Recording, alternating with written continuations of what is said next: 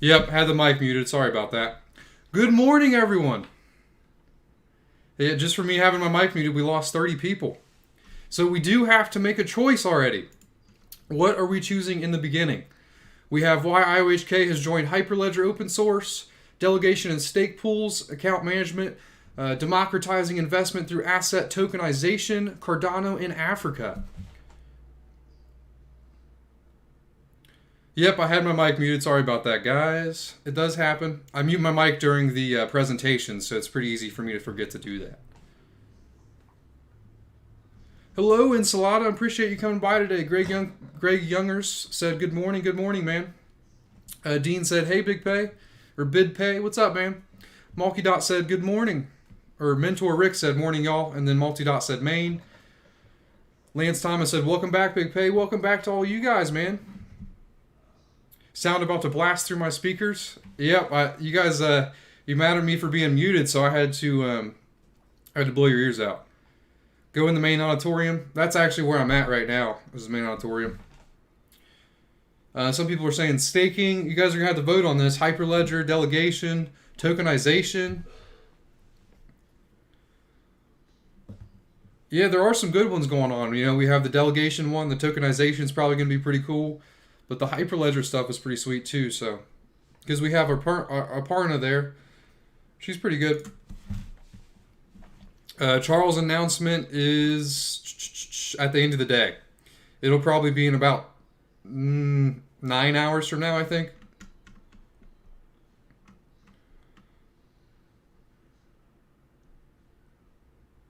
Yeah, I'm in the main auditorium. It's a little slow. We got about 8 minutes away. That's actually where I already joined. But yeah, it seems most everyone is saying Hyperledger. Gib Guy said ADA just hit 10 cents. That's pretty crazy, man. I haven't checked it this morning. I will turn my mic down a little bit for you guys so I'm not yelling through your ears. So we're getting kind of some mixed reviews here. You guys are going to have to spam in chat what you really want. And whoever spams the most that's what we're going with, because it seems like so far we've had mostly main auditorium.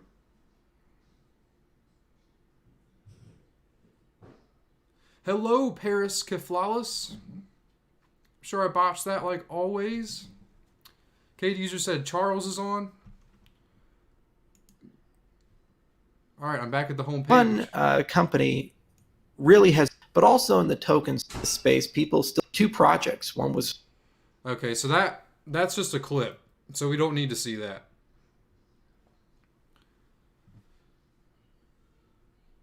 Unless it's live. Tremendous opportunity to spend time with their engineers. And they've been so incredibly patient and graceful in working with our team.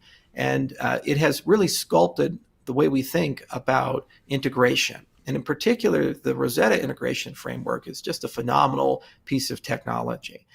So in the process of that relationship, we would love to announce that Coinbase is going to become the custodian of IO Global's ADA. And our hope is that Coinbase can be the custodian of preference for many institutional holders of ADA and other people who have large amounts, because we have a strong belief in the safety, security, and competency of that organization. I've been in the space long enough to see things like Mt. Gox. And I've been in the space long enough to see every single year numerous exchange problems occur. And it's refreshing to see that there is an organization that deeply cares about security, deeply cares about quality experiences, and really does give people the time of day to work with them. And what's so exciting about this relationship is that it is our belief that as the use and utility of Cardano increases, they're a phenomenal organization to work with to kind of imagine how we need to evolve our software and evolve capabilities, especially as we enter into the staking market and we have other things like voting on chain and so forth.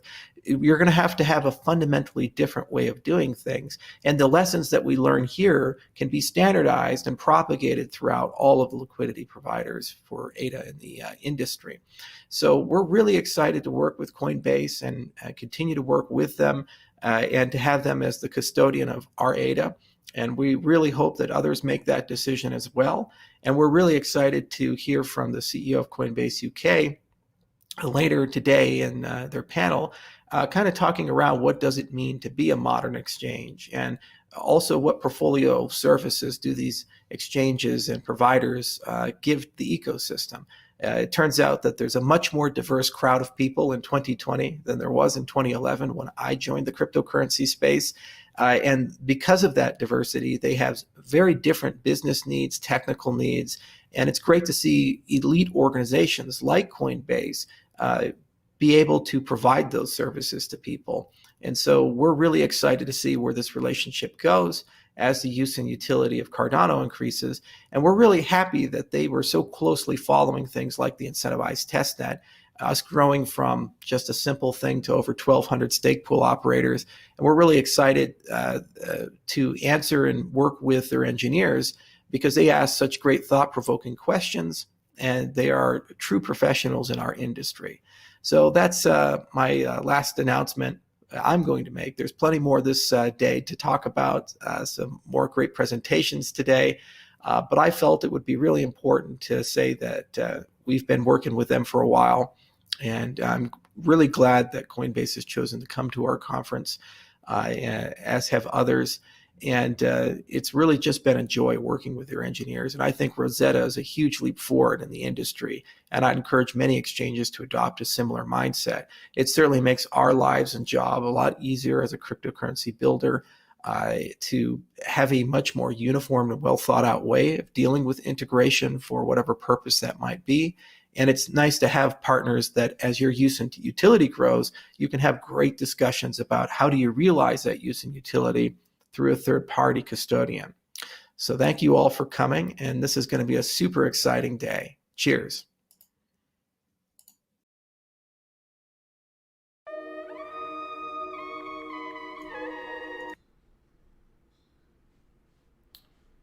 So he just announced Coinbase. I wonder why that he chose them as the custodian for their large ADA holding. That seems a little weird to me. Don't you think that he would just want to be listed on there? I wonder what this Rosetta thing is that he's talking about. I'll have to look more into that. But we are going to go to the main auditorium, see what's popping there. The transmission will begin. I am going to have to mute this. Yesterday, I actually got demonetized from the music in the beginning. So they took all the revenue I made yesterday off of this. So I am going to have to mute this man banging the drums. And you guys are going to have to hear my beautiful voice instead for about 5 minutes. Yeah, so I made a good amount of money. I mean, it was probably minimum wage yesterday. But someone took it all. Someone took every last dollar because of the 2 minutes of music in the beginning. Thanks to the YouTube Content ID system. Yeah, I need to look more into the custodian thing, man. That's a little weird to me because I don't know. I'm not really the biggest fan of Coinbase. I mean, it's nice that they bring crypto to a wider audience, but they work with the government and specifically the DEA, so that kind of makes Coinbase a snitch. And snitches get stitches. You know what I mean? I mean, it's nice the Coinbase listing is going to pump ADA, but they are the definition of a snitch. T-Zesta said, sorry to hear that, man. You did a great stream. Yeah, it's all right, man. I still had a good time. You know, I still had a good experience. I feel like we're making history today. You know, we're going to think back to these times. So it's pretty cool still being here for you guys. But it did suck for sure. But yeah, I just I don't like snitches, man. Maybe if the guy's selling copious amounts of meth, but hello, everyone, and welcome to the Cardano Virtual Summit. This is the Hyperledger edition. My name is Tamara Hassan, and I am Chief of Staff for IOHK. And I first want to thank everybody for joining us today here on this panel. Today, I'm going to be discussing with this panel IOHK's latest membership to the Hyperledger project. And before I introduce you to our panel members, I'll give you a brief on what Hyperledger is. Some of you might not know. So Hyperledger is an open source collaborative effort, and it was created by the Linux Foundation. The Linux Foundation has several projects under its mandate and working groups, and actually the Hyperledger project is one of the biggest projects they have to date. And the the group of people that are involved in the Hyperledger project is quite astounding. There's over 150 members of this consortium, people from several different verticals and industries, from the finance world to Internet of Things to banking. People like IBM are part of this project, and our other blockchain startups that we work with and collaborate with, Blockstream, Leica, Factum, and of course Consensus. And now IOHK is part of this group. So we are really honored to be a part of the Hyperledger project, and we are excited to discuss how we are going to collaborate with that wonderful, esteemed group of people today. So first, I would like to introduce our panel and have them introduce themselves as well. Today we have Aparna Ju. She is IOHK's Cardano Product Director.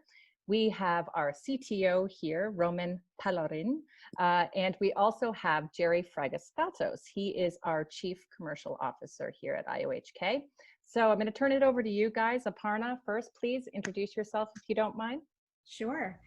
Thanks, Tam. It's really exciting to be here today. I think this is a great opportunity for the company and for Cardano. So once again, very exciting stuff. Can't wait to get into the discussion. So I'm not going to spend a huge time introducing myself. A lot of you guys would have seen us during the product updates we've been regularly giving.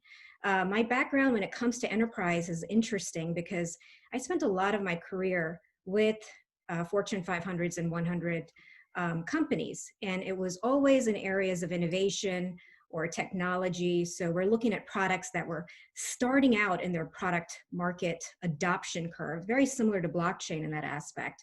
And from a type of vertical market, we're looking at global industrial companies, manufacturing, software, and mostly B2B. So that's a little different from what we're doing today. Although you can say us joining Hyperledger is kind of going and looking at that space as well from a B2B perspective. And a lot of the pain points that enterprises face were very similar to what we're doing around with Cardano in terms of applications. So cost optimization, or whether it's profitability, or whether it's user experience. And these applications range from anywhere from IoT to global supply chain logistics, even safety and productivity of people that are in these industries, data security, of course, identity and that kind of thing, and manufacturing throughput as well as quality. So very similar, but in terms of manufacturing. So thank you once again. I'm very excited to be here. Jerry? Thank you, Aparna. I come from a very similar world as Aparna. I've been in the IT industry for 20 years. I've had the privilege to work on 4 continents. Primarily in the business development space. I worked for a company called CSC for about 15 years, which was a big systems integrator. And before joining IOHK, I worked at Dell in their Dell Technology Select space. The 2 biggest verticals that I worked in were primarily manufacturing and aerospace and financial services. And I've had the privilege to be part of probably 3 of the big 4 waves in the IT industry. Before my time was the big mainframe era, started by IBM, so it's quite fitting that Hyperledger has IBM as one of their members. I got into the space basically when it was client server. This was the age of Microsoft and so forth. And before coming to IOHK, I was spending most of my time doing cloud transformations, mobile, big internet plays and so forth. And now it's been a great privilege of mine to be joining IOHK in what looks like is the 4th revolution in the IT industry, which is the Internet of Value, or blockchain. And I always felt like I was playing catch up on the previous waves, and for the first time, it feels like I'm at the beginning of one of the big ones. So it's kind of akin to being in the internet phase back in the 90s. When I started working in the IT space, and this is where the big outsourcing wave came in, IT was looked at as a commodity, something to be controlled, a cost to be controlled. Now things are completely different. If IT is not part of the core of your business, you're out of business essentially. And before coming to IOHK, things like Chief Digital Officer are starting to look, as important as CEOs nowadays. So this is an exciting time to be in our industry. It's a unique industry in the sense that it constantly disrupts itself, which is very unique. Every other industry looks to consolidate its place in industry. Our industry just continually disrupts itself, and the big players 5 or 10 years ago are either small players now or don't exist anymore. and it's exciting to be part of one of those disruptors. So on that note, I will pass it to Romain. Thank you. My name is Romain Perrin. I'm the CTO of IOHK, like Tamara presented. I founded 3 startups since 2008. I held both CEO and CTO positions in those. I built innovative applications in various domains, from the augmented reality multiplayer games to real-time telemedicine applications. So I implemented products for the enterprise for 8 years in my first company, my first startup, for telecom operators, for cities, food industry, so very different industries, and I saw numerous use cases and experimentation. It was very interesting. And since 2017, I've been building blockchain-based products, including for a major international bank. And a big part of my job is and was and still is to encourage the adoption of public blockchains for the enterprise. So us joining Hyperledger is a great continuation and logical continuation of this effort to bring the enterprise on Cardano mainnet. Excellent. Well, thank you everyone for introducing yourselves, and IOHK is truly very lucky to have all 3 of you working alongside us. So it's really exciting to have 3 powerhouses on our team. So I'm going to launch into these questions now. You 3 represent different functional areas of the organization. You come from different perspectives. Jerry, you obviously look at the commercial aspects of things, and Aparna, you on the product side, and then obviously Romain on the engineering side. So from your 3 different perspectives, can you guys please just describe to the viewers here, what do you think is the greatest benefit we can get from working under the Hyperledger project? Sure. I mean, I'll start off from a product perspective. It's pretty, it's actually, like I've been saying, exciting because it is to me. It's really leveraging that interoperability and collaborative opportunity that we're going to get to foster an understanding and adoption of blockchain in multiple industries, similar to what Romain was just saying as intro. It's a huge milestone because blockchain isn't really competing in a sense with other blockchains when it comes to enterprise solutions. It's more competing against the legacy systems that are in place for solving those issues that the legacy systems cannot solve very well. And the way to do that is through collaboration. We can only do so much. I mean, we have a lot of innovation going on at IOHK, but there are other parts of the solution that need other technologies that this cross-industry networking effect that Hyperledger is really bringing together will benefit us. And to me, we're aligned with their objectives in that advancing of cross-industry blockchain technologies. And we definitely see the potential in the networking aspect of their membership. And we're really excited for that collaborative strategic thought that happens when you get industries coming and communities really coming together to solve these big problems that are prevalent in very siloed solutions in the enterprise space. Okay, great. Romain? In a technology point of view, I think it's very interesting ecosystem to collaborate and learn from our partners, building partnership, technology, exchanging and sharing our vision of what should be a proper blockchain network and ecosystem. One of the main aspects, I think, in term should be to integrate or providing some sort of connectors for the enterprise who are part of the Hyperledger consortium, which are leveraging their components to connect their Hyperledger Fabric or Hyperledger Sawtooth to Cardano mainnet.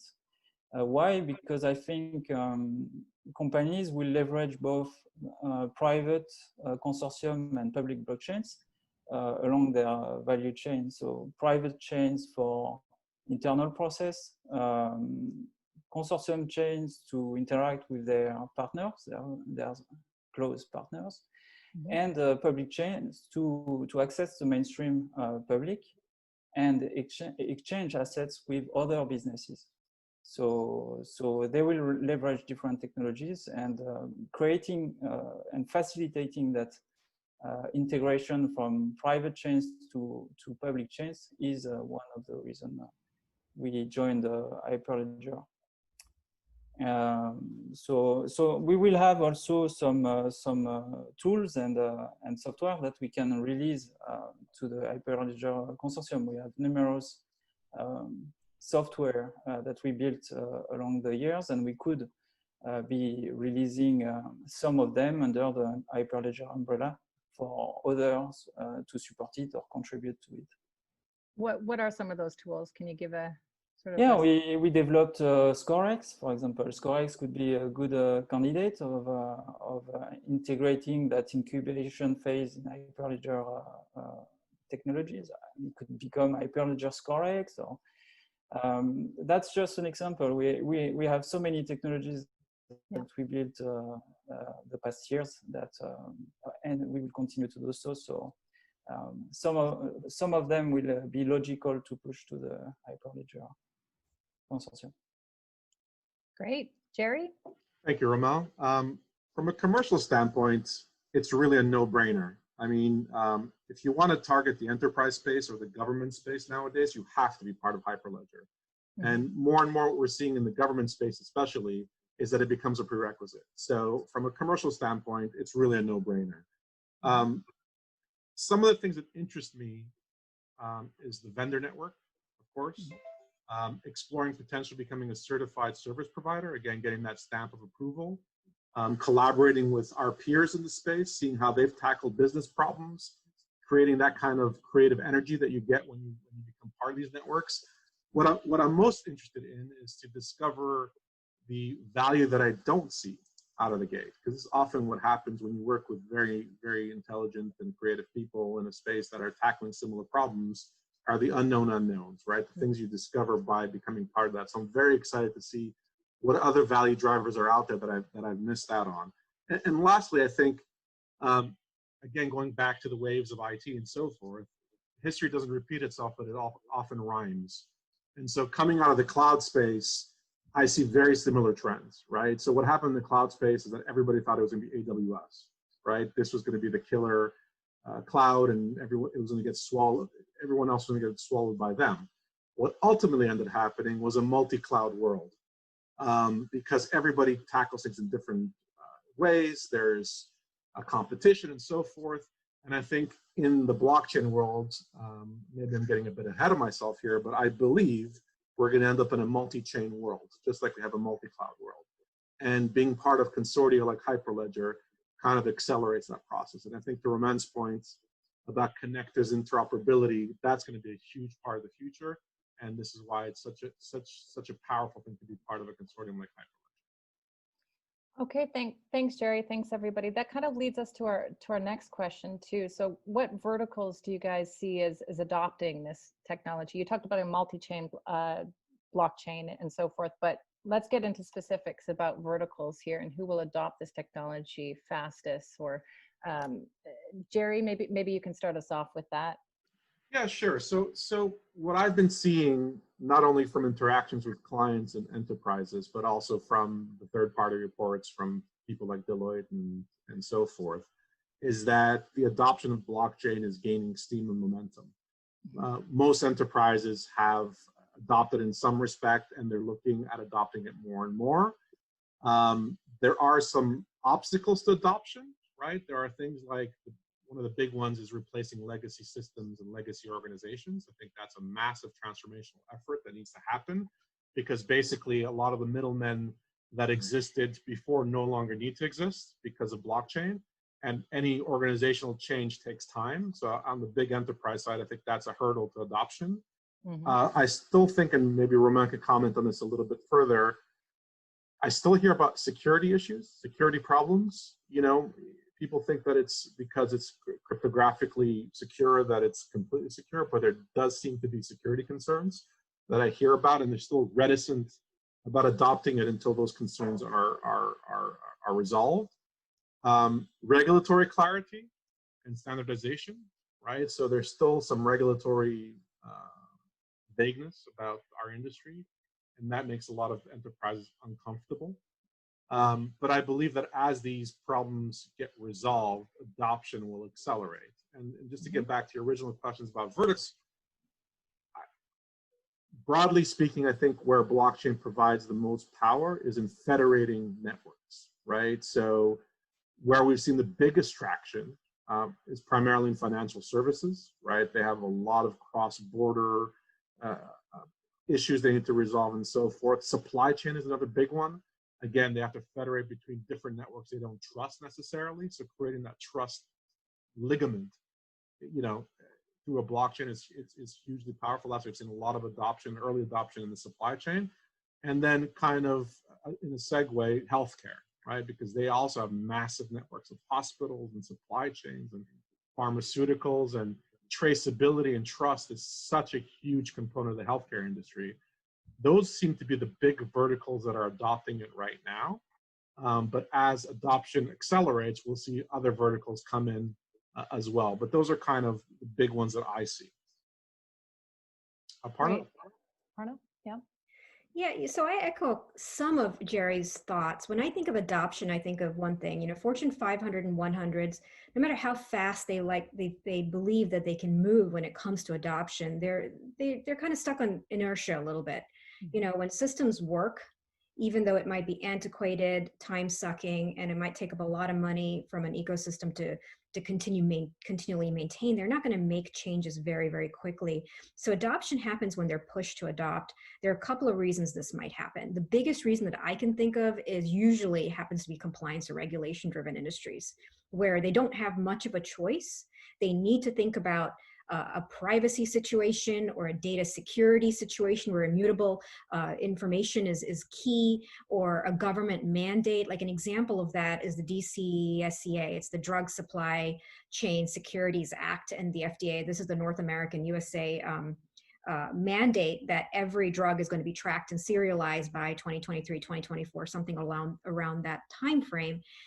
That act, and it's going to a couple of different, and I have hyperledgers associated with some of these things, but basically building a system of trust there where everything can be serialized and checked is going to require blockchain. And it's actually one of the recommended mandates in that proposal, in that RFQ, where you need to go do that. So it's pushing companies to think outside the box. And at my previous company, I was looking at that and actually evaluating blockchain from the other end. So that's the only way I could have seen that we would have adopted it. And if putting myself in the previous shoes, if there was a way around it, I would have tried to figure out a way around it. So it's really, in my opinion, comes to inertia, and the verticals that I feel are going to adopt it faster are regulation and compliance driven applications, something around supply chain. IoT for sure is one of those areas, because it's a lot of information from a lot of disparate locations that needs to move very, very quickly in a secure manner. And of course, DeFi and some of the more decentralized financial applications that are out there. Great. So it's not really, it's not just a solution looking for a problem. There are real problems here that blockchain technology can solve. It sounds like there is a push there that is happening. That's great. Romain, please. Yeah, I mean, first, I think the enterprise doesn't know or understand what is blockchain. They always refer to a database, and it's not a database. It's actually a trust platform. It's decentralized, it's immutable, no one owns it, no one can tamper it, can modify it. Enterprise can transact and interoperate with basically peace of mind. They don't need any more trusted party to ensure that the data is valid and that the guy you are talking to is actually reliable. And this comes into a process of decentralization that the world is going through. And decentralization is a byproduct of globalization. People and business are directly connected now in a matter of milliseconds. So you can interact with someone at the other part of world immediately, and you don't need anymore the third parties which were the one who were enabling communication, enabling you to talk to someone in the US when you are based in, I don't know, in Uganda or in Australia. We were all going through banks before to send money to someone in another country with blockchain. You can do that immediately. You don't need to wait a week. I'm French, so when I transfer money from France to the US, I have to wait for a week. I have to pay $50 per transaction on both sides. I mean, it's very expensive. It's and I just took a quote from the World Bank. They said in their rationale for decentralization, they said the main reason for decentralization around the world is that it is simply happening. So it's a hard problem to solve, but it's happening, and so everyone has to adapt. And there's another parallel. So there's a globalization, and at the same time there's a economy. You have to remove intermediaries, because every time you use an intermediary, they take a part of your margin. You have to pay them, so it's a cost. So removing the intermediaries using blockchain enable the businesses and people to earn more, to be more profitable. Absolutely. So Jerry, what has been the biggest challenge for IOHK when it comes to focusing on a specific vertical or industry? What sort of analysis does our company go through in order to target and say, okay, this is an industry that we're going to target now. We're going to go after this. Maybe give us a bit of background on what we're working on as well here. Yeah, that's a great question. I mean, our industry has been in experimentation over the past few years, right? So in terms of early adopters and early cases, it's been very opportunistic, I would say, right? In the sense that, you know, it's an early industry, people get part of that industry, and we've kind of latched on to opportunities that became available to us based on the networks that were built, right? Yep. And also based on the availability of product features. So where we've primarily started from in terms of a use case perspective. So anytime you think of coverage, right, from a commercial standpoint, you really have to think of it from 3 axes. The first one is, what product or offering do you have that you could sell? The second one is, what vertical industry are you targeting? And then finally, what is the geography that you want to look after, right? So we've done more of a bottoms-up approach until now, where we've taken what we had, we've built use cases based on the capabilities that we had, and they're all very powerful use cases. Things like track and trace, things like digital ID. We're going to go ahead and check out the Africa. I don't like switching too much, but which one is that in? Let me pull it up. Pull up that schedule.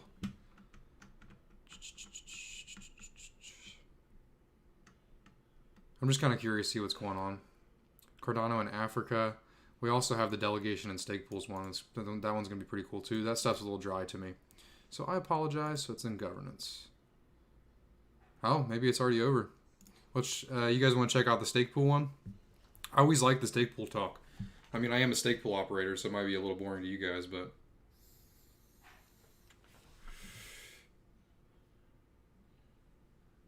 It is going to be a long day, real gentlemen. I agree with you, man.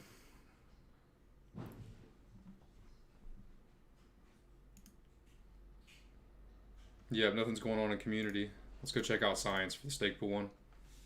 From the ledger. And this is the ideal functionality. This is the theoretical definition I always of like the stake pool protocol. stuff, but this is too boring to And then guys. we have the actual protocol. So how do we construct this wallet? How do we construct delegation? What are the cryptographic primitives, like hashes or signatures, that are used to define this ideal notion? And finally, we have the more detailed aspects of the protocol. For example, how can you launch the wallet in different modes to enhance privacy or performance? And we will describe them in detail in the following slides. So first of all, the Desiderata. And as Desiderata, you have to take into account the different parts of the system. So the first, the basic part of the wallet are the addresses. So you want to create addresses, you want to use them, to give them to other people so that they send you funds, right? So the addresses, well, we want them to be unique, first of all. So you don't want to have the same address as somebody else, right? Also, we want them to be non-malleable. And non-malleable here means that if you give the address to another user, that user cannot change it, cannot tweak it to do something possibly malicious. And we'll show how this can be done with certain addresses and how we can be secure against that.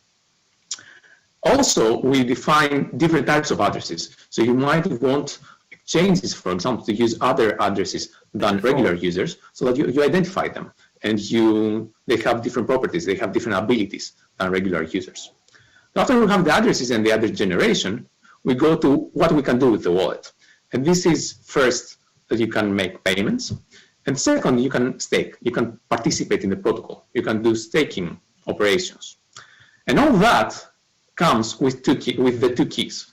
So in order to have a separation between these two words, the payments and the staking, we define two keys, one staking key and one payment key. And each key will be responsible for its own operations. And we have this compartmentalization of the wallet, and we have more security. So we don't have only one key, which if, for example, it is hacked, well, we have a problem. And finally, we have delegation. So how do we define delegation, and how can we make it as cheap as possible, as cost-effective as possible, so that users don't have to pay a lot in order to delegate to a stake pool? And also, how do we make it publicly verifiable, so that everybody can check that, for example, Mario has delegated to stake pool A, whereas I have delegated to stake pool B, without any additional information from the users. So we want this information to be publicly accessible and to be used in the protocol itself. Okay, so let's take a look at the protocol overview. And the protocol overview is similar to the ideal functionality. So the theoretical definition that we have has these same interfaces like the protocol. So the first is the address generation. So you use this interface to generate addresses, you issue payments and you verify them. So in practice, what this means is just you create a signature on some object, which is a transaction, for example, and then you just verify the signature using the public key of the address, which is similar to how things are in Bitcoin and other cryptocurrency systems. But apart from that, also we have staking. So staking is participating in the system. So, for example, to delegate or to create a new block. And this is done by the staking key. And it's also similar. So again, you more or less issue signatures on some objects. And these objects are certificates, as we will see next. And finally, we want to be able to recover the wallet. So if, for example, you have your master seed, the classic 12 words that you use to recover your wallet, you want to be able to find out all the addresses that you have used in the past, and also to regenerate these addresses to see how many funds they have, to retrieve all your history as it is on the ledger, as it published on the ledger. And the wallet should be able to do all of these things. And after we have this protocol, this local protocol, this wallet that runs locally on your computer, you need to connect to the ledger. And the ledger is, as Mario said, just a list of transactions. And by connecting this notion of the wallet to the ledger, you practically have a full proof of stake system. So it's an end-to-end system where a user connects to the ledger and can do any operations they want with it. Let's take a deep dive now in the address generation. So how are addresses generated? So in order to do it, you ask for your wallet to generate the address. And the wallet has a master key. This is the master seed I was saying, the 12 words. And you use that key, that seed, in order to create child keys. So it's similar to the hierarchical key generation that you have in Bitcoin, where from a single key, you can create multiple other keys, and then you can recreate them. So this is a deterministic process. And the way that our protocol does this is that it has indexes, and you pick an index from some set, and this is used combined with the seed in order to create a new address. And so you ask your wallet for an address, and it gives you back these alphanumerics that are the typical cryptocurrency addresses. And we will see what our addresses are constructed from, because now it's not only one key like it is in Bitcoin, but there might be other parameters in there. And specifically, there are for sure two keys, the payment and the staking, and there might be some metadata. So what are the various address types? So when we were working on this protocol, we wanted to be able to have flexibility on how to use addresses and how to create addresses. So first of all, you have each address is linked to a single payment key. So this key controls the funds of the address, the assets that this address owns. So every address that we have in our system has to be connected to a payment key. So it has more in there a hash of the payment key, typically. But then, depending on how you use your staking key, you might have different addresses. So the first type of address is the base address. And this is what you can imagine, it's just the more standard address, where in the same way that you have a payment key, you have a staking key. You have its hash, and the address is practically the concatenation of the hash of the payment key and the hash of the staking key. So this address is very useful if you are new in the system. So you don't have to interact with the system at all. You just create the two keys, the payment and the staking, and you just create the address. You don't need any other information from the network or from the system, and it's very easy to bootstrap a wallet using this. The problem, though, is that these are long addresses. And they are long because, as you can imagine, they're more or less the double amount of information as in Bitcoin. So in Bitcoin, you have one key, now you have two keys.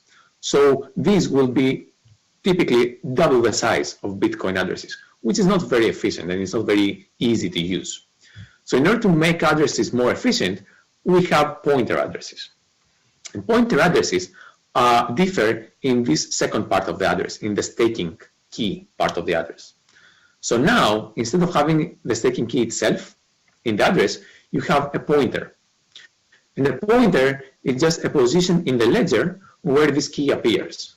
So this might be, for example, an old certificate that registers the key on the ledger, or it might be a stake pool certificate that creates a stake pool and defines its key. So if you use a pointer address, a pointer will be much shorter than the, for example, 256 bits that is a hash. And so you have more versatile addresses and smaller addresses that can be more easily used. But clearly, if you want to create pointer addresses, you have to have some information from the ledger. You have to know where to point. So that's why we also have the base addresses to initiate a wallet, and after that we use the pointer addresses, which are much easier to use. And finally, we have the exile addresses. And the difference with these addresses is that they actually don't have any staking key. So the funds that are owned by exile addresses are practically removed from the proof of stake system, from the proof of stake protocol, and whoever has funds in an exile address cannot participate, and also cannot get any stake rewards. But the reason that we want these addresses, or we might want these addresses, is for the case of exchanges. So an exchange, although in an exchange you usually give the funds, you give to the exchange the assets, and they own them. They don't own them legally, but they own them in practice. So they have the keys who control your funds. The problem is that because the exchange does not legally own the assets, it might try to attack the system. And usually, one of the reasons why a user might not want to attack the system is because by doing so, their own funds will lose in value. So if you attack, for example, Cardano, the ADA that you buy in order to do this attack will lose in value. So you will lose on your investment. But the exchanges don't have this problem because the exchanges can try to attack the system using their clients' funds. So they don't assume the risk of losing the value of the assets because this risk is pushed to their clients. And that's why, and it might make sense for users to require from an exchange to use exile addresses in order to make sure that the exchange cannot attack the system in the way that I described. And now let's go to malleability. So malleability is an interesting notion.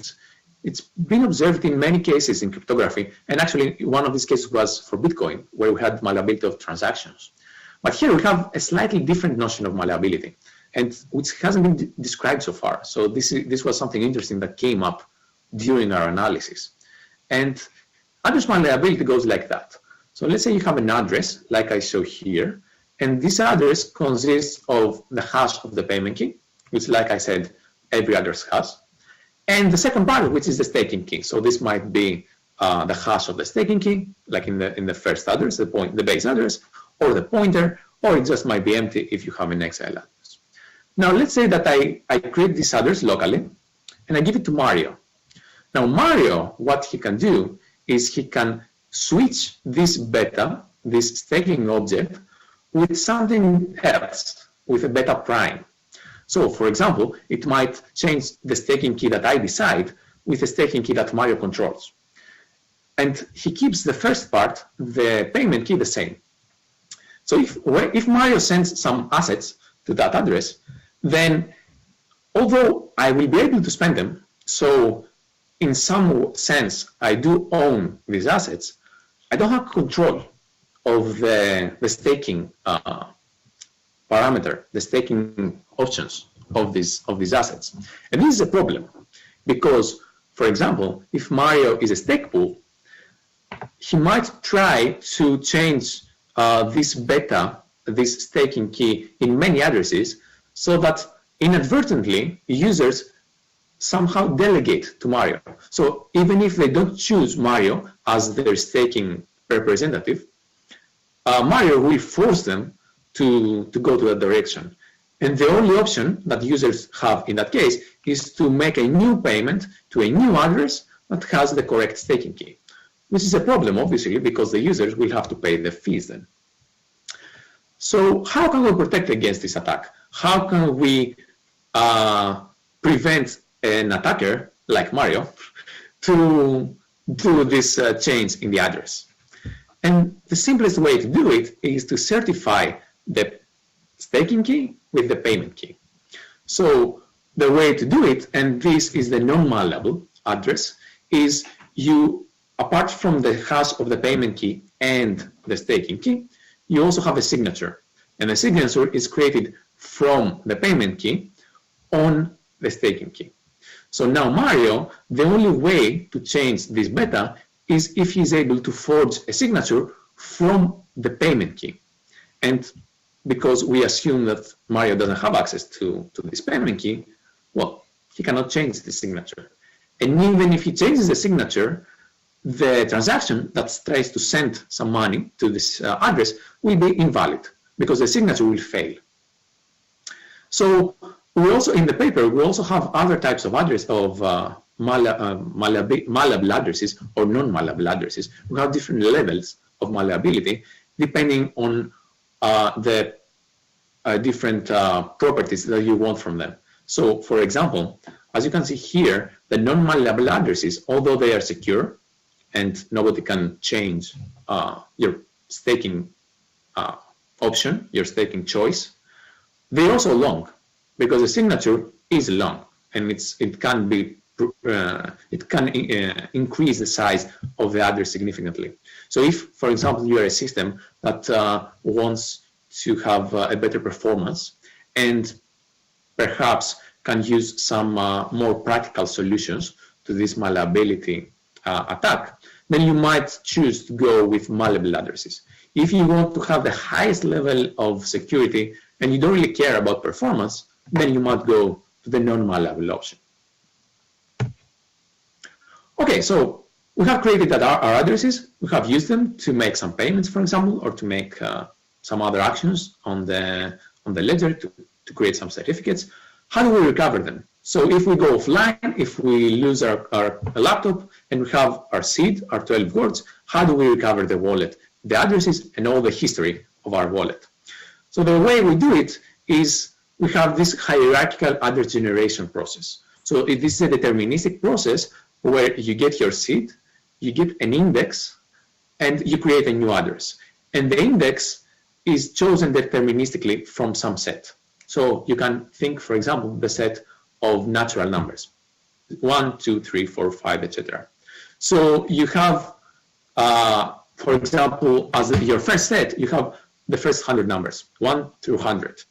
And when you create addresses, the wallet just iterates over these numbers. It starts with 1, after the first address is created with 2, etc. When you want to recover the wallet, what you do is you recreate these addresses, and for all of the indexes, 1 through 100, and then you go to the ledger and you see which of these addresses have been used. So if, for example, the first address you created and the 50th address you created were used, you will see for index 1 and for index 50 some transaction that does some things with these addresses. And the part of the address that is used to recover is the part linked to the payment key. So for example, in the previous scenario of the malleable addresses, you would recreate the hash of the payment key, and you'd go to the wallet, to the ledger, and you would find all the hashes of the payment keys, and you'd compare what you have locally with what you have on the ledger. And this is the recovery tag. And the reason that we use this tag is because, for example, the staking key can be reused in multiple addresses. So you want to have some unique attribute in the address when you try to recover it. So after you have your addresses, you have your wallet set up, what can you do in terms of staking, right? So the first is you can create your own stake pool. And the way to do this is you create a certificate. And a certificate is just a document. You can think of it as a document that has the information of the stake pool in there. So for example, it might have the key of the stake pool that is used to participate in the protocol, to sign new blocks, etc. It might have some metadata, like the URL of your website as a stake pool leader, or your name, your address, other identifiers. And also some protocol-related metadata, like the pledge, which you will see in the next presentation by Katerina and Lars, what these other metadata protocol-related might be. And the other type of certificates that we have is a delegation certificate. So if you want to delegate your tokens to a stake pool, you create a certificate, another document, that has the source key. So it has the staking key, your staking key, and it defines the delegate's staking key, the pool's staking key practically. And it also might have some other metadata, like you, for example, you might want to initiate a delegation after some point in time. You insert a timestamp. You might want to avoid replay attacks. You insert an index, for example. And finally, you have the signature from your staking key to the certificate.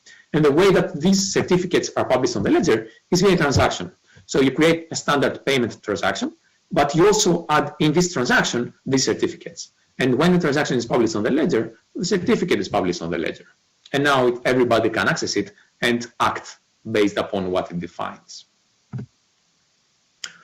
Okay, so after you delegate to a stake pool, what kind of security do we have? So in a stake pool setting, what kind of security guarantees can we have? Because remember now, if I delegate to Mario, for example, it doesn't really matter if I am honest or not, if I try to attack the system or not. It just matters what Mario does. And if Mario, for example, is malicious and tries to attack the system, even if I am honest, if I have delegated to him, then there's not much that I can do apart from redelegating to somebody else. So in a stake pool system, we have two major types of attacks that can happen. And the first is civil attacks. So for example, an attacker might try to create a lot of pools and manipulate the honest users of the system, the honest stakeholders, to delegate to them. So he might try to appear like multiple different entities and try to trick users into delegating more than 50% of the total ADA to them. The solution is that the pool leader pledges a part of their stake to the pool. And again, you will see in the following presentation why it is a good solution in terms of incentives. The second type of attacks is replay attacks. And the way that replay attacks work is that, let's say that I issue a certificate, a delegation certificate, and then I change my mind. And I want to change my delegation profile. So I issue a new certificate that delegates to somebody else. So first I delegate stake pool A, then I delegate stake pool B. Now stake pool A will not be very happy if I change my delegation, if I take the funds that I delegate to them and put them into stake pool B. So they might try to publish again this certificate in the first certificate in order to change my profile again to stake pool A. And this should not be able to, this should not be possible, right? Nobody should be able to replay a certificate. And there are some solutions. So for example, the certificate itself might define which addresses are able to publish it.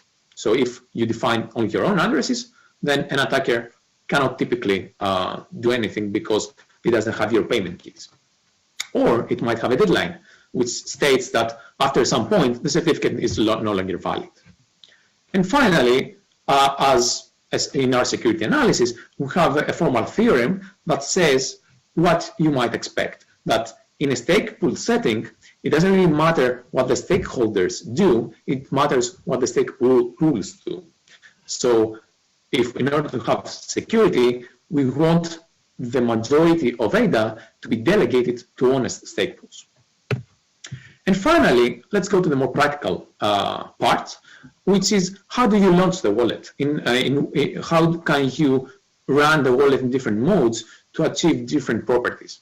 And the two major points of interest here is first cold staking, in order to better the safety and the security of your wallet. So the way you do cold staking is that you take your payment keys offline, you have them, for example, in a hardware wallet or in a paper wallet. But your staking key is online. So your staking key can be used to create certificates, to delegate, or even to create blocks if you're a stake pool. But your payment keys are secure offline.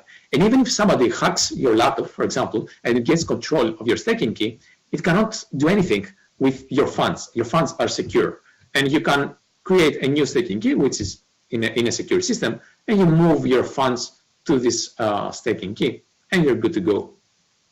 And you can do this in a hot and cold way, where you have, for example, a hot staking key, which is in an online computer, and a cold staking key also, which is offline and is secure.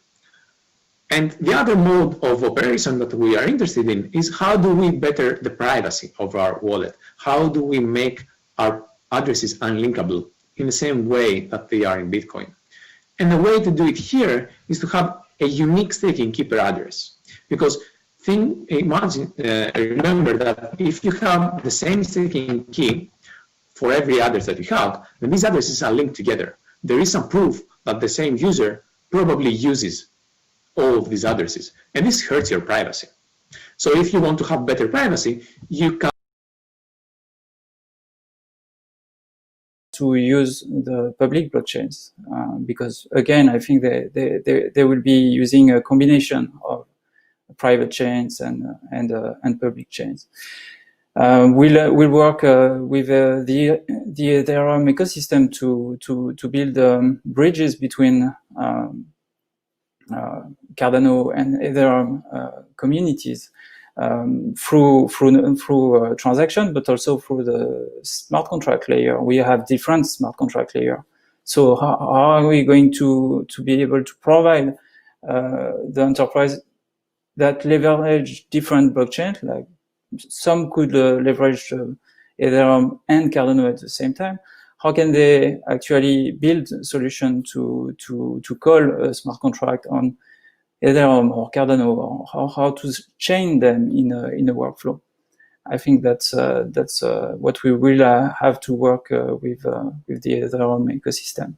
So I think we joined Hyperledger for collaborating with others, not to compete. We are already competing otherwise.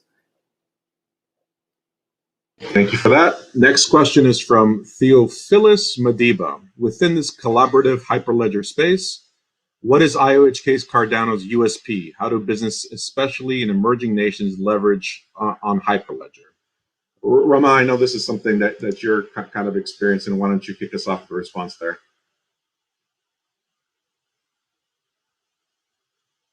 Can you repeat the question? Sorry, I got disconnected a moment. So basically, what is the USP of IOHK and Cardano in the Hyperledger space, and how do businesses, especially in emerging nations, leverage Hyperledger? So as we discussed during the little debate we had previously, blockchain help reducing costs and building transparent and efficient workflows. So I think emerging countries will be keen to leverage those technologies, and they are already, to build stable coins initiative, for example, to have cheaper and more efficient currencies. The fact that they can access and interoperate with other countries and define regulation and workflows with others, I think it's essential as well. And for businesses and people, it's obvious that leveraging a network and be directly connected to the open market and being able to provide their services without any gatekeepers or even without going through other companies, it will be very powerful for them.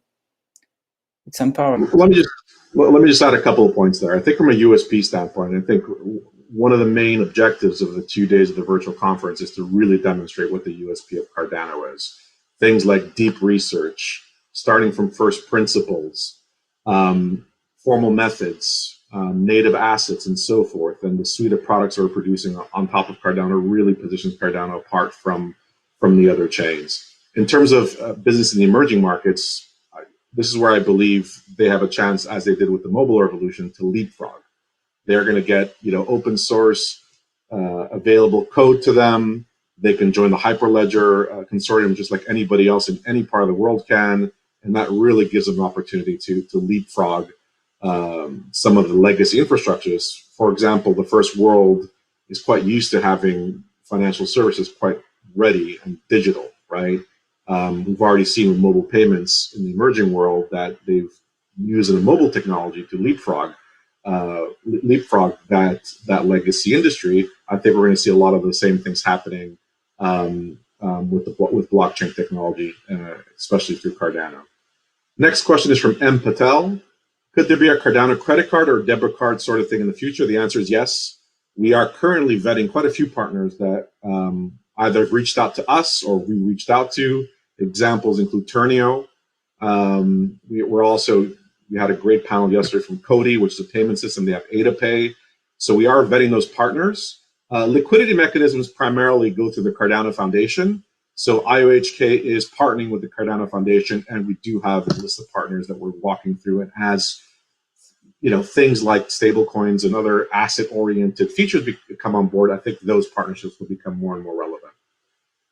Okay, next question from Byron Evans. What coding language do newbies need to learn to operate a Cardano node? That sounds like a techie question to me. So I'll pass that over to our product and technologists. Take that one if... Go ahead, Roman. So first, it depends what you want to do. If you want to interact with the ledger, you can use JavaScript libraries that we have provided by the Desiderata team. You can also interact through the API using classical REST or even our new GraphQL API. For the smart contract language that is upcoming, Plutus, it will be first through an Haskell, so functional programming language, to interact with the on-chain part of Plutus. But we are building on a very powerful and simple to use platform, an app platform, an app development platform for Plutus, and you will discover that later this year. And also there's an initiative from the Cardano Foundation which opened RFP to external third-party providers to bridge their high-level language coded in JavaScript and to be compiled to Plutus assembly.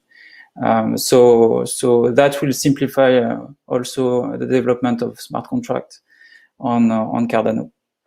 And on the more exploratory work, we work on a Yele, which is an interpreter and a compiler for Solidity language used in Ethereum, for example. So we'll be developing and pursuing that project also,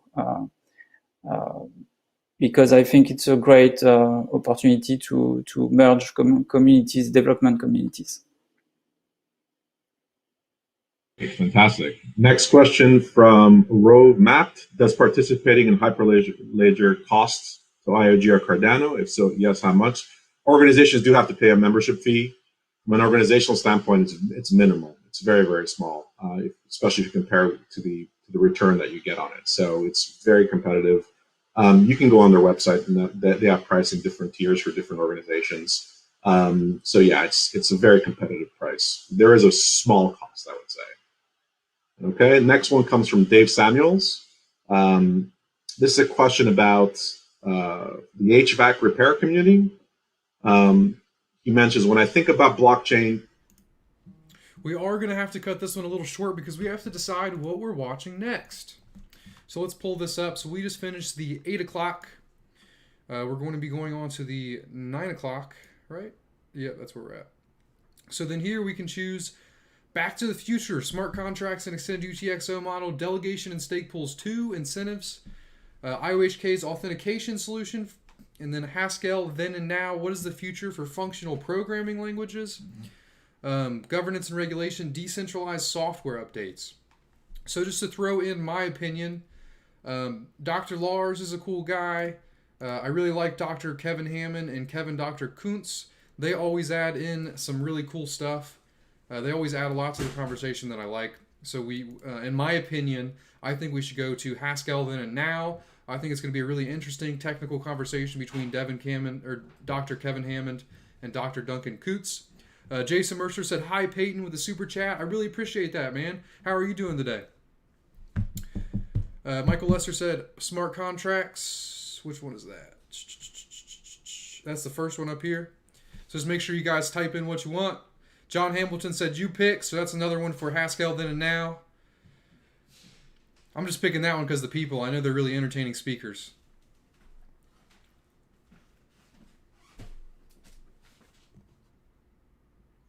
You leaving? Yeah. Oh, yeah. You can come in here. I don't care.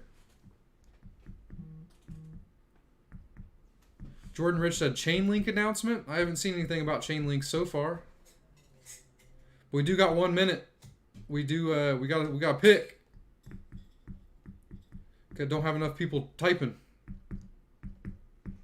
Always down for Duncan. Yeah, that's how I feel, Darko. I'm always down for Duncan. Mentor Ricky said Haskell. Ensalada said it may be too technical though. You're right. It could be, but smart contracts with one guy is going to be pretty technical too. Delegation and stake pool 2 incentive. That's going to be really technical as well, but that will be a cool one. Lee says best speakers. We are running out of time, so I'm going to have to pick. All right, so I'm going to go ahead and pick Haskell Then and Now. If it's a little annoying, then we'll switch to Delegation and Stake Pools 2 or Back to the Future and Smart Contracts. We did get more Haskell, so we're going to go ahead and go with that. And that is in the supporting and building the Cardano community. But yeah, these guys are great speakers, so I think this is going to be a good presentation. It should be a little less dry than the last one. Yeah. What is the state of Haskell on ARM and SIND? I have no idea. Okay, we're live. Well, we should skip that question. So we'll come to that question later. Welcome, everybody. We have an exciting panel session today with four luminaries of the Haskell world. My name is Duncan Coots. I will be moderating and asking questions, and everyone here will be answering them. So let me just very briefly say who we have, introduce, and then I'll ask people to just say a little bit about themselves. So we have Kevin Hammond, who works for IWHK these days. Hi there. So I've worked on the Glasgow Haskell compiler and also put some things into Haskell when I was a member of the Haskell committee. And we have Philip Wadler, who has also been doing consulting for IWHK on Plutus. Hello. I thought you were introducing us, Duncan. I don't want to introduce myself. I certainly can. Kevin jumped in straight away. So Phil has done years and years of research in programming language design. He's got a publication list, I was going to say as long as my arm, but it's actually considerably longer than that. Then we've got John Hughes, who's perhaps within the Haskell community most famous for Quick Check, which is something that we use very extensively. And finally, last but not least, we've got Simon Peterson-Jones, one of the other famous people within the Haskell community, famous particularly for working on GHC for so many years. And again, all these people have publication lists longer than both of my arms. When I was studying Haskell for the first time 20 years ago, these people were already pillars of the community, and it's been a privilege, of my professional life as a Haskell programmer to end up, working in many ways with all of these people. So it's my great privilege to introduce everybody, and we'll have a panel discussion on the state and the future of Haskell. Before you do that, actually, I'm just going to share something from my screen. Can everybody see that? Oh, that's nice. That's in the ComLab in Oxford. I gave many presentations in that room, I think. Or is that in the ComLab? Or is that in one of the other buildings nearby? Nearby. Yeah, I know several people from that photo. Excellent. Are you not in the photo, Duncan? No, that's before. No, this is pre-Duncan. Yeah. Duncan was in short trousers. I would have been, yeah. There's Richard Bird. He taught me Haskell. There's several of them. That's great, yeah. I should just point out that apart from the three people circled in red, you can try to guess who they are. I hope people won't guess which one is me, because I look quite embarrassing. But if you look next to Simon on the bottom, just to Simon's left, which I think is your right as you view it, is Paul Hudak. Mm. And Simon, John, and I, and Paul were the four different editors of the Haskell report. And Paul should be in this session, but he died a few years ago of cancer, which we were all very sad about. But Paul made an enormous contribution to functional programming and to Haskell. And I just want to take this moment to remember that he was the fourth editor, because Paul should not be forgotten. Absolutely. So now you can give us some questions. Move on to the questions then. I think perhaps we can start with the general one. So Simon Thompson asked us, thinking back to how Haskell evolved over the last 30 years, can you think of one thing that you would do differently? It might be a technical issue or something to do with community or process, for example. Who would like to take that one on first?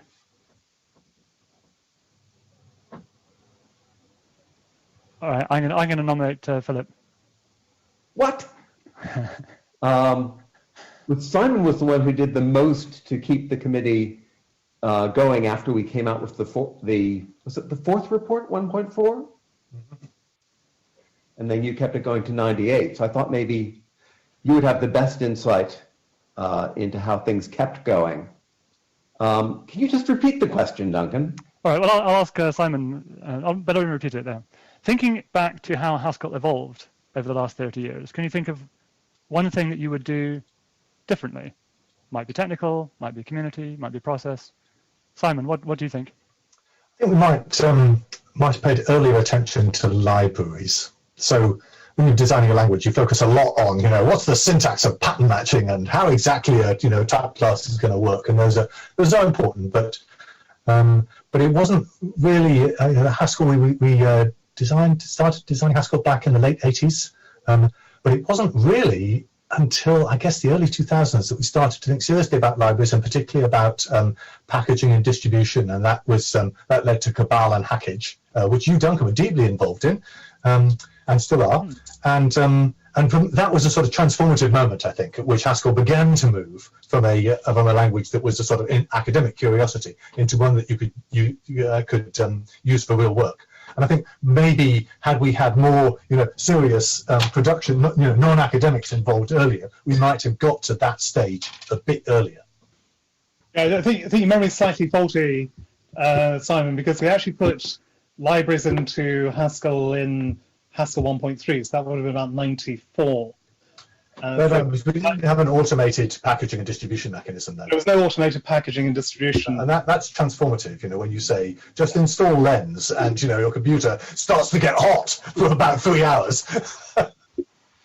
but then when we were compiling the compiler, I seem to remember it took about 24 hours at that point. Well, it got hot for about 3 hours anyway, yes. So I think I do have an answer to this question. Mm-hmm. Not sort of a thing I would change in the past, but something that's going on now that concerns me. It's an interesting tension. And that's between making something that's heavy duty that everybody can use and doing research. And what's happened is Simon and all the people working with him have put in such interesting twists to the type system that the type system has gotten quite heavy. And now at ICFP, when somebody says, I'm going to add this other thing to Haskell, I quickly get lost listening to their description of what they're doing, because they have to cope with all the things that are there now. And there's so many that you no longer get this little design that fits on half a page and is clear and easy to follow. But there's so much that's accumulated in Haskell that when they try to actually change Haskell, it becomes quite a to-do. And so it's getting harder and harder as more and more things get in. And it's great that there are all these things there, but it's interesting how you get both the positive, that there are lots of interesting things there, and the negative, that becomes harder to add the next interesting thing. And balancing that out, I think, is going to be one of the chief challenges that Haskell faces going forward. I'm no longer facing that, right? I gave up and moved to Agda, which has the dependent types that we really want, which are so hard to fit into Haskell, retrofit into Haskell, because there's so much interesting stuff there now. So an alternative is to go to something else fun, like Agda. I can see Simon has his hand up. So let me ask a question about this, because there's another question that's specifically on that topic, and then perhaps maybe Simon would like to elaborate on it. So Orestes asks, certainly that Haskell has long been a suitable playground for programming language research. At the same time, though, Haskell is being increasingly adopted for mainstream programming, which in turn poses a constraint for stability, backwards compatibility, etc. These seem to be contradictory forces. How do you see the future playing out? Will a more experimental successor to Haskell, e.g. Agda, as you said, take the main role of the research playground, or something else? Simon, do you want to? So I think it's an excellent question, and I think one of Haskell's sort of unexpected successes is that I think we've been more successful than I dared hope possible at being simultaneously a laboratory for research and a vehicle for production. That is so far, I think there is, eventually Haskell will suffer heat death. There will be just too much in it. It will become too unwieldy, too difficult to modify, too difficult to understand. But I think that hasn't happened yet. Of course, that's, heat death is an incremental process. But let me say why I think it hasn't happened yet. So there are two things. One is that at its core, Haskell has this remorseless commitment to purely functional programming. So there's a sort of fundamental piece of design principle that we really have cleaved to pretty strongly throughout. That's been a very helpful in preventing it going off the deep end. Another thing to address your point, Phil, is that although the surface language has become quite complicated, GHC's core language, which you helped design, which is basically System F, Omega, now elaborated, of course, not elaborated with type classes, but they're translated out. Elaborated with higher kinds, well, that's F omega, but now about elaborated with kind polymorphism and all sorts of other sorts of polymorphism, in fact, with type in type. And that's not insignificant, and with type families. But nevertheless, the core language is still quite small, and it is formally described. Right? There is a document that says this is the core language.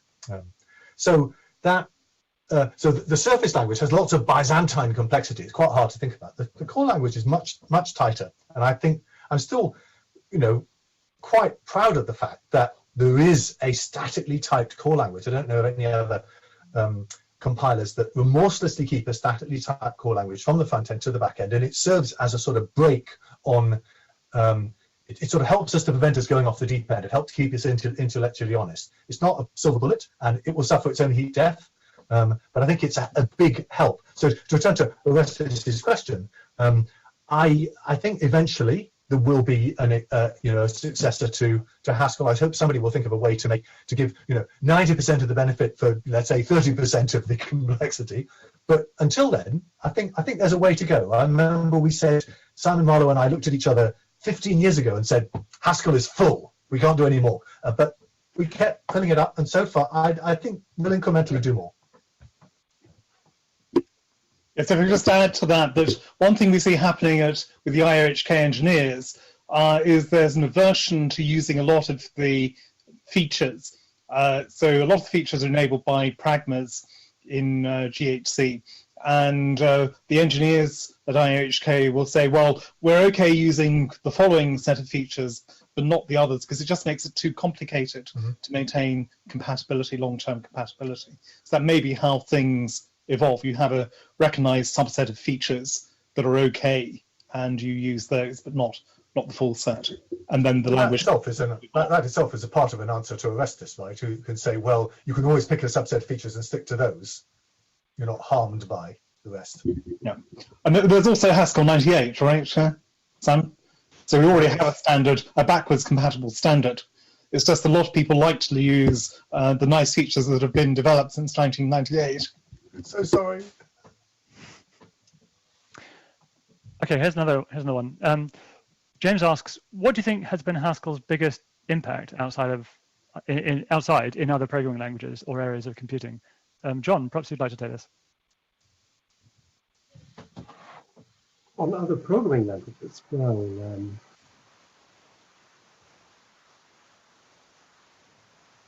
if you look, well, I think monads would be one of the very big impacts, which appear, for example, in Link, in F# asyncs. But I think the idea of a monad would be, probably I would say that's the top influence of Haskell in other languages. Does anyone else have a thought on that? Yeah, the one that I would mention is type classes. So type classes have shown up lots of places. I think that they've even shown up in Rust. And you wouldn't know it because they give them a different name. I think they call them protocols.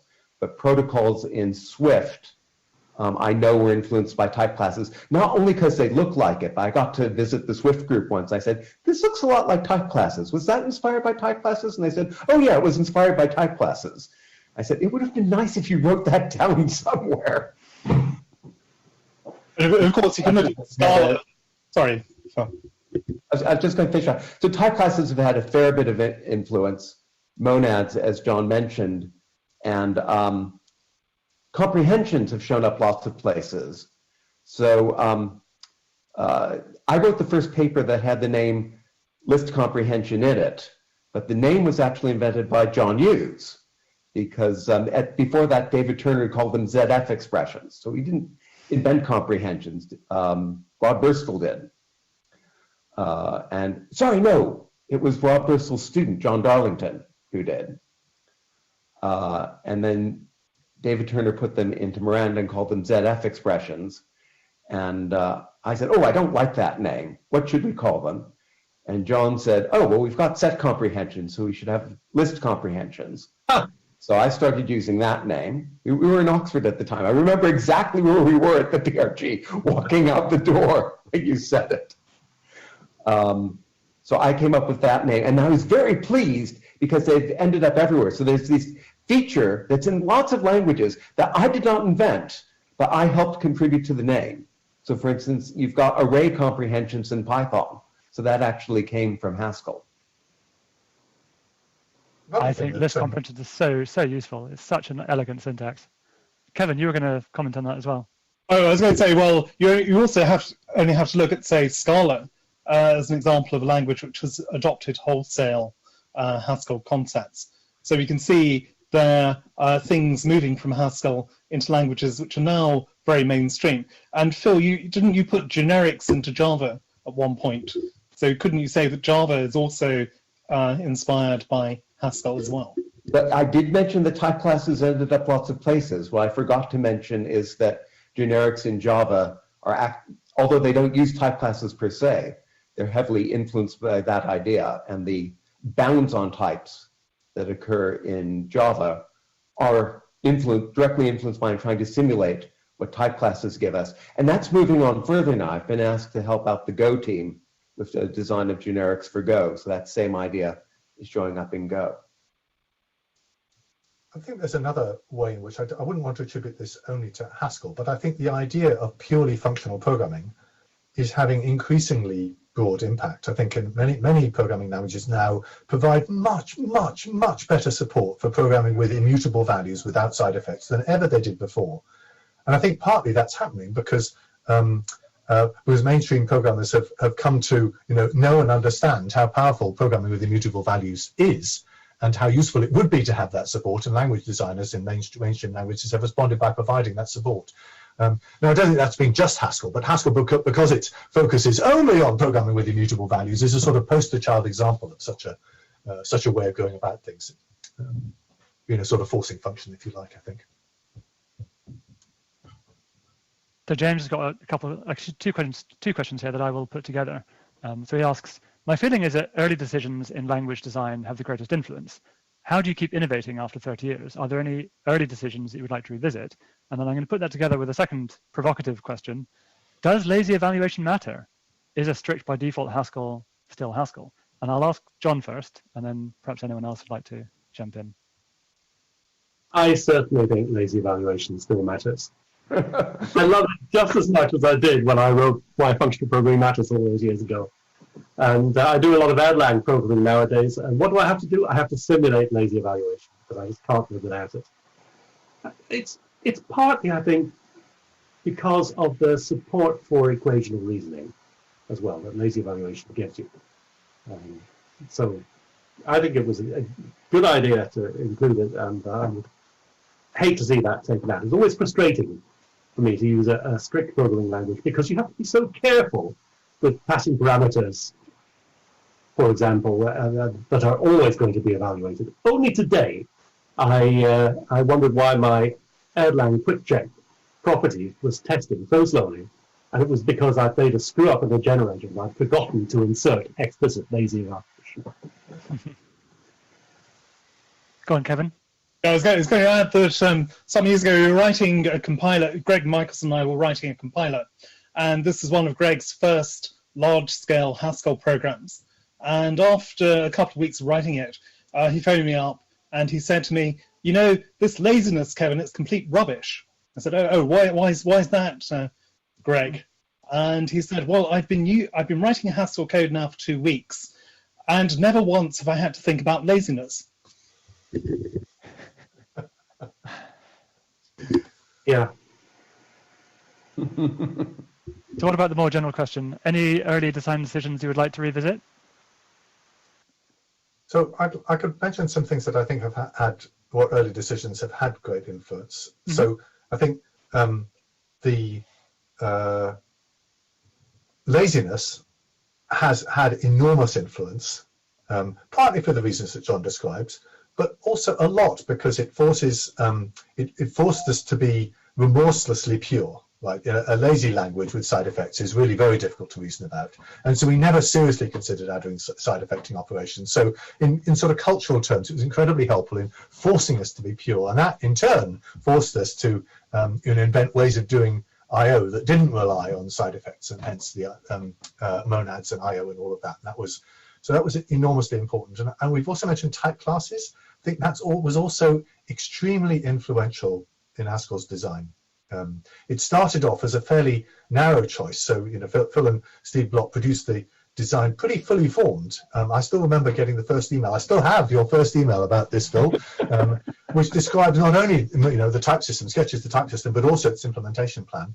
And it was to solve a fairly narrow issue, which was to how could we do arithmetic and read and show and print and those kind of things. So we thought it was a sort of narrow point solutions to a number of, you know, tiresome issues. But it turned out to have a pervasive effect, right? Suddenly type classes were everywhere and doing the most extraordinary thing. And now we have quantified constraints. So it was a design choice that's turned out not to be, you know, a narrow solution to a narrow problem, but a solution that's turned out to burgeon into far more than we originally intended. So I think that's been quite influential. I don't know about decisions. I mean, I think there were lots of decisions that we could have made differently that would have led to a very different path, but none that I actively think, if only we decided that, you know, decided that major fault point in another way. Mm-hmm. No, but it's a bit like asking somebody, if you ask somebody about their life and you say, are there any decisions in your life you regret, you know, including the one that made you had a major crash that now means you've only got one leg? They'd probably say, actually, no, you know, it was unfortunate, but my life is different, but I'm not sure I want to be that other person, so. So here's a very closely related question then. Is it easier to be strict in a lazy language or to be lazy in a strict language? Or is there some third way? Who wants to? I mean, maybe I'll ask John again because you were mentioning that a second ago, but then. And you actually have experience of writing in both, John. Yeah. Yeah. So it's easier to be strict in a lazy language, but you have to add a few annotations here and there. But it's generally not a very big deal. But being lazy in strict language makes lazy things have a different type than strict things, and. So I do that a lot in their language. It's dynamically typed, but even so, you have to keep track of it the whole time. You know, where is something lazy? Where is something strict? It's tempting to insert laziness in a few places where you know you need it, and then afterwards you discover that you actually need it in more places. And at that point, the refactoring can be quite awkward and time-consuming, especially in a language where I say this affects the type, but Erlang is dynamically typed. And so refactoring that changes types is a little bit scarier than it is in a language like Haskell. But John, being strict in a lazy language, it's also a little bit fragile. Like you know, have you put enough bangs in? Like you missed one out, suddenly all the others do nothing. Then it's hard to know. So there's an element of the same kind of thing in the other way around, isn't it? So you look at the heap profile, and if it looks all right, that's fine. Don't worry. You know, you could go weeks. You never have to think about laziness. I would say maybe one just contribution here is that I think my colleague Edsko recently came up with, I think, a good innovation in this area where I've not seen many innovations in this area for quite some time, on how to be really sure that you have you know, no unexpected funks in places where you don't expect them. I want to get Edsko to give a good public talk and release a library on this. We've been using this within the IOHK system, and it's been extremely effective. Oh, please do. I want to see it. I want to use it inside GHC, Duncan. We were having a talk on that exact topic the other day. Yeah. So yeah, we'll get Edsko to give a talk on that topic sometime. Okay. Unless anyone else wants to. Oh, John, did you want to add to that? Yeah. So I'll just add to one point on what part of the design is perhaps not so nice. Mm-hmm. A monomorphism restriction. Yeah. Which has caused lots of pain and grumbling over the years. Always a controversial one. Yeah, I wanted at one point to distinguish between call by name bindings and call by need bindings, and allow overloading only for call by name ones. I think it would have been quite nice to have chosen some such explicit distinction. I was thinking of two different equal signs to distinguish those two kinds of binding, rather than the various complicated rules that we had and still have. Kevin? I was going to say, John, actually it's your fault right? Because so what John's No, not I trying to do- identified the need for a monomorphism restriction. I don't think I was the one who came up with the. Yes, you were, John. Was I? Yes, you were. No. When I put the first implementation of type classes into the compiler, I came to you and I said I was showing it to you in your office, and I said, "Oh, by the way, look, here's something cool you can do." And this number, by the way, it depends on the context as to what its type is. And you said, oh no, that's terrible, or words to that effect. We must fix that. And that was where the monomorphism restriction came from. So Well, that's because I wrote a little program that I thought should run in linear time, and it actually ran in exponential time. And that's important. Small problem. Yeah, well, I thought about it. Yeah. So since we're talking about history, here's a history question. How did the Haskell 1.0 in 1990 and Haskell 98 and Haskell 2010 processes compare? And then the final controversial question is there a new standards process underway? But maybe the history question first. Who wants to? Phil, do you want to? How did the processes for them differ? So let's see. The very beginning of the Haskell process was a little bit rough because there were a lot of us that had come together from quite different groups. It was fantastic that we ended up working together. That's, in retrospect, right, that was insane. And in retrospect, that's why Haskell worked so well and why we got so much out of it.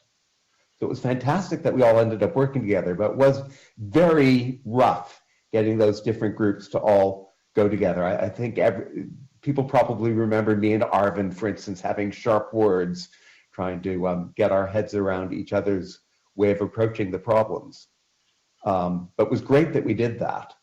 And so that, I think, is what typified the very beginning. The others were much more smooth. The later processes, things sort of fizzled out, right? We were all really heavily into it at first. And then once we got to 1.4, it sort of fizzled out a bit.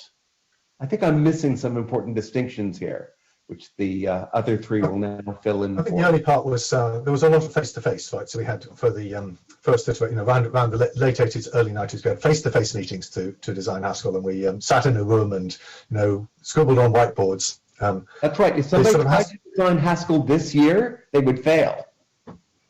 Yeah. This is the one year you could not design Haskell.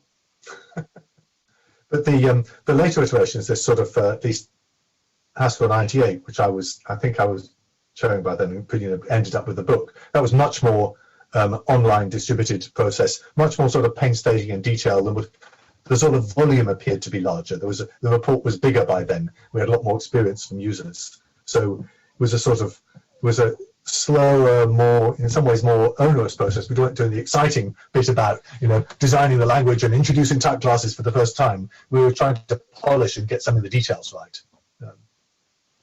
Even up through 1.4, towards the beginning, these in-person meetings were really important. Towards the end, we were doing much more work by email. It was much more productive because we'd settled down. Mm-hmm. And then I guess that continued even more going into Haskell 98. So here's a related question from a certain Michael Peyton-Jones. How could we have encouraged more frequent updates to the Haskell language standard? And what's stopping us from getting Haskell 2020?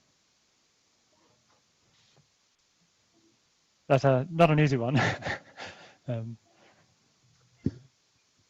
So my opinion, I think that it's to do with the incentive structure that that we have, right? So at the stage we were designing Haskell for the first time, Haskell didn't exist. And we had lots of little research groups around the world who knew each other and were friendly towards each other. And all of them could see payoff for them in investing real cycles in developing a language that they could all share. And also, at that stage, we thought, hey, we'll just work together for about 3 weeks and we'll be done, right? We'll only just agreeing some concrete syntax. We all agree about what lies underneath. So, of course, we were terribly wrong about how much work was involved, but at least we started off in an optimistic way. So now the incentive structure is rather different. Haskell exists. A compiler exists. Lots of people use it. So who will invest the effort to build a standard, right, which is a careful and painstaking business that takes quite a lot of time. And what is the incentives that will cause them to do that? Because people don't do things just because, it just makes the world a better place. They've got to get, brownie points in some way. So will an employer want it, or will people get papers out of it, or develop new research? So, and I feel as if that's what we lack at the moment. We lack a good incentive structure to make a new Haskell standard, something that some people want to invest like a year or two of their lives in. That's quite a big investment, and and so one thing that might cause that to happen would be if there were lots of competing Haskell implementations and everyone was saying, this is really making our lives a misery. We need a standard to say what it should be. But for better or worse, we have a sort of de facto standard. That tends to happen with language designs. You get a de facto implementation. And so now the incentive of trying to unify implementations doesn't exist in the same way either. So I'm not saying it's good or bad, but I would like there to be a solid standard. I just think that we lack anyone who wants to invest the cycles to do it. Anyone else have any thoughts on that?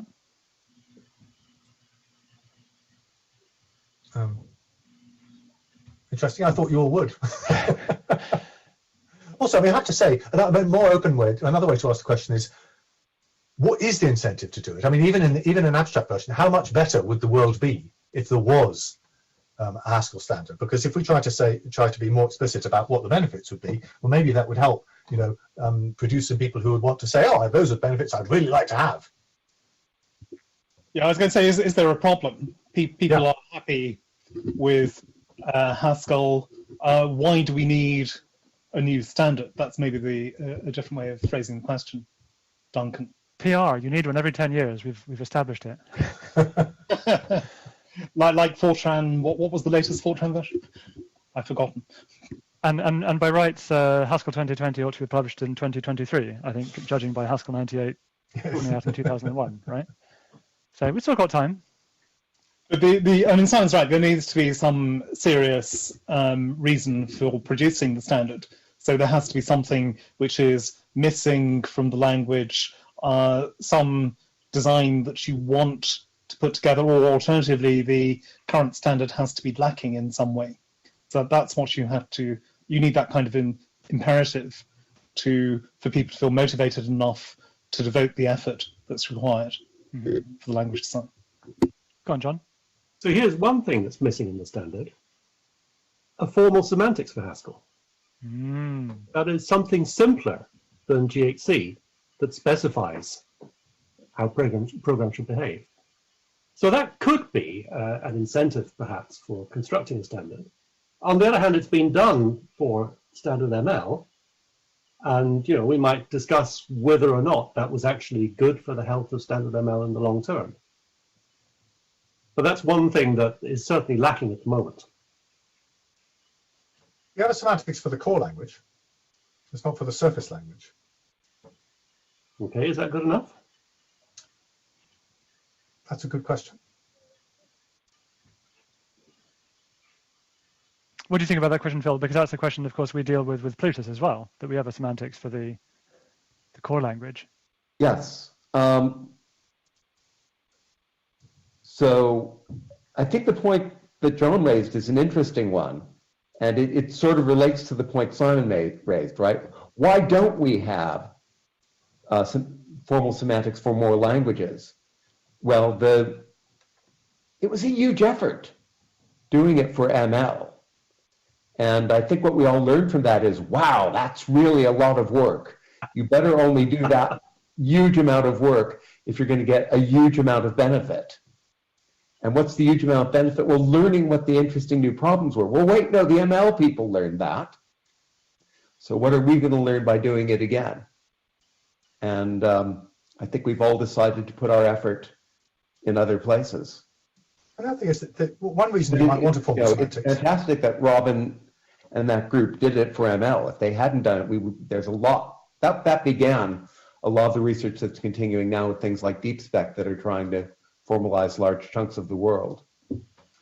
So why might you want a formal spec? Well, one reason is so that you can reason about programs in a machine-checked, formally verifiable way, right? That's a very plausible reason. So But things like Liquid Haskell have tackled that by saying, let's reason about the core language. So they take Haskell source program, try to take it into core and reason about that.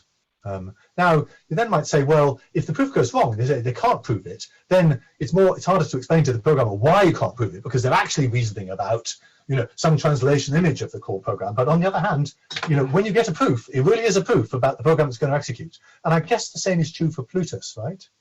That when you want to do formal reasoning, right?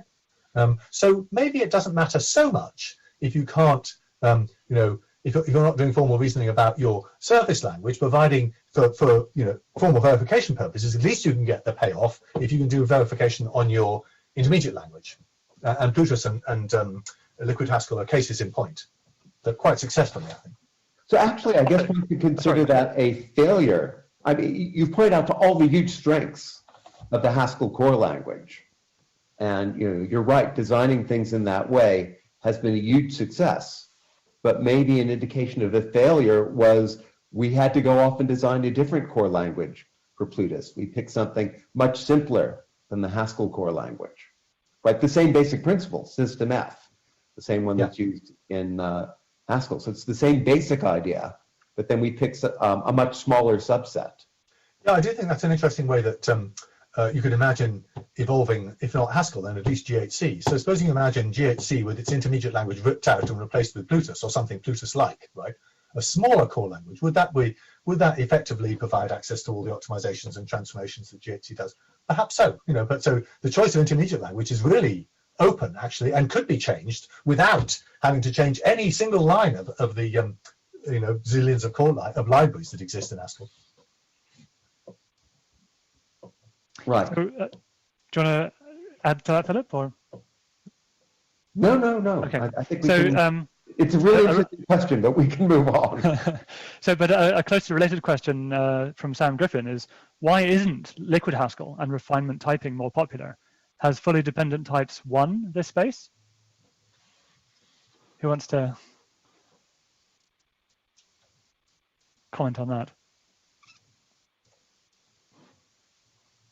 I think that both are really interesting. Liquid Haskell is fantastic, and we're looking into trying to apply that to the smart contracts we write in Plutus. There's some recent work in the Chalmers lecture series that John organized by Nadia Polakapova, which I was really excited to hear about, where she was talking about extending the ideas you get in Liquid Haskell with resource types so that you can actually not only give the functional correctness of your program, but say things like this runs in linear time or this runs in quadratic time, and put that in the type system. That's an amazing step forward. I'm really excited by that. So there's all sorts of great things happening in Liquid Haskell, but then ACT is really great and exciting as well. I just wrote a whole textbook on it. I will stop and do an advertisement. plfa.inf.ed.act.uc is where you can find the textbook. It's freely available for anybody who wants to use it.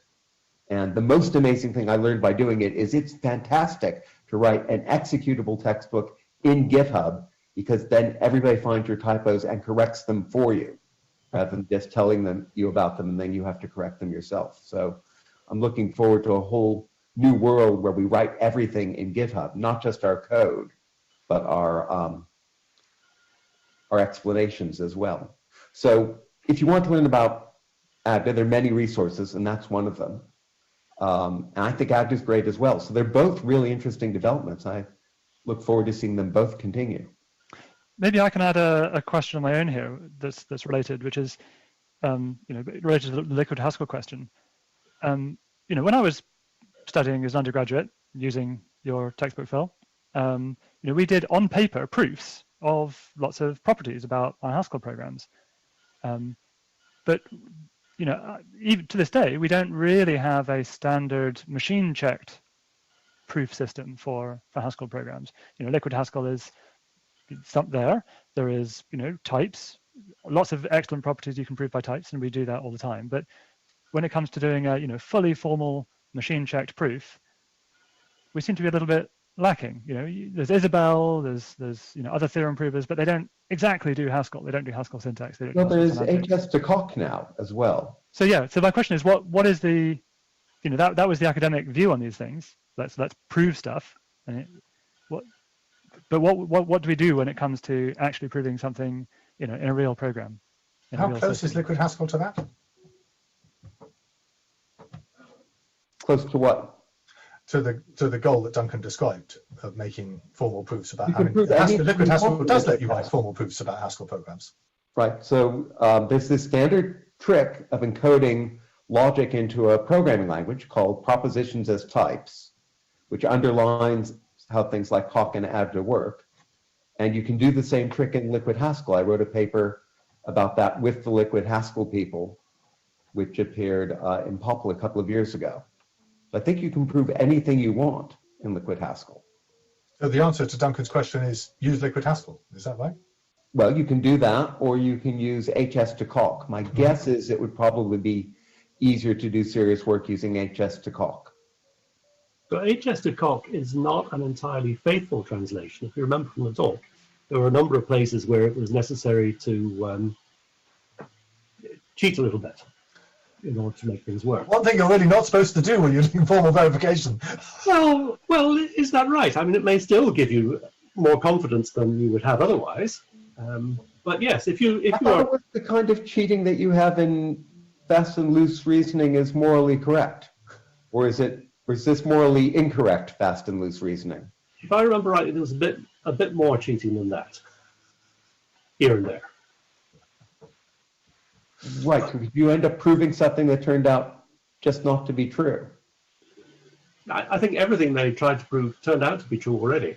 That was another thing that I thought was quite fun about that paper, that they didn't find any bugs. And one of the conclusions is that property-based testing had worked very well for eliminating those. But Right. Still, it's not an absolutely formal proof about the behavior of your Haskell program. So if you're trying to address a domain where you really want a machine-checked formal proof of correctness, then it's not quite there. Right, well, that's exactly why we invented Plutus Core, which is even simpler than Haskell Core, so that we could have something really solid for doing those proofs around. We haven't gotten around to doing the proofs yet. We've got a really good basis for doing them, I think. But isn't that the tooling is the critical thing there, isn't it? To be able to, write proofs and check them. We've always had this promise of, Haskell is a mathematically based language. We can reason about it mathematically.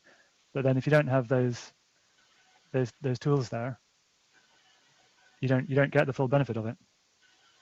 Right, so there's something to be said for let's do something just like Haskell, but where you can actually do the proofs. And that's what Agda is. Agda is beginning to explore that very interesting space that you just described. Mm-hmm.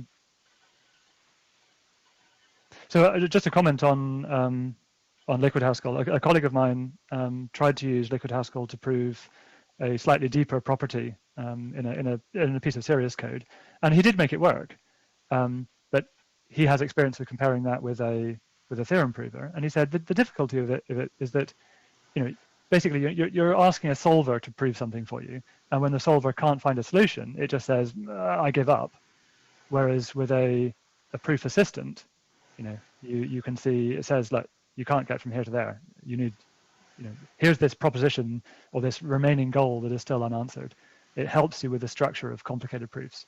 Whereas a solver is brilliant for catching off by one errors, but not so much for these.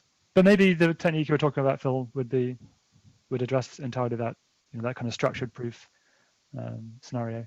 Well, it does a bit, but there's more to do, because what you were referring to is the features and things like Coq and Isabelle or Lean that let you do proof search. And Agda doesn't have those yet. It's got reflection, which lets you write programs that manipulate Agda programs, which can be used to build those sorts of things. But we're just at the beginning of building those. It's going to be interesting to see what happens in that space. I'm looking forward to having these great ideas from Coq and Lean and so on migrate into Agda without getting all the mess that you get in things like Coq.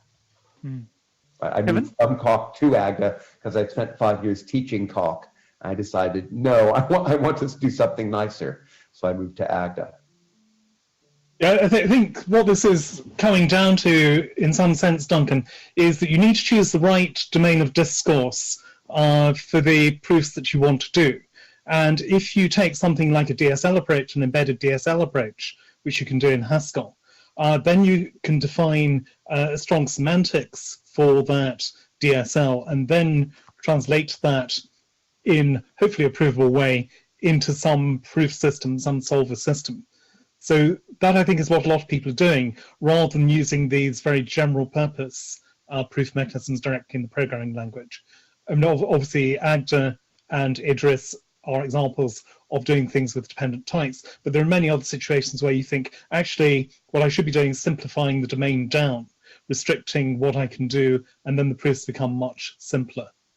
So there's an alternative take on your question. Use a DSL.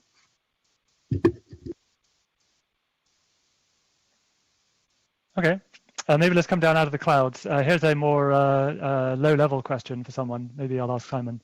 What is the state of Haskell on ARM and SIMD? I think people are concerned that Apple is going to make their Macs run on ARM or something. This is a question from Roman. So embarrassing. I don't think I really know. Doesn't GHC work on ARM reasonably well? No, no, Simon. No. Okay. Well, somebody should fix that. I mean, I say that quite seriously because this is, GHC is an open source project. It thrives on dozens and dozens of people who contribute to it. So if there's a need for it to run on ARM, then some ARM interested people need to step up and make that happen. But don't just wait for some magic Deus ex machina in the sky to make it happen for you. It's an open source project. It all happens because we together, the Haskell community, make it happen. There is no corporate sponsor for Haskell in the same way that there is for I don't know, Swift or Go or any number of other languages. It's our language together.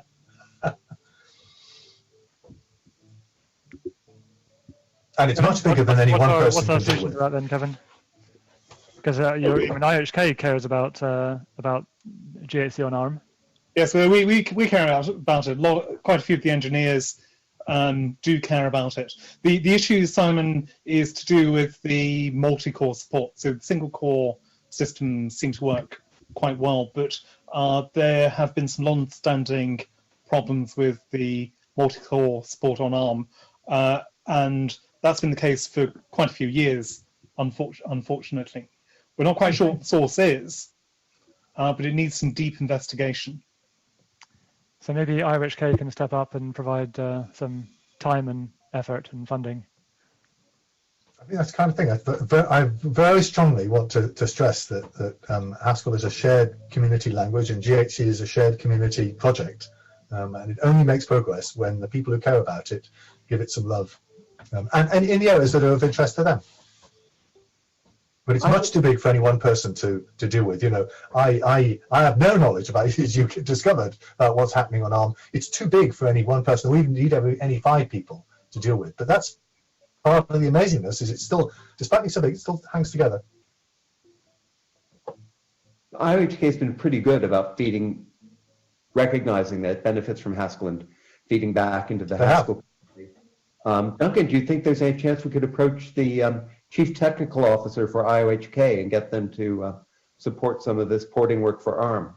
I think so. I mean, everyone is keen on running their Cardano nodes on little Raspberry Pi devices or other devices, and if Macs are moving to ARM, a good chunk of the user base is on Macs, and it'll be important for the software to run smoothly there. So yeah, I think out of necessity, IOHK may need to step up and make sure it works. IOHK has been great and has been supporting, for example, a new Windows I/O manager for GHC, which is nearing completion. So thank you for that. Again, because IOHK has to make all of its software run on Windows and Mac. So yeah. Yes, there is definitely interest, everyone, but we'll need to see how it plays out. So here's another specific question. Well, this is actually a question that really Simon wanted someone to ask, but maybe I won't ask Simon to answer it. I think it'd be good to bring up the role of software transactional memory. It's alive and well in Haskell and indeed mission critical to IOHK software, but mostly unused in mainstream languages after a decade of trendiness. Why is that? That's absolutely true. We make use of STM everywhere in the I/K node implementation for the concurrency. But yeah, it's not become mainstream elsewhere. So, John, what's your perspective on this? You deal with a lot of concurrency. Yeah, I haven't used it very much myself, but the Haskell implementation seems very nice. Why isn't it used as much in other programming languages? That's difficult for me to answer. Kevin, you want to say something? I was going to say, John, I think from the concurrency parallelism perspective, software transactional memory is a very nice concept, but people also care very much about performance, and software transactional memory doesn't do that for you. So the assumption was, well, we have software transactional memory. If we structure things in the right way, we instantly get a great performance as well as great structure. And what you get is good structure. You don't instantly get good performance. Then what we've seen are companies like Intel and IBM attempt to introduce hardware transactional memory within the processor chip. And these have failed pretty well completely. Mm. The problems are very hard, particularly at that level, and you often end up falling back to inefficient solutions. So I think that's why we haven't seen this take off as much as we would have expected. Simon, what's your answer to your question? Here's my answer to my question. So I think it's the reason I thought it was. I think it's particularly interesting in the whole sort of language design arena, because I think the reason that STM has proved successful in Haskell and not successful elsewhere is purity and types. So in C or in Java, computation proceeds by transforming by mutation, right? That the fabric of computation is sort of inherently mutational. Now, every mutation is something that in principle needs to be tracked by a software transactional memory. So, of course, a compiler can figure out that many of these are purely local and don't need to be tracked after all, but the default is everything needs to be tracked.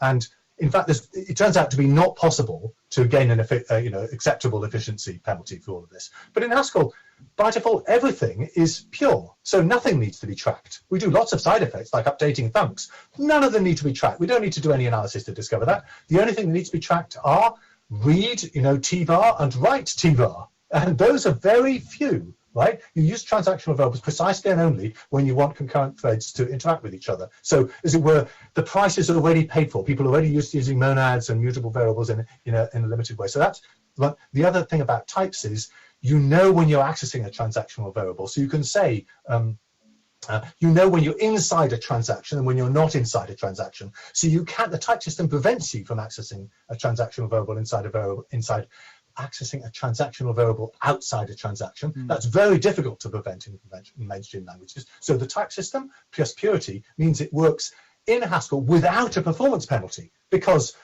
you spend so few transactional variable operations that really the cost of accessing them is neither here nor there. So it's a sort of something that just works amazingly well because of the purity. In other words, this fundamentally I/O affecting thing, something that's all about mutation, works best in a pure language. I think that's rather ironic, but lovely. I mean, it really is amazing, and I wish more people would use STM and Haskell to see what effect it would have on their concurrent programs. I can attest to it. It's fantastic. John, you were going to interject. Oh, well, I was going to make a rather similar point, which is that I think because in Haskell most of your data structures are pure, then the granularity of the operations in the transaction will be rather large. Right? Each transactional variable is going to be holding a large data structure that is mostly modified purely. Yeah. And that means that a transaction may perhaps only do a small number after that transactional variable updates. And that, in Simon's pointing out, that makes the cost low. It also means they're unlikely to conflict. Performance is likely to be good. You might wonder why use transactional variables at all in a pure functional programming language, because they're for doing fundamentally imperative things. But If you're going to do fundamentally imperative things, it's a good idea to do them at a large granularity. But the fundamental imperative things are because you're doing side effecting communication between concurrent threads. Yeah. That is if you want concurrency, in the sense of communicating processes, each of which are performing their own I/O, you have to have some form of side effects, whether it's message passing or what. Message passing, another sort of side effect. But that's it. That's the reason. It's not for efficient algorithms within a single thread. So here's a nod towards the fact that we are, in the context of a blockchain conference. So this is a turn of topic. So Robert Artino asks, my reaction to Vince's speech yesterday is that he is a blockchain skeptic. And I'll summarize the rest of the question by asking, what is your opinion on all this blockchain tomfoolery? Maybe I'll start with the people who are not working for IOHK. How about that? Simon, what's your take on all this nonsense? I have no clue, Duncan. So the idea of a shared ledger, as a distributed algorithm, that seems like a very promising and sensible thing to do. And I guess the blockchain is the sort of technological instantiation of that. I'm deeply suspicious of these sort of proof of work Bitcoin things that are built on top of it. But I know that's not what Cardano is doing. And I just don't understand enough about smart contracts to have a well-informed opinion about them. But the core technology of blockchain for shared distributed ledgers seems like sensible to me. Is it world-changing? I don't know. John, you work on a few other work with a few other companies that work on blockchains. What's your take on this whole industry? Well, it's very hot at the moment, so that's good from our point of view as a technology provider. It's good business. I don't know. Certainly I think the proof of work waste of energy that Bitcoin does, that cannot continue. Sooner or later, we're going to have to stop doing that. It's just too wasteful of energy. So I think the proof of stake is, clearly the great hope for the future of blockchain. In principle, the idea of having essentially a database that people who don't trust each other can maintain together, it seems very attractive. If the main application of cryptocurrency or blockchains is money laundering, then I also don't think it really has a future. But I know that there are great ideas for very positive ways of making use of blockchains. I rather enjoyed Charles's keynote yesterday. So my judgment is out. I think the jury's out for the time being. But I did buy some ADA after working on it. So I'm hoping that perhaps it will turn out to be a big success. Phil, what do you think? I pretty much agree with what was said, right? It's a wonderful technology. It can achieve some amazing things that can be really valuable. But then you do see people that just say blockchain as if that's going to solve everything. Right. But it won't necessarily. Like big data in my cloud with my or AI. Right. But AI, I have to say, although again, I think people claim for AI way too often, there are lots of useful things that we can do right now that's very clear for AI. I think the real killer apps for blockchains aren't yet clear. A lot of what's going to happen, I think, when Cardano is in place and the other systems are in place that people can use to start building quite a wide variety of things, I think it might begin to become clearer some of what you might do with these things. But certainly getting these to scale is going to be absolutely essential. And we're only partway towards that, right? There's some great ideas being worked on at IOHK and elsewhere, and by Agalos and his team, and by many other teams around the world. But so we're making good progress, but we're not there yet. It will be interesting to see how we get there and what happens. Any quick final thoughts, Kevin? Yeah, well, from my perspective, it's all about verifiability, independent verifiability. That's what a blockchain is all about, Duncan. And I guess that Vint may be a bit skeptical because he's seeing the load that this is putting on the internet, for what he's maybe seeing as non-worthwhile activities. But then think of all the other things that are happening on the internet at the same time. And the potential, as Charles and John have hinted at, is immense, because here you have a system which will allow you to establish truth in a worldwide setting using the techniques that you and Neil, for example, have been working on to establish a global and effective but distributed system for verifying and establishing truth. So I think that's what I would see it as. I think it's a huge amount of potential.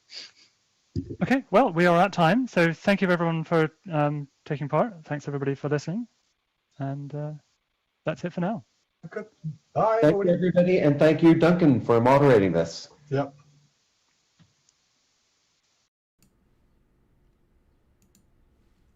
And we are back. I think we're during a networking break right now, so you're going to have to hear from me talk.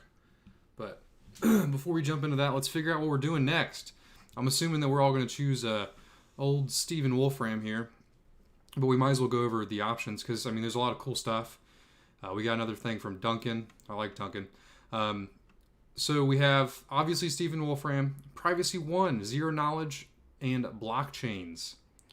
Then we have Food Traceability, the Beef Chain Solution. That one's probably pretty cool. Then we have Cardano Architecture with Dr. Duncan Coots. He was just moderating the last one. Love that guy. And then we have Stake Pools and Decentralization with Dr. Lars Brunis. I probably pronounced that wrong, like always. But I mean, this one's going to be awesome. This one's going to be awesome. This one's going to be awesome. And so is this one. So we got a lot of good choices here, to be honest with you guys. But I'm pretty sure what we're all going to choose. What do you guys want?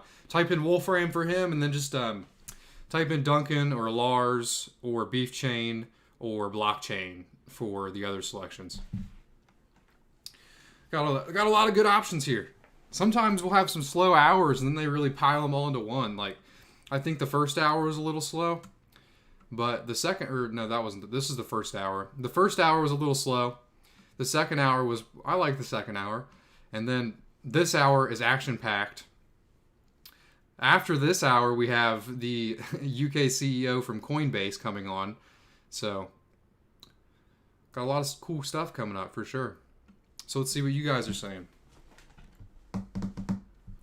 Get a lot of Beef Chain, actually. Beef Chain, Duncan, Beef Chain. How long was yesterday's summit? Beef Chain, Wolfram, please. Duncan, Beef Chain, Duncan.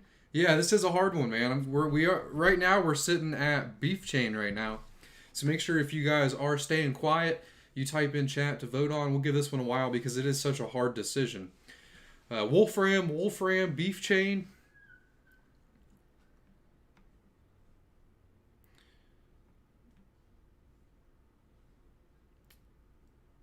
Darko says, I saw Wolf last year at the summit. He just shows Mathematica. Did you actually go to the summit last year, Darko? I wish this summit was in person. Ensalada said UK CEO equals BJ. Let me look.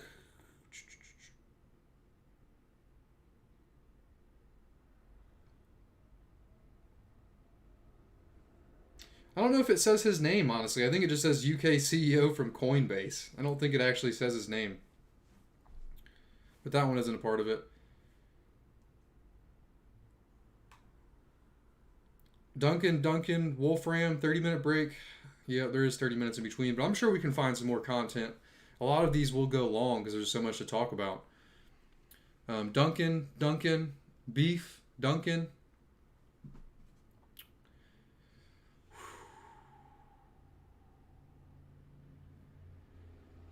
Yeah, it does seem like a tie between all three.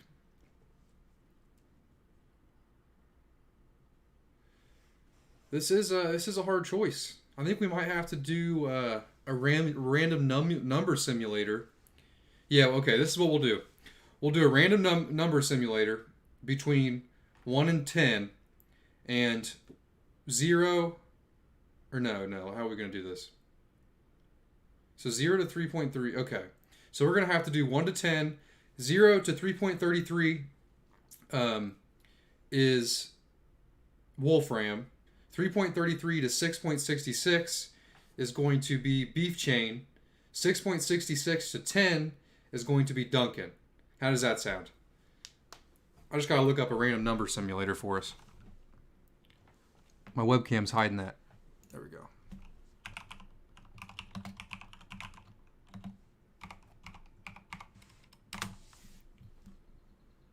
All right, I'm not going to count that one because that one's a little fishy.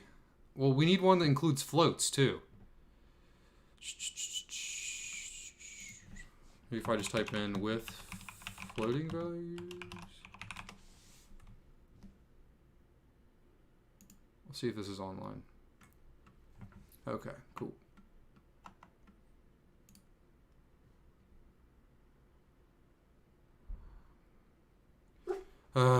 Yeah, I can't do that. I need a way to make it 1 to 10.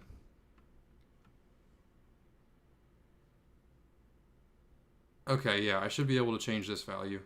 You guys are going to see some Python coding on my live stream. Who would have thought?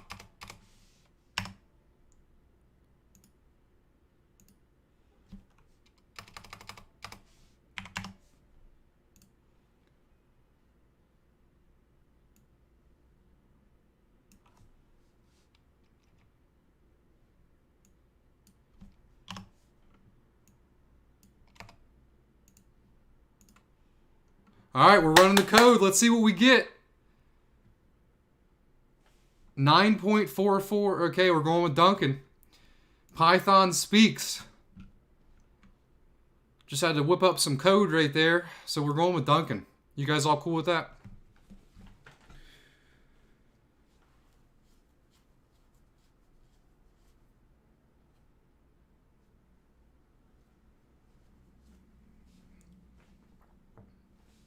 So what are you guys thinking of the summit so far? Matar said, big crazy eyes pay. Dude, I give crazy eyes all the time, especially when I'm like, if I'm writing some code. I mean, that wasn't writing code at all. I was just changing some stuff, but it's pretty funny. But Duncan it is. The Python speaks.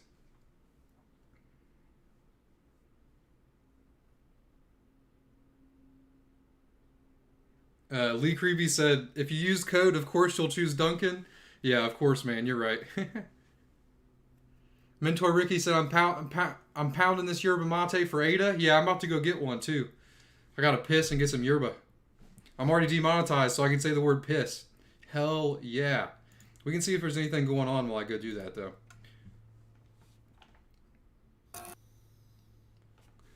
So that one kicked me out. Can't go there. Check out science. Still 22 minutes right there. Ooh, I saw something.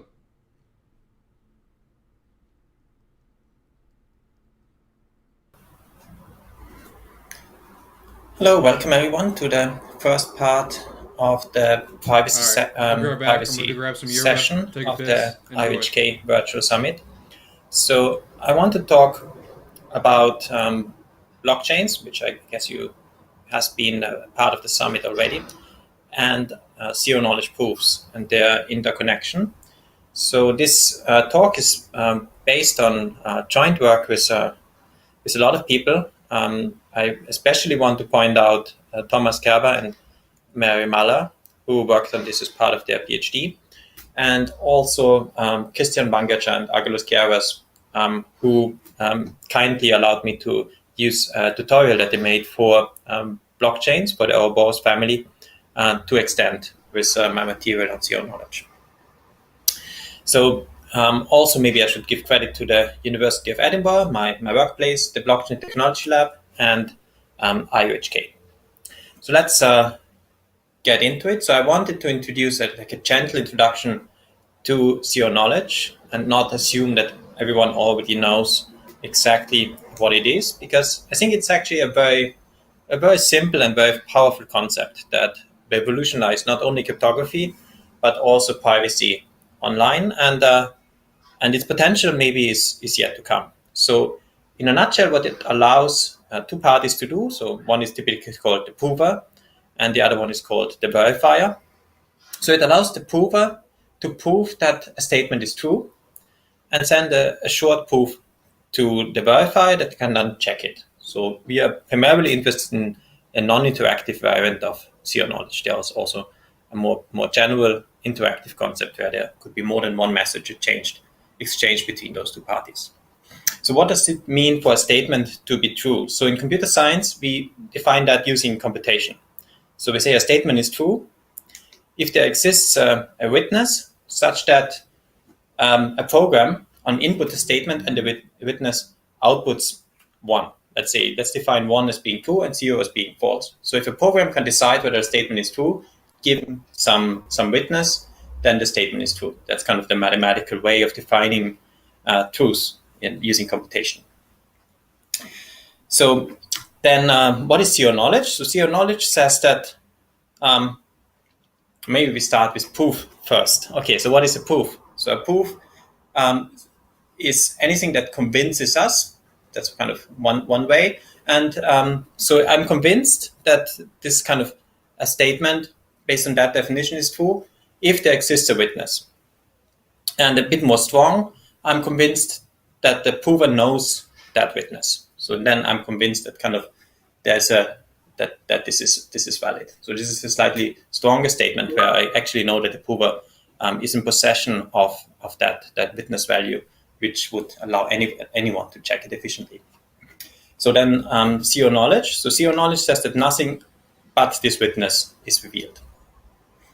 So more precisely, nothing but the truth of the statement is revealed about the witness. Okay, that was already a little bit of a confusing mix-up here. Okay. So this may sound quite a bit like magic, the two requirements of saying he knows it and nothing is revealed. How can this be reconciled? And as often in cryptography, there's some subtle trick, something that helps us achieve something magical. And in the case of non-interactive zero knowledge, this is a common reference string that both parties have access to. You can think of that as some shared secret string, some shared public string, in fact, and we'll get back to that. So the assumption that this string is correctly distributed is quite important for the definition of zero knowledge. And it has been generated correctly. It's kind of one of the trust assumptions. So now let's talk about distributed ledgers and zero knowledge. So my claim is that these two concepts, equally revolutionary, seemingly quite different, nevertheless share some kind of common goal. And that goal I want to call inclusive accountability. So the property here is that everyone can check the validity of actions being performed. So this is kind of true for Bitcoin, where I have a common view, a global view of who owns which Bitcoin. And equally for non-interactive zero knowledge, everyone can verify the validity that the statement is true. And the typical integration of those two things is to commit to some secret on the ledger and then prove properties about those secrets in the commitments. So they are hidden in the commitments using non-interactive zero knowledge. And many kind of powerful applications, blockchain applications such as Zcash for anonymous cryptocurrencies, but also proofs of liabilities in DAPL or proofs of kind of one-time actions, as in Semaphore, build on that. So these are just three applications that appeared in the Zero Knowledge Standardization Workshop earlier this year, but there are many more that are currently being developed.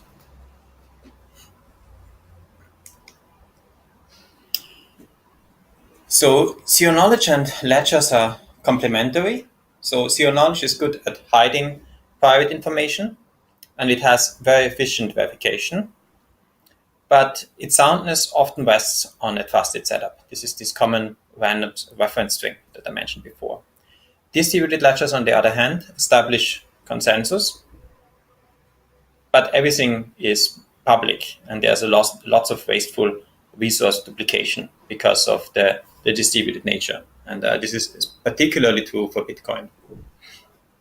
So the question I want to ask in kind of as part of the session is, can we kind of gain something special by integrating the two? Can we make use of this complementarity, and how best to make use of it?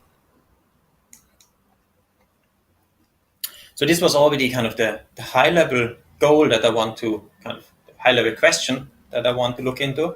Here's an overview of my presentation.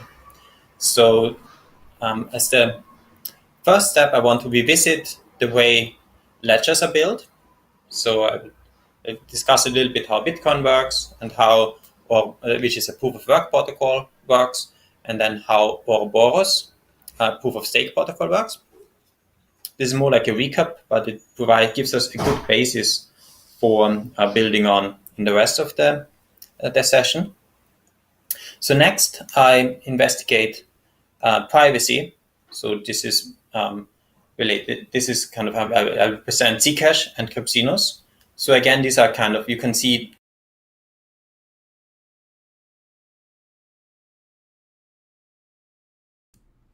So I have made an executive decision to just have a chat for a little bit, answer any questions that you guys have about Cardano, any questions about the summit, any questions about the announcements made thus far. And while we're doing that, I'm going to sip some yerba. Because we have about 15 minutes until we have Duncan come on. But I want to hear what you guys think of the summit so far too, and then also if you guys have any questions on anything summit, anything Cardano, anything bigpey. I'm not too picky. The motivation niche said, tell your parents to buy you a factor 79 or 75 subscription if they want to feed you that bad. Well, no, when I was younger, I was fat my whole life. I probably weighed at max 240, and it's just because my parents were too lazy to cook, so we just ate fast food all the time. And I just cut out carbs and pop, and it just fell right off. It wasn't bad. Manimal said, what announcements have we had thus far? I do have... Yeah, Duncan's coming on in 15. I'm excited about that. Kai said, hey, Pei, will all the presentations be on after the event? Yes, they will, man. What can is that? I'm drinking mate. It's Bluephoria.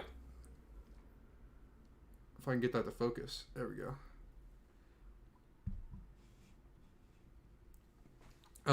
Okay, so someone asked, what are the announcements we had so far? I was taking some notes yesterday, so let me find that.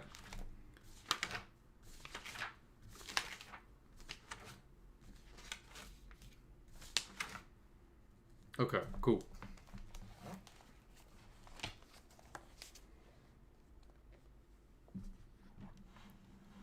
Greg said, as for your podcast, have you considered a co-host in the future? I like the Cardano effect, but I feel like they cover narrow topics. As far as other guests, I just want to have interesting people on in the ecosystem. People like Sebastian, people like Duncan, maybe people from other projects, like the guy that came on from SingularityNet. I just want to have really interesting people on that can kind of guide the conversation. As far as a second guest to guide it, I don't really think so. I'm sure that I'll have some podcasts where it is just me and someone I like, and we have like a friendly discussion that's pretty broad. But mostly, at least creatively right now, I would like to have people in the community, also intelligent people that are willing to bring a lot of stuff to the conversation that I technically don't know. I kind of just want to be sitting there with my mouth open the whole time, like,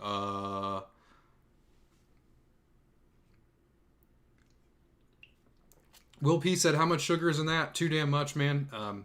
Can't say that word, but I think there's 27 grams. That's why I've been thinking about making my own. I don't really drink or eat any sugar other than these yerbas. But there is too much in there. I'm normally, if I'm sweetening something up, I like putting 15 grams in. But I do need to talk about the announcements. So Prism Identity Management, they showed us a cool little thing yesterday, and it showed like a top-down city, and it showed how people register their identities, college certificates, driver's license, how they register that data to a blockchain, and how that can be verifiable. That's pretty cool. We've heard a lot about that in the past, but that details they gave out yesterday was really awesome. Then we had the C Fund, which kind of ties into Project Catalyst and Voltaire. So Project Catalyst is a cell phone app. I actually posted that on my Twitter yesterday. It's like a cell phone app where people can use to vote. It's really awesome. I think that's a great way because like the ITN, we didn't have enough turnout. So by giving people a cell phone app that's easy to use, people like me can advertise that on my channel and say, hey guys, here's all you have to do. You download the cell phone app. This is how you vote. This is how you say yes or nay. This is like how the voting works. This is how you get your votes, etc. I think a cell phone app is a really cool way to go. I'm not really much of a cell phone app too, so they did also announce a desktop version, which is pretty awesome. And then also, so from Project Catalyst and the C Fund, there's $10 million from IOHK, $10 million from Wave Financial, and then also 100 million ADA, I think from the ITN Treasury. And then also they announced that the Voltaire incentivized testnet around the same time as Shelley's released, the Voltaire testnet will come out. So I'll have a lot of videos showing you guys how to participate in the Voltaire testnet, tell you guys what's going on, the type of rewards you're receiving from voting, the type of rewards you receive for submitting formal proposals. Really excited about that. It's going to be a lot of cool stuff coming out on my channel, particularly for the Voltaire incentivized testnet. I love hearing all this new stuff. Let me read the chat for a second, then I'll explain some more.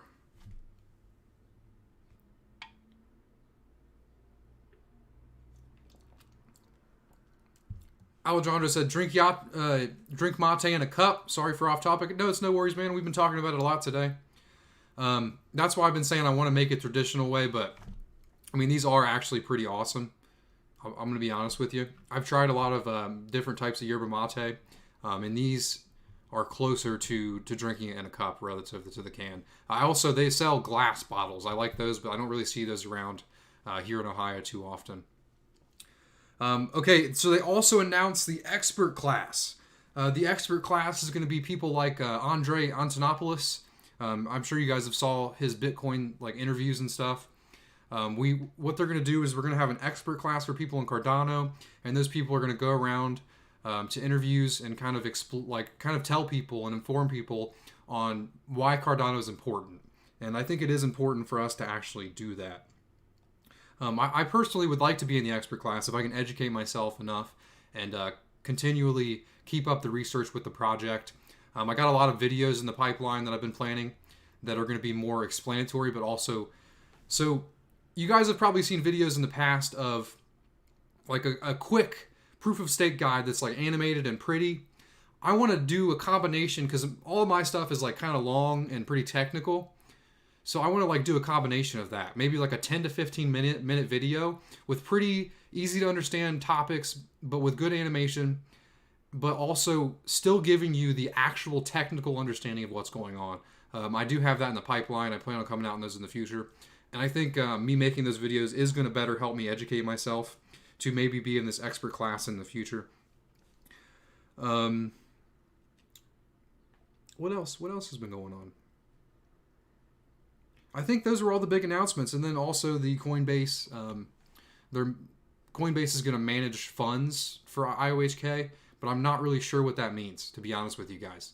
I do need to look more into that. I kind of took that as if it was. I took that as in, hey, Coinbase is we're gonna be listed on Coinbase in the future, but we're not allowed to say that yet because Coinbase is the one that has to actually say that. Jason Mercer gave me a super chat for €3. I'm really happy about that, man. I appreciate it. Santiago said, hi, Andreas. Good to see you here. Yeah, it's good to see you here, Andreas. Alejandro said, I can send you a mate cup and straw and instructions if you would like. You can drink it hot or iced. You'll love it. Man, I'm down. I've been wanting to make it the traditional way, and I don't have a cup or anything. But yeah, dude, if you want to send that to me, I'll drink that live, man, while we're doing something cool.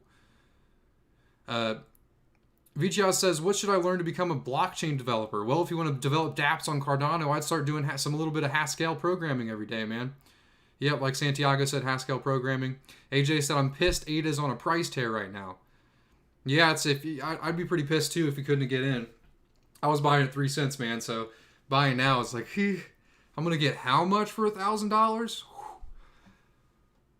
Alejandro said, that is great. An expert class is needed. There's also need for...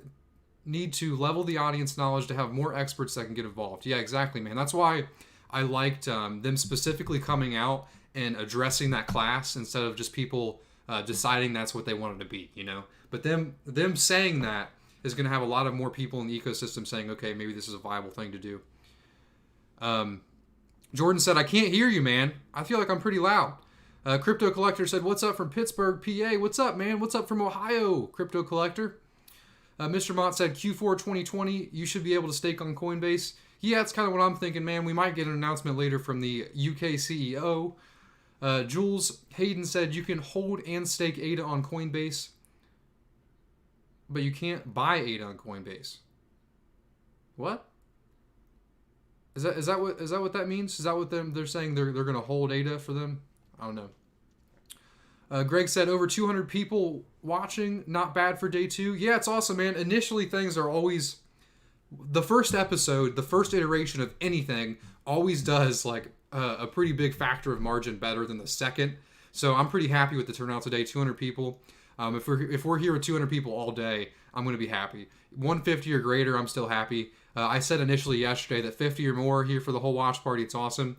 I'm going to be doing this all day, so just having some people to chat with makes this more interesting for me. Vincent Carell said, how can we earn through staking right now? Is it possible in Yoroi now if I wasn't a part of the initial snapshot in November? It's not, man. It's not possible. It'll probably be possible early August or halfway through August. I'm going to have videos on my channel, Vincent. So if you haven't already, make sure you leave a like and subscribe. I'm going to be having videos saying, okay, man, here's how you stake. Here's when it's coming out. They're going to be videos like, okay, here's when it's coming out. And then when it's coming out, the morning of, I'm going to wake up at the crack of dawn and upload a video before you're even awake showing you how to click and delegate to my pool and any other pool in the ecosystem. Yeah, a bunch of other people said the volume is fine for me. Yeah, I have, over here I have some like audio levels that I configure as we're going along because there's like a certain decibel level that's too high for you guys. So I kind of keep it in a certain range. So I usually know when my audio is good or not. Jules Harden said ADA wallet on Coinbase. Chris said ADA over 0.10. That's nice, man. 10 cents is still a deal. I don't think it's a deal. I mean, it could be in the future, but right now, considering the climate that we've been in for a while, 10 cents is not a deal in my opinion. But I mean, maybe in the long haul, if you're speculating years out, 10 cents could be a deal. Not financial advice.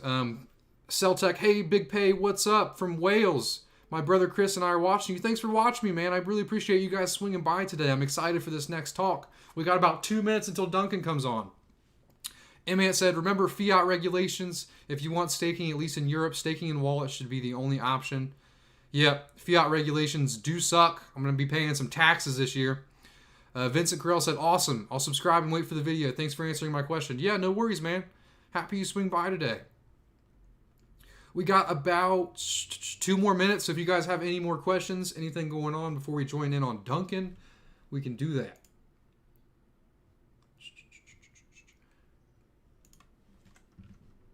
Let's see where he's at.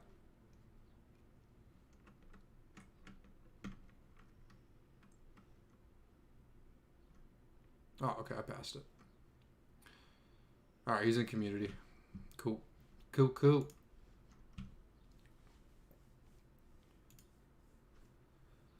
Okay, so I can answer a couple more questions. We got 1 minute left, and then I'll still be answering in chat. John Hamilton said, Charles tweets hilarious. Copy and paste the text in here, man. I don't feel like going and looking.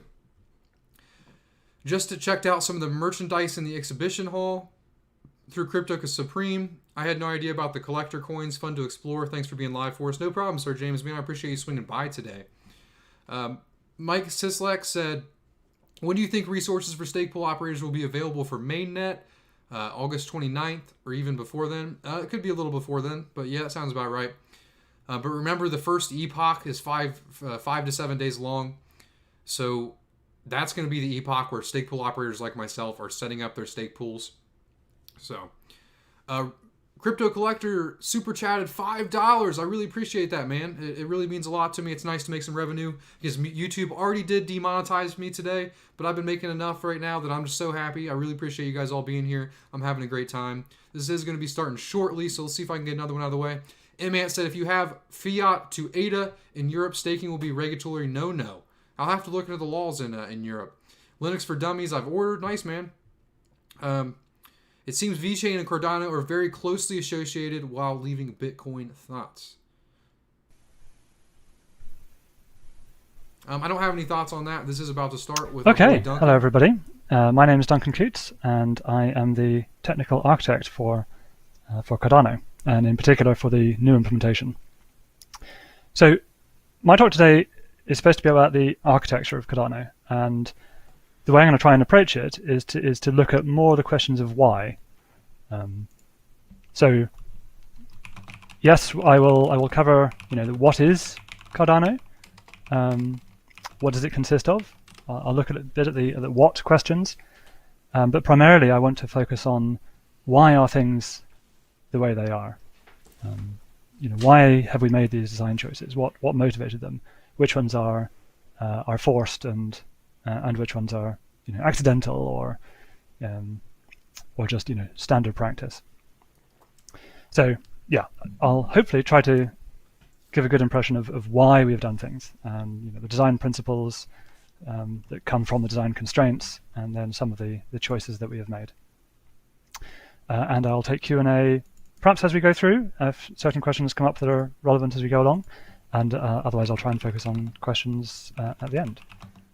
Okay, so let's start with the what. So I'll start at the top level, like what do we have, what components do we have, and then we'll dive in, and then get to the why questions. So let's just start with the major components of the system. We have the node, right? The node process, an operating system process. That is, a central chunk, a central piece of the system. So the diagram here is meant to indicate on the left that it communicates to lots of other node processes elsewhere, in the network, elsewhere on the internet. And we use a node-to-node inter-process communication protocol for nodes to talk to each other. And then on the local side, all these other processes, these are meant to indicate processes that run on the local machine. So if you like, there should be a great big box drawn around all the ones on the left-hand side, which are, these are all components that run locally, whereas the ones on the left were other processes running elsewhere on other hosts elsewhere on the internet. So we have this node-to-client IPC protocol, and this is how the other components talk to the node. So we've got the command line interface, we have a command line tool for interacting with the node, submitting transactions, building transactions, querying the node. We have the wallet backend, and it talks directly to the node using its local node-to-client inter-process communication protocol. And that's what, of course, you have if you're using Daedalus. So a standard Daedalus deployment is a node process and the wallet backend, and then also the Daedalus front end. So that's the standard deployment there. But a deployment, at an exchange, for example, would not use the wallet backend. Perhaps if it was a large-scale exchange and they were integrating in a more deep fashion, they didn't want to just reuse our wallet backend. They would use some of these other components. So in particular, one of the very important components in the architecture here is this DB sync component. And what that does is it reflects the blockchain data into a database. And these are two quite different presentations of the same data, and they're both extremely useful for their different purposes. So the DB sync is this converter that continuously live synchronizes the blockchain data into an SQL database, and then from there, there's lots of other things that you can do with that data once it's in a database format. You can no longer interact with it as a blockchain, but you can ask state questions. Give me all the things such that filter conditions, joins, all the great stuff that you can do with standard SQL databases. And so there's a few other components that are built on top of that Postgres database using the data from the database. So we have a GraphQL API server. We have a REST API server. The GraphQL one is the preferred new one, but we have the REST one as well. And then there's another one, there's the Smash server. This is a metadata aggregation server. This is the one that we use to allow the Daedalus to find out all of the pool's off-chain metadata. So when pools register, they register like their ticker name and their homepage and whatever.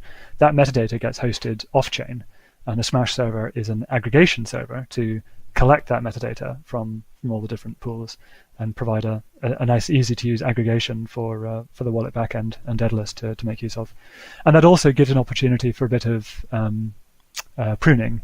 So Daedalus can so it means that the Cardano Foundation, for example, could have a list that says we're going to exclude these ones that use profanities, or someone else could have their own. It sort of squares that circle of how do you do a bit of curation and also provide it, still have a properly decentralized system, and that's the solution there. So the point is there's a bunch of different components.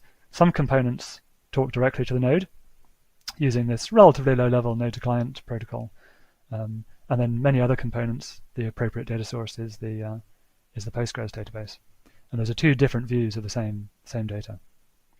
And which one is appropriate depends on what the component is doing, and we get both. So let's focus in. This is now looking in on what's inside the node, and this is one of those sort of classic block diagrams that abstracts over lots of details. So just a sort of big picture here. So at the very top, we've got this sort of relatively thin layer that is the node top level, because all of the interesting bits live in other components, other libraries lower down. The two really large chunks of functionality is the consensus chunk there, and then the libraries for the ledger rules. But let's just go from the top to bottom, shall we? So the top level, we've got the node, and that's really top level integration. It's got the command line, it's got configuration files and how to start the thing up. It makes use of it. It ties in with the logging and monitoring subsystem. So there's a whole separate library for dealing with monitoring and logging, and the node top level pulls all those things together. Then going down one level into the consensus and ledger area, this is really the guts of the system. So we have consensus and we have ledger components, and those actually don't depend on each other, which is perhaps surprising at first. We'll get later on to why that's really a very helpful thing. But because they don't depend on each other, we do need something to ultimately pull them together. So we have, again, a relatively thin layer that says, okay, we're going to take this particular configuration of how the consensus is used, with this particular choice of protocol, and we're going to combine it with these set of ledger rules, like the Byron ledger rules, or the Shelley ledger rules, or the composition of the two, one after the other. Because of course, as we all know, for the real Cardano network, we have to do this hard fork from Byron into Shelley. So the ultimate protocol that we are going to be running is the composite protocol of both ledger rules sequentially, one after the other. So that's what that integration layer does. It selects the combination and glues those bits together. So then diving down one layer further and looking at the consensus side, this is a substantial chunk of functionality. This is the implementation of the blockchain itself, right? Not the ledger rules, not the rules of what happens of the data that lives on the blockchain, but the implementation of the blockchain itself. So in particular, that's the implementation. That's where Ouroboros lives. Right? Ouroboros is our blockchain algorithm. That's our consensus algorithm. Various members of the Ouroboros family, and that's where that lives. And it has various major pieces of functionality within it, such as the chain database, the storage of all the chain data, the mempool where transactions live transiently, and it has this support for doing hard forks, which I'll come back to a little bit later. And I also want to advertise, if you're particularly interested in that bit, my colleague Edsko has a talk specifically on the hard fork compilator, so I won't go into too much detail about that one. Then over on the other side, we've got the ledger rules. And again, these are written relatively in self-isolation, which is good for being able to understand them, being able to test them. And they, particularly the Byron and the ledger ones, they are separate from each other. Because they're quite substantially different sets of rules. We really redesigned the Shelley ledger rules completely from scratch. So the best way to do that was to have them be separate, isolated chunks of functionality that we can then compose at the higher level. Obviously, below that we have all of our cryptography libraries. The ledger, of course, depends on cryptography for validating transactions. And then the lowest one at the bottom underneath consensus, it's not really a hard and fast line between where does consensus end and network starts, but we've tried to draw a line that makes sense between them. So this is networking, not completely generically, it's networking to support consensus. And there's a whole lot of interesting functionality within that network layer. Because of course, the node is a networked component and it interfaces with adversarial peers, in a networked environment. So the networking is a substantial chunk of functionality and is quite interesting and tricky. So those are the major areas within the node. So that's the what. So let's look at starting, why are things the way they are? So to do that, we really have to start from what are the requirements? Why, what problem were we trying to solve? So many of the design principles and then design choices really come from this specific challenge that we have, which is that we have to implement the Ouroboros algorithm faithfully. That is, implement the paper correctly. And we have to do that while meeting real-time timing constraints. Right? This is a hard real-time system. The times are measured in seconds and not milliseconds, but it's nevertheless a hard real-time system. And we have to do this in an environment where anyone, you have to sort of assume everyone, is out to get you. You have to think in a paranoid way when implementing this kind of system. Because if you don't, that is the way that someone will exploit it. And there is every reason to do so because there's money at stake. So, they really are out to get you. It's not just your paranoia. That's the way you have to think as a designer of a system like this. And this is really hard, right?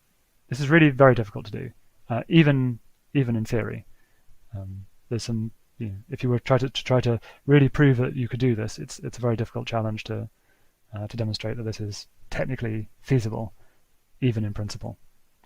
So let's jump into what makes this a hard problem. And I think it's useful to start by comparing proof of work and proof of stake. And obviously, Cardano is a proof of stake, Ouroboros is a proof of stake algorithm. But why is this any harder than proof of work? Aren't these things, sort of theoretically equivalent in some way?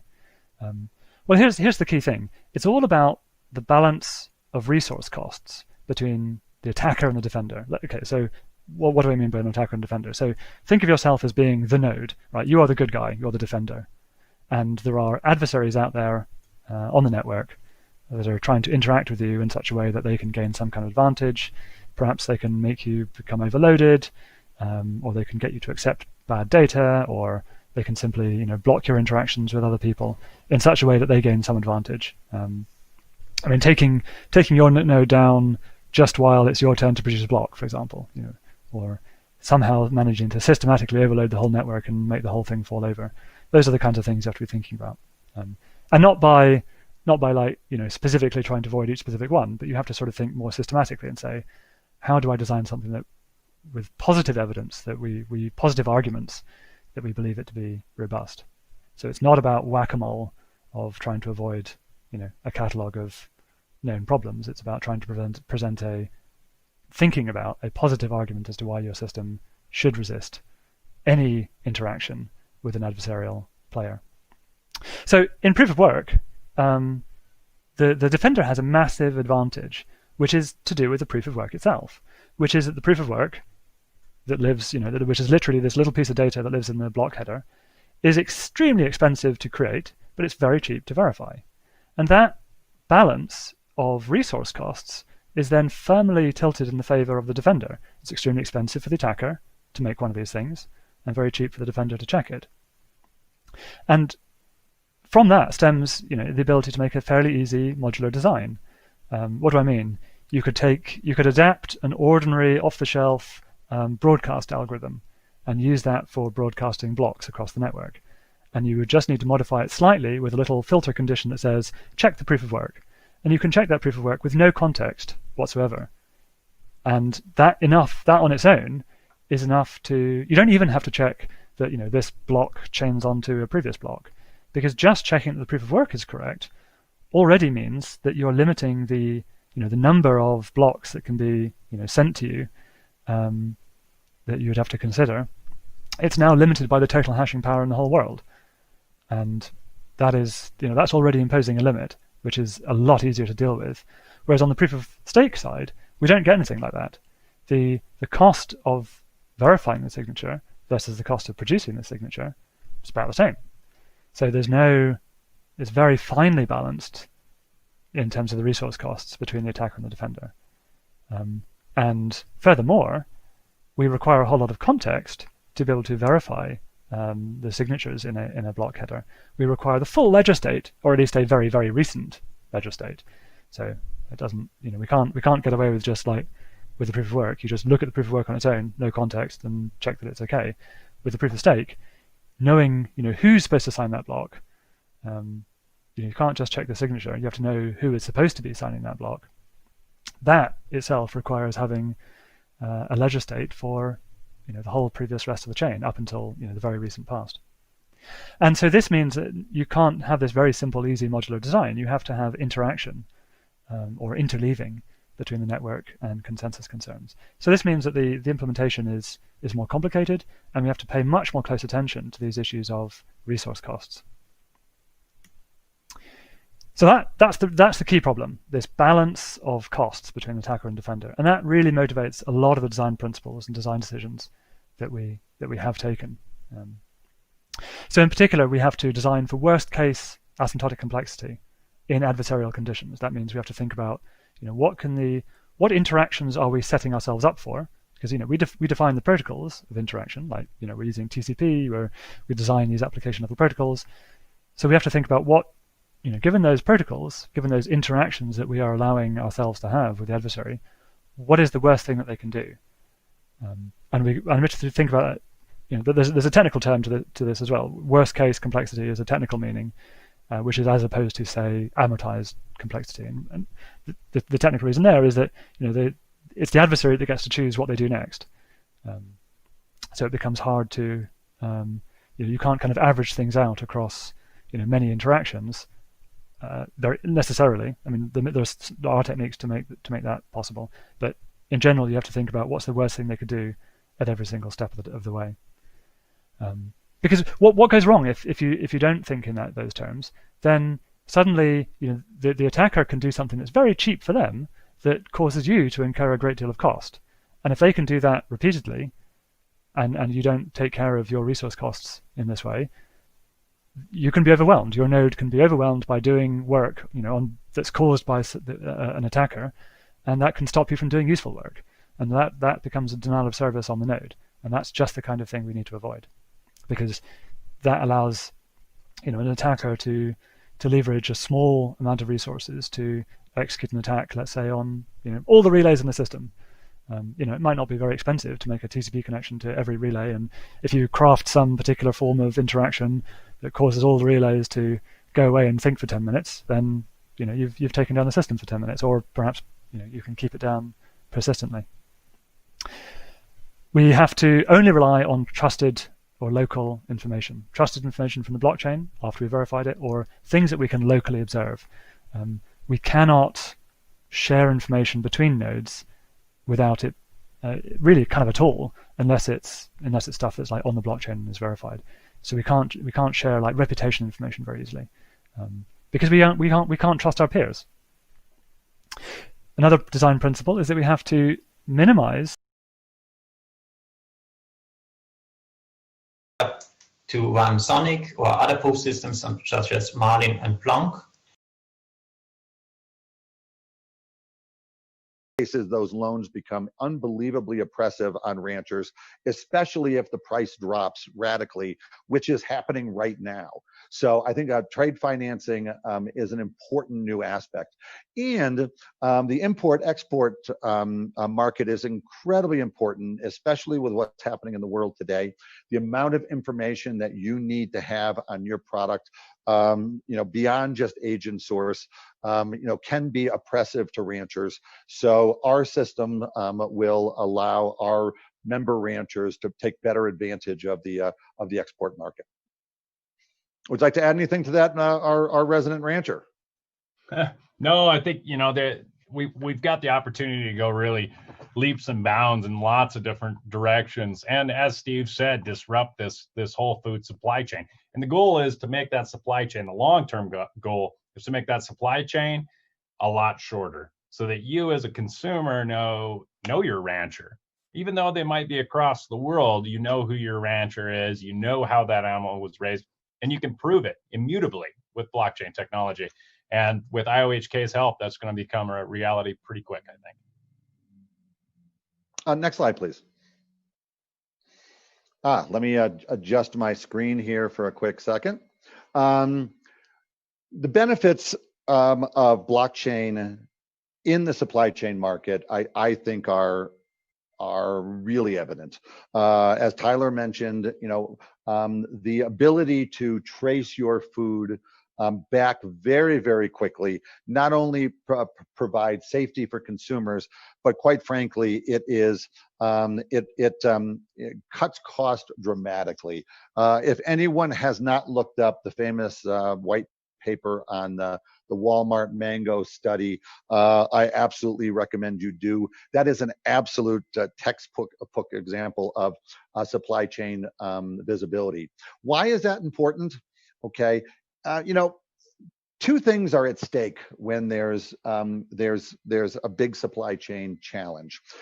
The first one is the reputation and quite frankly, as Tyler Lindholm mentioned earlier, even the existence of your food company. Peanut Corporation of America, as Tyler mentioned in an earlier slide, ended up going out of business because they actually fraudulently withheld information when a safety issue, a salmonella problem was discovered. And quite frankly, one of their executives was sentenced to 28 years in jail. So there's some real risk when food safety problems come up. Brand reputation, viability of your company, and in many cases, even the viability of the products. It often takes years for consumers to become comfortable again with a particular food product. Spinach is still suffering from a food recall a number of years ago, and certain companies that have used romaine lettuce, are still dealing with some consumer trust issues, and romaine itself still isn't back to its pre-problem levels. So, I think there's a lot at stake when problems happen. And if, blockchain allows us to zero in on those problems very, very quickly, in many cases, instead of having to clear, whole shelves of product and do widespread recalls, through blockchain technology, we can narrow problems down very quickly to a very particular source and mitigate the problem at that source without creating, the supply chain wide challenges that often happen. And lastly, again, it's about consumer engagement and trust. The more consumers know about the product, the better for the consumer and the better for the producer.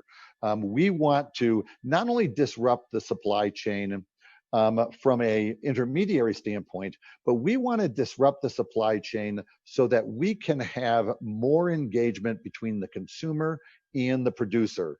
Through that partnership is where we're going to get trust. And next slide, please. Again, continuing on benefits, efficiency, absolutely. As I mentioned earlier, data is data.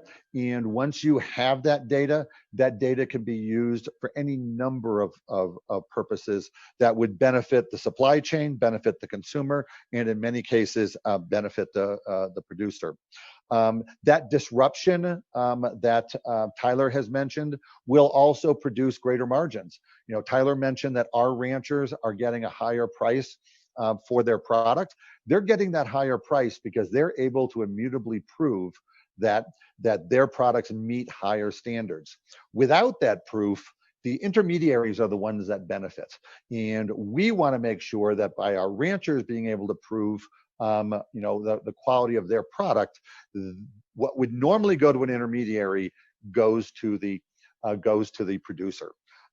That's going to create higher quality products. It's going to produce safer products. The products are going to be more ethically raised. It's going to be more sustainable. The benefits are immutable, or not immutable, unlimited. And lastly, you know, blockchain technology actually helps our regulators, and any number of ways. That the data that we collect, we can share with our regulators, and they can trust that without a lot of additional cost in compliance.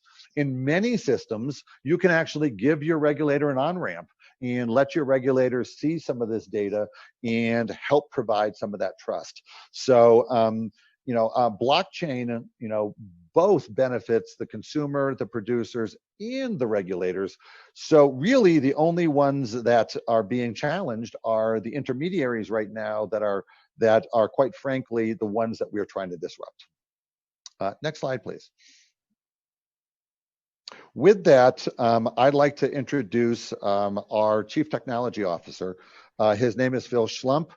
Phil is also a professor of at the University of Wyoming, and has been in this space much longer than most programmers have, and we're very proud to have him as a part of our team. So with that, I'd like to introduce Phil Schlump. Hi there. I'm going to talk a little bit about the technology behind this. And, there are other supply chain processes out there, and you go, what's unique about cows and supply chain? There's a number of things that are really different from other things. And lettuce manufacturers, there aren't that many people that raise lettuce and sell it commercially. But in the ranching field, you see that the average size of ranches is actually very small, with, I believe, 42 cows per ranch. So it's a very largely distributed set of inputs. And cows themselves provide some unique attributes. They move on their own, okay? They lose tags. And in the processing, when you track the movements and you track the processes that goes through with cows, what you find is they also involve some things that most other products don't have associated with them. And it makes it nearly impossible to use an existing off-the-shelf tracking system for them. The biggest thing is that eventually the cows are going to get deconstructed, which is not what you usually do, and they're going to get deconstructed into pieces. Another big part of this process from a technological perspective is the fact that this doesn't run on the time frame of a software process. This process runs on the time frame of the cows have to be born and grow up, and it's taken time to get through that, where we actually have cows that we're tracking now that started out being tagged years ago, because this involves the life cycle of our cows. This provides a lot of unique things. So a tracking system like this starts out with, by and large, RFID tags, and that's where the cows start, but eventually these things have to get combined with other things, and cows move through a lot of different steps. You just think about, a cow gets raised and pretty soon, it's packaged meat on the shelf.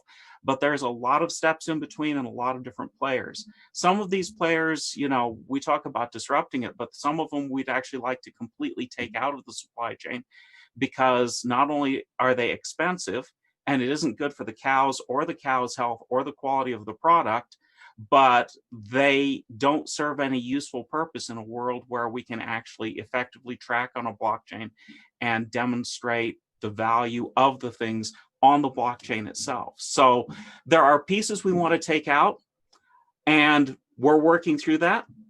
But you also end up with something that has unique processing, and we go through a number of different tags and processes. Eventually, we end up with where we'd like to be able to prove at the end that, yes, this is a real product that people are eating, that it meets these criteria, that it has these particular proof of process, proof of provenance things, that these are the things that are the qualities that we want the consumer to end up seeing at the end. And right now that visibility isn't there. That visibility is an important piece of why we're using a blockchain to do this, because the immutable data and the blockchain guarantees that the data is real, that this is what really happened in the past. And guaranteeing that reality of the data is hugely important in the end process. So, we talk about it, we look at the cows on one side, and on the other side, we've got the finished product, hopefully with a menu, or in the case of this particular case, with an actual card that has a QR code that allows the end person to trace, or a package of meat that you buy in the store that can allow you to actually use your phone and trace that and see, is this real? What was the state of this cow? Where was it born? Where did it come from? In some other foreign countries for the export market, we see that there are large portions of what is counted as beef isn't even really beef, it's water buffalo. And that's a huge thing. We don't see as much of that in the United States. But even so, the question is, if you're going to spend money on an all-natural cow, did it come from the right ranch? Did it show up at the right place? If you're going to spend money on things like aging, is there a track of how long this was actually aged and how it was processed? And those are important to the consumer. There's another piece of the health and safety that's important to the regulators to be able to trace back through this process and go, okay, if we had a problem here, where did it come from without emptying the shelves?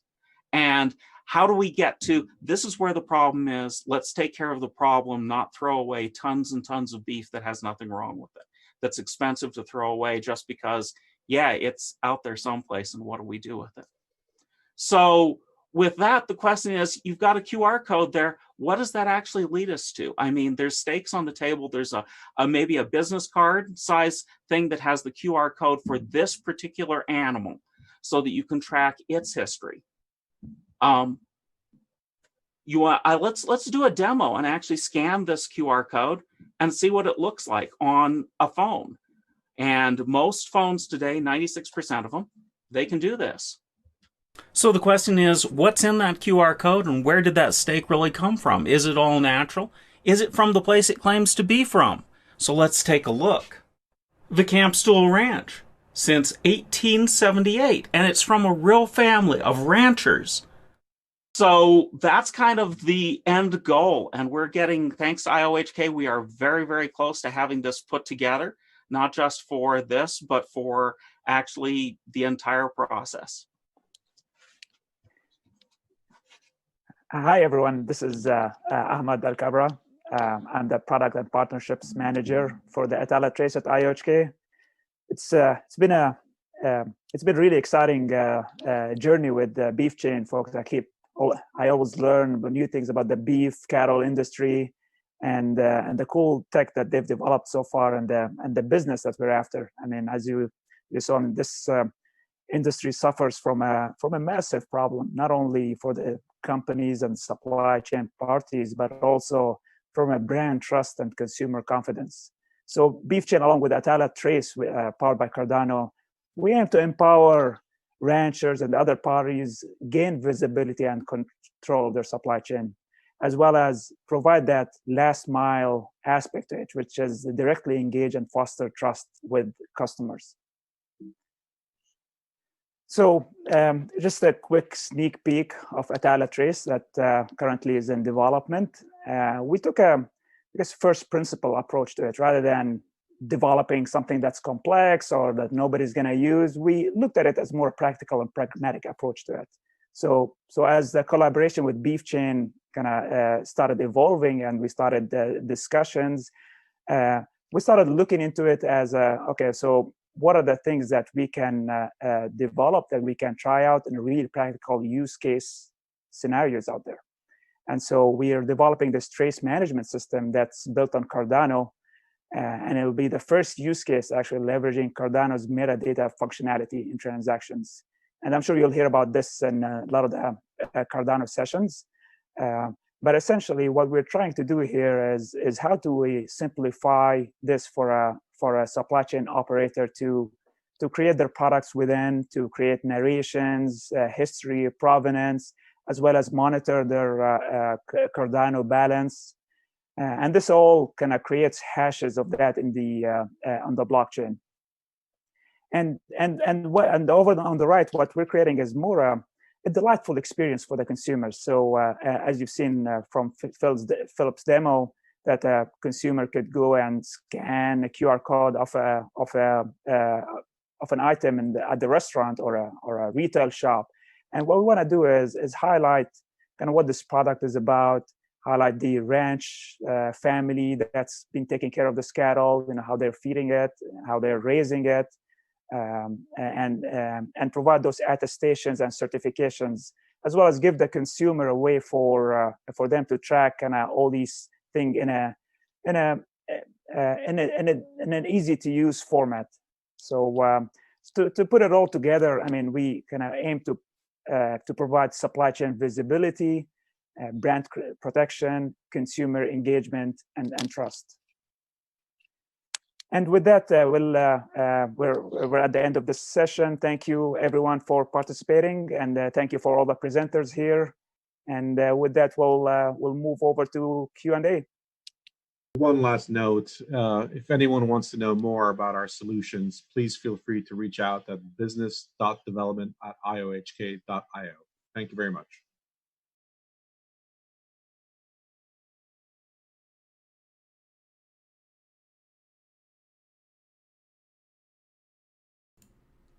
It's a nice little proof of stake meme right there. Classic. So I think in about 24 minutes, we're going to have Coinbase come on. Coinbase CEO, the man, the myth, the legend. Yep, we still got about 24 minutes.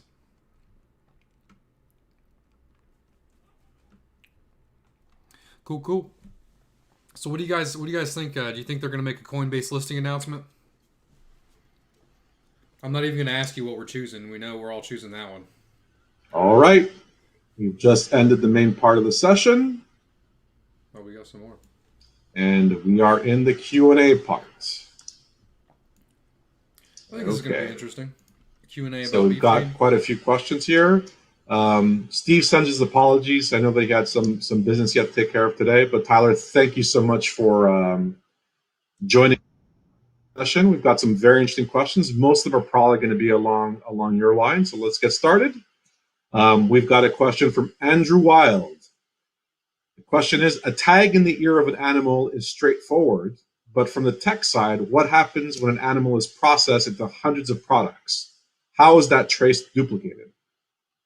Right. And so that's a really good question. That's actually something that we were able to do. If you go to Beef Chain's website, we were able to do a pilot project actually up in Nova Scotia, Canada, where we shipped off one of our tech hands, Kip DeCastro, who's a good hand for Beef Chain, and sent him to a processing facility where we were able to actually watch those RFID tags get scanned.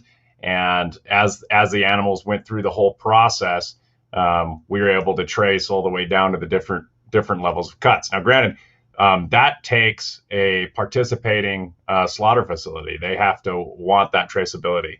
And I'll just be frank about it. Your big four packers, JBS, Tyson, Cargill, Smithfield, they don't make money on transparency. They make money on you just being okay with whatever you're getting and not knowing anything about where that animal comes from. So we don't expect at any time soon that some of the bigger packers are going to want to participate in something like this. But certainly on the smaller scale facilities, there is a large amount of interest there. And so we've been able to have a lot of really good conversations with those types of organizations as far as individual different cuts of meat. It is possible, but you have to have a processor that's willing to play ball. All right, thank you for that. Next one is a two-part question from John Paul Bird. The first one is, Beef Chain is great. Is it only being used in Wyoming? Lots of cows in California, Texas, Montana, etc. Also, any interest in spreading Beef Chain to other animals, chicken chain, pork chain, etc.?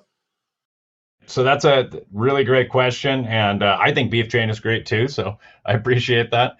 One of the cool things that we've spread this out, and it does obviously, because animals are all the same, all food is relatively the same. So we've been able to do the sheep chain trace like we did up in Canada, but also on top of that, as far as moving to the other states, in fact, nobody in Beef Chain actually knows this yet. So you guys are getting this first. Yesterday, I signed up one of the largest sale barns in the state of South Dakota with Beef Chain. That's now going to be a Beef Chain certified facility. and we'll be direct selling to buyers beef chain beef. So we're pretty excited about that recent development that just happened yesterday, and that's the Belfouche Livestock Exchange. So if any ranchers are listening to this, make sure to take your calves to Belfouche. That's a great exchange. And so as we're starting to spread out and we're starting to kind of get our legs under us, and as this goes on, this is going to be one of those opportunities where we're going to need a bunch more auditors and a bunch more ranchers. And we've had a lot of interest from other states such as Nebraska, Montana, and so forth.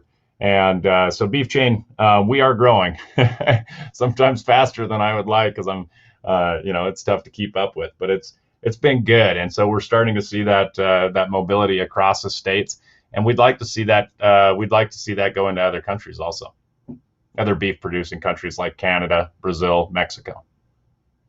You guys heard it here first. Late breaking news. All right, we've got two questions about the dairy industry. First one is, and let's answer them together. One is, does beef chain have any application to dairy? And the next question from Robert Brazeau. My family owns a milk farm. This is interesting. I was wondering if it could be possible to somehow include the temperature at which the product is stored at in the tracing. Right. So I think that's a super good question. And when it comes down to attributes of the animals, the only thing that we're putting on a blockchain, and this kind of goes to another question that by a fellow, I cannot pronounce his name, so I apologize for that. But why use the blockchain? So there are certain things that you're going to want an immutable data set of, something that you can trust permanently. And those types of things would be like non-hormone treated cattle, whether it's had hormones or not, natural. So those attributes can definitely be certified and utilized. And much the same in the dairy situation, the different attributes of the milk should be stored in a permanent type fashion. And those are certifications that Beef Chain is definitely looking at as we expand our business scope. Great. Next one from Jeremy Furster. Is this a secure QR code, or how do you keep someone from copying it? Right. Well, and I'm not the right one to answer that question. And maybe Jerry or Ahmed could answer that. I just handle the hoof end of things, so to speak. How don't you feel this one? Yeah, this is Ahmed here. Yeah, I mean, this is definitely a point of concern with a lot in this industry.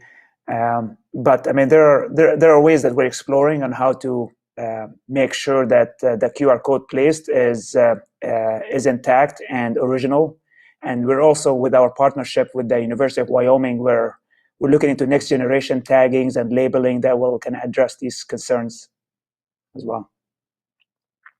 And I could further that a little bit. We actually are looking at partners specifically that deal with this problem of secure QR codes. So this is something a few companies in the industry are looking at. There's one company out of Switzerland, I believe, called ScanTrust that actually tackles this specific problem. And so if we require further security on the QR code, that's something that we can definitely add as a feature to the product. The question you answered, I hope I don't butcher his name, Bjorn Kvestad. That's the blockchain question. Next one's from Marco Meyer. Hi, thanks for the lovely presentation. Could you please expand on how the information put on the blockchain is verified, i.e. how the data of grass-fed is actually confirmed from an official side, that the medical data is accurate, etc. Thank you very much. That's a super good question. And so Beef Chain, we're an ISO 9001 auditing company, and that's a mandate by the USDA. So anytime we're enrolling ranchers and they're enrolling their cattle, so first of all, I mean, it starts out with an RFID tag, but how we actually verify those different attributes is we actually send an auditor directly to each and every ranch. Each and every ranch has to fill out an application. Once their application has been received by Beef Chain, a level 1 reviewer goes through the application to ensure that they actually meet the qualifications to be enrolled in that program. Once approved there, me as the program manager, I'll contact the ranch, find out if they've already got tags or if they need tags. We'll ship the tags out, and then we schedule later on towards the end of summer, early fall, we schedule an auditor to go out. An auditor will go by through, and that's an 18-page audit that each one of these ranchers go through with an auditor on their facility, where that auditor asked to look at their medicine cabinet, asked to look at if they've got any hormones on site. We'll go out and look at their feed bins. All of those aspects have to be actually looked at physically. And then on top of that, they actually have to see the animals. An inventory list has to be kept of all of those medicines, plus what animals, if any, have received any kind of medicine. I mean, the reality is, ranchers, as a rancher myself, if I've got a sick calf out in pasture and he's not doing very well, he's not going to get over on his own, I'm going to doctor that calf. Now, that doesn't mean that entire herd of animals is now exempt from the program. It just means that animal has to be documented, and that specific animal can no longer qualify. Say if I gave it antibiotics, would no longer qualify for our natural program, but would still qualify for our non-hormone treated program or our source and age verified program. And so the audit is really pretty intense, and that's how we as beef chain ensure that our ranchers are playing by the rules that we are tasked with playing by the USDA.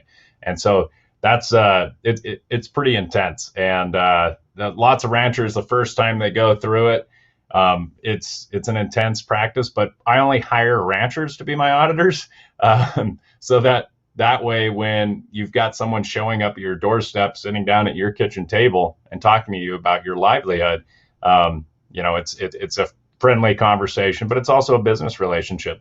And we have had to decertify ranches before that did not meet the requirements of our program. They had enrolled and unfortunately did not meet that height. And so we've got a pretty strict standard, and we abide by it, and that's important for consumers also. So not only do you have beef chain's word that this animal is non-hormone treated or non-antibiotic or what have you, or grass-fed, you've also got the backup of that paper trail, the audit, all of those things happened. And if we weren't doing our job, the USDA would tear up our certification, and we would no longer be in the business. So it behooves us to stay playing ball correctly. I want to add also something, because part of the question is how is it blockchain verified? So I mean, the animals go through a kind of different various certifications, and we want to ensure that public trust, consumer trust is at the backbone of this. And to be able to do that, I mean, we went through the path of kind of leveraging the blockchain around it, because I mean that's immutable. So if any person wanted to fudge the data or change it, then they can't. I mean, other than creating a new entry on the ledger. So that's why it's trust and immutability is very critical to this project and program. Next question from Philip Roberts. Will there be a beef chain token? If so, where can I buy it, and what is the price? I gotta keep that one under my hat, but tokenization is definitely something that we're looking at. For those of you guys that don't know me as far as my political side, a couple of years ago, myself, right along with some good hands like Chris Rothfuss and Jared Olson, Caitlin Long, those type of individuals, we got together and drafted the first ICO legislation in the world that specifically handled what is utility versus what is a security. And so my preference has been to stay away from tokenization for some time, just because I wrote the damn law on it. And I don't think that would be right for me to jump right into it. So we're holding back a little bit, but it also gives us time to build the entire street before we start going down other streets. And but yeah, that's something that we're definitely talking about and we're definitely looking at. As of right now, you can't buy it, but maybe in the future. I just want to add something very quickly to that. That's definitely a major part of the strategy of IOHK, and it's very near to be released on the Cardano roadmap. So if IOHK has something to say about it, then the answer would be a resounding yes. But obviously, our partner BeefChain is the one that takes the ultimate decision on that. All right, next one is, and I'm probably going to butcher this name, but I'll try it anyways. Nyek Siardima. When I have an idea for an application already mostly worked out on a white paper, which I think works better with blockchain than using traditional database, could I contact you? It's a special school education system, so it would fit perfectly in the Afro ecosystem. Yeah, that's a question for me. So you can definitely contact us. I will put the email address in the question answers. It's iohk.businessdevelopment.iohk.io or business.development.iohk.io. I'll put it in the answer. And yes, you can definitely reach out to us. In fact, please reach out to us. Reed Roach, what country do the tags originate in that go in the livestock? Sure. Great question. So the tags that we currently utilize is we've got multiple suppliers, and part of our USDA quality manual means that every tag that is used by Beef Chain, every model and make has to be approved by me, the program manager, that they meet the requirements of our program, which means it can only be one-time use. As far as the number, it has to be tamper evident, and so forth. And so currently, right now, we use three different manufacturers, but we primarily use Datamars, which is Z tags, and that's out of Texas. And so we use their 840 and 988 tags. And then in the past, we've also used YTEX, and we've also used Allflex, which are all U.S. companies. Living in Texas, that warms my heart. It's a Wyoming company, and we tried working with those guys from the get-go. But as with most startups, they kind of turn their nose up at us. So now that we've got a couple thousand cattle under tag on a daily basis, it's maybe they changed their mind. I don't know. That's how it goes. All right, Chad Stewart. There is a huge and growing market around sustainability and quality of products, such as organic and restaurants that specialize in these products because of growing consumer demand. How will this technology get rolled out in these restaurants that want to prove the quality to its consumer base? Fantastic question. Very, very topical. Yeah, no, that's exciting, and that's something that I suppose we can talk about that, can't we? Can we talk about that, Jerry? Yeah, I mean, maybe we don't reveal the restaurants and the names of where it's going to happen, but I think we should reveal the kind of the high level attributes of the pilot.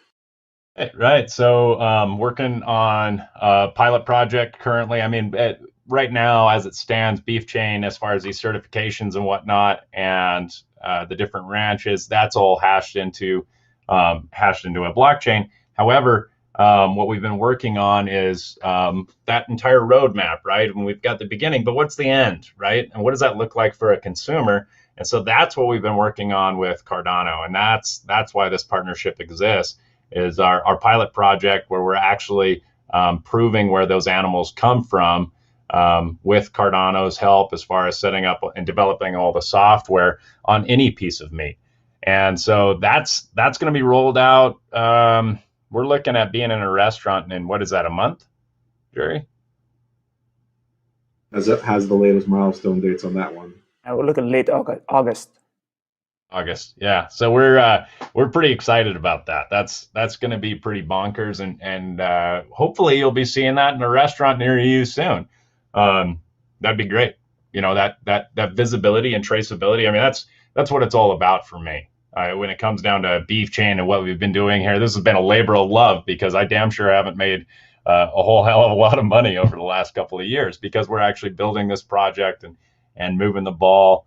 And so it's been good in that in the regard of as we build, it's important to note that as we build, we're also keeping our eyes on the prize, which is returning investment back to the rancher, shortening the supply chain so the consumer actually knows where their beef is from, and then a rancher actually knows where their beef is gone. And it might surprise some of you, but most ranchers have no clue where their animals end up, whether it's a steak in some fancy restaurant or what. They have no idea that if their calves graded prime, choice, or select.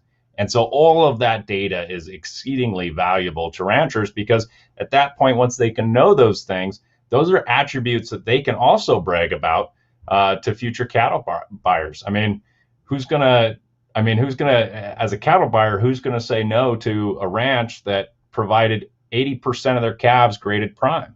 I mean, that's a great investment versus 80% of your calves grading, choice or select. If you can guarantee 80% prime, oh dog, that is a great investment. So that's I guess the gist of that. Yeah, so wait for the press release, and it'll be rolled out by the end of the summer. Also, if you get a chance to look back at the presentation, the actual demo that was previewed is actually what's a early version of what a consumer would be looking at with the code and looking where the ranch from which the beef comes from, the family history, and so forth. So if you get a chance to do that demo was actually for a restaurant. Alrighty. There's two questions around the revenue model. Niek, again, and Dominic Panozzo. And we'll kind of group them together. How is initial development of the application financed, and who gains from it financially? And what is BeefChain's revenue model? How do you profit? What fee would ranchers have to pay to be part of BeefChain? Great presentation, by the way. God, what great question. So how we've been financed is, where's my wallet at? Oh yeah, no, that's gone now. Now, we're all, everybody that's an owner of BeefChain, the folks that started this outfit up, we've just independently been doing this. We haven't taken any outside investment, and it's kind of an aspect that we're a little bit proud of, and maybe we shouldn't be. I don't know. It's not like I've ever started a blockchain company before, but it's something I'm kind of proud of. Is right now we're all just owned by ourselves, and so that's been kind of neat, and I think that's a value at the end, considering we're also the only blockchain company to ever be recognized by the U.S. government in regards to any type of certification. So I'm proud of that.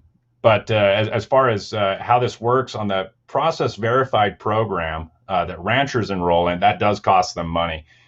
So every program that they enroll in costs a little bit. And I always suggest that they stack programs, they do multiple, because the more programs that you go to the sale barn with, the more attributes you can brag about, the more buyers that are going to be looking at those animals, and that does tend to raise the price of those cattle significantly for those ranchers. Ultimately, each ranch, I mean, you're looking at roughly $2,500 to $5,000, depending on the size of the ranch, is what their cost is going to be, and the return on investment that we've seen has been 5 to 6 times that for those ranchers as far as those attributes paying off. So that's been really good for our ranchers. We get ranchers re-enrolling because of that return on investment. And we make a little bit on that end also. Going on further in the revenue model too, as far as what that transparency looks like, that's. Oops, sorry, got somebody calling in to my home phone. And I got 3 phones in my office. That's great. Sorry. So that aspect, as far as what it looks like at the end of the roadmap, as far as what the consumer is looking at, that'll be something that's going to be most likely absorbed either by the packer or absorbed by the wholesaler. And so we don't know exactly what that looks like yet, but another opportunity for revenue there also. Great. Got a question from Chad Stewart, and we're probably going to have only time for a couple more questions. Is it possible to leverage the current USDA organic certifications or non-GMO project programs that are out there? Right. And that's a good question. As it stands right now, that organic market and the non-GMO market is not quite big enough to be worthy of a return on investment for most ranchers to go down that road. It's pretty niche. And that's also only, you can't be a third-party verifier for that USDA organic program. So that's one of the hard stops for BeefChain, and that's something we would like to work on, but it's more of a niche market, and it's not something that can really grow legs as it stands right now, as far as return on investment for a lot of ranchers. So maybe in the future if it grows, but as it stands right now, we're not currently looking at it. All right. Any updates to beefchain.com's website coming soon? And that's a question from Daniel Lynch. That's a great question. Yes. In fact, we've got our main man, Kip DeCastro, is currently working on updating that. I know it's been stagnant for a while. And we've got a pile of more ranchers that we're adding to it. On top of that, some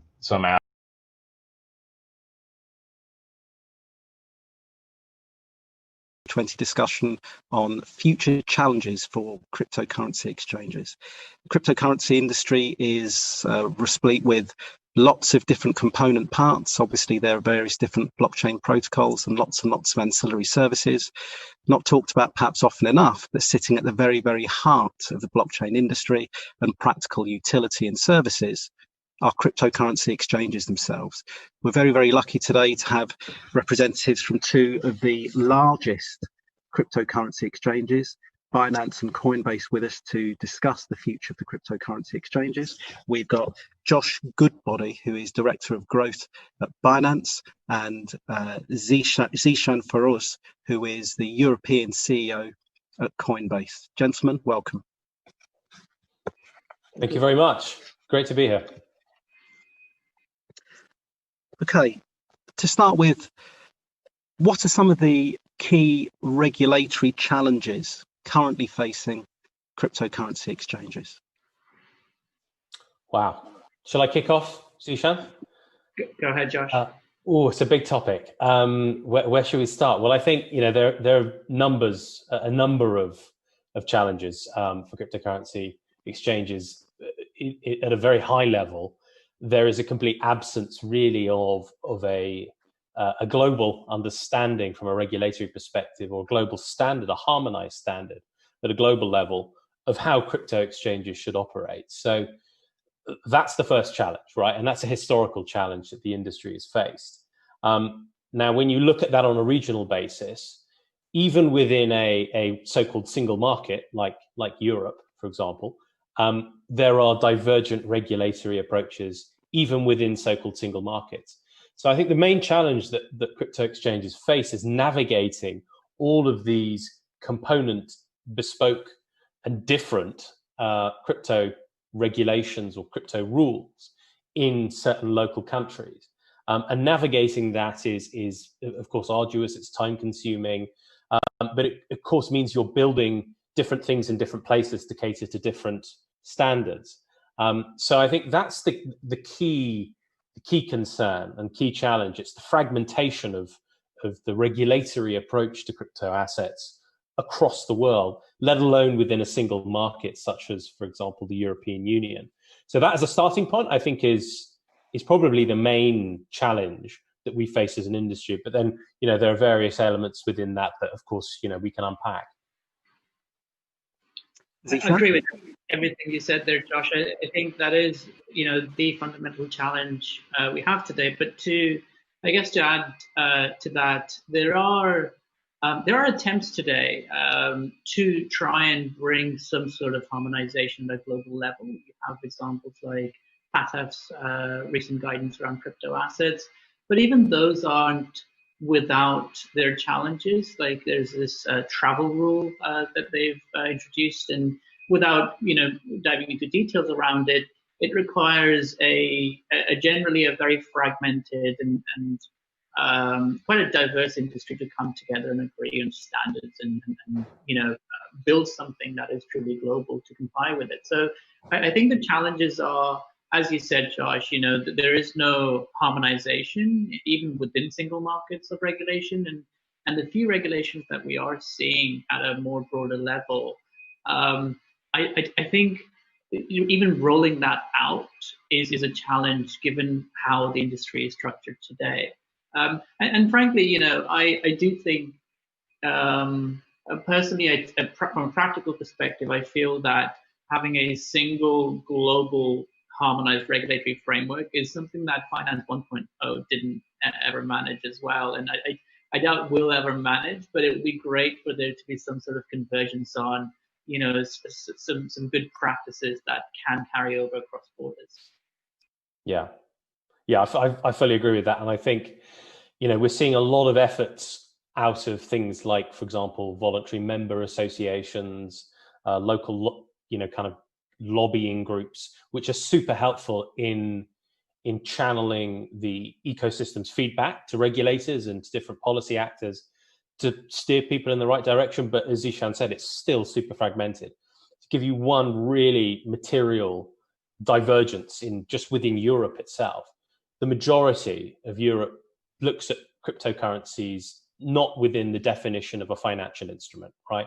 And that's important for various reasons, because if crypto assets did fall into the definition of a financial instrument, they're caught by a swathe of European regulation that is quite onerous and wasn't really bought for these kind of crypto spot instruments, right? Spot FX falls outside of it, so why should crypto spot instruments fall within it? However, the largest economy within the European Union, Germany, has taken the view that the majority of crypto assets, mainstream crypto assets, fall within the financial instrument category. And that's really interesting, because that's not only going against the grain of other European member states, it's also going against the grain of signals thrown out by, you know, the European community's policy thinkers, whether it's ESMA or other groups like that. So even within a market that's supposed to be really, you know, hand in hand and very much coordinated and harmonized, there's this massive divergence of practical approach to how to regulate these assets. And these approaches have actually fallen into law already. They're already, you know, they're already implemented in, for example, Germany and in other member states, thanks to the fifth money laundering directive that was implemented earlier in the year here in Europe. So that's just one example, but that's a really material example, right? And that's within a so-called single market that should be treating things in similar ways.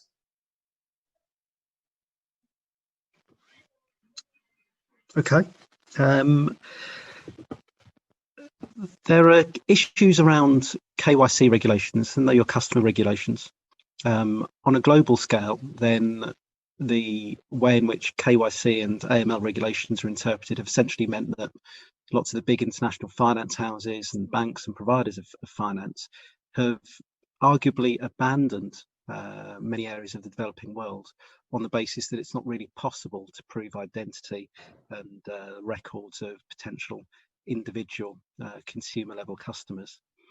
How would you like to see the KYC process amended and developed in order to better suit 21st century circumstances, and in particular cryptocurrency exchanges?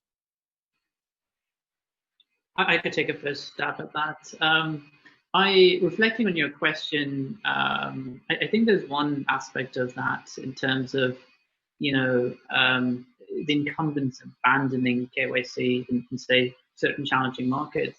I think there's more to it than the challenges around KYC alone. I think it also comes down to what's the ROI on KYCing somebody who may not have a lot of money. Like as a commercial business, you know, you would I imagine any business with the right kind of profitability would look at KYCing anyone, regardless of what the challenges are. So I think some of it comes down to a cost-benefit analysis as well, and that's the kind of thing that we're trying to solve. I think the promise of crypto is to try and address that. I think KYC. So I guess the notion of KYC is to know who we're doing business with as an exchange, and you know, as a principle, I absolutely agree with that. We do not endorse or want to participate in activities that are illicit, illegal, or morally corrupt. You know, so I think the idea of KYC in knowing who we're doing business with and knowing that our platform is not being used for laundering illicit funds is something that is really a part of our core principles. Now, KYC as it exists today it's again similar to regulation. It's your ability to KYC someone ranges from easy in some developed markets like say the UK to other markets where you just don't have the right infrastructure. I think there's certainly ways to address that, and some are simpler than others. There's a lot of creative ideas that have come up around social KYC or being able to piggyback off of actually telecom infrastructure, which in developing markets has very high penetration rates, and most phone holders have been KYC'd by their telecom providers. So, you know, I think there's a there's a lot of vacuum here for exchanges like ourselves to step into that, to embrace these less conventional KYC models, but that still give you a high degree of confidence and certainty on the people that you're interacting with, knowing who they are. Because ultimately, I mean, our goal is to create an open financial system as a business, and for us to further that goal, it has to be inclusive. It has to be accessible to every individual anywhere in the world. So I think, in short, the answer to your question is I don't think KYC is impossible. I think it's harder in some countries more than others. And it really comes down to us making the effort to ensure that we go out and bring those users who want to participate in the ecosystem into the fold. Yeah, I fully agree with that. I think, our where we very, very much converge together is we both have a vision as companies of building this open and inclusive financial ecosystem. Our ethos is, we call it spreading the freedom of money, but with that comes responsibilities, right? Now, when we look at the developing markets or the emerging economies, when we've looked at the practical challenges of servicing those jurisdictions, in many respects, it does come down to how do we identify our clients there. And it's simple things like there might not be a government database kept of up-to-date address records, or there might be a challenge in, for example, verifying paper copies of identity documents. As Zishan said, for many companies trying to define the ROI on that, it's just not worth their while. The value that many large corporations in the traditional financial sector would derive off those previously unbanked clients is very limited. Now, where we're coming from as an industry in the crypto space is very different. We're trying to create a new and improved open digital financial ecosystem. And the onus is on us as an industry to, jump over any hurdles that we encounter to get these unbanked people participating in this new economy. And we're right at the inception of that. But I think largely as an ecosystem, we're doing pretty well in meeting those challenges. And a lot of the challenges that are being slowly resolved, especially in these emerging economies, relates to technology around how you can KYC yourself, whether that means innovative things like, as Zishan referenced, utilizing existing KYC data sources, so telecoms companies, utility bills, etc., or even creating simple things like, for example, digital identity verification tools. So, for example, once you're KYC'd somewhere else in an ecosystem, your ability to passport that over to a new service provider and get up and running almost seamlessly. I think with the emergence of technology being able to store very, very sensitive information, confidential, sensitive personal information in more robust ways, utilizing that in almost kind of a safe and secure way, leveraging blockchain technology, allows us as an industry to start offering services to people that previously wouldn't have been catered to. So we very much see that as one of our core missions. It's making sure our services are accessible to as much of the unbanked population as we possibly can.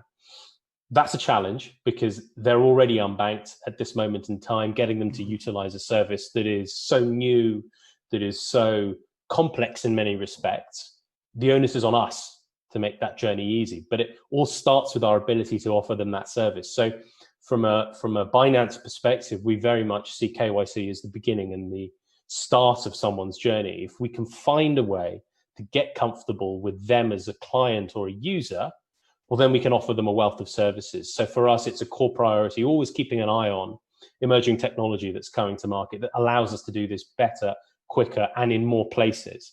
And that's really the key, because if we can do that, we can keep expanding our business and keep offering this suite of services to more and more people. Great. And adding to it, so to pick on one of the points Josh raised, I think the idea of decentralized identity is an extraordinary shift in how we operate today, because when you think about it, KYC today is again fragmented. You every time you open an account, you have to go through the same KYC process again as an individual, and to be able to imagine a world where you have a single decentralized identity, and that's an identity you carry with yourself from one place to another. I think that's incredibly powerful, because it means, even from simple thing, from a simple angle like data protection. Now, a copy of your passport is not held by 10 institutions. It's available in a single decentralized identity.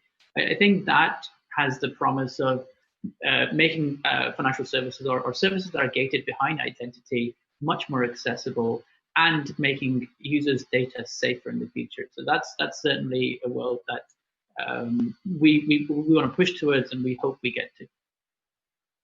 Yeah, same on this side. I think the inherent benefits of having that as the new model, or an accessible model to people, are transformative in many respects for a number of kind of segments of the economy, whether that's banking, cryptocurrencies, getting people kind of set up within, for example, local financial ecosystems. Even if they can connect that to, for example, government bodies, government registers, suddenly people can start getting set up with their local doctor's surgery much easier, or whatever it might be. So we're really keen to see that kind of technology develop over time. And even pivoting the conversation a little bit away from the unbanked, this solution will be very, very relevant for them, because it means they can get up and running in a much more seamless way with everyone else that has perhaps previously neglected them. But the existing developed economies, if you can look at the myriad scandals we've seen relating to large companies having data protection issues, this is really a way of giving people peace of mind that their identity is being kept and stored in a safe way. And as Ishan said, no one likes the idea of, in 1 year, KYCing with 5 or 6 or 7 or 10 different service providers in different jurisdictions with different standards. They've all got a copy of your passport. They know your address. They might even have your bank details. That for people is a real worry. And if we can, as an industry, push this in the right direction by saying, hey, we're open to these new technologies and we'll incorporate them as soon as they're up and running, I think that's, at least it's, the onus is on our part to help catalyze that.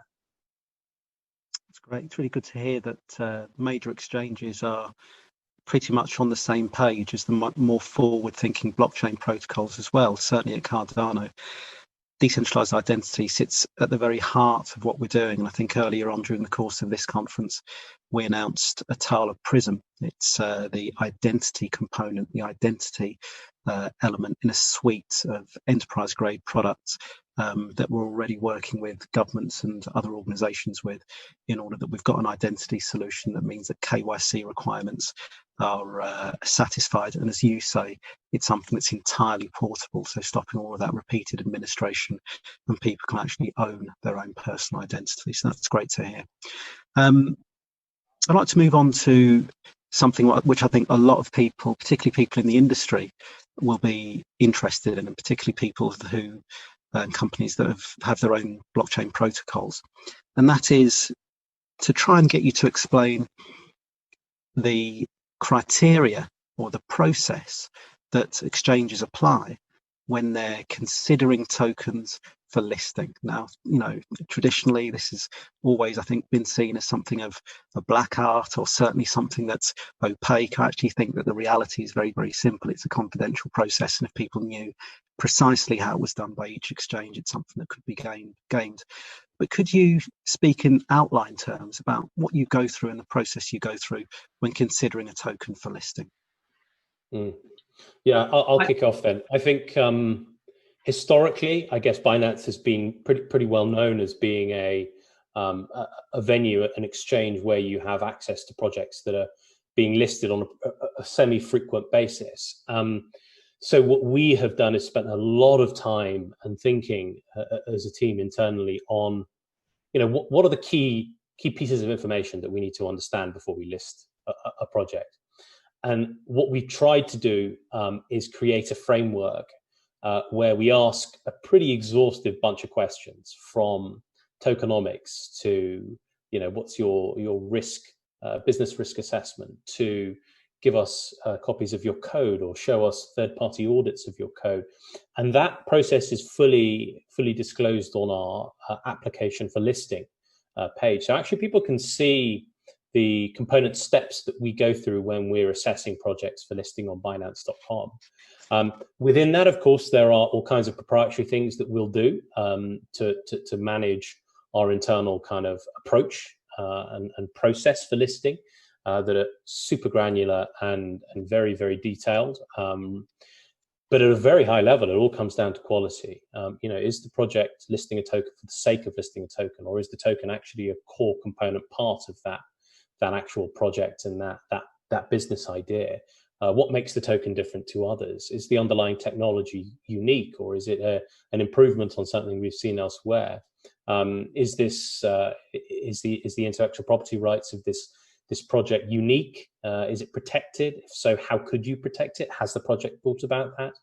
How does the tokenomics of this work? I.e., is there a sustainable business model that underpins the entire rationale for them having a token? So we really, as an exchange, go into massive amounts of detail, and we have to, and it takes a huge amount of time. So one of the kind of, I think for all exchanges, one of the criticisms we all face is, why haven't you launched this? Or why haven't you done that? Why haven't you looked at this? Or you haven't responded to our community feedback on getting XYZ asset listed.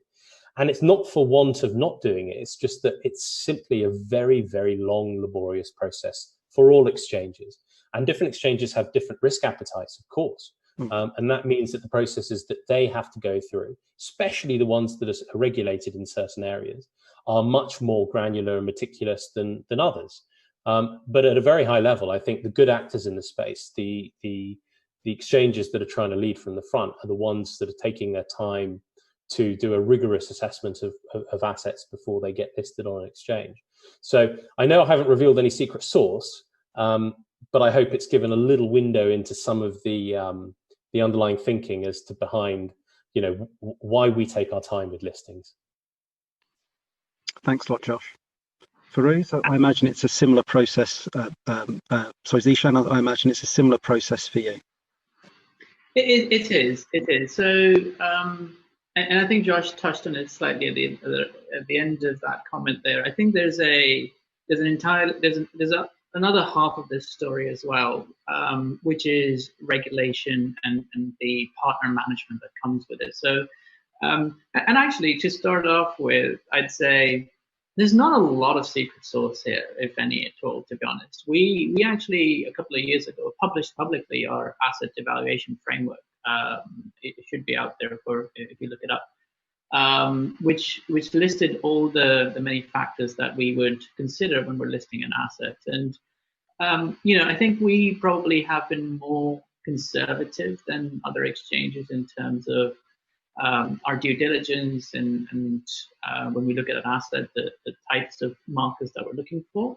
But the principle is the same. It's about ensuring that we have done our due diligence in the project. They are strong, legitimate projects. I have to be careful here, though, because I don't think, at least from our point of view, our role isn't to be kingmaker, over here. Our role is to just make sure we have a responsibility to our customers to expose them to assets that we feel meet a certain standard. Now, the other half of this is, so on the one side, you're assessing the asset, but on the other side, you have an ecosystem of partners, which include your regulators, your banking partners, your payments providers, who all have varying appetites and interpretations of different assets. So it very much is an exercise in positioning those assets with the right regulators, with the NYDFS, with our state regulators in the US, within the frameworks we have here in Europe, to make sure that the assets don't fall foul of any applicable law. We're in compliance with our licensing regimes. And then you also have your fiat partners, who again assess risk from their own regulatory lens, and working with them and making sure they're comfortable with the assets, the nature of use, the activities is another piece of it. So it really is quite a hands-on exercise to go from start to finish when you're assessing an asset, and to the point where you've decided to approve an asset, to then decide to work through getting your partner network on board, supporting it. So it is quite a quite an exercise, is what I'd say. Yeah, no, absolutely. And I think over time, we've seen the kind of underlying frameworks and information and kind of transparency of projects increasing over the last few years. So projects will often go to third-party, I guess you could call them auditors, really. I'm not talking about the technological side. I'm talking about the business side. They go to a third party that will review their underlying business case and their rationale, and they're looking at this as if you would look at any business, right? So going through all the component parts of the token and its associated use cases and the value proposition, and they're being able to produce these third-party reports. And so actually there's an ecosystem that's been built around the issuing or the token creation economy that now provides services to those projects or issuers, and gives them tools that they can use to be able to take those to exchanges like ours and say, hey, look, we've audited our code, we've done a risk report using a third-party auditor on X, Y, and Z. So it's been quite fascinating to see the emergence of these service providers coming to market, and it really makes the whole process of launching an exchange much more meticulous than it previously was. So launching a token, and it makes our lives as an exchange a little bit easier in that we can look to a wider range of information that's publicly disclosed. And that really helps. It helps us in our thought process as well. And that's something. One thing I will add to that is that's something that we can do more broadly as well. In terms of, again, going back to the secret source, it's something we can do more broadly by helping regulators and other folks that work with assets understand the types of frameworks that are needed to assess a good quality asset. We started a group called the Crypto Ratings Council in the US, which was designed to do an assessment on assets to, from a securities point of view, and create like a unified industry view on whether something we deem is a security or not. So I think there's also room for these processes as this space matures. As Josh said, you can now get audit reports, and there should also be more widespread opinions that are shared and shared with regulators around how we see an asset, and therefore create a uniform view across the space. Right. And it's good to know that despite this popular perception that the process of assessing tokens is opaque, mysterious, and non-transparent, the secret, if we can call it that, has been hiding in plain sight for a very long time, as the criteria that both exchanges apply has been hiding in plain sight, in that it's been published for a long period of time. So thanks for sharing that. I'd like to move on to the idea of staking as a service. Increasingly, there are proof of stake protocols and blockchains coming onto the market with their associated tokens. And the largest company, Ethereum, are of course themselves famously now moving across to a proof of stake protocol. More broadly, I think that in a societal sense, there is immense pressure on proof of work protocols to migrate across to proof of stake based protocols for pure and straightforward environmental reasons. I mean, internally, we often use the phrase that Bitcoin, for example, Bitcoin is Belgium in terms of the amount of annual electricity usage that's required to maintain that protocol with the large mining farms that are around globally. Where do you stand on staking as a service, and what do you think the future will look like? Are we likely to see significant growth in that area over the next 5-year time horizon? I can take a first pass at that. I think staking is promising as a way to secure a network. I think it's still relatively compared to proof of work. I think it's relatively nascent in the sense that you have Ethereum that is only beginning that transition. I know Cardano has a staking mechanism as well. I think it is quite ingenious in how it creates and balances incentive models without having to incur an expenses similar to how you do in proof of work. So there certainly is a future for it, a more environmental, environmentally friendly alternative to proof of work. I think staking as a service. So speaking about it from an exchange point of view, it's interesting because there could be different perspectives on this. The whole point of staking is for you to be able to participate in the network and have a stake in it. But when you're delegating that to an exchange, is that in the spirit of what staking is, and is it supposed to be like that? When I look at these questions, and when I look at the ambitions for some of these projects, let's say, you're ultimately looking at going out to quite a broad set of retail users eventually that will be interacting with these networks. And the reality of it is most people don't care if something's decentralized or not. Most people don't care if it's staking or proof of work. They care about the value that's delivered to them. So I think staking as a service caters to a user base that, frankly, is getting value from the network or from that ecosystem in another way, and staking is something they're happy to delegate to an exchange. I think there'll always be a subset of users who simply don't want to actively participate in the network, and that's where an exchange. And this is, you can have the same conversation about custodial versus non-custodial. There will be, and this may not just even be exchanges. This may be more dedicated staking services. But I think there'll always be a place for exchanges and other providers to fill that gap, to provide a delegated staking service, and really to capture that value for the individuals that hold those tokens and return it back to them.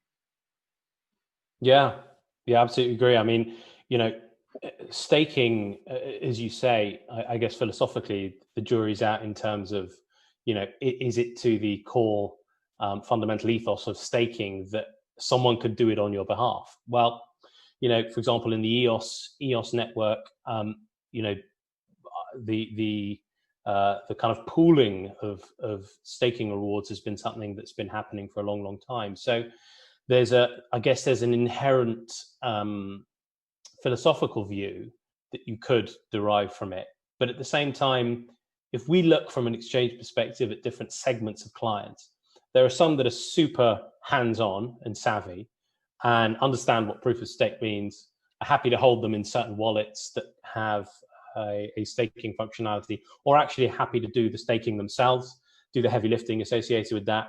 But there's a really large portion of clients that exchanges serve that simply are not interested in going out there and participating actively in these kind of things.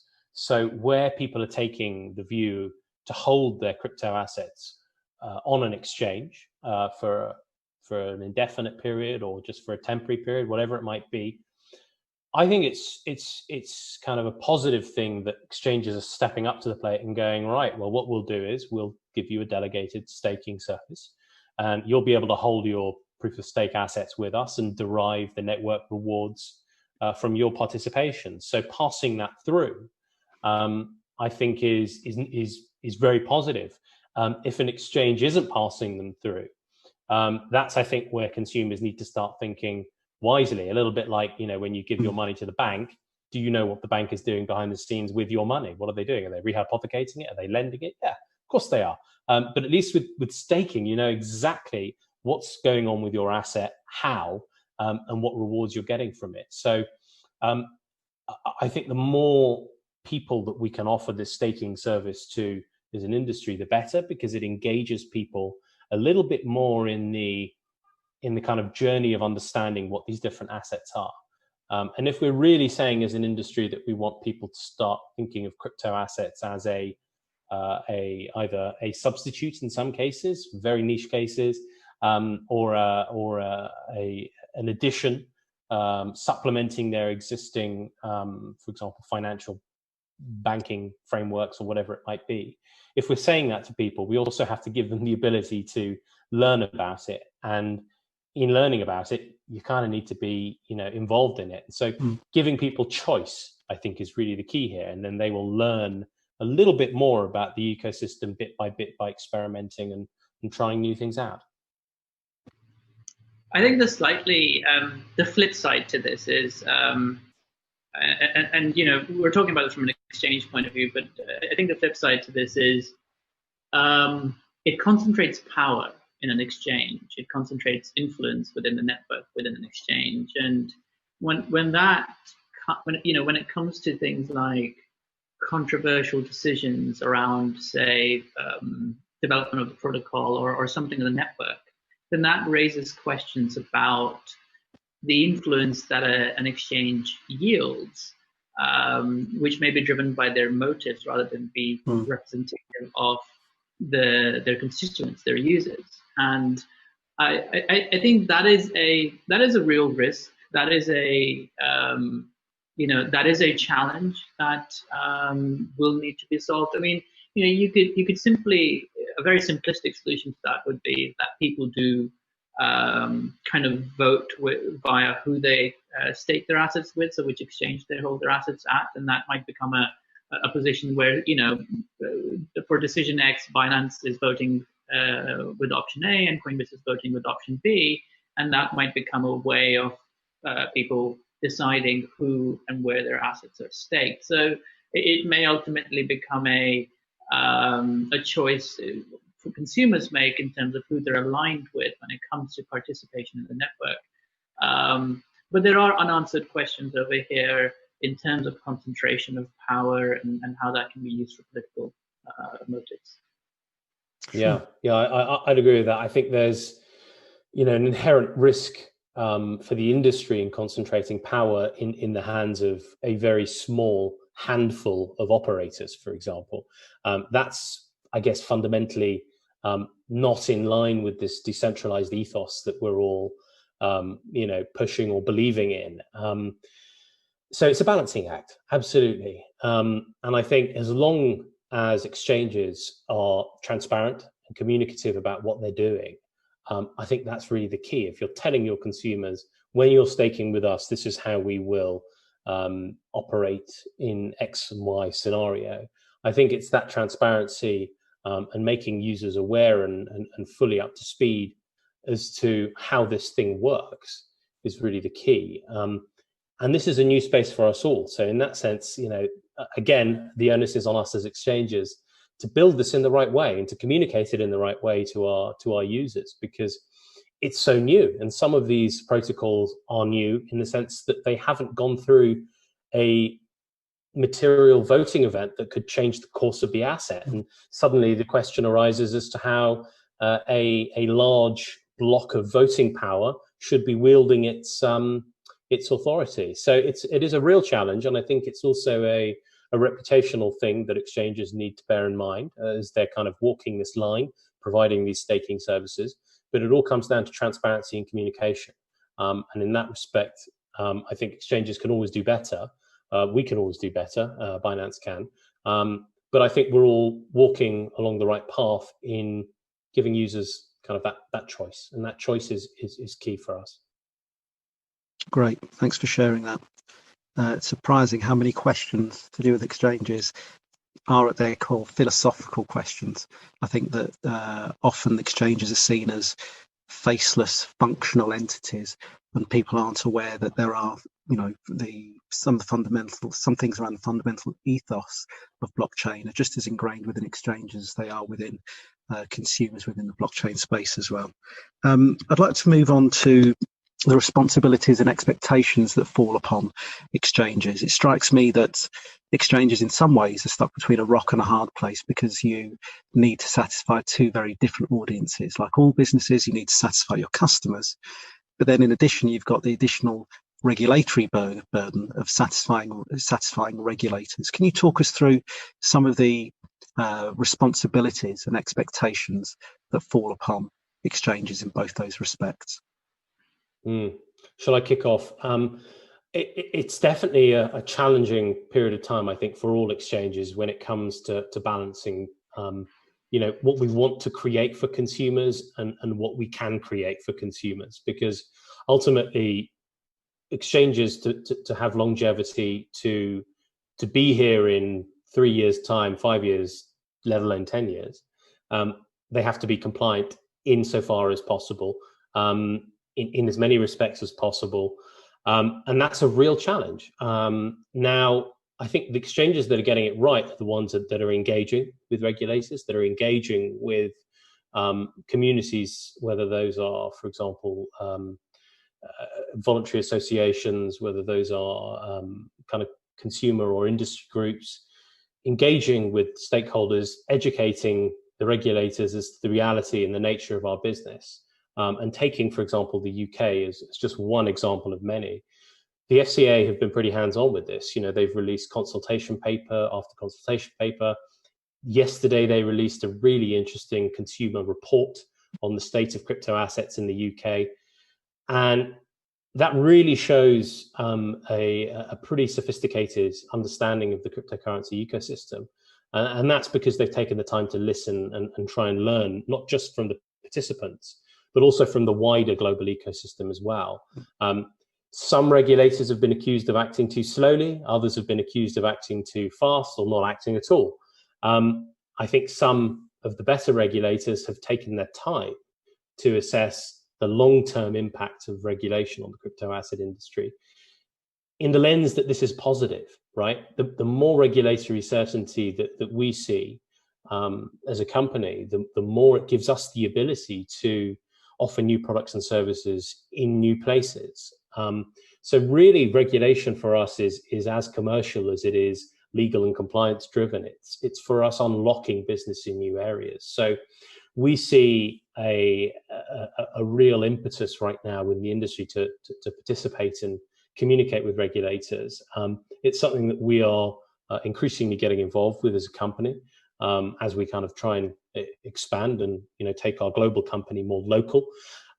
It's something we have a big appetite to do, and I think it does take its time, right? So it's not like we can say we're going to be licensed, regulated in every single country in 6 months' time, simply because of the nature of how regulation works. Licensing applications take a long time, feedback and discussion takes a long time. But the great thing that we have seen recently is that regulators are willing and open to have these conversations, understand a little bit about our business, and see how to help foster development of these kind of industries in their respective economies. I think it's overall a pretty positive message.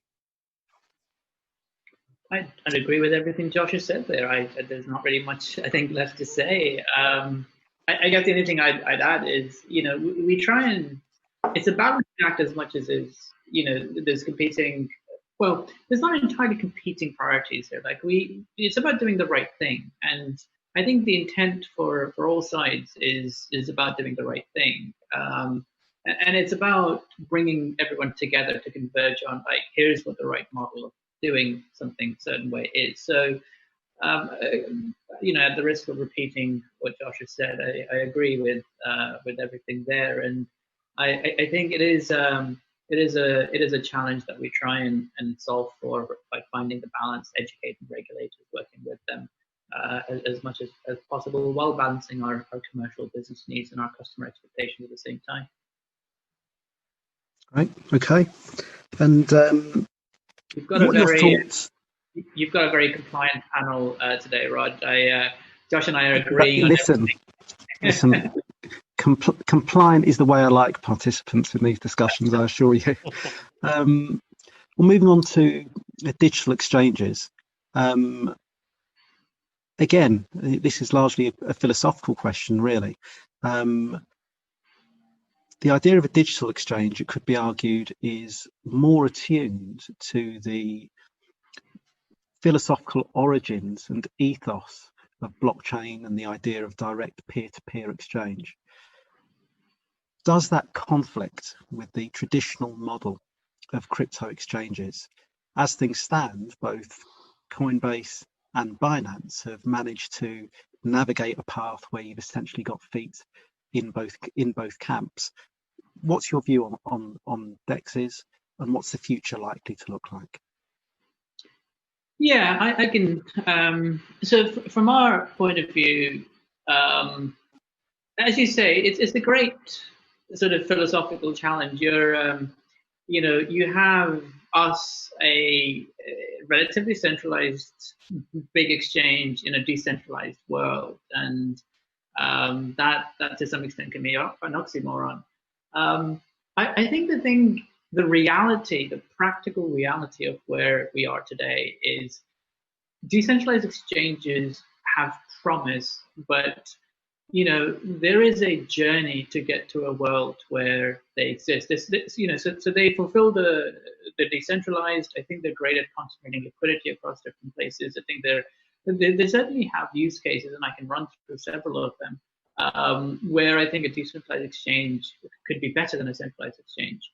But I think a lot of those use cases are in a world which has largely transitioned over to cryptocurrencies, to digital currencies, simply because a big part, and we've talked about this in this conversation earlier, a big part of our job today as an exchange is to act as this bridge between Finance 1.0. As for us, in our case, it's very much acting as an on and off ramp from the existing financial system into crypto.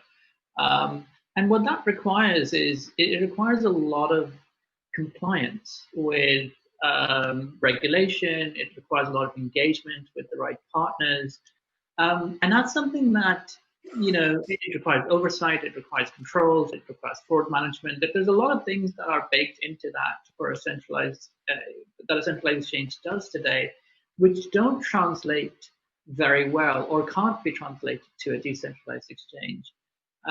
So in my view, I think, in order for you to maintain those touch points with the existing ecosystem, existing financial system, you need centralized exchanges to act as the bridge between the two.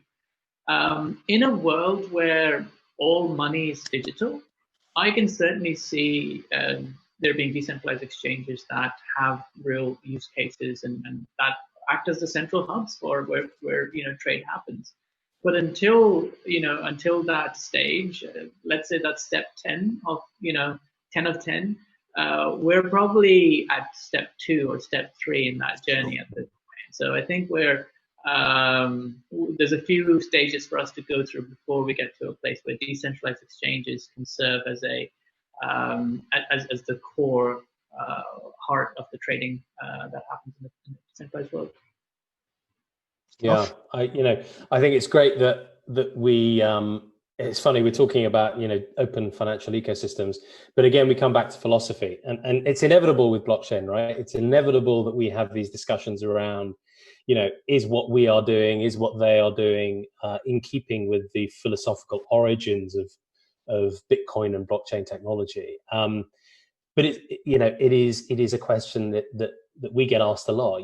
Binance is a centralized exchange in many respects. Yes, it lists a bunch of decentralized assets, but the fundamental nature of the Binance.com core offering, where we came from, was from a relatively centralized offering. And that is, as Zishan said, that's because we need to create as an industry a bridge that works well. And that's the first step. You can't get people engaged in this industry if it's not cheap, easy to use, and reliable, right?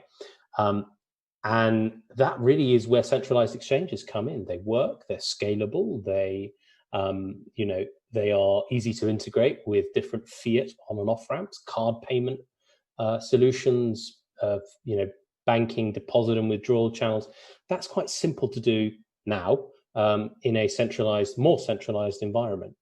Now, saying that, we as an organization are massively supportive of DEXs. So the idea of a decentralized exchange for us is philosophically exciting, especially for our founder who really lives and breathes this kind of stuff. He really adheres to the kind of core tenets of blockchain technology philosophically.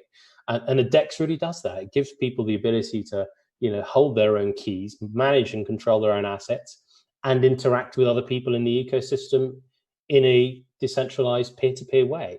Now, saying that, yes, we do support DEXs, a DEX, the Binance DEX. it's taken time for the liquidity to ramp up on that. It's taken time for people to get comfortable interacting and trading on that decentralized exchange, simply because DEX user journeys are not as smooth yet, or as easy, or as simple as the centralized exchanges that we have right now are. So looking at different segments of the crypto ecosystem, if you look at your average retail user that really wants to buy a couple of different crypto assets, maybe that's Bitcoin, maybe sell it now and then, but hold it for a good period of time, start experimenting in that cryptocurrency space. It's unlikely that as an ecosystem we'll be able right now to encourage them to hold their own keys, to fully understand what that really means, what they need to put in place to do that in a safe and secure way, and then trade it over a DEX, linking their wallet with a DEX. That's a challenge, and that will come with time, as Ishan said. Where things start to move into the digital space in a wholesale manner, and everyone is used to using a wallet in their day-to-day life, and that wallet can be linked to different services, there may very well be a world where DEXs become more and more important. In many respects, that might be quite positive, because you do reduce the systemic risk that we tend to see concentrating within larger exchanges. So, we'll see less of those big kind of reputational issues where an exchange in a country is hacked, for example. That has less of an impact if people are holding their own keys. So there are benefits and there are cons on both sides of the argument. But I think, we're in the exception stage of seeing DEXs roll out, and all the associated functionality that you would expect to see with a DEX is just starting to be built. And it's nascent technology. So I think until one, there's more adoption, and two, DEXs are slightly easier to use for your average retail user. At least we think that the majority of our activity will continue within our centralized infrastructure.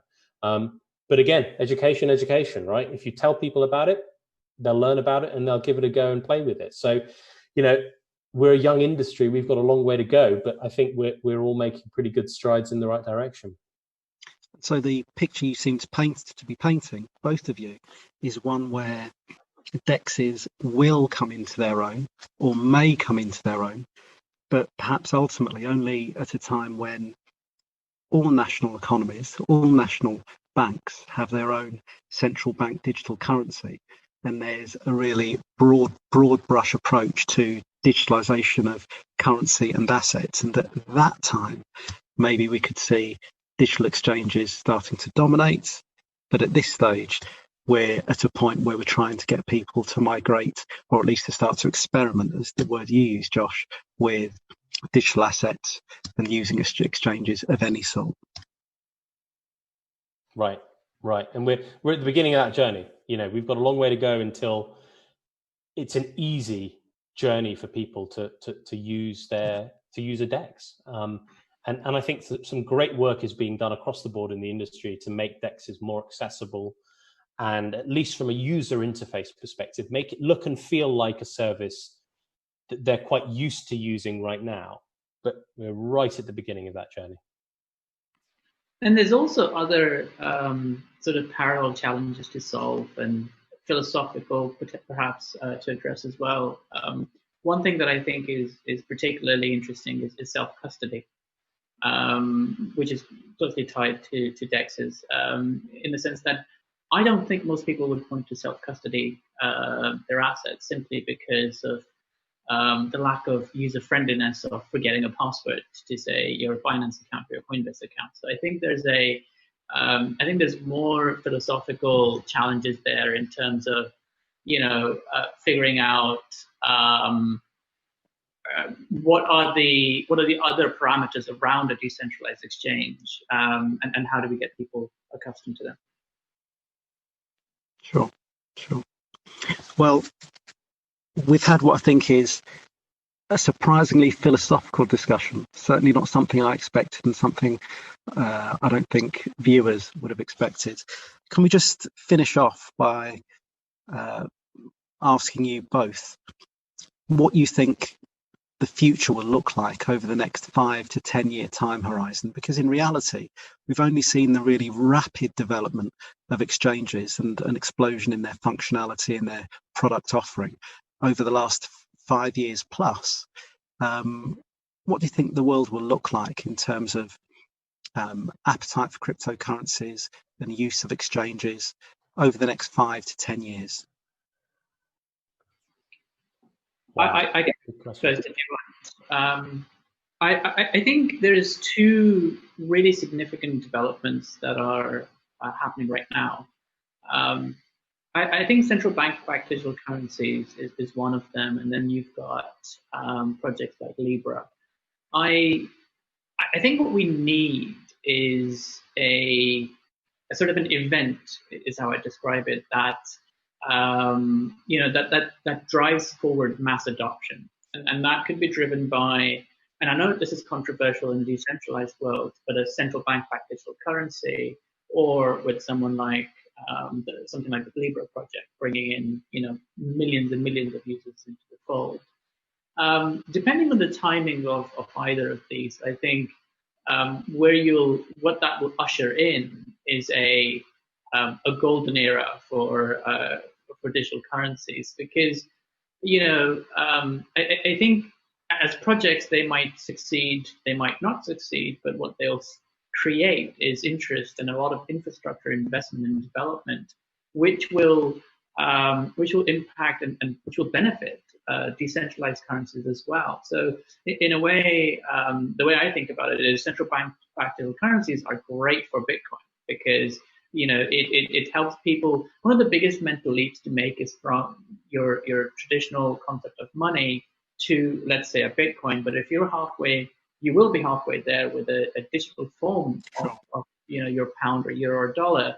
It's a smaller leap to make towards other digital currencies. So I think depending on the timing of one of these major events in the next few years, that would usher a accelerated scale of development and infrastructure investment on digital currencies themselves, as well as native ecosystems with tokens that start to emerge. So I hopefully that happens in the next 5 years, and in 10 years, it'll be.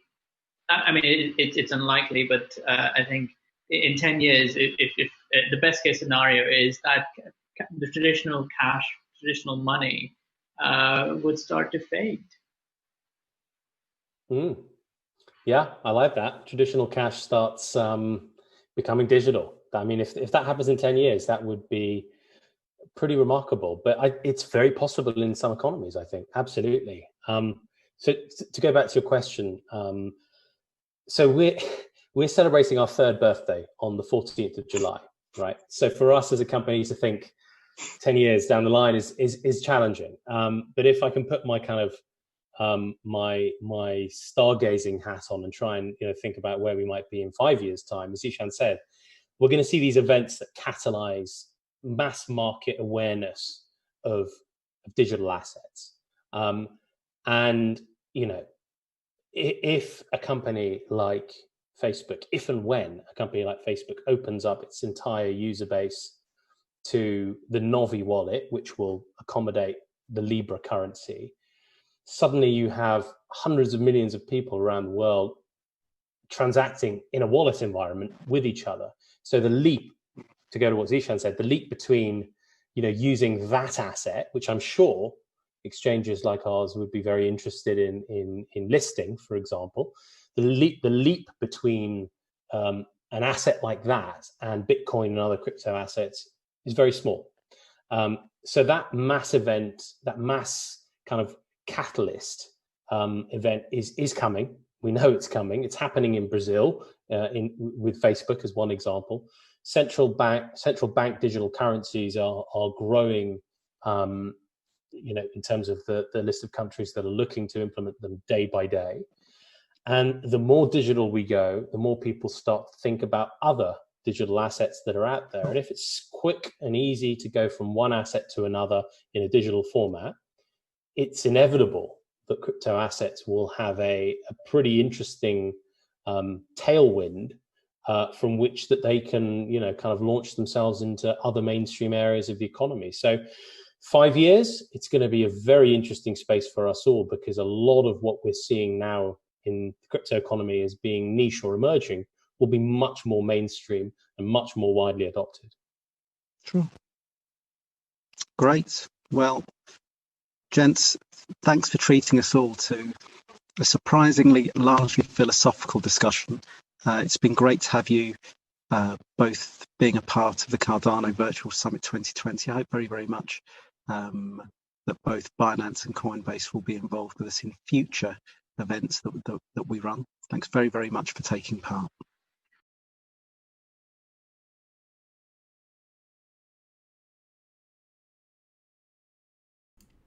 Hello, and I am back.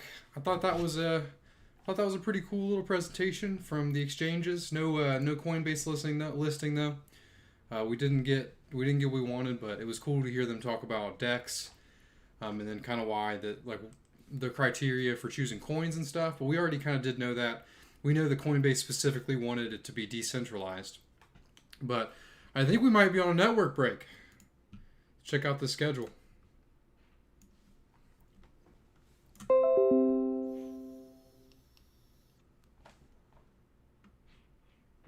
So we just finished. Yeah, we just finished this. So we're on a network break until 1300. And then we have some more choices.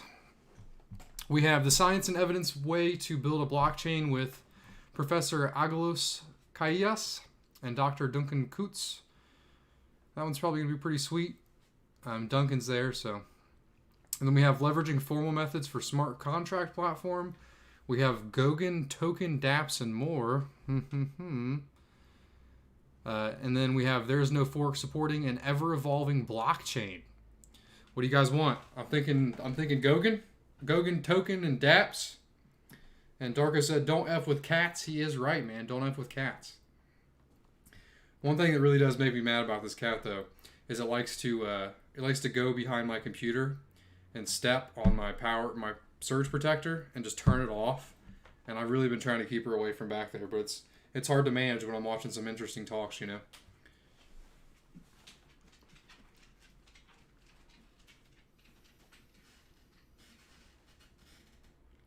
Real Gentleman said, "Talk about selling the news." What do you mean, man? Do you mean selling during the news? Why doesn't he ever show his face, man? I've seen him show his face on a couple of IOHK's videos, but Milan said, "Oh my God, thank you for your stream. Thank you for coming to my stream, man. I've been having a great time these past couple days. I'm getting a little burnt out right now, but it's probably just because I haven't eaten. I've been drinking coffee and hitting nicotine. Because I told you guys that I only ever hit nicotine when I'm doing the stream. But the streams have been so long that I've been hitting it for way longer than normal, so better get rid of this thing for that nicotine addiction. It surprises me. Everyone's saying Goguen. I figured you guys would all say that.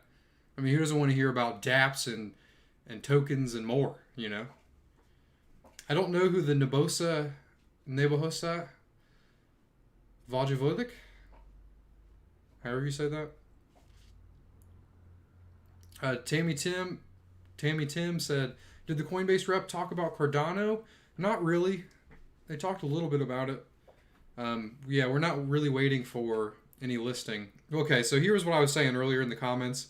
I don't know if you guys missed this, but no one is going to buy ADA on Binance and think, okay, I'm smart enough to know how to withdraw from Binance, and I want to stake, but I love Coinbase. I'm so faithful to Coinbase that I'm going to buy ADA on Binance and move it over to Coinbase so I can stake with Coinbase. No one's ever going to do that. So what I think that was Charles doing, I think that was Charles giving us the information that he's allowed to and give us a little wink. Like, oh yeah, you guys are allowed to hold ADA and stake there. Wink, wink, wink, wink. I think the listing's probably going to come Q4. And I think that was probably just a way of him announcing that it's coming. But obviously Coinbase has to be the one to announce that. So, what do you guys think? Do you think I'm going on a tangent, or do you think I'm right? Everyone's saying Goguen, so we're choosing Goguen. Supporting and building the Cardano community. I knew we would all go with that. Yeah, Carlos, like Carlos said, Tammy Tim, that was him. The man with the beard. The big beard. The luscious beard. Johnny said, nah, man, what about the Coinbase app, etc.? What do you mean? What about the Coinbase app? Mohammed said, stop assuming. I don't really think I don't think I'm taking a big step there, man. I'll be honest with you. Yeah, like Ron Hill said, he can't just say it. He's saying what he can. What old Coinbase conglomerate daddy said, oh, Charles, this is what you're allowed to say, you know? I mean, it's coming, you know, especially with all the stuff that's happening with Cardano, the big like leverage we're about to have on cryptocurrency in general. We're going to be moving up in spots. So it's like Coinbase is not going to want to just say, oh yeah, you know those huge amount of fees we charge? We're not going to put Cardano on because we want Binance to have all that money, you know? So it's coming. Ensalada said, probably right. Charles Hoskinson could not wait to give us news yeah, exactly.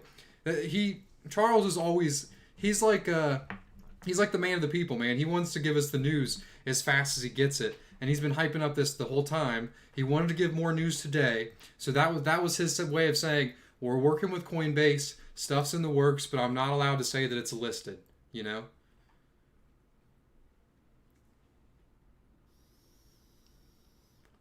Yeah, no talks about listing from the Coinbase man himself.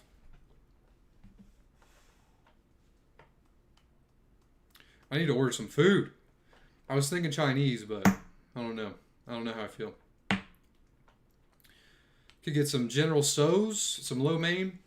I live in the city now, so like there's this really cool Chinese place by me that actually makes good Chinese food. Like, you know how there's like Americanized Chinese food? Well, they still have that, but it's with like actually good ingredients. It's pretty expensive, but man, that chicken actually tastes good instead of like fried butt, you know? Ensalada said, I honestly hope that ADA stays at 0.12 or 0.15 until the Coinbase announcement so I can stack up. Yeah, I mean, I honestly wish ADA... Oh, cat's behind the computer. I gotta deal with this. No! Just troll around on my desk, man. But, yeah, I would like ADA to go back down to 3 cents so I can pop $1,000 in there, you know? But I don't think it's going to happen. I think that ship has sailed, like Darko said earlier. Darko said, have your girl make something. My girl actually went to lunch with her friends, so unfortunately I can't pull that off. Jason Mercer tipped $2, man. I really appreciate that. I like the cat emoji. You know, it's very fitting. Yeah, she is still a kitten, so she just kind of walks around and... Oh, I'm demonetized. I can say that she walks around and fucks shit up, you know. Ron Hill said, I've been craving Chinese the past couple days for sure. Real Gentleman said, buy the hype, sell the news for sure, man. So someone reached out to me last night. I thought this was a pretty cool idea. It was actually, so I don't know if you guys were here last night, but SingularityNet. They were in my stream and they were talking to me. They reached out to me personally. And they said, wouldn't it be a cool idea to have a community summit? Like a community, it'd probably be like a short event, probably like 4 hours or something, where we just have different members in the community come on and talk, like versus just the CEOs talking and the developers and stuff. But I feel like that would be something cool to do after like Goguen, you know, when there's a lot more interest in Cardano. Thought that was a pretty cool idea.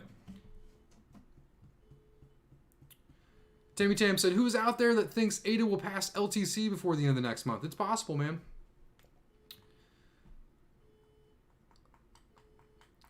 SoCal Guri said, I was thinking of adding, but 0.10 cents looks pretty, or seems steep. I don't know if there's a price correction around 0.85 or 0.09. It wouldn't surprise me to say 8 cents again. It wouldn't surprise me to see 7 cents again.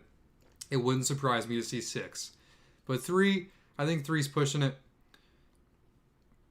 Yeah, it was pretty cool. Yeah, they reached out to me and told me a little bit more about SingularityNet, and I definitely am interested. I'm definitely going to do some more looking into that. The idea of decentralized AI, where you can buy and sell AI to someone you don't even know, is pretty awesome. Yeah, I haven't dug into their project at all, but their talk was cool. Exactly, man. I like their Mushroom God CEO. Someone last night Someone last night said, hey, bigpey, man, that looks just like you in about 30 years and 200 more mushroom trips. I'm like, yeah, you're probably right, man. You're probably right.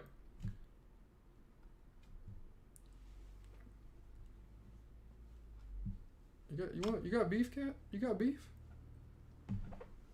You want to go?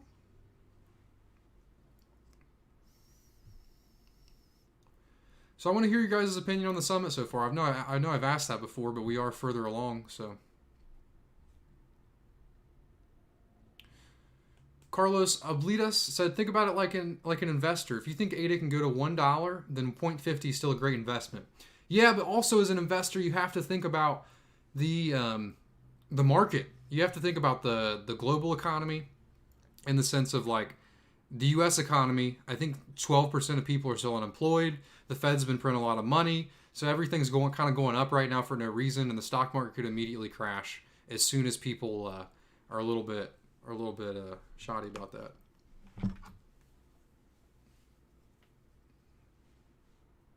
You know? Yeah, I mean, it could go to 0.50. We just in $1. We just don't know when. We got to worry about this old beast of the U.S. economy. You know. Motivation Neith said, too much info. It will take about a week to absorb. You're right, man. There has been a lot of info. I'm gonna have to rewatch a lot of these videos.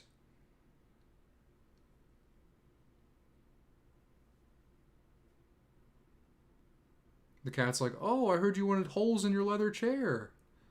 Oh, I heard you wanted holes in your leather chair. Seems a lot of people are leaving because it's just me talking. Let's go see if we can find anything lying around. But I think we did all vote on Goguen. Hey! Don't chew on that, little dude. See if we can go find... I bet there's still a talk going somewhere. Make things easier or scale. That guy's boring sometimes, but we might have to stick with him. 18. To the Q&A session, and thanks very much for coming along to our talk. So I'm Simon Thompson, and let me also introduce Dimitro, who's also here answering questions. I'm Dimitro. Nice to meet you. We've got lots of time for questions, so do please use the platform to submit your questions. We'll see them up on our screen here. And we've got one coming in from Raw, who is saying, what if I want to swap a cow for 2 goats, and do that in a country which doesn't have the legal infrastructure for that, and get the ID for the ownership of each animal transferred between traders? Can you do that in Marlowe? Dimitro, what do you say? In Marlowe's setup, we can do that. Underlying Bluetooth blockchain supports custom tokens. So basically, cow and goat or ID could be represented by a token, and you can swap them atomically. And this type of contract is called atomic swap. There is an example in our playground. You can visit it. However, the swaps contract that is mentioned in the presentation is a different type of swap. It's a swap of 2 cash flows. Basically, if you have money in a bank and you get... So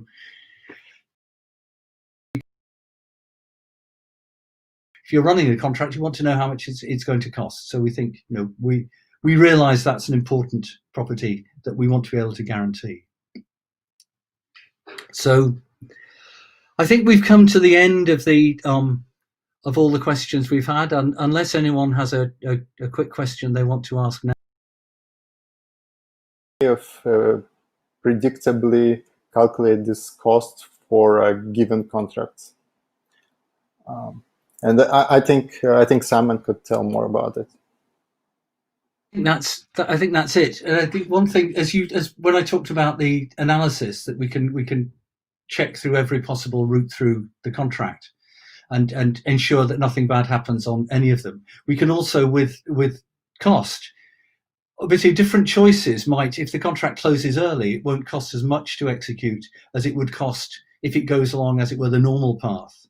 So I think we're certainly able to to calculate the maximum cost and probably the expected cost. If you go through the normal path in an actors contract, we can because the Plutus model is deterministic, we can make that calculation ourselves, and we can do that before the contract runs. So we'll be able to say, you won't pay anything more than this to run this contract. And we think that's important. It's part of the deal. If you're running a contract, you want to know how much it's going to cost. So we think, we realize that's an important property that we want to be able to guarantee.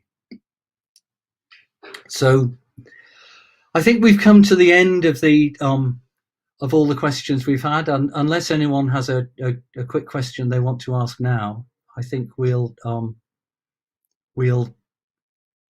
call it a day.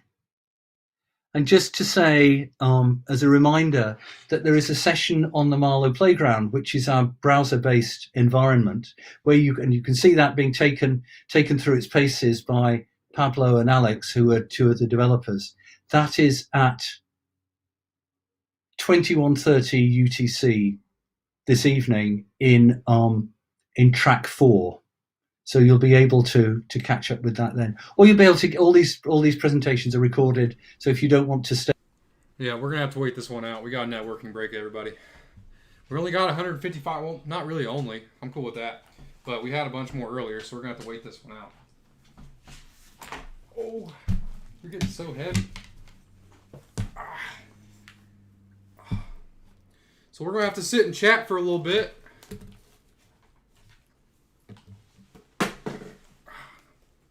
Come on, buddy. He used to like me holding him like this, but ever since he's got bigger, he kind of hates it. Will P said, do you think that we have to be careful with AI like Musk said? Yeah, I do. Crypto Simp Steak Pool said, hey, enjoying the stream. I appreciate you being here, man.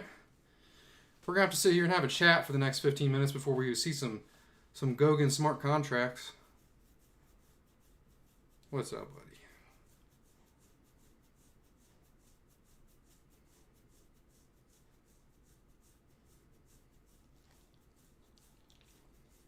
But yeah, if you guys have any questions about anything Cardano, anything Cardano Summit, anything about me, feel free. Matsunis said, which city in Ohio are you in? I'm in Columbus, man.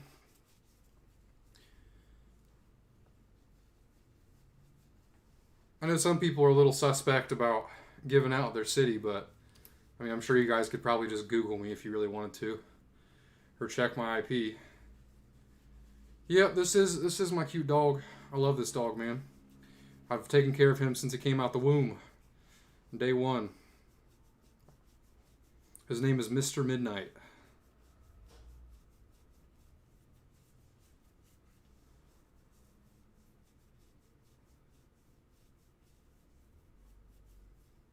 Jason Mercer said, folk who've been sitting here on the fence are getting off and buying. They're beginning to understand the benefits and concepts of ADA that are coming into fruition. IOG definitely keep their on their announcements. Yeah, so I agree with you, man. The cat's name's Ivy, but I think after this summit, with them releasing Voltaire, the incentivized testnet for Voltaire right after Shelley's released, and the Shelley code release not being delayed, I think that was a big before and after for a lot of people. Like, because a lot of people were worried about it being delayed again, because of all the delays in the past, and I'm not complaining about those. I'd rather wait longer for a better product. If it's not ready, then don't release it. There's no reason to, IOHK has the money to keep supporting it, to keep working on it, and to actually release a good proof-of-stake cryptocurrency. So I didn't have any issues waiting an extra 7 days or even an extra month. But the fact that they hit that code release target, I think was a big deal for a lot of people.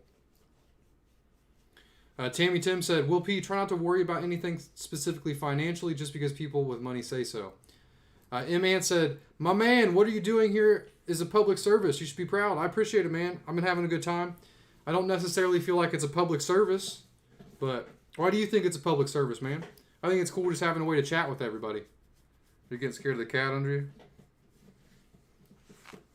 All right, come here.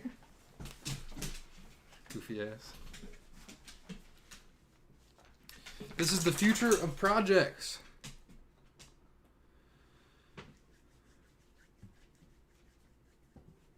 Paul C said, completely noob question. That's not a noob question, man. I like these noob questions. They give me something to talk about for the next 10 minutes. So Paul C said, do you need a ton of ADA to start a stake pool or what?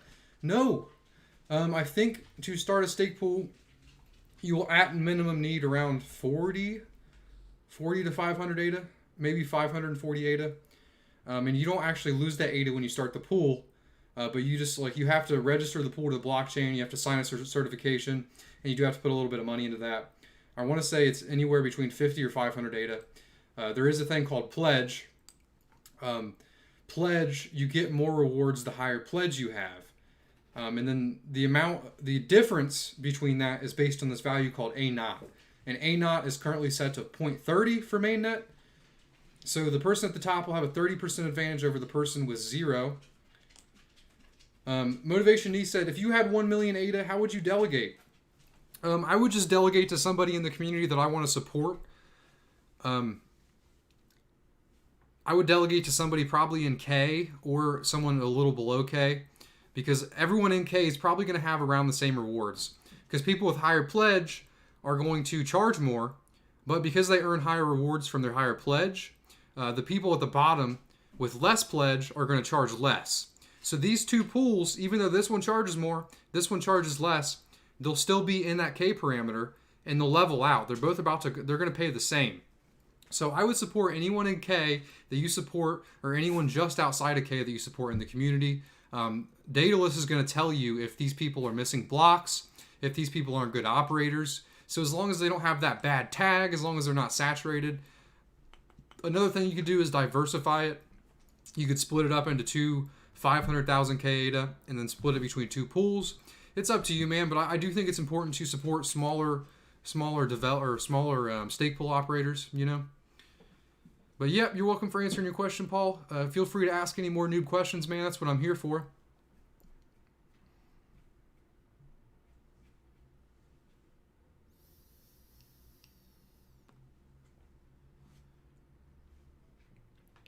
Milan said, today is finally the day that we see Cardano over Litecoin. Do you think so, man? Imant said, the 90s idea of a closed enterprise will change. I definitely hope so. Imant said, in a few years, you will see the importance of this conversations. Yeah, man, I like answering questions. I like educating people because a lot of people have trouble finding a good resource for their information. And I hope to eventually turn my channel into a place where you can just come here and get all the information you need and choose at a point how much information you would like to hear. So I would have basic videos, and then that explain just what you need to know to stake, to make money, to invest in ADA, and then also more complicated videos so you know what staking actually is, how Cardano staking is different from other staking projects. But yeah, I got a lot of stuff coming down the pipeline. The motivation niche said, so what is the difference between 100K in 10 pools versus 1 million in one pool? I mean, I guess in a way you're diversifying, so you're averaging out the returns from all 10 pools, but if those pools are in the K value, it's not really going to be much of a difference in rewards. But one thing though is if you are delegating to K and you don't have much time to check if your pool gets saturated, even though there will be resources for notifications, like for example, for my pool, I'm going to have Discord notifications on my server, and I'll tag everyone and say, hey, pay ADA 1 is saturated, move to pay ADA 2, right? So I'll have notifications for stuff like that. But Darko says, I think it's a better idea to diversify into pools. Yeah, I think that's true, man, and especially for little guys too, man. I think it'd be cool to split up half your ADA between people in K and then half your ADA between people and outside, because eventually that K value is going to increase. And we want to have the stake pool operators there and make sure they're being rewarded enough, but I think they will be. And I think even if they're not rewarded initially, they're going to be sitting there waiting for that K value to increase, and they're going to be waiting for things like Hydra channels so they can add more revenue to their stake pool.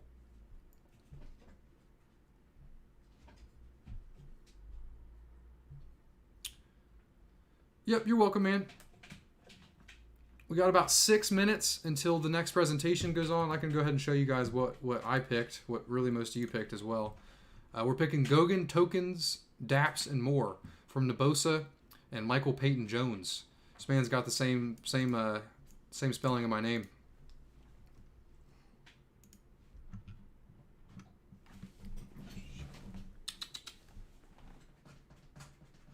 Come here. Come here, cat. Don't you go behind the PC. I'll be right back. Come here.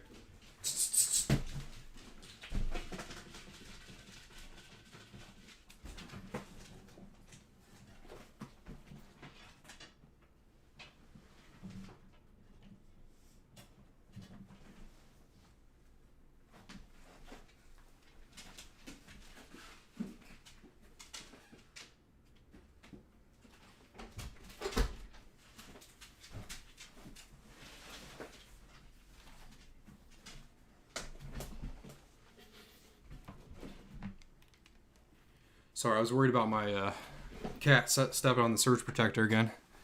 So I don't think YouTube would just let me resume the stream. I would have to create a whole another thing, and that would be awful.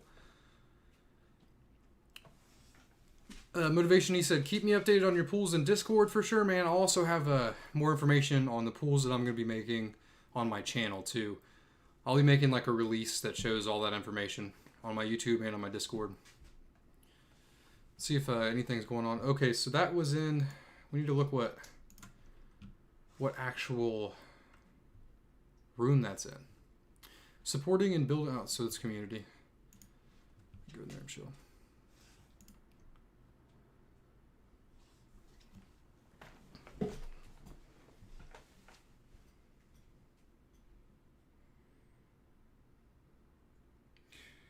Carlos Oblita said it helps the network stay decentralized to stake with small guys rather than allowing the big players to accrue too much power. Although saturation also helps with this, healthier network. Yeah, that's kind of what I was saying by it's good to stake with small guys. Darko said, did the Cardano Foundation make you an ambassador yet? Yeah, I've been an ambassador for, I want to say like 3 or 4 months now. Greg Younger said, still above 150? What do you mean still above 150?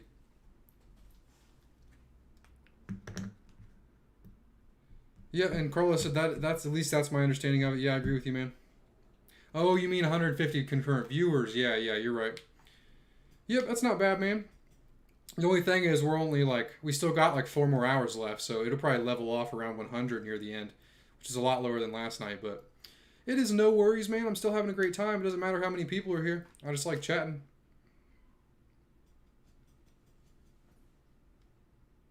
But yeah, if you guys are still watching this video, make sure you guys leave a like.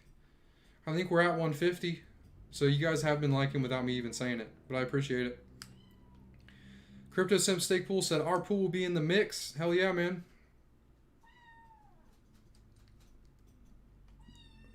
The cat's mad I locked her out. Greg Younger said, might pick up for Charles. Yeah, he is doing a closing announcement, so...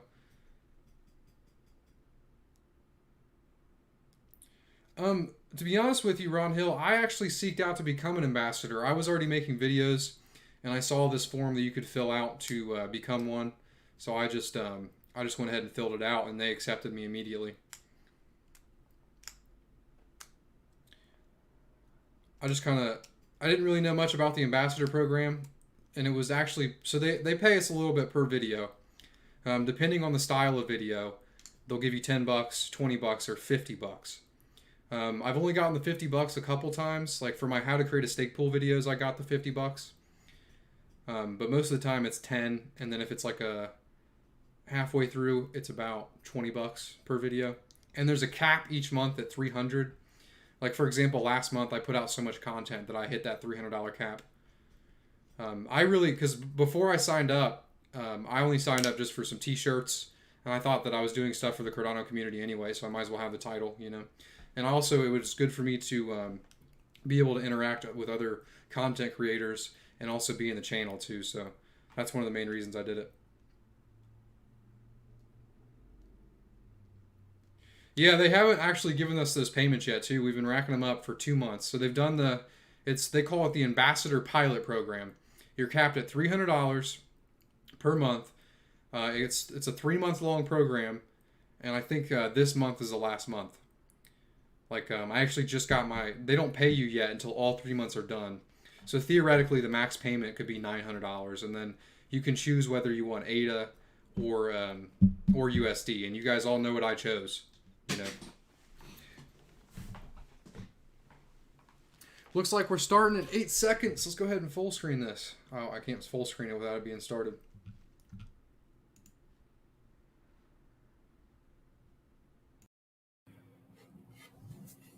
Hi everyone, hope you're enjoying the virtual summit so far, and welcome to the Gauguin session on tokens, dEPs and more. I'm Nebojša Vojvodić, and I'm a product manager at Input Output, working with our research and development teams and helping them define the requirements for turning Cardano into a development platform built on smart contracts. And I'll be talking to you about issuing custom token and developing decentralized applications on a Cardano multi-asset ledger. So let's get started. So I've based this talk around a few main talking points where I'm trying to explain what Gauguin is, who we are building it for, who'll be able to use it, what people will be able to do once we deliver the features that are planned within the Gauguin development team, and how we are approaching the release for that, at which point, at which stage in this release schedule you can get involved, and how. So let me say a few words about Gauguin itself and how it fits within the overall Cardano roadmap. So as you may know already, Cardano is split into the five main development themes, starting with Byron and building up to Voltaire. With Byron, we've laid the foundation with our Ouroboros proof of stake consensus protocol, which allowed us then to build a community and allowed people to buy and sell ADA on the Cardano network and use wallets like Daedalus and Yoroi. With Shelly, which we are just rolling out as we speak,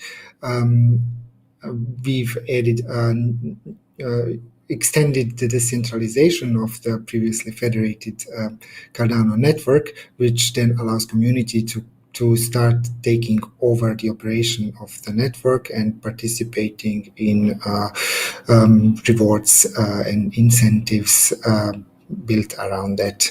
Then we have Gauguin, which is going to be the central theme of this talk, in which we are adding functionality like issuing custom tokens on Cardano and building smart contracts on top of the Cardano blockchain. And that kind of sets up additional enablers for moving on to making Cardano a more interoperable, scalable platform, which we are going to explore further in the Pasha development theme, and then giving the community the tools to govern the further evolution of the platform in Voltaire by allowing it to become a more self-sustaining system and building in tools like voting and treasury system.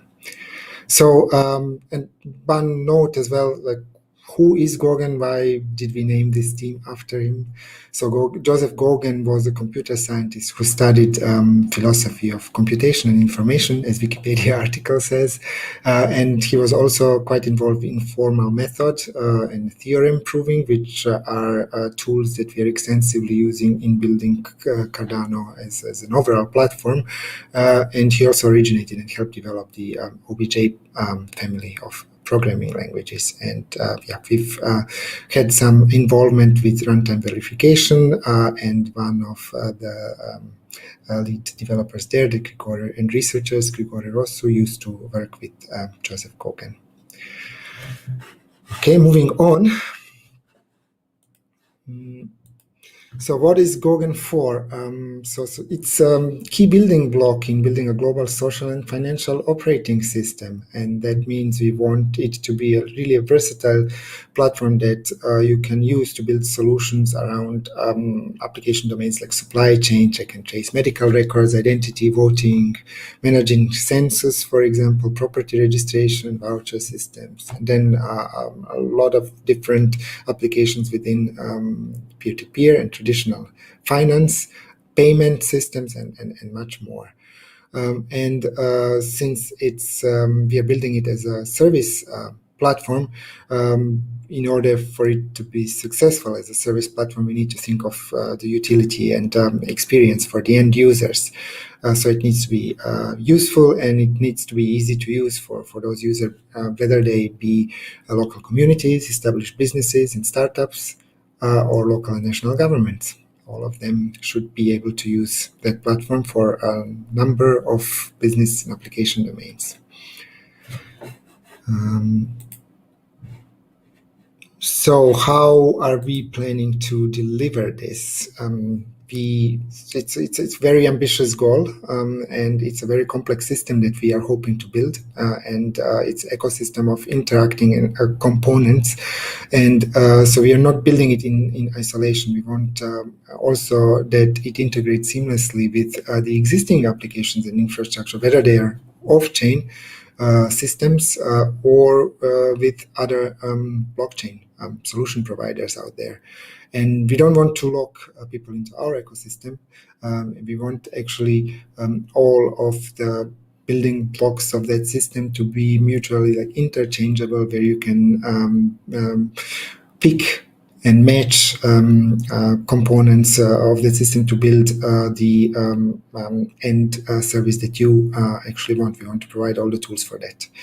And since it's a complex ecosystem, it's something that is an effort where we will need a lot of external help as well. So that kind of brings us to the topics of who is Gogen for.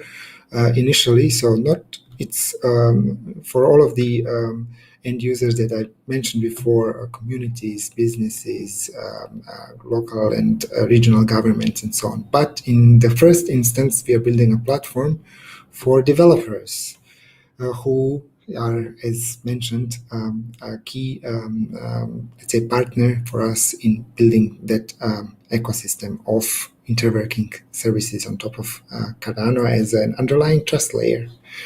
So when we say developers, that's a very broad term.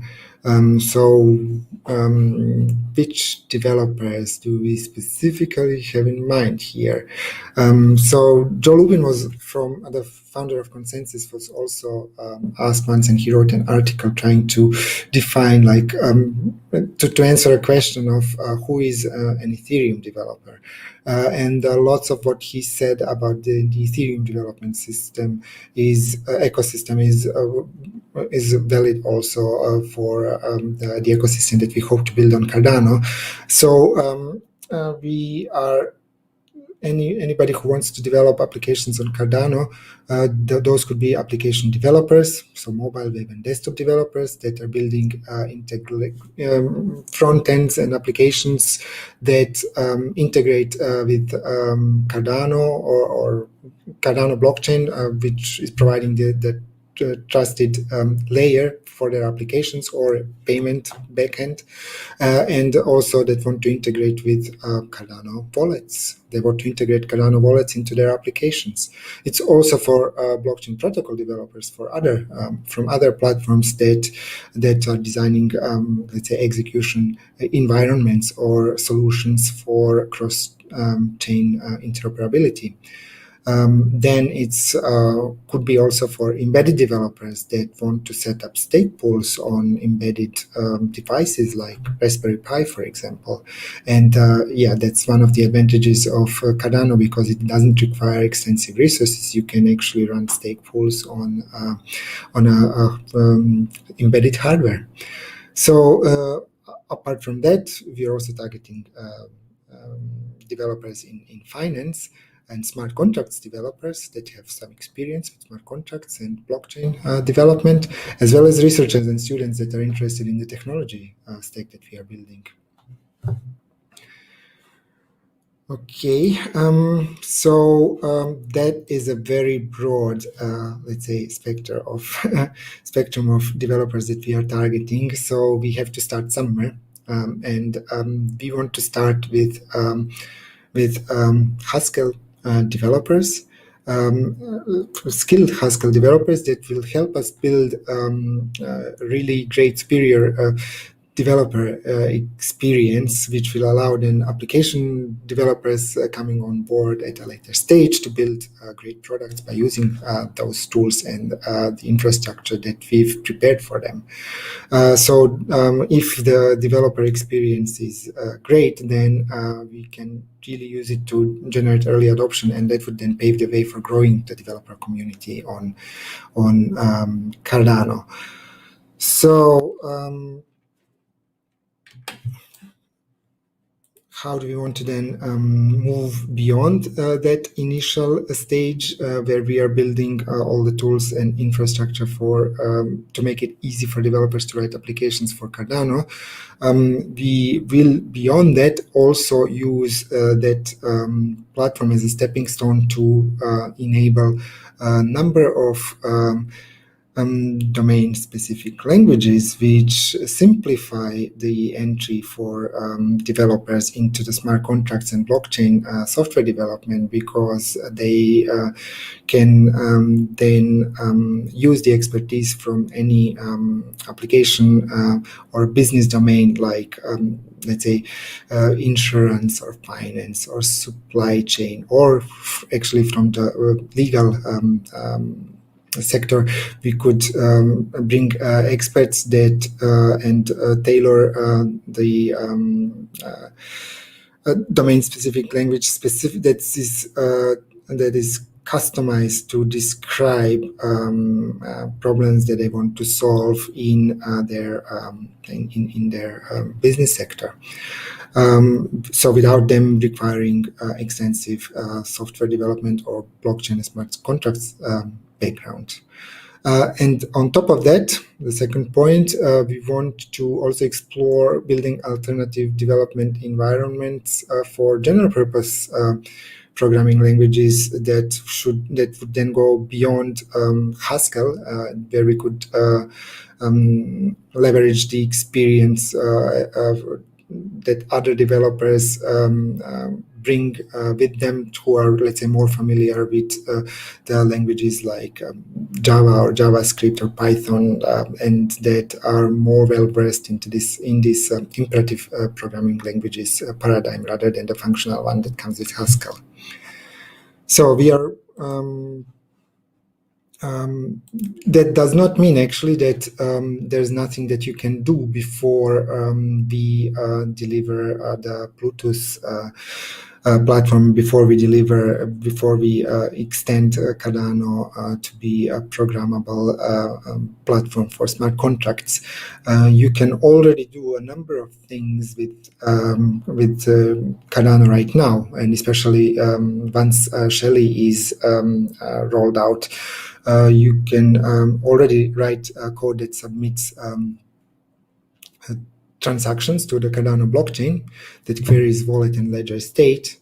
You can monitor the health of the Cardano network, and you can attach metadata to transactions from your applications, and then use your applications to inspect that metadata and make decisions based on its content at a later point of time.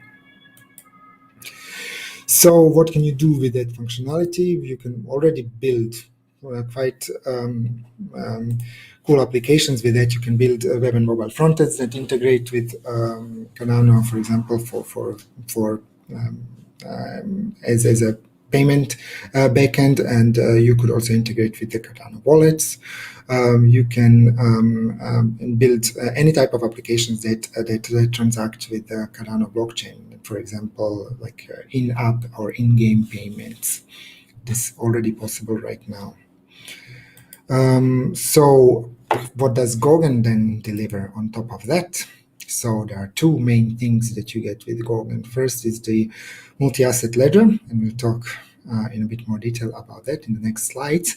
And applications. And applications, here we have the Plutus applications and Marlowe contracts. And it'll become more clear what distinctions between these two are. Okay, moving on. So multi-asset ledger. So multi-asset ledger is actually the ability, brings the ability itself, the ability to define, forge, and transfer your own custom tokens on Cardano, just as you would ADA. And then to manipulate those tokens, transfer, view them, view the balance in any of these tokens from your Cardano wallet, and check and inspect transactions in any currency issued on the Cardano network from the Cardano Explorer. And it will also provide an easy graphical user interface for issuing these custom defined user assets on Cardano with just a few clicks. So coming back to the first point, defining, forging, and transferring your own tokens on Cardano just as you would ADA, what does that actually mean? So other platforms like Ethereum or EOS that allow forging and transfer of user issued assets on their blockchains, they rely on creating parallel mechanisms to the underlying ledger to handle transfers and balances of what on their platforms are non-native tokens. So, for example, like to transfer DAI on Ethereum, you need to invoke a corresponding smart contract, and that implies execution fees for running the contract every time you do a transaction that involves it. And that contract then also needs to maintain all the balances for all the account balances in DAI on top of the Ethereum blockchain. And the difference is that on Cardano, all user issued assets use the Cardano ledger for these basic operations in the same way that ADA uses them. So the same way you transfer ADA, you would transfer any user issued token on Cardano. And that does not require you to run a smart contract to do the transfers or to maintain those balances. And so not only that there are no cost or performance penalties for handling custom tokens, but you also inherit the security model of the underlying Cardano blockchain when you do that. And we've actually made sure that the security is one of the advantages that we feel that we have compared to other existing solutions out there. And if you define your own tokens, you inherit that same security that is built in for ADA. And for example, if you want to list the custom user issued tokens on Cardano on exchanges that are already listing ADA, ideally there should be no additional overhead for making that possible. So for multi-asset ledger, what are the kind of things that you could do with that? So even before we add the smart contracts functionality to Cardano, you can already do quite a few things, but just by using this native multi-asset ledger on Cardano, you could do simple utility tokens and branding currencies such as those used in gaming, and simple things like loyalty and reward programs. Then once we start adding smart contracts functionality, then you could do more stuff like payment channels, collectibles, wrapped tokens, and then we can also manage like auctions and crowdfunding type of events and tokens with on top of the multi-asset ledger. So moving on to Plutus applications. So Plutus applications will be built on top of the Plutus, what we call the Plutus platform. And Plutus is basically Haskell. So Plutus allows you to write Plutus applications in Haskell and then compiling them to Bluetooth core, which then in turn allows you to execute those applications on chain. So, and Haskell basically allows you to write more secure, concise, and reusable code. And because it's more concise, it's also more readable, and it allows you to reason much better about the security and other properties of that code, and that allows you to build better developer tools. We could, for example, integrate formal methods into the full smart contracts development stack, so we could automate things that are done manually today, for example, like code audits for decentralized applications. We could automate quite a great deal of that by applying, for example, formal verification to smart contracts. And that's made possible by the choice of Haskell as the programming language for Bluetooth applications. And that's also, as mentioned earlier, a key tool to engage the developer community to help us build Cardano into a versatile platform and service platform and application ecosystem, which then also makes Cardano pluggable into the existing applications and infrastructure. As mentioned, we definitely need help from a wider developer community to achieve those goals.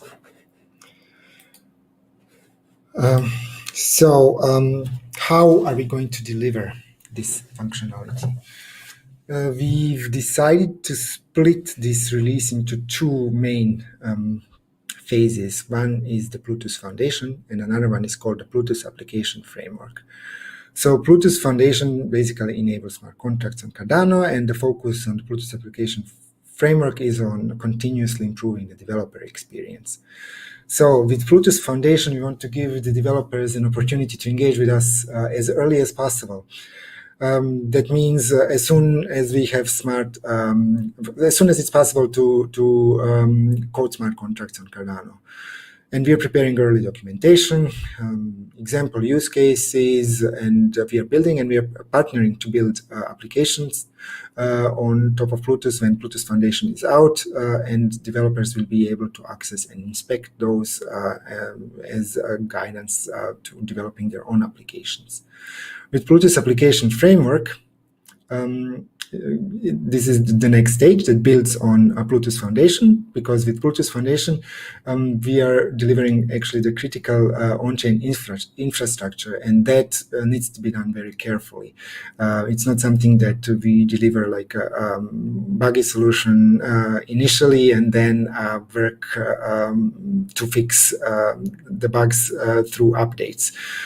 This is a very rigorous approach where we are applying formal methods and verification to delivering that. And once we have that behind us, and once we have the Bluetooth Foundation running in the Cardano mainnet, that actually allows us to employ a very agile approach and continuously and like in short releases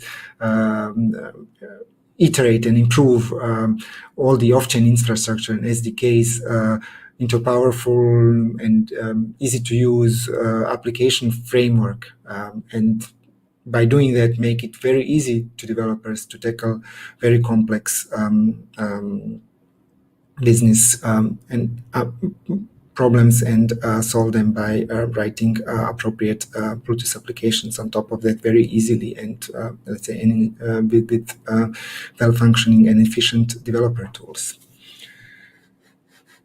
Okay, moving on. So Bluetooth Foundation, what do you actually get with Bluetooth Foundation? So it builds on, with Shelly actually you already have multisig, so like basic scripting functionality is available there. And with Bluetooth Foundation, we are extending that by adding a general purpose programming language for smart contracts, so that you can then use to tackle a number of other possible business and application domains. So we will on top of that, developed essential developer tools for customizing transaction validation in Cardano, which not only allows you to deploy Bluetooth code and operate it in the Cardano network, but it also allows interaction with our wallet and ledger functionality. So interaction with like the wallet backend and the Cardano node. And as mentioned, we will be this kind of sets a milestone after which we can do really rapid iteration of the off-chain infrastructure that kind of rounds up the whole offer around the Bluetooth smart contracts platform. So what can you build with Bluetooth Foundation? So basically, there's no limitations what you can build with Bluetooth Foundation. You can build any type of applications with that as it's a general purpose programming language. But it's tailored more and suitable more for early adopters and innovators in the developer community because it requires developers to design application control flows themselves and also to take care of the user interaction layer, so to building the front ends that allow end users to interact with their applications. There is still some burden that is on the application developers themselves to build an end-to-end functioning application for Cardano. It can be done, but at this stage, it will require a bit more deep digging to provide this type of end-to-end solutions.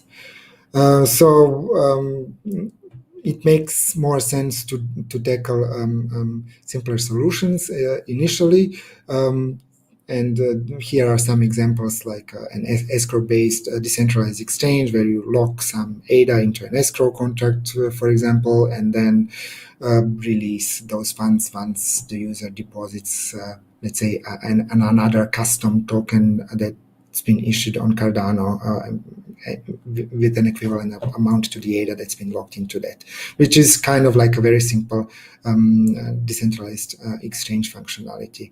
Then you can build on what's delivered already, what will have been delivered already with the multi-assets ledger by adding some additional functionality, let's say to issuing tokens, by adding vesting periods. Then we'll be able to support payment channels.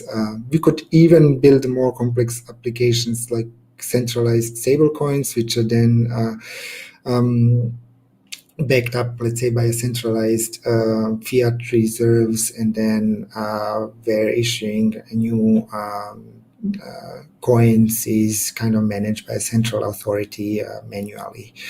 And it could also enable track and trace functionality, so to track provenance of products traversing the supply chain, for example. Then moving on to Bluetooth application framework. With Bluetooth application framework, we will get the infrastructure that will include design patterns for writing, let's say, standardized decentralized applications on Cardano, and it will also simplify how you interact with the wallet and the Cardano ledger from your applications. And that will be, let's say, an application framework that will also make it easier to design kind of like a standardized generic user interaction layer in your application front end that can also then be integrated within existing Cardano wallets. And all of this will allow developers to focus more on your specific business logic rather than like in the Bluetooth Foundation phase, where developers had to also worry about the application control flows, the interaction with the node and the wallet, and user interaction layers. So what kind of use cases can you then tackle once you have all of these tools at your disposal? So basically then it's really making it possible for developers to tackle the use cases of any complexity with the full knowledge that they can rely for on the basic application framework functionality of the underlying Plutus application framework to handle all of the aspects that were mentioned in the previous slide, and then really focus on delivering the best possible user experience for their specific application domain. And those could be, for example, a number of applications in decentralized finance, like lending, microfinance, stablecoins, and then crypto derivatives, for example, that track the price of the real world underlying assets and securities. And then it could we could also move into the world of regulated assets with, for example, tokenized security tokens, and asset tokenization types of use cases. And we are already looking into applications, for example, like decentralized identity and vote. All right, I need some change. I need to mix up. See what's popping. Implemented and has been implemented in the past. There's a transaction that needs to be issued by the smart contract now. Now, one way to do this transaction is to return the funds and check whether this is successful by invoking the calling procedure. If the calling procedure successfully received the funds, then we can adjust the tokens array in the appropriate location, and let's say set it to 0 if all the tokens have been withdrawn. Now, this may seem like a quite simple process. However, there is a major issue with it. There is a serious exploitable vulnerability here, and it's exactly on the point that during this withdrawal description, what happens in the code is that the contract that handles the tokens array is relinquishing control. And because of that fact, it's possible to perform an attack. The attacker can build another contract that is going to interact with the contract that maintains the tokens array. What happens is that the contract of the attacker will provide funds, receive tokens, and then attempt to withdraw the tokens. Now observe that when tokens are withdrawn, the smart contract that manages the tokens array will relinquish control. And now this is exactly the point where the attacker can do something. So instead of accepting that the transaction to return the funds is successful, it issues another withdrawal request. Now observe that at the moment that this happens, the tokens array has not been adjusted accordingly. So the re-entrancy here of the smart contract that manages the tokens array will find itself at a state where it believes that the tokens have not been returned. And this means now that the attacker can actually repeat that on and on, eventually draining the funds.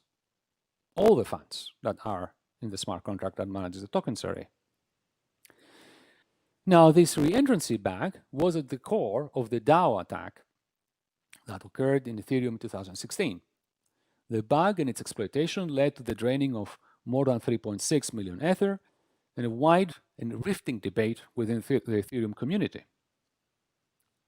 In the end, what happened was a hard fork in Ethereum that neutralized the attack, but at the same time, this led to the creation of Ethereum Classic, a fork of the Ethereum chain that came about from dissenting Ethereum users that did not agree with changing the platform and changing the system, the Ethereum system, and neutralizing the attack. Their argument, or the core argument, was that the problem was lying with the smart contract and not with the platform itself. And thus, the platform itself should not make any attempt to correct that issue. So let's now take a step back and think about this evidence and science-based software development that we advocate here. You can divide all the things we said in various levels of evidence when you evaluate the system.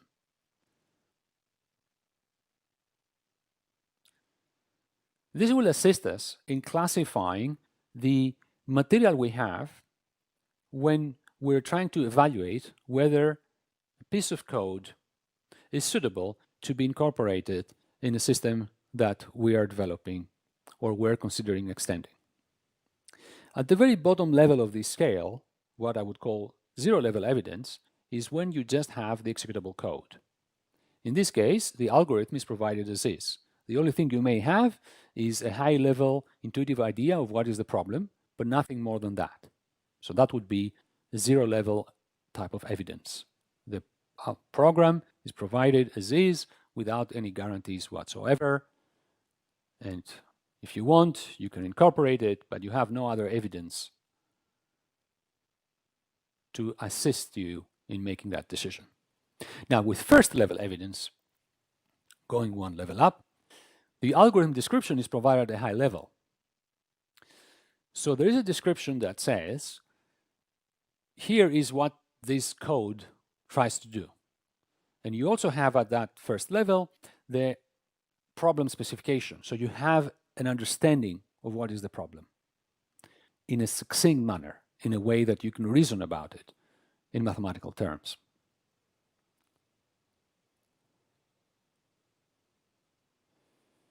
Going further up, level 2 evidence at the second level, we will have a proof that the algorithm solves the problem in a certain model. And finally, level 4, the third level, will include the arguments that are establishing the equivalence between the algorithmic specification and the executable code.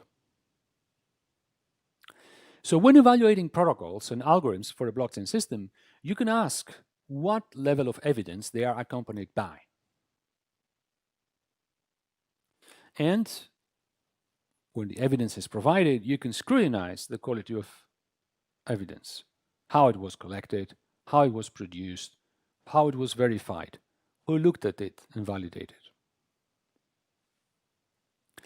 We next present some additional techniques from our arsenal that we can use to support the objective of science and evidence-based design for computer systems. One important technique that can improve the quality of evidence is to use mechanized verification. In this setting, using mechanizing techniques such as satisfiability and satisfiability modular theory solvers, we can formally verify security and correctness properties with the assistance of a computer system. And this can help establish that high-level designs formally satisfy security and correctness properties. Composability is another technique that can be used to greatly help us break down the complexity of the task at hand.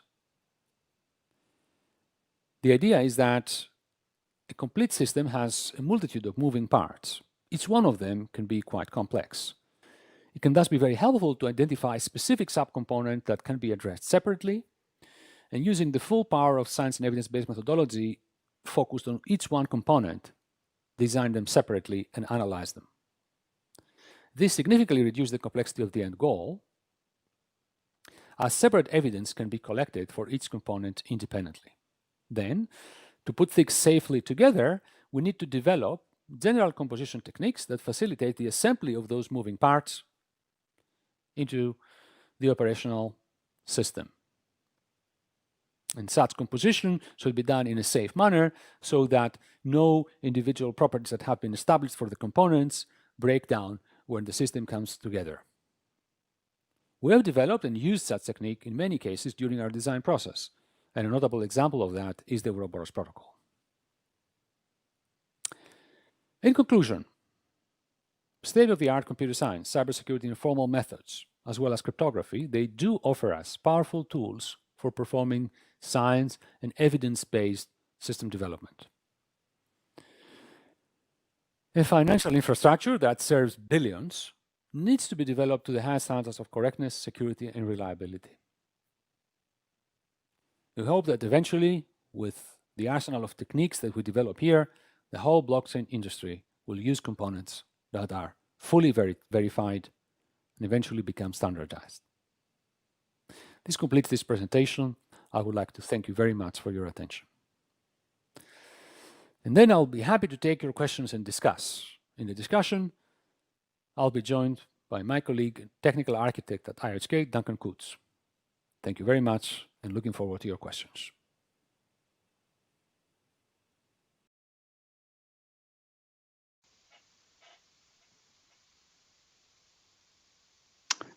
All right, so welcome everyone now to the Q&A session for the science and evidence-based way to build blockchain systems. I'm very happy to be joined by the voice of Duncan Coates, who is here with me. Duncan doesn't have Duncan doesn't have a camera, so he's joining us. So yes, I'll be the disembodied voice. Yeah. But yeah, hopefully that's okay.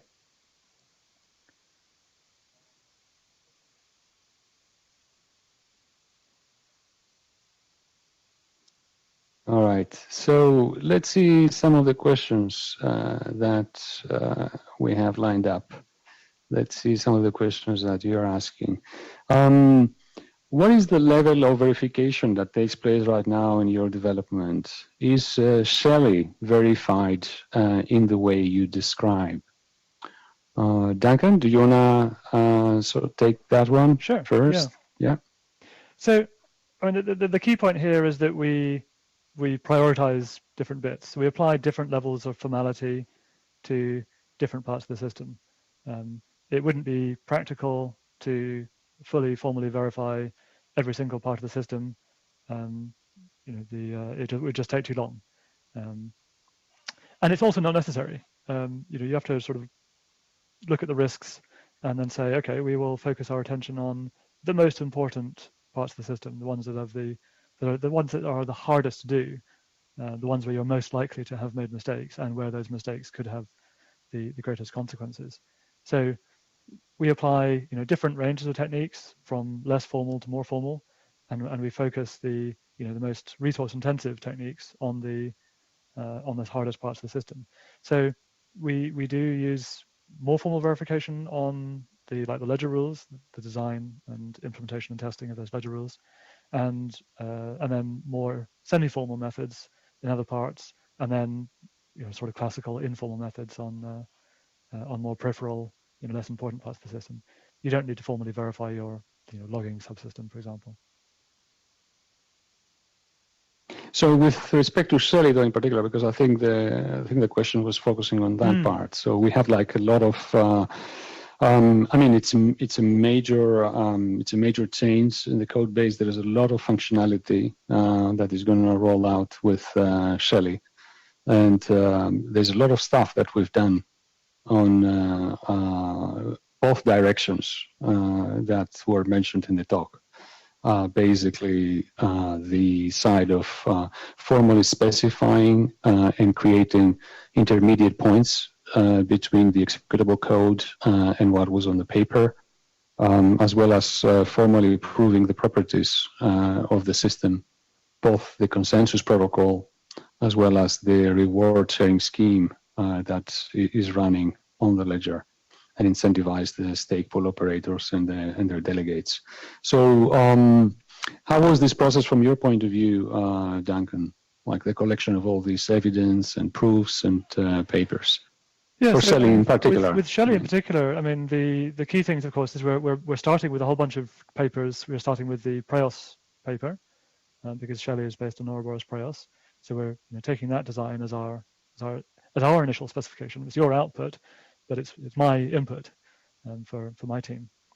Then as you mentioned, there's the reward sharing scheme. So we published a paper about the design of the reward scheme. And there was another paper also about the the delegation scheme. So those were kind of the those peer-reviewed initial design parts. And then the other bit that we did, that is not published as a peer review, but we have published. We have published to the not in the journal, but we've published it to the world. Was the design of our ledger rules. So we've put out a technical report specification, the formal mathematical description of all the ledger rules, and some bits of those. I mean, we've done a lot of testing of the properties of those. So that's a semi-formal method, and we also have formal proofs of a couple of the key properties, which we've done using a theorem prover. So that's a fully mechanically checked, and that's, from my point of view, the gold standard. And so we have applied that, albeit quite selectively. And then more widely, we've done this very thorough, systematic random testing of properties, like the property that money is not created or destroyed, that kind of property. All right, let's move to another question. Do you need all the functional specifications set at the beginning to solve the problem? It certainly helps, but it's not strictly essential. When you're dealing with complicated systems, complicated problems, part of the problem actually is figuring out what is the problem? What is the problem you exactly want to solve? Because sometimes there's a bit of flexibility in that, in how what you choose to solve. So yeah, you have to start with some idea of what you're doing, but you can kind of iterate around, doing some exploring the design space and figuring out exactly what the problem you want to solve is. In the end, you need to be precise about what your problem is. But you don't necessarily have to have fully formed in a fully precisely the description of your problem at the very beginning. You can sometimes, in the first stages, iterate through that and come to a conclusion on what your problem is exactly. Yeah, actually, I think it's a very, very important point to say here is as I also mentioned in the talk, there is the problem and the problem specification. And the problem specification in itself is an artifact that is to be shared, scrutinized in itself, because this actually defines exactly what you are setting out to do with a particular implementation. I mean, you can start and say consensus. And if I say consensus, then all of us will have or Byzantine agreement, like it was in the presentation, right? So we have an understanding, we may have an understanding of what this means, but unless we have a formal, precise specification of exactly what is the problem, then we are in danger, actually, of talking about different things. And actually, when we try to compare implementations that solve the problem, then we may not be able to understand whether they're doing the same thing or whether they're correct. All right, let me move to another talk. As a developer, making tableized and dynamically generated test data can still not prove the function to be flawless. Even if you prove a function on multiple levels, it still doesn't rule out human-made flaws that no one saw. How do you prevent that? So this really is the kind of core of Agalos's talk about the evidence. What is the quality of evidence that you want to be assured that there are no flaws, or that the flaws are sufficiently unlikely. And this is where you have to choose, how important is it what you are doing? What quality of evidence is required? What level of assurance do you require for using some piece of software for what you want to use it for? So in the case of a cryptocurrency, that may well be that you require a very high standard. Although, I mean, look at the rest of the industry, the level of quality of evidence is typically not that good, and yet people use these systems. Personally, I think that's crazy, but I'm perhaps more risk averse than some other people. So you have to decide what level of evidence. So you can't. It's not practical to say, you want zero risk and everything must be absolutely formally proven. That's probably too much. So you have to pick the balance between what level of assurance, what level of risk are you interested in, and how long you're prepared to wait, and how much you're prepared to pay. We can. I've no doubt we could make Cardano completely, fully, automatically verified, but it would take longer than you would be prepared to wait. So we have to pick. We have to pick a trade-off, and as I said, in an earlier question, target our most target the parts of the problem that we're most likely to make mistakes and where it's most likely to be problematic, and those are the areas that you target for. You bring out the big hammers for those areas, and you want higher quality evidence in those areas and lower quality evidence elsewhere. Yeah, so I just want to sort of point out again to this golden star that you were saying, that there's like an ultimate, there's an ultimate goal here where you have like formal verification of all properties of the executable code.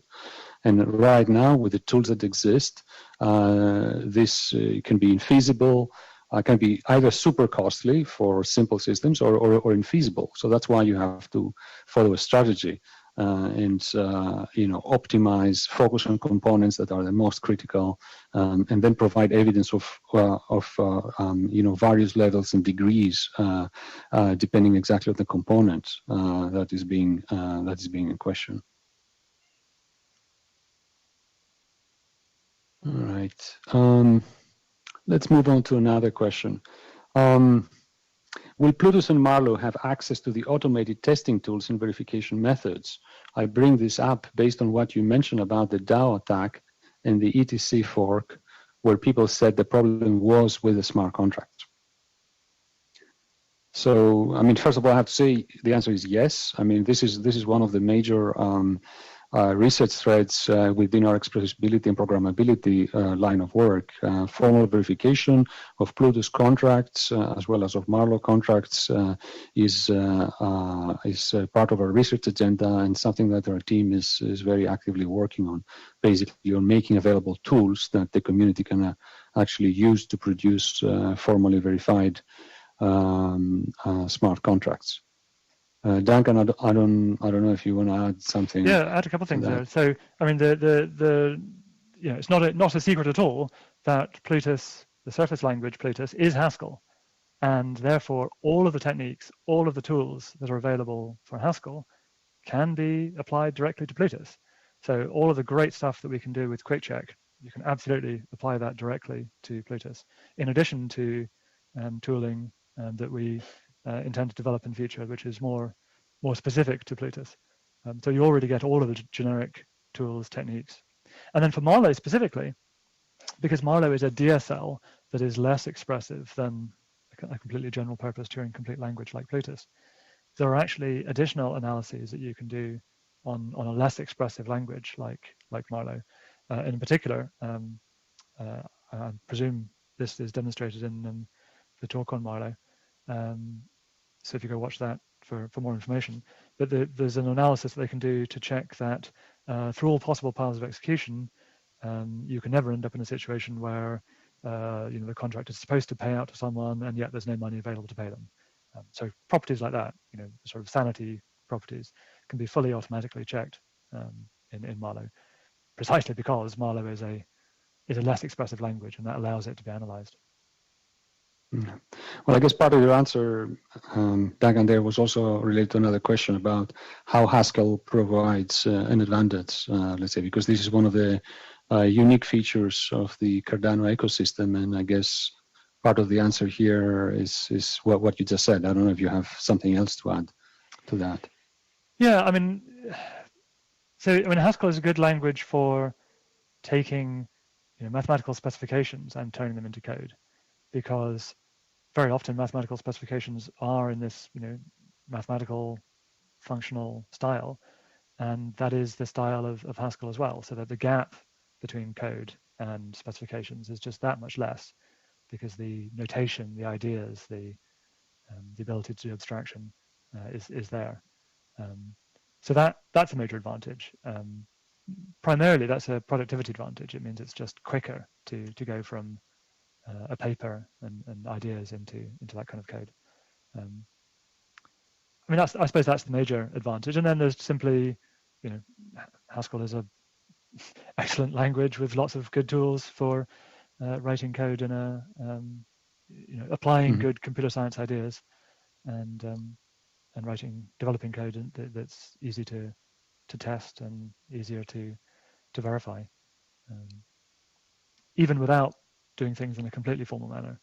There are lots and lots of just very effective techniques for eliminating classes of bugs and testing for problems in a very systematic and effective way. Right. Let me move on to another question. How do you compartmentalize the code to prevent a function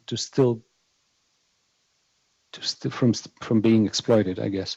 There's no way to prove perfect reliability of code. Hackers might always find some super low level bit shifting or memory manipulating exploit in a part of the operational code. So question about compartmentalization. Well, I would dispute part of your question, actually. There's no way to prove perfect reliability of code, all the way down to the low-level bits. I mean, okay, that's not, I'm not claiming that we're trying to do that within Cardano, but that is actually possible to prove things all the way down to, the level of a, ARM CPU. And that is done, that has been done, for example, with the L4 microkernel running on specific bits of ARM hardware, where they do have a model that goes all the way down to the ARM assembly, the operational semantics of the ARM assembly code, and formally checked that these particular CPU implementations do implement that correctly. And that's proved in Isabelle, that the properties, the high-level properties of the L4 microkernel, an operating system kernel, which has all this stuff about bit shifting and memory and protection, all the rest of it, and that is formally proven in Isabelle all the way down to the level of an operational model of a CPU. So you can do that. It's extremely expensive to do that exactly. all the way down to that level. So it's exactly a matter of economics again, right? Yeah. So exactly like how so do you sometimes manage you're right. the resources? So the question is, how do you compartmentalize? Sometimes you do have to compartmentalize. You've got to distinguish though between systematic exploits and like local flaws. Can you take over? For example, we don't assume that you can't hack into any one particular stake pool, but we kind of assume that you can't hack into all of them all at once. And the system is designed to be resilient to someone hacking into some stake pools. This is why we have hot, cold, key schemes and key evolving signatures and things like this. So yes, you're right. So to some extent, we do have to make assumptions that some parts of the system will be compromised. But we do have to be very careful about making sure that you can't do a system-wide systematic exploit. And that would be the sort of thing where someone got a flaw in the ledger rules, which allowed you to steal the money or something. That would not be a compartmentalized. That would not be a kind of failure that you could compartmentalize very easily. Although sidechains is indeed a way of compartmentalizing entire blockchain systems. So yeah, you're right. You can compartmentalize on various levels, but you really have to build that into the design, and it's moderately expensive to do that. So we're almost running out of time, so I'll just have one final question. I know there's more questions that you've posted, all of them very, very interesting, but unfortunately we're not going to have enough time as we have to jump to another panel. So final question, how do you assess that the model does conform to reality? It doesn't allow certain side channel attacks that were unknown at the time of design? So that's a great question, and this is something that we really spend a lot of time on that. So this actually really depends on our ability to work for the whole organization, the research organization, to work tightly with the engineering, with DevOps, with people that build simulations, with people actually deploy our systems in the real world. So there is a lot of interaction between the teams at IHK. So when we have when we have a threat model, and then we extract the problem specification that describes what is the range of attacks that the adversary can do, there is a lot of back and forth within IHK, as well as with our external collaborators, about understanding whether this is the right model. The other way we do that is that we publish these models. Actually, these models is part of the artifacts, is part of the papers that we widely disseminate. So these are peer-reviewed, so we get feedback from the extended research community about the quality of these models and the level that they conform to real-world conditions. Duncan, I don't know if you want to add something to that, like as a quick comment, as we have to move on. No, I think that's fine. The only other thing I'd maybe add at the end here is that since we don't have time to answer all the questions, if people would like to post their questions on the Reddit thread that is associated with this talk, certainly I would be happy to answer as many of the questions on Reddit as I feel qualified to do so. Yes, absolutely. So I would welcome all the remaining questions there if you post them on Reddit. Like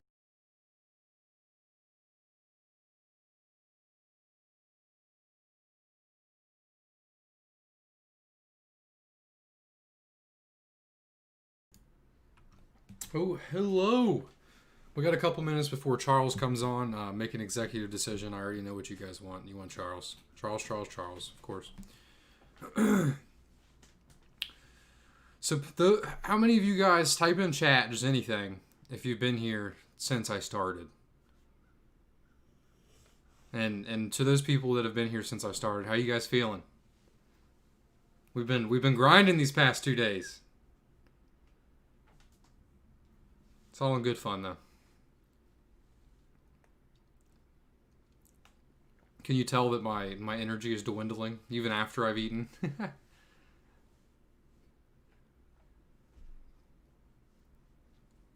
About T-minus 1 minute.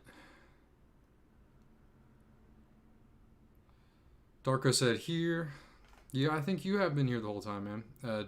T. Sylvestin said since start. Hell yeah, man. Anthony said, yup. Smiley face. Me. Awesome. So I really appreciate you guys being here with me the whole time, man. I had a good time. It was definitely better than just watching it all laying in bed. Maldi said, I feel drunk. Good for you, man. Who's Forgotten said, just hopped in. How was today so far? Got to work soon. Charles is actually about to come on, Who's Forgotten. Today's been all right. I think day one was better, though. They definitely jam-packed that one full of some good information. I think, I bet these next 3 hours are going to be where it's really... Hello, everyone, and welcome again to the Cardano Virtual Summit, Shelley Edition. It has certainly been a long journey to get to the summit, and I want to thank everybody again for being here. Thank you for all your support and for supporting Cardano. I am Tamer Hassan, Chief of Staff for IOHK. I am also a council member on the Cardano Foundation. And I am here today to speak with 4 powerhouses in our industry that I am lucky enough to call my colleagues, my friends, and 4 great thought leaders in this space. So as you all know, the blockchain solutions industry, it is constantly changing. And I have to say that we at IOHK, we have built a world-class team to keep up with this change. We have made many research discoveries along the way. We've uncovered market opportunities, and that has now led IOHK into this next phase of our journey. So today on the panel, we are going to reflect on IOHK's successes, and we're also going to look forward what we are going to be doing as a company. I'm not sure if Aggelos has joined here yet, but first on the panel, I'm going to introduce Aggelos Kiayes. Aggelos is the chair in cybersecurity and privacy, and he is the director of the blockchain technology labs at the University of Edinburgh. He's also known as our chief scientist here at IOHK.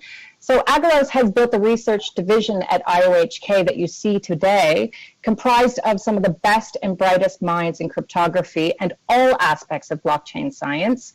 IOHK has over 25 researchers and funds another 25 researchers at varying levels. And under Aggelos's guidance, we have over 55 papers published, co-authored by IOHK researchers, plus 18 papers submitted and currently under review, peer review. The BTL network has 4 member institutions, including the University of Edinburgh, University of Athens, Wyoming, and of course, Tokyo Tech. So thank you, Aggelos, if you are here, for joining us today. Next on the panel is the man, the myth, and the legend, Mr. Charles Hoskinson. Charles is an American entrepreneur and cryptocurrency specialist, better known as the founder and CEO of Input Output. Charles is a true polymath and one of the greatest leaders of our time. He is an entrepreneur, a mathematician, a computer scientist, a lover of philosophy, music, and all things in between. Charles, thank you for being on this panel today. Next, we have Mr. Roman. I'm not going to try to pronounce his last name. I always butcher French names, but Roman, he is our CTO at IOHK, and we're very lucky to have him. Roman has a PhD in distributed computing and has founded 3 startups since 2008 and built innovative applications in various domains, from AR multiplayer games to real-time telemedicine applications for the enterprise. Since 2017, Roman has built blockchain-based products for clients, including a major international bank, and has released open source projects to help developers create durable blockchain systems. Roman, thank you for joining today. And last but not least, Miss Aparna Ju. Aparna is IOHK's Cardano product director. Aparna is passionate about product management and has an eye for detailed differentiation. She has worked in product, marketing, and business development in various capacities, exploring, conceptualizing, and managing strategy, product vision, and market roadmaps. Since gaining her degree in electrical and computer engineering from Georgia Tech, she has created and led product management programs at global companies and agile startups, all with an innovation and technology mindset. Aparna, thank you very much for being on this panel. All right, so I'm going to jump into questions for this panel first, but please click on that blue button, I believe it is, and ask any questions you'd like as well, and I will take those questions at the end and ask them of the panel. So first, Charles, let's start with you, and let's start at the beginning with IOHK. So IOHK is now your third company in the blockchain space. Tell the viewers here, why is input-output so special to you, and what sets it apart from your previous ventures? Yeah, my time in the blockchain industry has been pretty unique and interesting. I started 3 companies. The first one was Invictus Innovations, and that was a project called BitShares. And Dan and I, we really didn't get along too well, so I took a buyout. And then I did Ethereum, and they decided to go in a slightly different direction. And so then I decided, man, what should I do? Should I just go and try to be a pretend mathematician again, or do I go do something else with my life, or what do I do?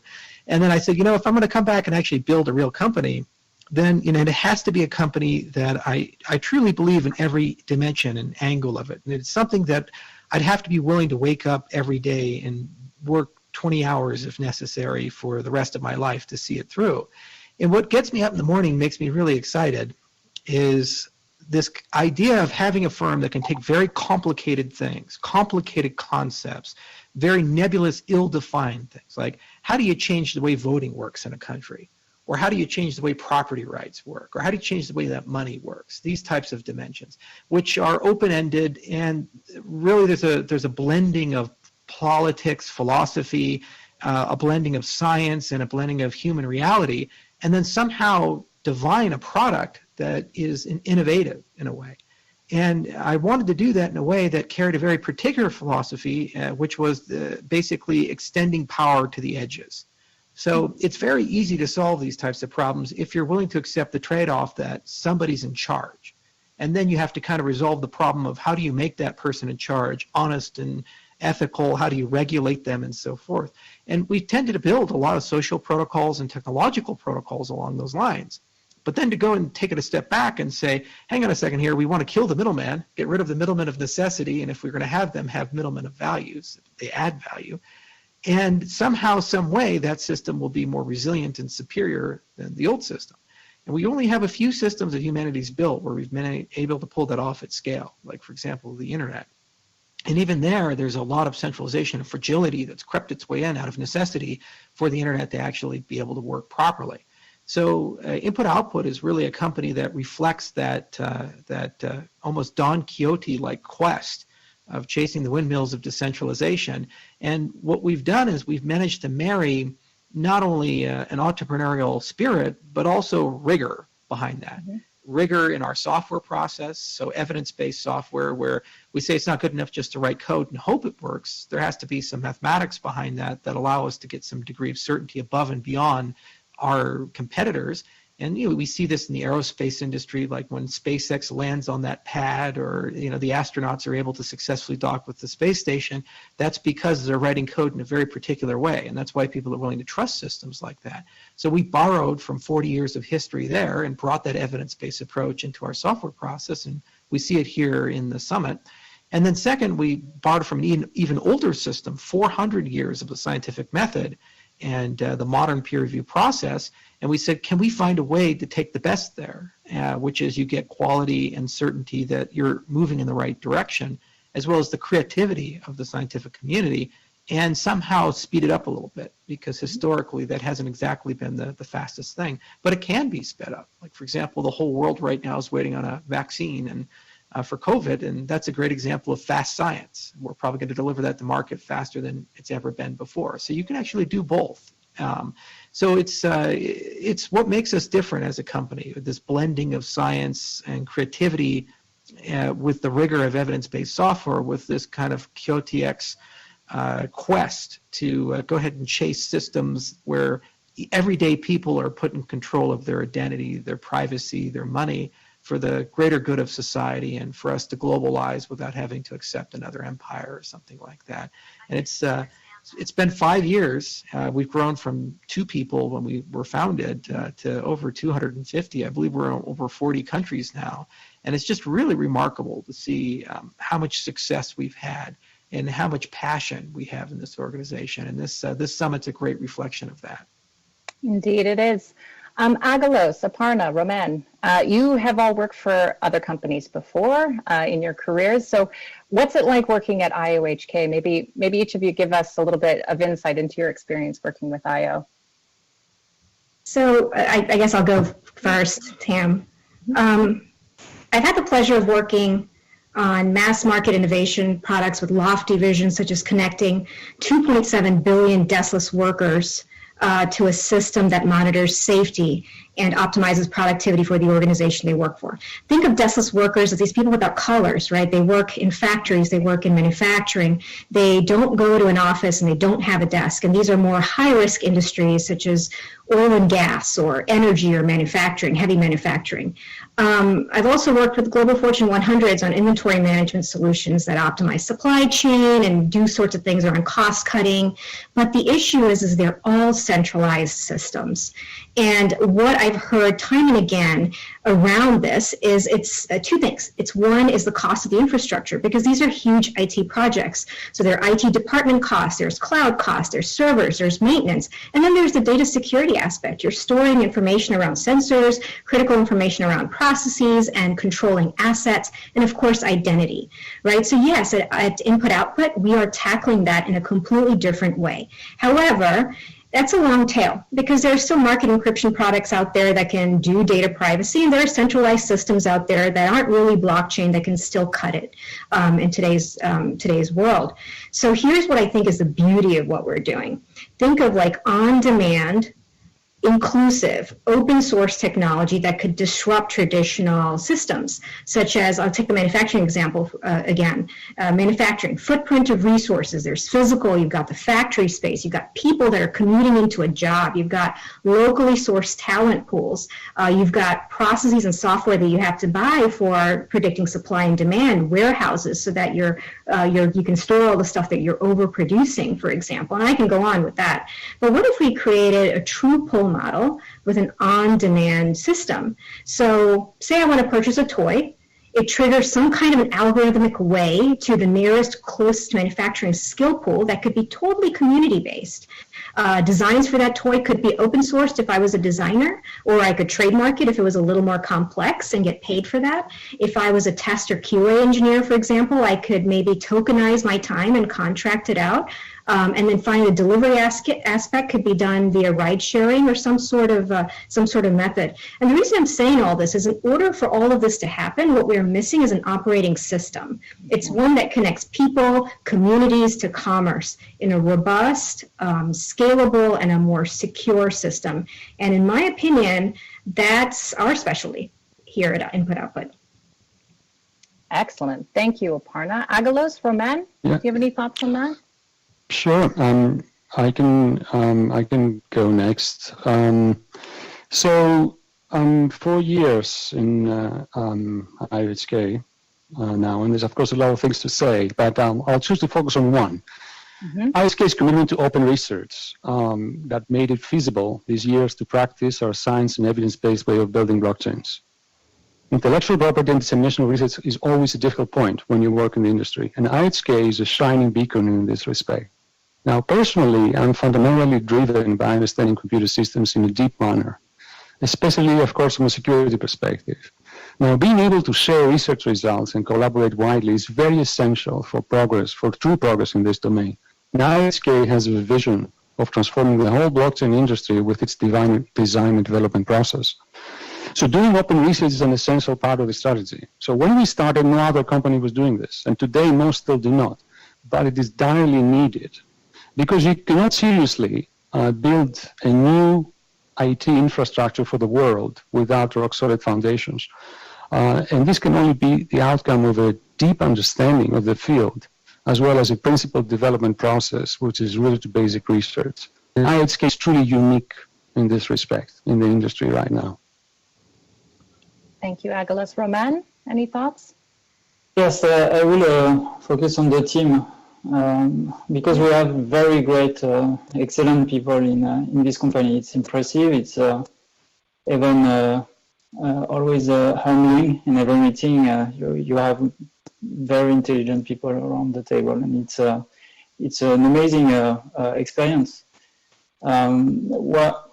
One side of the company that is really interesting is the ethical approach. We want to change the world, and humbly, and we want to explore new technologies to bring new tools for the world to remove the third party, the gatekeepers, let's say, and give a chance to everyone. So having the opportunity to work with Charles every day. Charles, you are a visionary for sure, and very ambitious as well. And that's an amazing experience to me. And we are all blessed to work at IOHK. Yeah, just one final point on this question. My job and the job of our executives is to create an environment where people can do their best work and then just get the hell out of their way. You set the vision, you set the goals and the mission, and this is a mission that's easy for people to get around because we talk about things like, let's give economic identity to the billions of people who don't have it. Let's fix broken governments. Let's create tools that promote transparency and reduce corruption and make the world a bit more fair. So these are big, broad aspirations, but the road to achieve those aspirations requires execution, and it requires constant vigilance with a lot of brilliance. And the kinds of people that can deliver that, they can work anywhere. They can go to Google, they can go to Microsoft, they can go to Facebook, they can work for any government they want to, any project they want to. They have unlimited options, and you can't inspire these people with money. So what you have to do is you have to give them an environment with the finite time that they all have so that they can do the best work of their career. And if we've done our job right as leaders of this company, then what we've created is a win-win where it just so happens that the best work of their career also ends up in our best products and helps us get a little closer to that ideal world that we want to get to. And that's principally my job as the CEO, and Agalos's job as the chief scientist, and Roman's job as the CTO, is to figure out how do we inspire these people, attract these people, and then get out of their way where and when that makes sense so that they can get to the business of coming up with just remarkable innovations. And we're really seeing now at 5 years into this, how many have come down the pipe. We've fundamentally changed the entire conversation in distributed systems with proof of stake. I mean, it's no longer just a question of can it be done, it's now a question of how should we do it. We fundamentally changed a lot of things and how people think about the design and architecture of cryptocurrencies. And a lot of people tend to copy us now. We know that because they cite our papers. GKL, I think, has been cited about 860 times at this point. So it's definitely a winner. And we're starting to see a lot of derivative work from people who have nothing to do with our company, but they're inspired by the work we do. So in a certain respect, that's the greatest honor, I think, is the fact that we've started that momentum.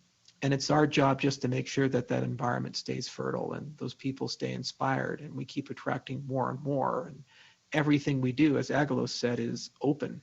There's never going to be a time when we patent something, and there's never going to be a time where I endorse proprietary software. I've always believed in open source systems, open ideas, and we'll collaborate with basically anybody. Doesn't matter who they are if they bring good ideas to us, and of course they behave with integrity and ethically. Wow, a lot of good stuff there. And I have to say, as someone that works at IOHK, it is absolutely a dream. And what you said too, Aparna and Charles, the vision is one thing and having that, but to build the systems and the processes, to be able to actually execute, that's the key. And that's where we're going now turning a corner as IOHK. We're really going to look at that sort of decentralized operating system and how we can operate in a more decentralized manner ourselves more efficiently, and then ultimately with our partners, like you just said too, that we're collaborating with. So it's been a beautiful experience for me as well. And thank you, Charles, for having such a vision. Everything starts at the top, and you've really enabled us all to do our jobs and really thrive. So thank you. Okay, so next I'm going to go a little bit deeper into the research that we've done. And Aglos, I want to start with you. You have an incredibly ambitious research agenda. So I want to know a little bit, or our viewers probably want to know a little bit more about how it was conceived. Like, why didn't you just come out and just copy somebody else's research agenda? Where did this all come from? Yeah. Well, first of all, we didn't copy someone else's research agenda on the blockchain space because there was none. Yeah. There you go. When I started years ago to look at Bitcoin like more deeply, I was thrilled. I mean, at the time, there was barely any serious research on the topic. There were some just a handful of papers, and specifically on the consensus aspect of it, there was really none. But then we did the GKL paper that Charles just mentioned, the first analysis of Bitcoin from a consensus perspective, and many things followed since, including the deep dive that we all did with proof of stake that produced Ouroboros, and the whole research agenda that our audience actually has seen in the science track. But to answer the bigger question here, why we should do research as a company, there are many, many good reasons. So first of all, research helps us build systems that are more resilient to attacks. And that's critical because the blockchain space is about building a resilient infrastructure. Now, second, it allows nuanced and principled comparisons to alternative approaches. You can understand why you do one thing and why not something else with evidence and justifications, not because it sounds good or because it was proposed by Charles or Agulus or anyone else. In research, we challenge each other all the time. There's no higher authority except functionality, efficiency, security, and elegance. And this is what drives the whole design and development process. Now, the third reason is that you can do better allocation of development resources. You minimize backtracking. You minimize going back to the drawing board. We have been to the drawing board. We are on the drawing board all the time. We looked at everything. There's no need for us to go back in panic when something happens. Now, fourth, as a company, with research, you can easily adapt to changing conditions. When a crucial parameter of the development of the deployment landscape changes, then you're not then scrambling. You know what you need to do to change it, and you know how to do it. You open your notes, you open these papers.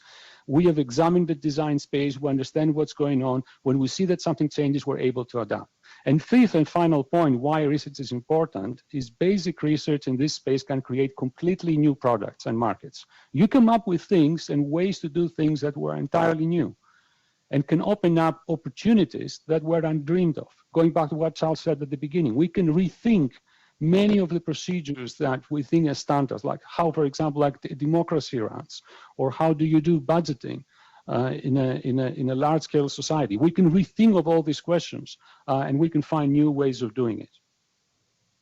So, yeah, and just to add to that, we live in a situation where our industry was created by a foundational idea, so Bitcoin.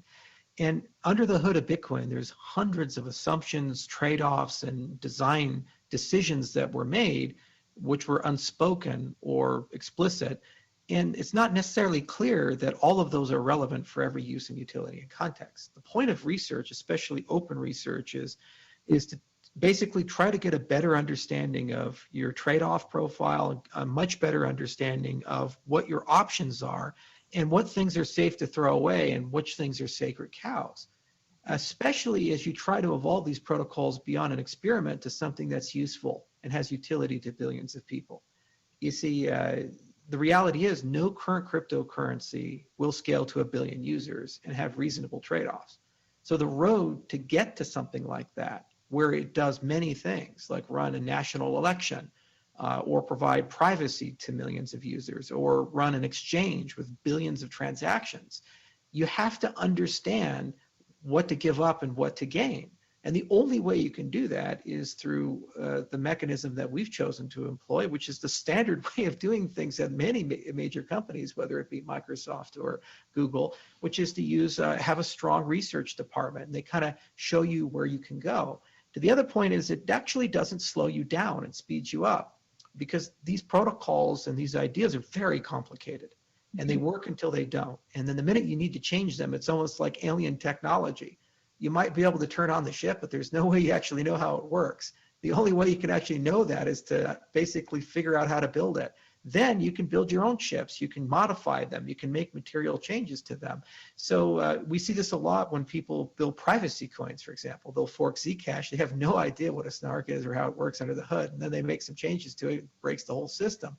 So that's where our industry is kind of at, and it's really a shame that we had to carry the baton of the entire research agenda, because it would have been much more productive to start somewhere solid and just build on top of that. But unfortunately, there were a lot of broken windows and a lot of open fields. It's an exciting, great opportunity, especially for graduate students and postdocs, because they can get lots of great papers and get into a lot of great conferences.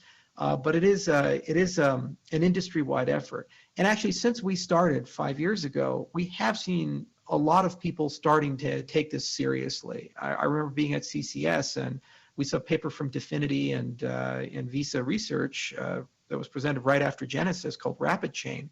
And there's a litany of others that are coming in, and they're choosing to utilize the peer review process, and they're choosing to actually formalize their ideas in ways that the scientific community can analyze, debate, and ultimately establish the merits of them, positive or negative. And that's a great change over the last 5 years. And I think we've had a huge impact on that. And ultimately, it's for the benefit of everybody in our industry. And it's for the benefit of the people who use these systems, because they need certainty that the systems are reliable and the systems are actually going to do what the entrepreneurs claim that they're going to do. Roman, any thoughts on that? Yeah, I have a story actually. I was on a call with Emmanuel Ansom from the University of Rennes in France, and we were discussing about our improvement into the Bitcoin protocol, and she told me, you should read the Bitcoin backbone protocol paper.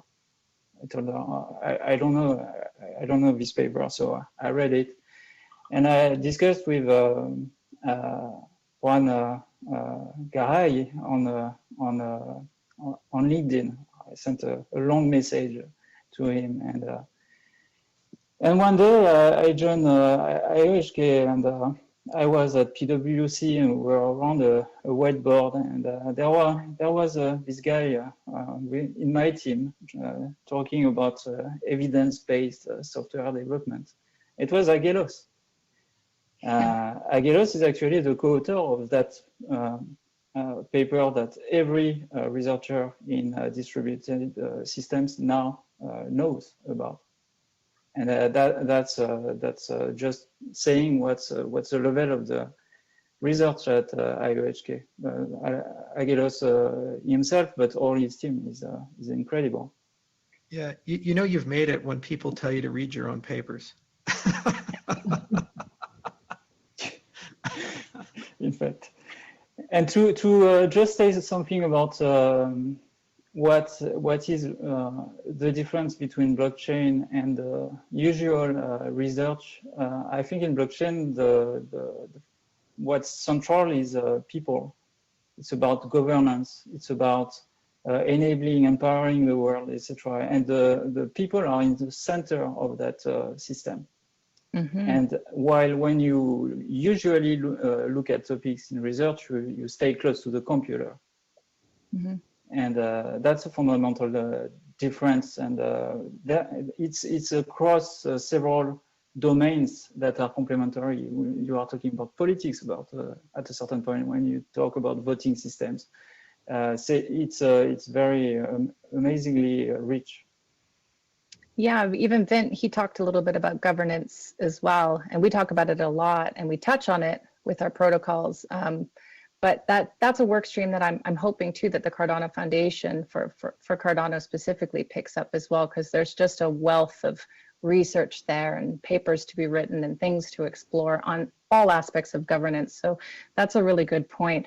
So as great and magnanimous as this research agenda is in our technology, we've come a long way.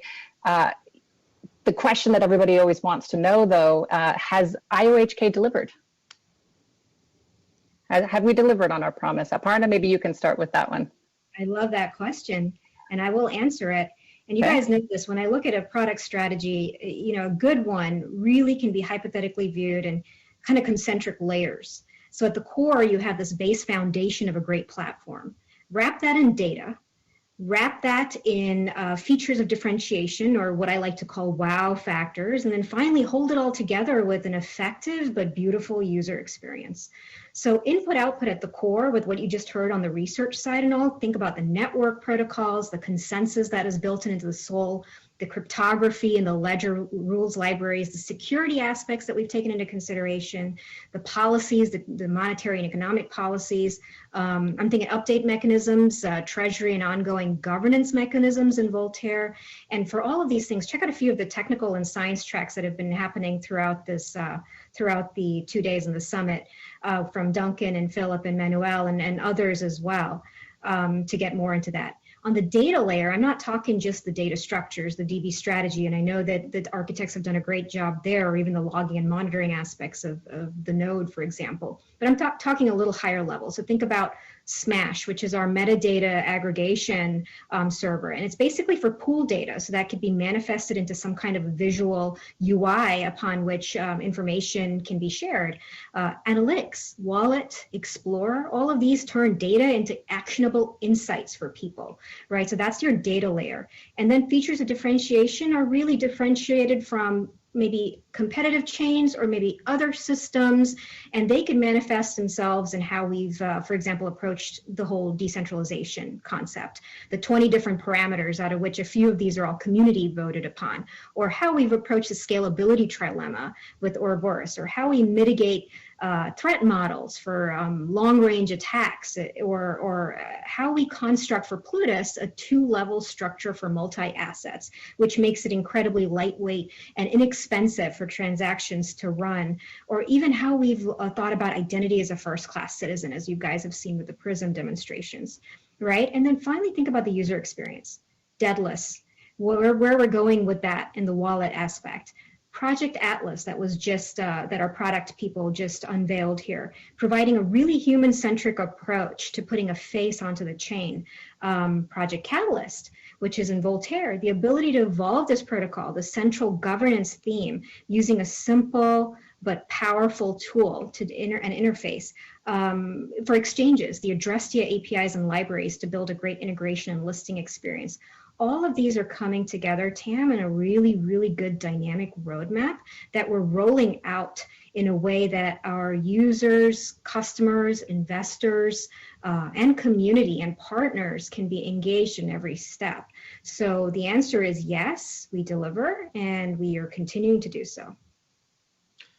You know, that's an interesting question. You know, the problem with being me is that it's like you reach this plateau and you think you've reached the top of the mountain, and then you look and on the horizon there's an even taller mountain to go and chase. I mean, it depends, I guess, on your perspective. Everything Aparna just detailed is probably one of the most remarkable accomplishments in the history of our industry, if not the most remarkable, about how much code we've written, how many products we've built, the fact that we kept our rigor and we kept our discipline despite the fact that we had setbacks and we had to go and redo certain things, and we had to drag a community along with us, and that's like changing the tires on a car while it's driving. There's just so much complexity there and so many challenges there, and every day it just gets better. So that's an indication of not only delivery but a center of excellence that is just has no competition. From another perspective, no one's really delivered in our industry until we wake up and billions of people are in these types of systems. And really the question we have to ask is, how do we get there? And what we've discovered is no matter how hard we work as an organization, you don't get there alone. You have to build a movement. So the real question of delivery is pivoting from what can we unilaterally do, as magical and great as that is, and we'll continue to do that, to what can we do as an ecosystem, and ultimately what can we do as an entire world. And what's so exciting about that is that every single time we have ever asked our community to step up and do something with us, they have never let us down. For example, we did the ITN and we said, hey, we have this new protocol. It's called Ouroboros. It's pretty cool. You should check it out. We launch it. On day 0, there were 0 stake pools, 0 small businesses. No one was running it. And then just 6 months later, we have 1,200 registered. People have built their own businesses, registered businesses, gotten custom logos, t-shirts made. They're running the chain, they're running the protocol, they're asking deep technical questions, they're giving us design feedback, they're having an opinion on protocol parameters that 6 months earlier, only 6 people ever even cared about in the history of the world. And now it's like a big deal and they're arguing what should K be. I mean, this is a pretty crazy evolution. The same for when we transitioned to Haskell, and now we're doing it again in 2 different dimensions. We're doing it with Plutus Foundations and the native asset side of things, where we're saying, hey, we have a completely new way of writing software that we think is fundamentally better than what has been presented in our industry. That only works if people show up and do it, and our community is not letting us down. There's already tons of people that are lining up and getting very excited to go and beat that model up, which will ultimately evolve those protocols very rapidly. And then on the governance side with Voltaire, we're saying, hey, we have this big pool of capital that will be made available and you, the community, now get to spend it. And you're going to go use all these voting protocols that we've been designing for years out of Lancaster and with the European Union and other sources. And we get to see basically where that road goes.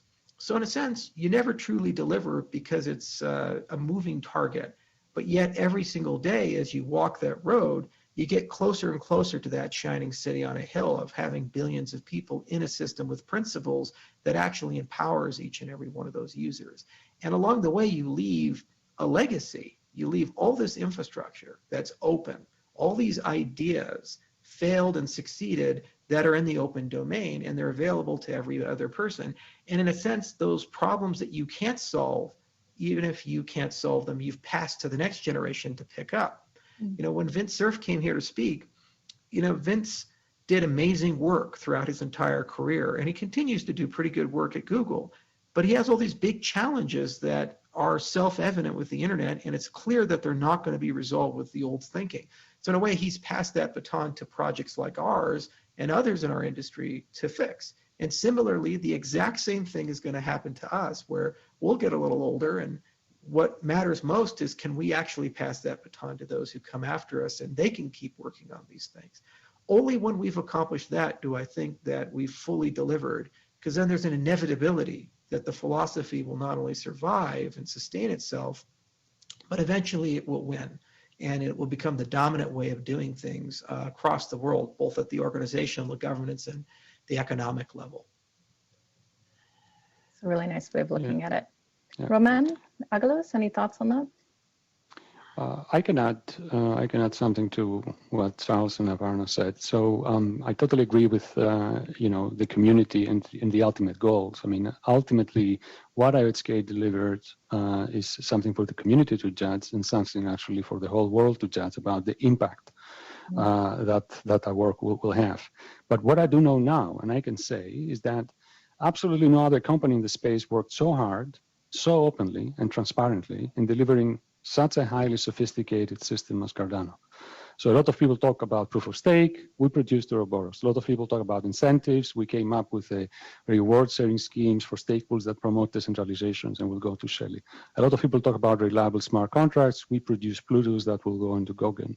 A lot of people talk about fair governance of blockchain systems, and we produced a sophisticated privacy preserving treasury management system that will be the basis of Voltaire. A lot of people talk about scalability, interoperability. We produced sidechains, Hydra, and all the other work that is coming up now, and you've seen in the research, in the science track, and all the performance improvements that will go into the basher update of Cardano. So this was a lot of hard and rewarding work, and there's still a lot of stuff to do, a lot of exciting things in the future of Cardano, but definitely I would say, from my point of view, 2020 is a great milestone for ISK and the Cardano project. I agree, Agalos. Roman, do you want to add anything to that? Yes, I think for sure we are delivering, and we will continue to do so. I mean, how many research papers already? Like 58, 9, 60? I don't know. It counts every month. You can add some. So what is a research paper? A research paper is an era of work. It's like usually it's 1, 2, 3 years of work. So you do the multiplication. That's a lot of work. You have the repository. The open source repo. We have more than 250 open source repo, not with random code inside, with pretty toughly made and very beautiful piece of software. So I think we delivered on that too. In the company, there's I think engineers and people who want to create the most beautiful product possible, and there's a change that we need to work on. It's actually delivering piece of this work one after the other, going to the perfection, but not waiting to have everything ready to release the perfection, because outside of the company, it looks like we are delivering slowly, and I think that's the change we initiated already, and that will show everyone that we are big producers for sure. And that's why we brought you on board, and you've done an excellent job. Yeah. On the aesthetic side, real quickly, that's something I do care a lot about, because I think it's so incredibly important for the survivability and durability of ideas. Quantum mechanics existed before Feynman diagrams, but when they came in, then suddenly they got simple and elegant. It was much easier to express very complicated ideas to people. We saw this presentation from Stephen Wolfram, and one of the things that Wolfram spent 4 decades of his life working on has been this idea of trying to find an elegant, concise way of expressing computation and making it easy to think in computation. So I give you something like a picture, and then he has this language where you can just do whatever you want to do with it and compose it with any other thing the system understands. And then you can just, as you're looking at it, ask questions. And this is allowing him to now tackle very difficult problems like the theory of everything and look at it from a lens that few people can understand, much less contribute to. So another thing this organization really does care about is simplicity and elegance and understandability. And that's another rare concept. What often happens is academics in particular tend to fall in love with their ideas, and after they get too invested in them, they don't particularly care if other people understand them at their level or that they're easy to propagate. In mathematics, this happens a lot. Sunichi is an example of that with the ABC conjecture. He claims he's solved a major problem in number theory, and he's written 250 pages of papers to this effect, and it's almost completely unassailable. And he hasn't really made an effort to simplify these things. So even if he's solved it, we have to ask, well, what's the point? He'll die one day, and if it dies with him, then it's lost to the community. So we have a moral obligation to make sure that these concepts are not just understandable at the level of scientists, but also percolate their way to the mainstream. And then people can start thinking about formally arcane concepts like, hang on a second here, what is an ideal voting system? What should a ballot look like? What does privacy mean to you? Where are you okay to share? Where are you not? And do you actually fully appreciate and understand these things that are going on? And the game is never done until we've gotten to a point where these ideas have become very mainstream. So that's another dimension of the effort of IO Global is how do we evolve and grow in that particular direction, above and beyond just striving for scientific excellence and above and beyond striving for excellence with code. On the engineering side in particular, this is why we train people. We've trained people in Greece, we train people in Barbados, we train people in Ethiopia, because that forces the Duncans and the Larses and the Phil Kants, these incredibly brilliant people who hold PhDs and have been doing this for decades, to explain to a recent graduate in computer science how Haskell works and how our code works and how to contribute to it. And if we were to go too far off on the reservation, too far off on the arcane ideas, it would be physically impossible for those people who are so young in their career to be able to meaningfully contribute. So it's so important that we never lose touch and we keep that legacy of upgrading people, bringing people in, because it fundamentally forces us to think in simpler terms, no less powerful terms, and ultimately strive for more elegance. And that's something that really makes us unique as a company.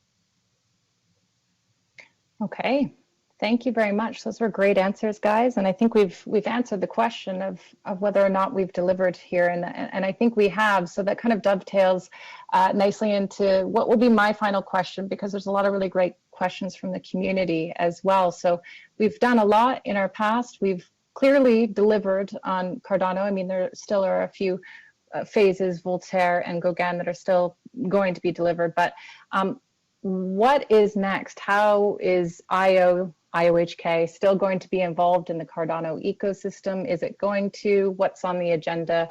Charles, maybe starting with you, and give us a bit of a vision of where we're going as a company. Maybe even speak a little bit about our brand and who we are as a company. Yeah, so Cardano was kind of like a DARPA project. You know, they're famous for doing these broad, high-risk, high-return things. Like, for example, they said, hey, let's do CALO, Cognitive Assistant Learns and Organizes. So the initial idea was, let's build some sort of AI that a soldier or somebody could have and they could talk to, almost like the movie Her, and it would do all kinds of cool stuff and be like an AI secretary. Now, that's a pretty lofty, ambitious goal, and the people who worked on that eventually transformed that goal into a commercial product. It became Siri. And actually, Steve Jobs was super interested in it. He followed it throughout the entire evolution. And as soon as they left, he bought them and brought them into the Apple ecosystem. So similarly, we started with this really broad spectrum of 3 collections of goals: scalability, interoperability, and sustainability. We said, look, if we're ever going to build something that allows us to get to billions of users and be useful and have utility, you have to have protocols that actually can operate at that scale with reasonable trade-offs. These protocols are obviously going to have to talk to hundreds, if not thousands, of different systems and be interoperable with those systems. And then finally, these protocols are going to, like the internet, require a governance layer.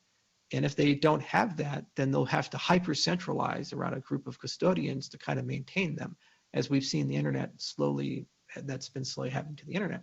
Now, these are goals. And then what we had to do was put together a giant research agenda, and we did a lot of first principles thinking, and we had to fix a lot of broken windows and, you know, march down a path. Well, that's 5 years of work, and now we've got to a point where we have crystallized a great product under Aparna's stewardship and the stewardship of the engineers and the people responsible for delivery. We are now in a position where, as we close out this year, Cardano will be the best cryptocurrency on market, bar none. There'll be no one else who's as good as what we've come up with. And if that was the definition of success, we'd say, wow, we have really done something remarkable. We didn't need to go and raise $4 billion and say a lot of stuff. We were quite conservative and quite systematic, and we were able to create something very special. But moving forward, if this is ever to achieve those original goals, much like CALO, you know, if whoever was going to create something that is sophisticated as a general intelligence, you obviously need to get to the next level. So the only way we can do that is by actually going from just a few custodial entities and broadening it out to a decentralized coalition of actors on the community side, the development side, the scientific side.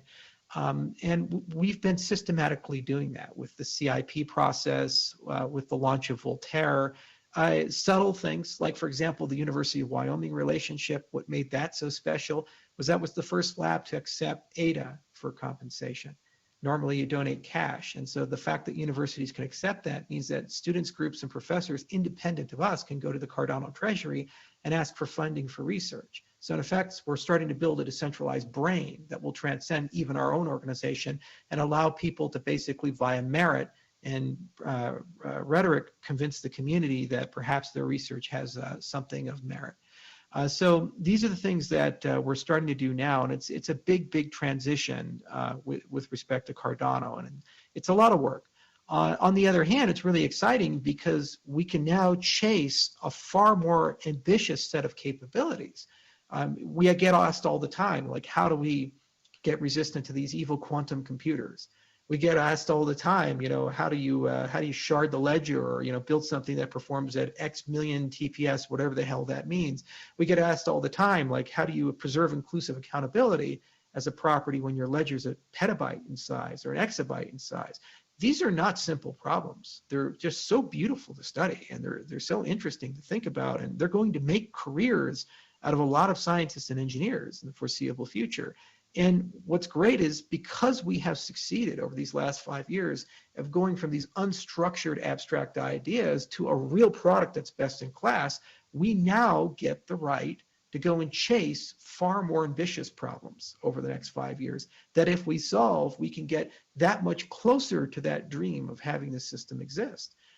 we as a company, IOHK, have evolved a lot too. We've grown from IOHK to IOG, Input Output Global. We've gone from just a few people to a lot, and we operate in so many countries that we decided that it'd be better to brand the company that way. So we have to go and figure that out too. There's a lot of brand growth that has to occur on our side.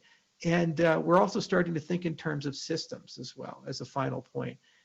We say interoperability, that by definition means we have to actually figure out how to talk to and work with other cryptocurrencies. And we've done some great research as an organization, like the NEPA PALS research. We published a great paper kind of formalizing cross-chain communication and coming up with some wonderful and surprising results there. So there's some beautiful, bright days ahead. And it's just so exciting to see that we're kind of closing something out so that it gives us the chance to go on an even greater expedition in the future and achieve some pretty remarkable things, hopefully in the next 5 years. Agalos, Aparna, what are you guys most excited about on the next phase of IOHK? Yeah, I'm happy to go. Echoing a bit what Charles said, the research and development we did for this system gives its community, do you hear me? Yeah. Gives this community a very sophisticated tool. I mean, I may even call a Swiss Army knife for building and deploying distributed applications. So next, it will be up to this community to realize this power and impact information technology deeply and meaningfully. It is also up to the community, I would say, to deliver the vision that all of us in this space have been dreaming for the last 10 years, with ideas that I should say have been frequently disputed, discredited as naive, or deemed too idealistic to be real-world relevant. But the problems that information technology systems face today are real and serious. Centralization that creates single points of failure, rampant misinformation on the internet, unchecked complexity in financial products, AI black boxes. Nobody disputes these problems. Keep that in mind. So I should say, from this point of view, this time has come. With this treasury system, the Cardano community will be at the driver's seat, drawing a number of organizations to compete and collaborate in improving the ecosystem. And of course, I would say IOHK will be an enthusiastic member of this community with a lot of research and development to contribute at the application layer, with new protocols, with new techniques for privacy, for regulatory technology, with cryptographic tools like secure multi-part computation. There is a lot of amazing research that still is going to happen at the application layer, at the level of distributed application, at the level of usability and connecting with users, and making the system more functional and adaptable to solve the real problems that we all want to solve. So I agree. I think that there's a natural progression here with input output and what we're doing with Cardano. You know, obviously it's a technologically advanced platform, as you've heard everybody speak about. It provides a decentralized, self-governing, ever-evolving blockchain. And it provides revenue streams for operators and stakeholders, right, on the chain, making them small to medium businesses. But this chain also has the foresight. We have the foresight to build applications on top of it to enable mass market adoption, because what is the definition of success? We build a great piece of technology, but it's only as good as how much it's used in the market for real world problems that include both businesses as well as consumers and users and so on and so forth. And to me, decentralized solutions is a journey. It's also a journey from an adoption standpoint, but just as much from an education standpoint. So on the side where I stand, I see it everywhere, you know, like voting and data privacy and small to medium logistics on lending and healthcare and counterfeiting and there's so many places that can benefit from a solution like this that we are just dipping our toes in the sand of being able to get that sort of reputation to go after those spaces. So I believe that Cardano's natural progression would be an ecosystem of partners and community-built solutions and innovators that eventually become entrepreneurs that are investing in our platform to build their business on top of it, to work on this whole mass market adoption for blockchain and decentralized solutions in general. You know, and just to follow on that point, there's a bit of myopic insanity with the future. And what I mean by that is, imagine you live in 1995 and somebody comes to you and tries to explain the concept of Uber. You know, that's the age where people said, hey, don't talk to strangers over the internet. And then literally the entire Uber business model is to use a supercomputer in your pocket that somehow is connected to the internet, who knows how, to summon a stranger you've never met to get into that person's car, and somehow they'll just drive you somewhere. And then somehow they make money and somehow you pay them. I mean, it's like 1995, that would be like a crazy, crazy concept. And today in 2020, we look at that and say, oh yeah, that's self-evident. Yeah, we do that stuff all the time. So that's another component of this process that is a little difficult, is that you have to allow people the freedom to kind of get creative and imagine, accepting the fact that it's sometimes difficult to see where the road goes. And then after the fact, when you get there, it felt like it's self-evident. Right now, we're having a huge debate in the United States about voting. Do we do mail-in ballots, or do we go and stand in lines and vote? And there's all these people saying, hang on a second here, why can't we vote online? Why can't we go to e-voting? This should be the way. At some point, that will happen. And the experience will be so great, and it'll be so well implemented, because we'll do it. We'll find a way. That then people will look back and say, oh yeah, that's the way it should always be. And they'll think it's just crazy that people mailed ballots to people's homes. It was just crazy that people had to stand in line for hours, and sometimes in the rain and snow, to go ahead and cast a vote. Just like we think it's crazy that people had to ride a horse to get somewhere. We just drive or something like that. So that's another part of the challenge, is inspiring people to imagine and accept insanity of the day, knowing that that insanity will recede, and people will just believe that these things have always been the case. Okay. Thank you, Charles. We have 5 minutes left, it looks like here, so I'm just pouring through. We have a lot of questions. I just want to say now we'll probably have another one of these panels for the community, maybe in a month's time, so people can ask us more questions. We can answer a lot of these questions. Let's see here. I can pick one that I saw on the right side. Yeah, go ahead. Yeah, absolutely, Roman. So someone is asking, I'm still trying to understand why governance is necessary in cryptocurrency. So I think we touched that topic with Agelos, Aparna, and Charles.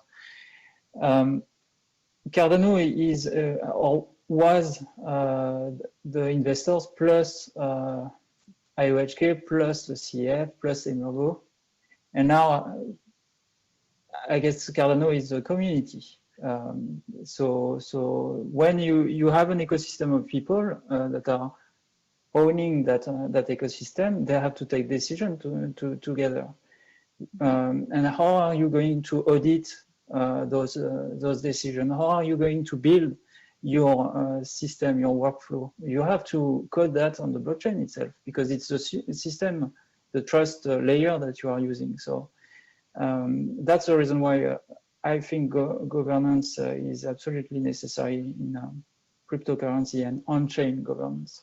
Yeah, and it's just insanity otherwise. I mean, imagine a world where you're expected to do things and use things, but you have no voice and say in how those systems work.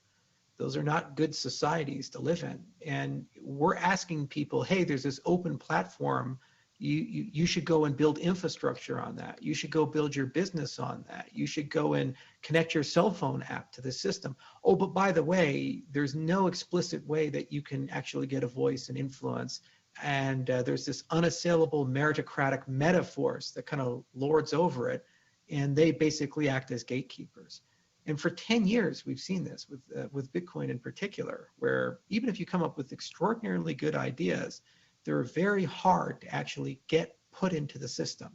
Even if the developers in that inner circle agree that that's a good idea, like SegWit or something, it still takes years to actually move something in. So if you want to be competitive, you want to evolve quickly, you want to actually invite people in, you have to give people a system where they have a voice and they have a say, and they understand that the rules evolve in a predictable, deterministic way, and that the rug is not going to be pulled out from underneath them. And I feel that this is ultimately going to be the single greatest competitive advantage that Cardano has over projects like Ethereum that have chosen to eschew governance on-chain, because all the people participating know that we have a much lower probability of contentious forks like a Cardano Cash or a Cardano Classic. And ultimately, because that governance system's there, we also have the ability to create community funds with a treasury system and pay people to sustain the system. In the absence of a governance layer, you have to trust a centralized custodian. And there's an old rule, it's called the golden rule. He who has the gold makes the rules. So I'd much rather have the community have the gold because they get to make the rules instead of some trusted third party, because you're just paying lip service to decentralization then.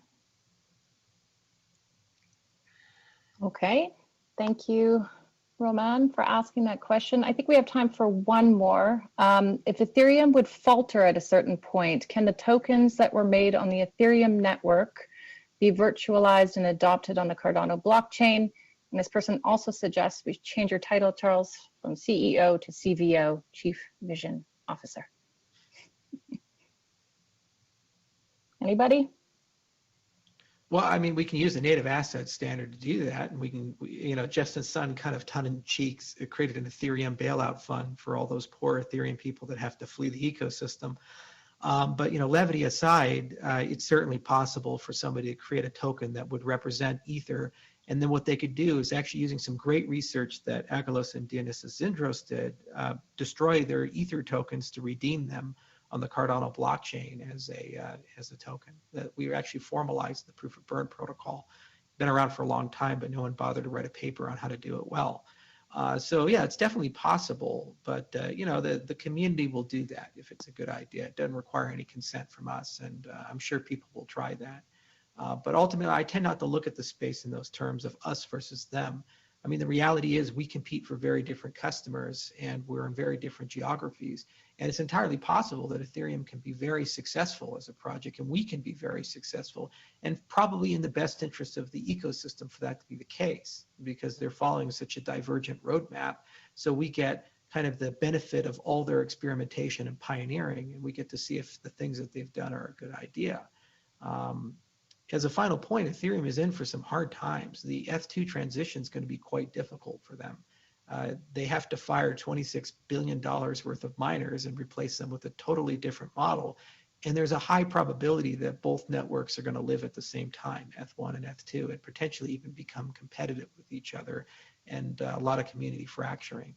So we do wish them well there. That's not an easy task. It was hard enough for us to go from a static and federated system to a dynamic and decentralized system. We had to invent the hard fork combinator and all these things to make that a smooth transition. It's exponentially more difficult to go from a proof of work system to a proof of stake system, because effectively the people who run your system are being fired, and you can't actually fire them. If they choose to preserve the old system, they can, and they certainly can do whatever they want to do with it, for example, with Ethereum Classic. All right, well, I think we are at our time, so let's wrap this up here. Thank you guys and gal for attending this panel. This was excellent. It was a great discussion, and thank you all for your questions and for tuning in. Have a lovely weekend. Thanks, Thank you. everybody. Thank you.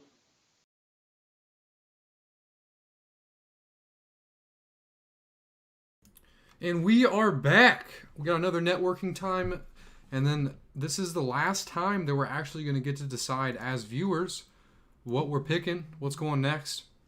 Let's see what we got popping. Okay, so this is why I said it's the last time that we're going to pick, because at 16:30, that's the final show. I think that's going to be at 6:30 EST. Yeah, 16:30, 6:30. We're obviously going to pick Charles, so we're not going to be picking on that one. But our choices now for 15:30 at 5:30 EST, we got Principles of Organic Governance, Defending the Blockchain Against All Adversaries, Classical and Quantum, and then we have Navigating Blockchains, and then we have Marlowe Playground. Let's see if I know any of these names. I don't know any of these names, so we're going to have to get lucky. What are you guys going with? Also, if you guys are new to this stream, I'll let you guys pick where we go. This will probably be the last time I ever have anything on this on my channel. Been speaking too much today, can't talk right. Next year, I'm going to be there in person with a little selfie stick recording this for you guys. I'm telling you, man, I'm flying out there.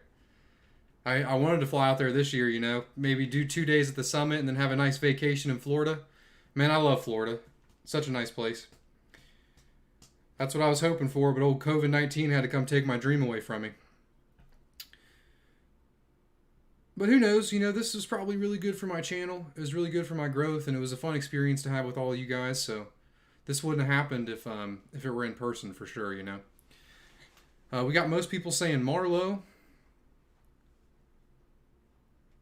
All right, if you guys are all picking Marlow, if it's boring, you can't leave. How about that? Is that fair? Darko said, ooh, hate Florida? Why do you hate Florida, man? I mean, I'll be honest with you. I haven't really had much time or money to travel in my life. So, see, I've never been to Cali. I've never been west. I've really only ever been on the East Coast and Florida. I've been to Alabama, too. Alabama's pretty nice. Motivation said they do summits every year. Yeah, man, they did one last year, but it was in person in Florida. Charles earlier said that they'll do an online summit again, so this might not be the last time you guys see something like this from me. Darko said the humidity. I got pretty lucky when I went there, man. It really didn't really get much higher than like 95, and the humidity wasn't too bad, man. I love 90. I sit in the sauna all the time too, so my body. Shane said, if boring, we leave. But my body's used to the heat. I love it, man. A good sweat gets me going. User said, work that like button, y'all. Hell yeah, man. We're at 188 likes. We're almost at 200. That'd be awesome if we could make it to 200. I'm sure we can. We still got a while. He said Charles is on YouTube. I can pull that up for you guys. Don't leave. We can watch it together.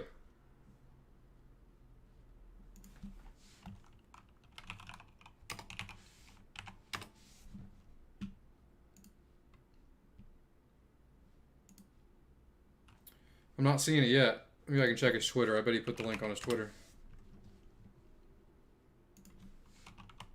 Oh, look, he's my first search. How cute. How cute. I'm not seeing it. Send me that link. Someone might have lied to you. Because I know he's doing his ending thing. It's in his keynote.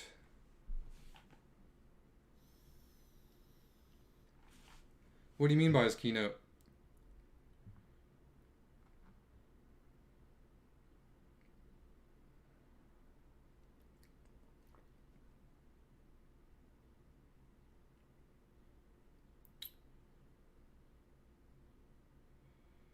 Ron Hill said, people from other countries come here and see more of the U.S. than most residents. Yeah, man, that is true. But trust me, I mean, I'm pretty young. I got a lot more of my life to see the U.S. for sure. I'm going to... Oh, okay, I see what you're saying. No worries, man. Yeah, I mean, I got a lot more time to see the rest of the U.S., and trust me, I will explore it all. You know, there's a lot of different types of places here, and I'm gonna see it all, man. Even Alaska. I'm going to Alaska, man. Next like Ensalada is going to send you some ADA, so whoever claims that, that's all you, man. Oh, it's an old video. Okay. Yeah, no worries, man. We can see what's popping in these auditoriums, see if we can catch anything. We got 23 minutes on that one. Seems like 23 on all of them.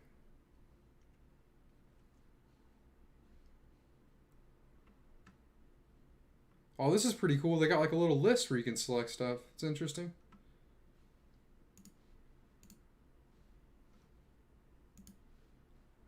Cool.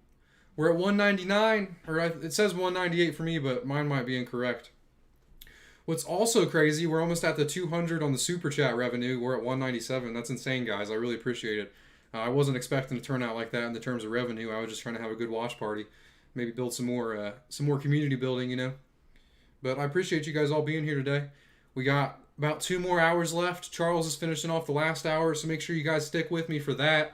The next hour is going to be some more technical talk, so if you guys can push through that, then we're back to Charles. One last good hour. Maybe he might have some announcements for us. Some people have mentioned in the comments down below that he said no more announcements, but we'll see.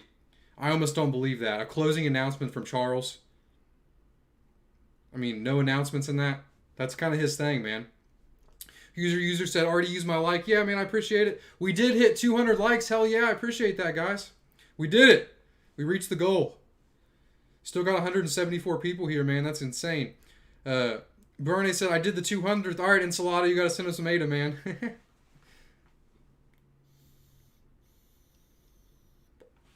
Yeah, woo woo.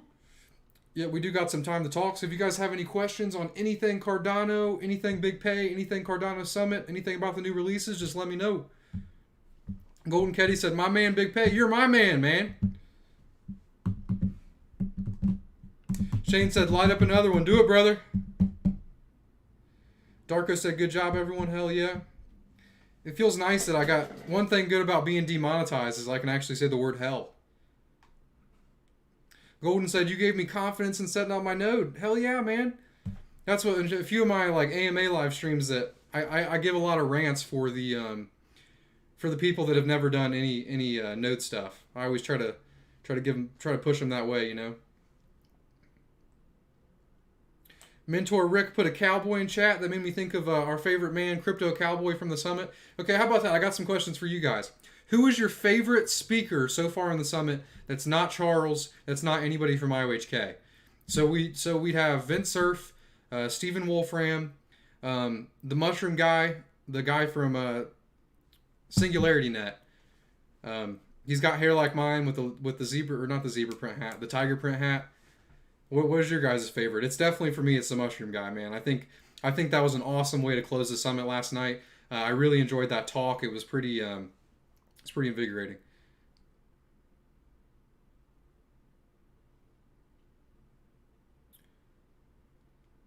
Coinfarrer said, "Hey, Pay, great content, man. What does KES and RES mean?"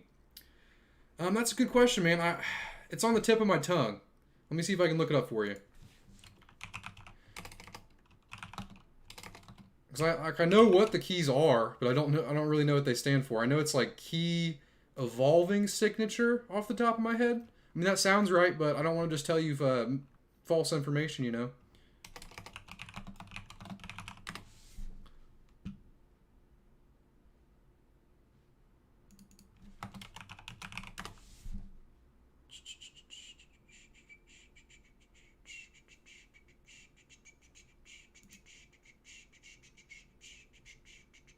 Yeah, get back to me with that question on Discord, man. I'll have to look that up.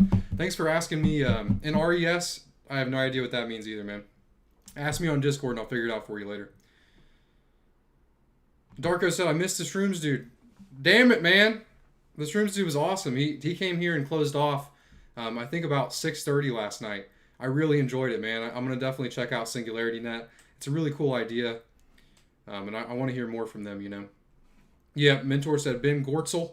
Yeah, I saw him on Joe Rogan a long time ago, but I don't think it encapsulated my attention like it did last night.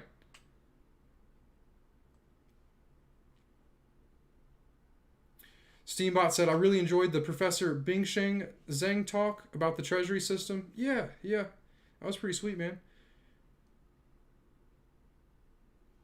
Yeah, so Coinfarrer, I really do think, if you're in my Discord server, ask me again, I'll actually find the answer. When I Googled it, it all came up with people having issues with their stake pools and their KES keys. So, but I'm pretty sure it means key evolving signature off the top of my head. ETY said, this is huge. What's huge, man? Tell me about it. And then you guys, let me see what you guys picked. I think you picked Marlowe.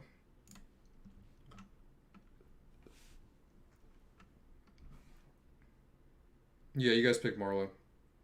So that's going to be in community. Okay, so yeah, so the reason why governance has like this little list where you can actually pick stuff is just blatantly because of is that Philippe right there? Today we have an incredible it's not panel. Philippe.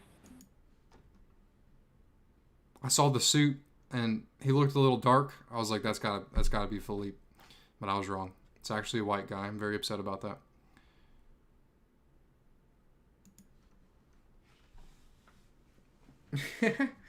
ETYJ said, Aperna, the hot chair lady. User said the technical comparison between UTXO and account based. Yeah, man, I was actually thinking about making a video on that, but that I did like the technical comparison they did release during the summit. We did get a lot of people earlier saying Ben, AGI.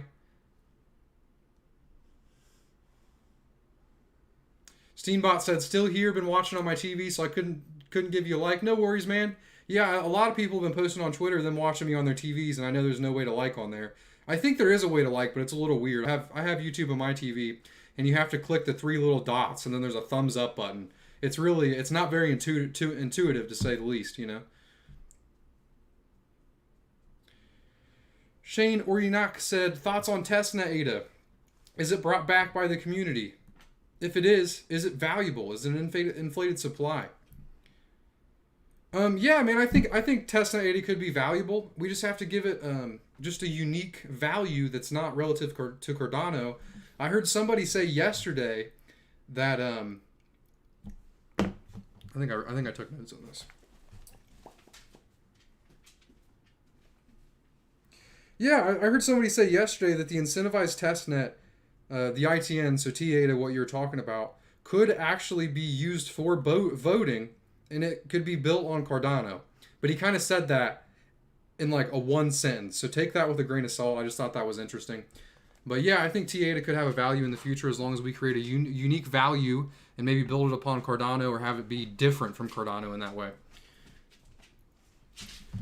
Soko said, do you guys think it's a good idea to buy a bunch of AGI tokens? I would never give you that advice, man, but I would recommend checking out his stuff that he does. He did a podcast the other day that was really awesome with Lex Friedman. Check that out. He also did one with Joe Rogan. I mean, those are some pretty entertaining guys.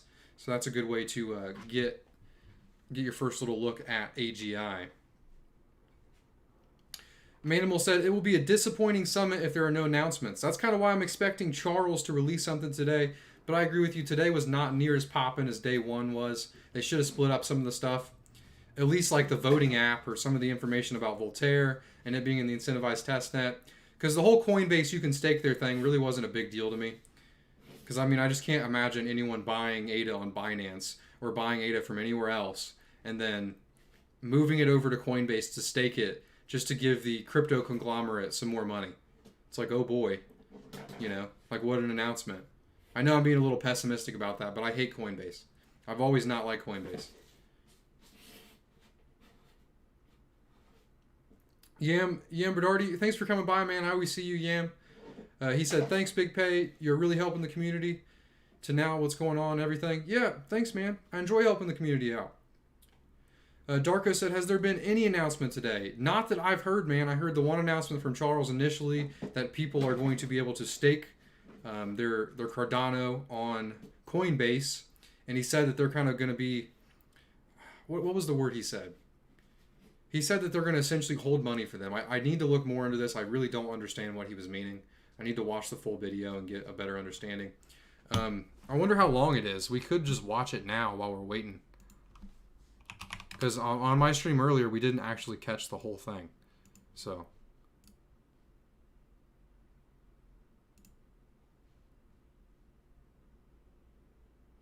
Okay, so that was the keynote from yesterday that IOHK uploaded. Let me pull this over here.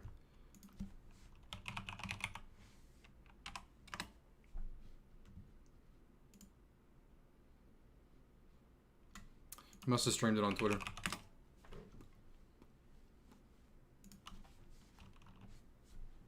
Oh, yep. There he is.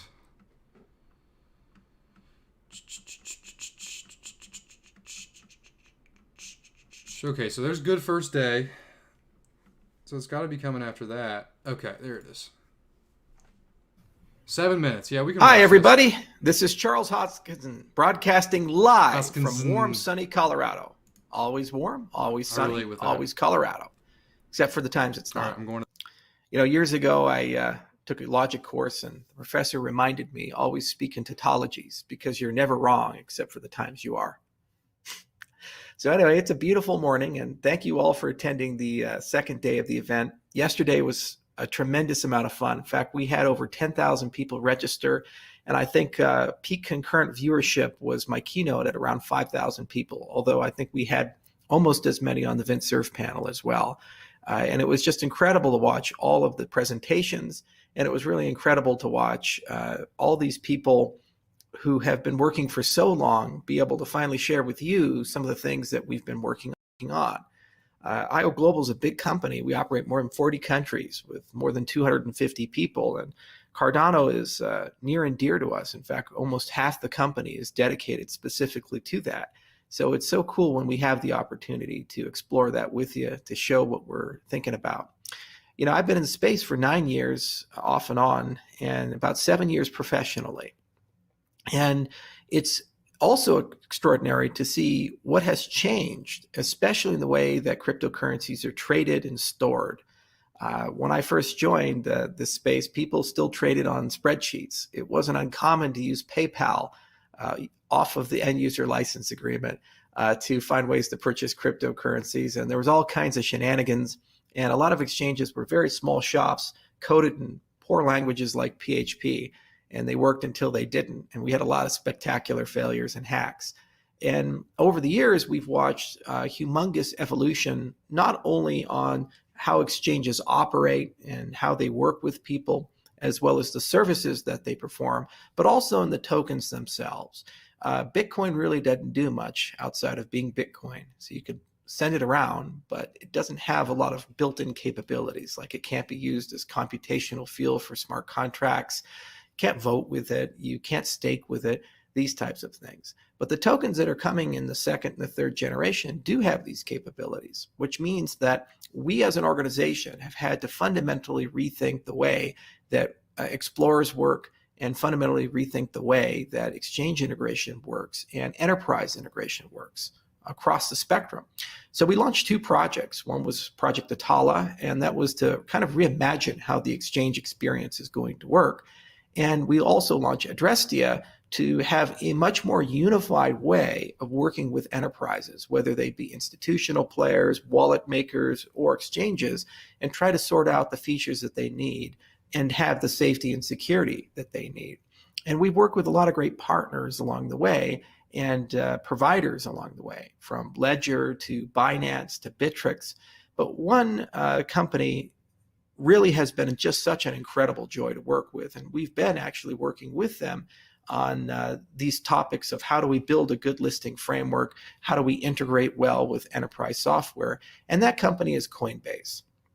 Since 2019, we've had a tremendous opportunity to spend time with their engineers, and they've been so incredibly patient and graceful in working with our team, and it has really sculpted the way we think about integration. And in particular, the Rosetta integration framework is just a phenomenal piece of technology.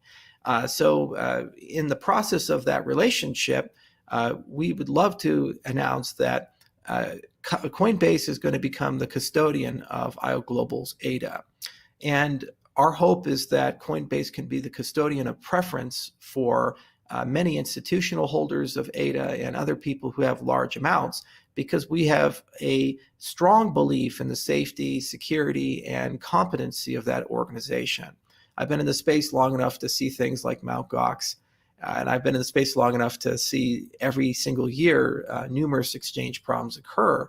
And it's refreshing to see that there is an organization that deeply cares about security, deeply cares about quality experiences, and really does give people the time of day to work with them.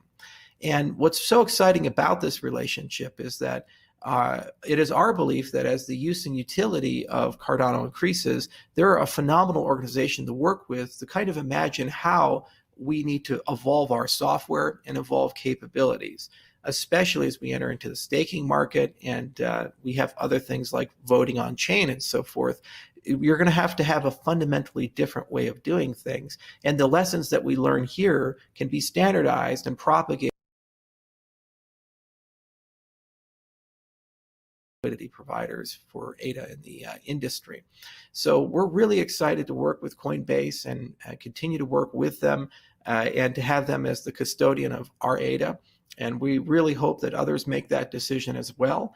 And we're really excited to hear from the CEO of Coinbase UK later today in their panel, kind of talking around what does it mean to be a modern exchange, and also what portfolio services do these exchanges and providers give the ecosystem.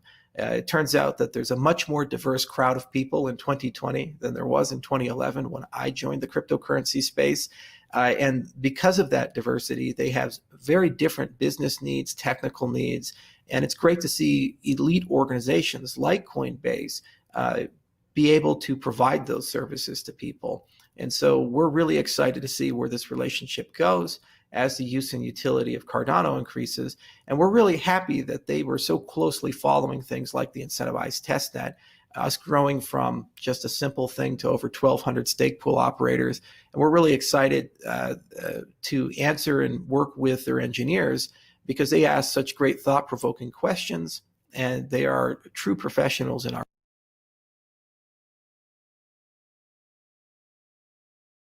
my last announcement I'm going to make. There's plenty more this day to talk about, some more great presentations today, but I felt it would be really important to say that we've been working with them for a while, and I'm really glad that Coinbase has chosen to come to our conference, as have others.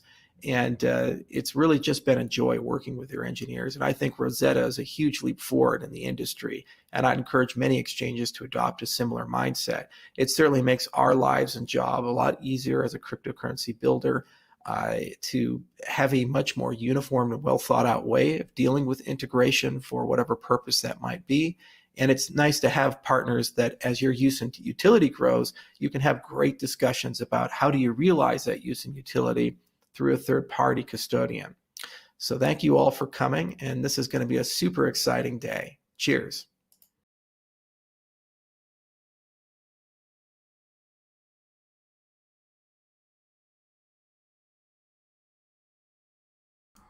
So, like, what do you guys think of that? I don't. So does that mean that Coinbase is going to have access to all of IOHK's ADA? I don't know if I really like that. Maybe I'm misunderstanding something. They said that they have this Rosetta architecture that no other exchange has, so they went with them because of this. But why would they let Coinbase store all of their ADAs? Does that mean Coinbase is going to be able to stake with their ADA? Yeah, it obviously applies that ADA is going to be listed soon. I think that's why he even released and why he even said that, because that's what he was allowed to say from Coinbase. And I think that was him saying, like, wink wink, yeah, it's coming. But like, I don't know if I like that. I don't know if I like that IOHK lets Coinbase handle all of their ADA just because they have so much. Does that mean, like, what does that mean? You know what I mean? The custodian of their ADA. Why can't they just hold their own ADA? Well, whatever happened to not your keys, not your crypto? Charles. There's got to be something that I'm missing here, you know. Like there's probably they said that they have like great infrastructure, but Geoffrey said IOHK might legally need to have their coins held by a third party, but why though?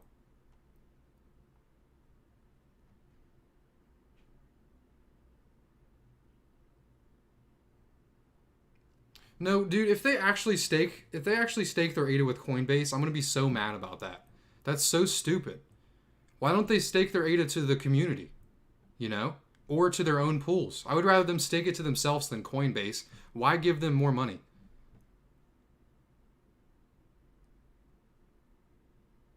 I don't know. I'm not going to get ranty and say this, but in my opinion that if Coinbase gets to choose where they stake and it's to Coinbase pools, I'm going to be really mad about that. That's stupid. I got to be missing something here, you know?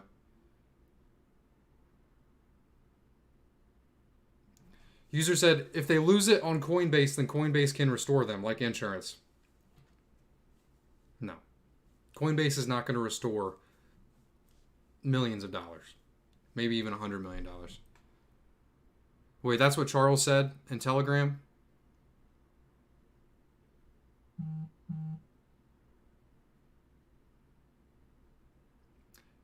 Tam Man said, the exchange cannot make money off staking other people's money. They indeed can. They all do that. Joffrey said, I agree, but plenty to go around with saturation levels. Yeah, I gotta feel like I'm missing something here.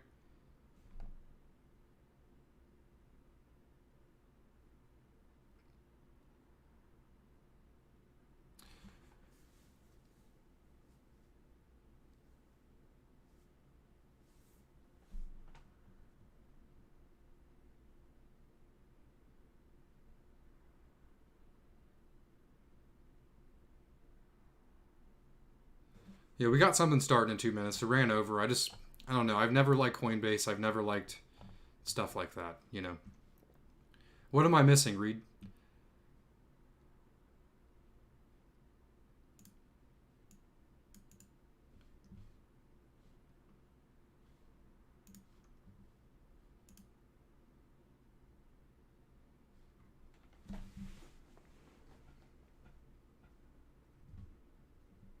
Because I mean, they're already going to have access to everyone who buys ADA on Coinbase. So why do they need access to IOHKs? Like, I just need more information.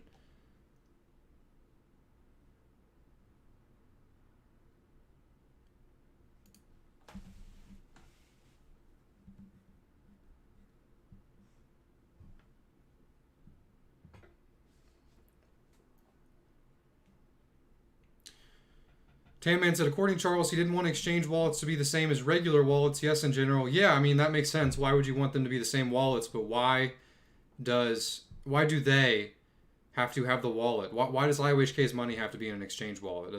I'm not understanding that.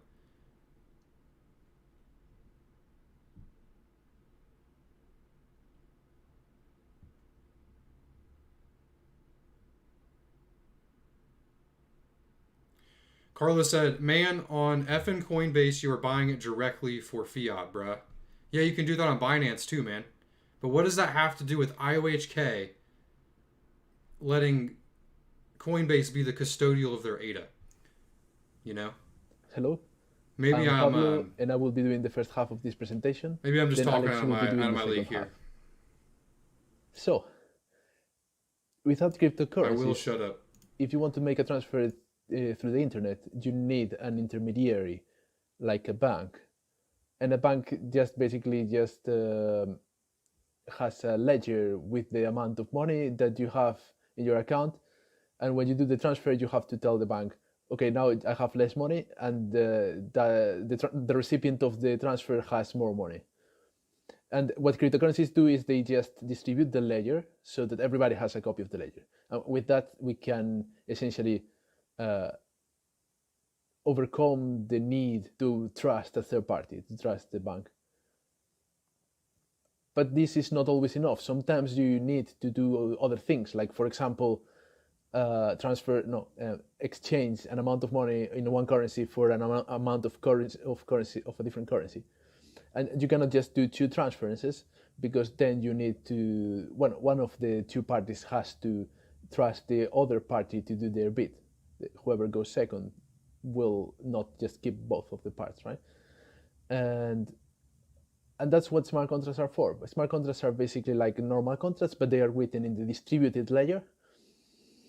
And instead of being written natural language, they are written in a programming language. They are essentially computer programs, and they are not interpreted by a judge. They are interpreted by a computer.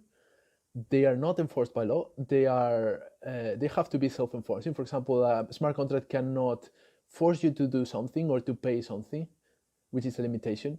But if you do transfer an amount of money to a contract, or for example, a token, then the contract can decide what to do with it. So it's self-enforcing in that way.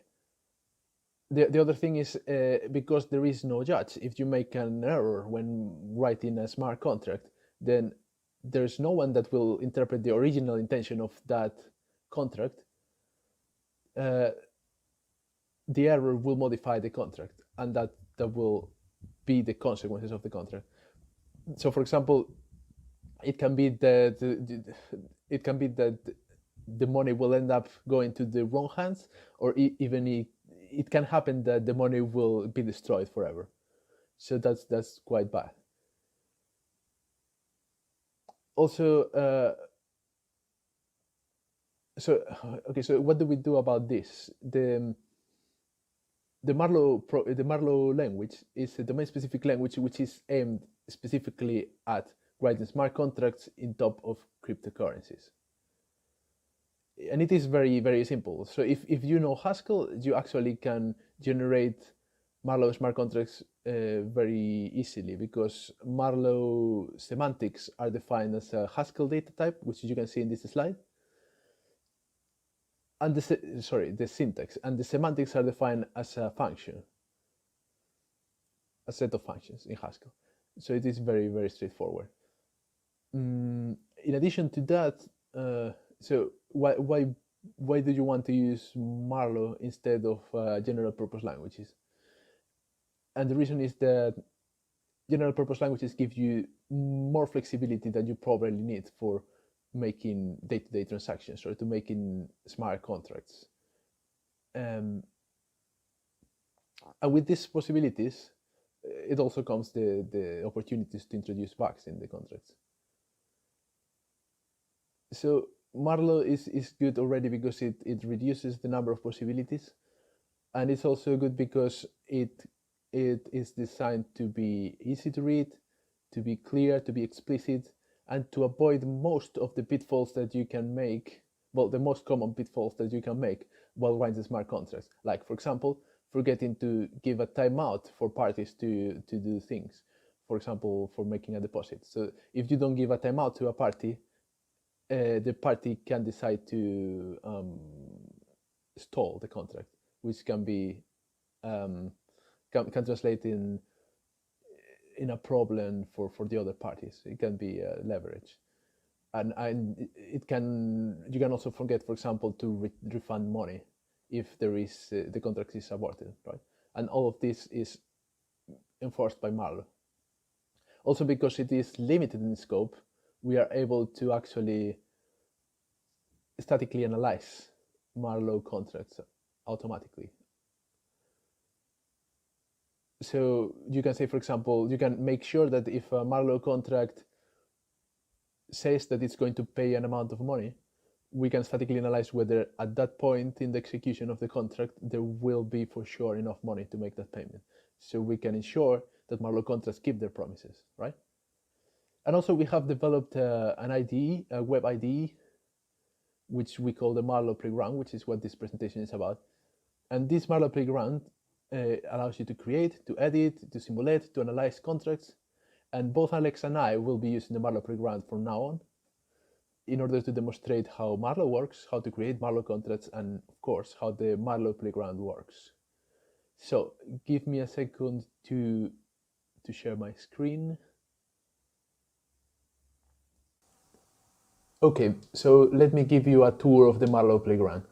The Marlow Playground has 3 tabs, which correspond to 3 different ways of editing Marlow contracts.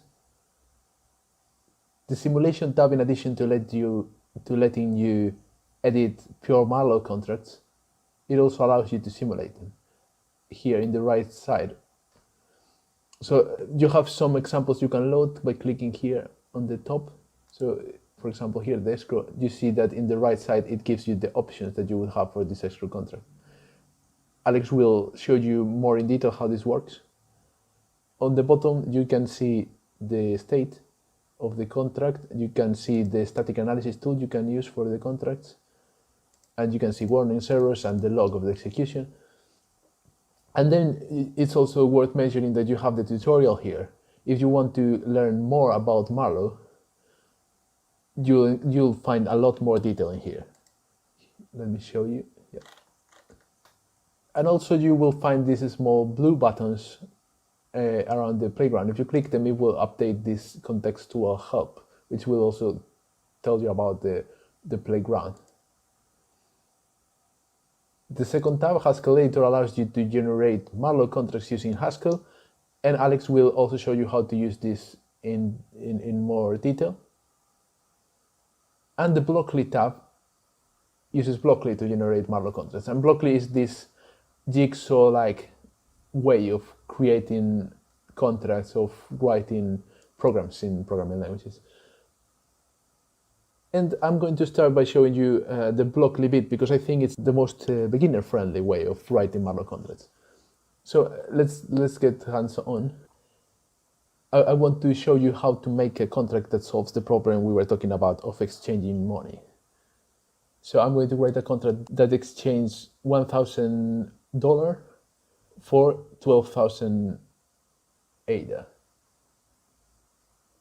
The main building block of contracts is the contract construct, and you can find it here. There are 6 contract constructs that you can use, and they all execute immediately except for when. When is the one that takes input from users and the one that takes assets from the users.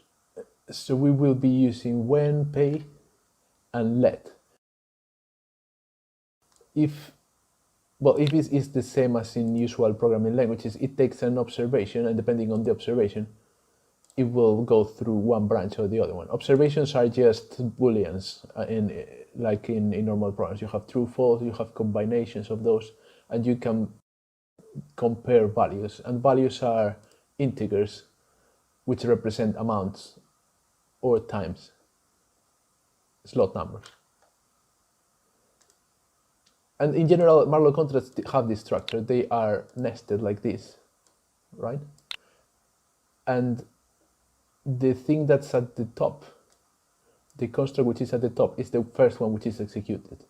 And once that construct is executed, then it will be removed, and we will take one of the continuations to be the new contract. So it will keep going on, dismantling the contract until we are left with the closed contract, which is the only one that closes, that doesn't have any gaps, right? So once we are left with closed contract, the contract will refund all the money that it has, and it will terminate. As I say, let's go now and do a swap contract. So let's start by asking the participants to deposit the assets they want to exchange. In this case, we want Alice to deposit ADA and Bob to deposit dollars. So first, Alice. So you can see that the when construct has a gap for actions. Actions is this construct here. We have three types of actions. One is for depositing assets, one is for making choices, and one is notification is for waiting for an observation to be true, right? Like this. You can plug it here. And you can also have several actions which are alternatives. So the participants can choose any of them. And you can also choose to have no actions here. And this will just act like a timeout. So if you say 100, this contract will just wait until the slot 100, and it will continue as whatever you put here. But let's put a deposit of ADA. So we want Alice to deposit ADA. We have two ways of specifying parties by public key. Or you can use role, which unlike public key is something that you can transfer because it's represented by a token. So let's use role. I'm going to call the role Alice. And then we have the amount of currency we want to deposit, and that's written with the value type.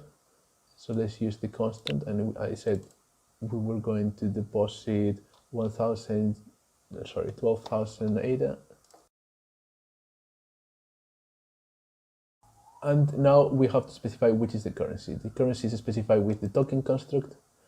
So we have ADA, very conveniently, and we have a different token, which is represented by two hashes, the currency name and the token name. But let's put ADA for Alice.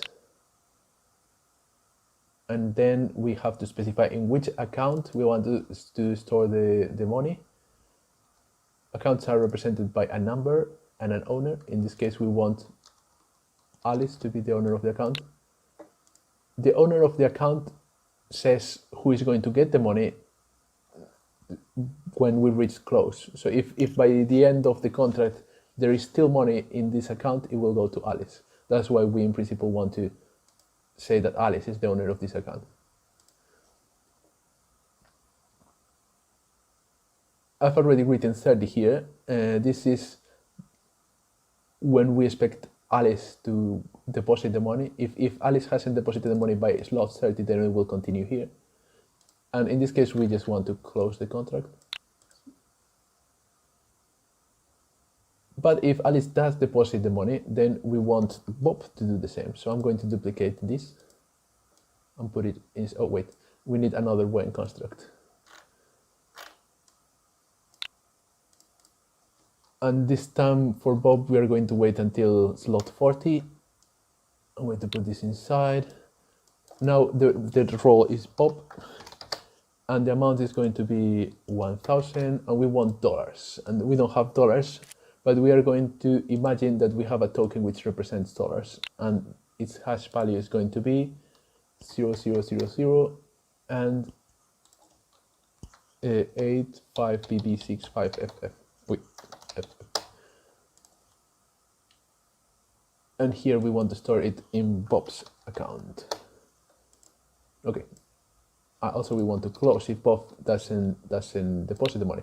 So notice here that if Bob doesn't deposit the money, we are closing. So the money of Alice will go back to Alice because we have deposited into an account which belongs to Alice. But if we make it here, then we know that the contract already has the money for Alice and Bob. So we can swap and give one another the assets they just deposited. So for that, we use the contract pay, which is very similar to deposit. First, we have to say who we are paying to. So first, let's pay Alice. I'm going to duplicate this again.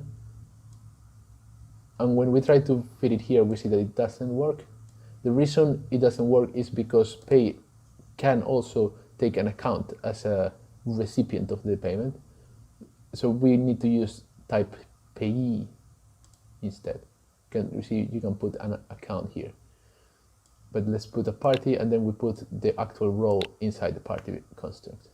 Now, the amount we want to pay Alice is the one that Bob deposited. So I'm going to duplicate this again. I'm using Control V to duplicate, which is faster. I'm going to duplicate the type of currency as well, and also the account from which we are paying, which is Bob's account. And we do the same for Bob.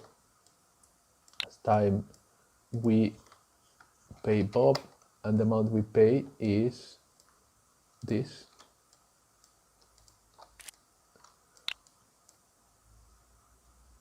And this time we pay Ada, and we pay from Alice's account. So that's it. Now we can close the contract, and we are done. We can now actually extract the actual Malloc contract from here by clicking to code, and this brings us to the simulation tab.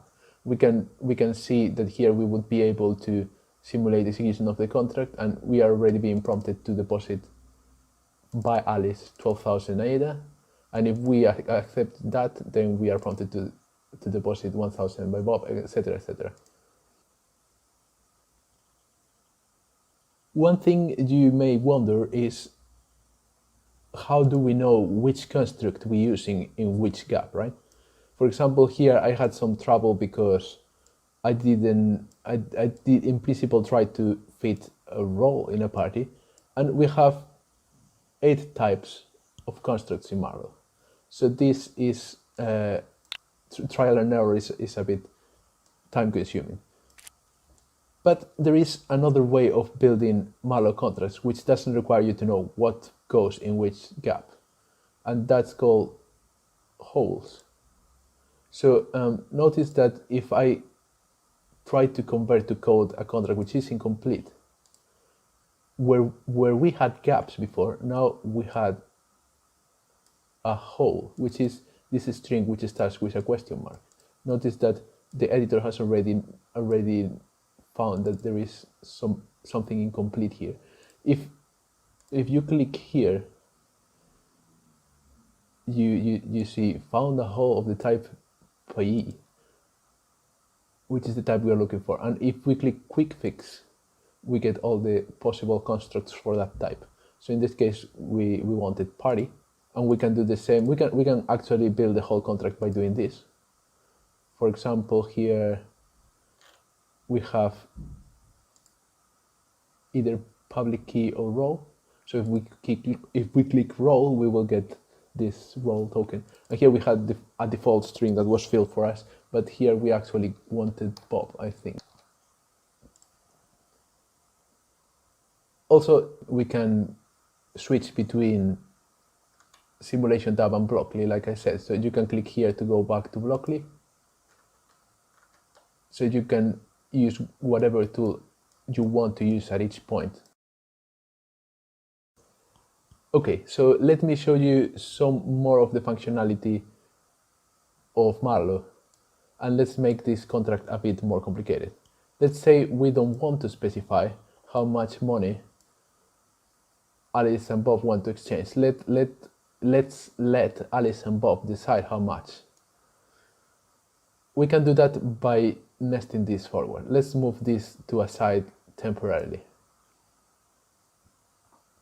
Let's put another when, but this time we are going to ask for a choice. So this choice I'm going to call Alice's choice. And the choice owner is going to be Alice, which is who is making the choice. And for choice bound, we are using the bound type, which just says between which numbers Alice has to choose from. So let's say between 100 and 10,000. And let's give until slot 10 for making this choice, and if not, we close the contract. Let's do the same for Bob. Let's give both a chance to have a say. And we call this Bob's choice, and the role is Bob in this case. And let's give until slot 20. Now, let's calculate what is the minimum they have agreed on of amount of dollars to exchange, and use that to calculate the actual amount we will be exchanging. So for that, we are going to use the let construct. And I'm going to call this the amount of dollars. Now, the amount of dollars, we want it to be the minimum of these two amounts. So for that, we calculate a value, and we use the if then else, which is of type value. And we want to say if the amount by Alice is smaller than Bob's, then we use Alice's amount. If not, we use Bob's amount.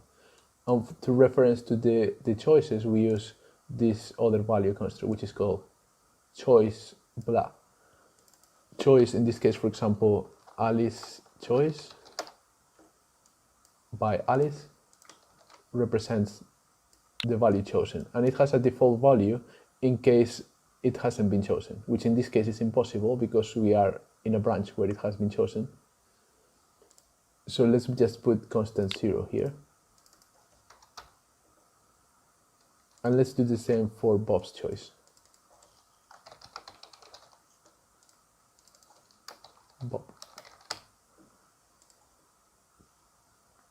And now we can compare both of the values by using the observation value is less than. So if Alice's choice is less than Bob, then we put Alice, otherwise we put Bob. So I'm going to put them in reverse order with Alice and if. And we put this here. So this gives us the amount of dollars. And now we can use this amount of dollars to calculate the amount of ADA. And we can do this by using let again. And here we say amount of ADA. And in order to make we make a reference to this amount of dollars, we use the value use amount of dollars. But we don't want it to be the same. We want to have a conversion rate, and we do the conversion rate by using the scale combinator. And I have calculated this to be 15,081 over 1,250. So now we have the amount of dollars and the amount of ADA. I'm going to get uses for all of them. Amount of ADA.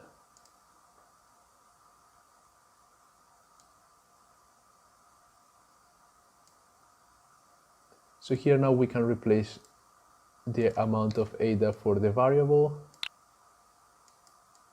Also here, sorry,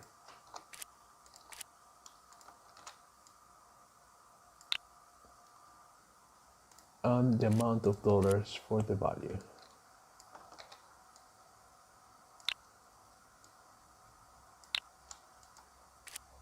And we can put the rest of the contract back. So that's it. Now we have our more interactive contract.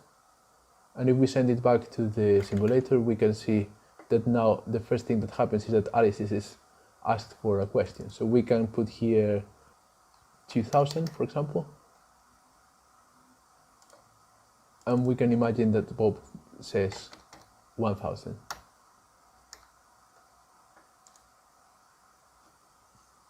And the contract automatically calculates the amount of A that Ali has to put and the amount of dollars that Bob had to put. So that is basically it. Now Alex will explain how to use static analysis to ensure that contracts behave the way they are supposed to behave, and he will also show you how to use the Haskell editor to generate contracts. Hi, I'm Alex Nemish. Let's check out static analysis and Haskell editor features. Marlow is non-Turing complete language. That means that all contracts terminate at some point, and we know the maximum time a contract can execute beforehand. Hence, it's impossible to lock money forever. In the contract Pablo created, the expiration time is 40. And we can see that it's actually the maximum timeout we're waiting for, after which we close the contract.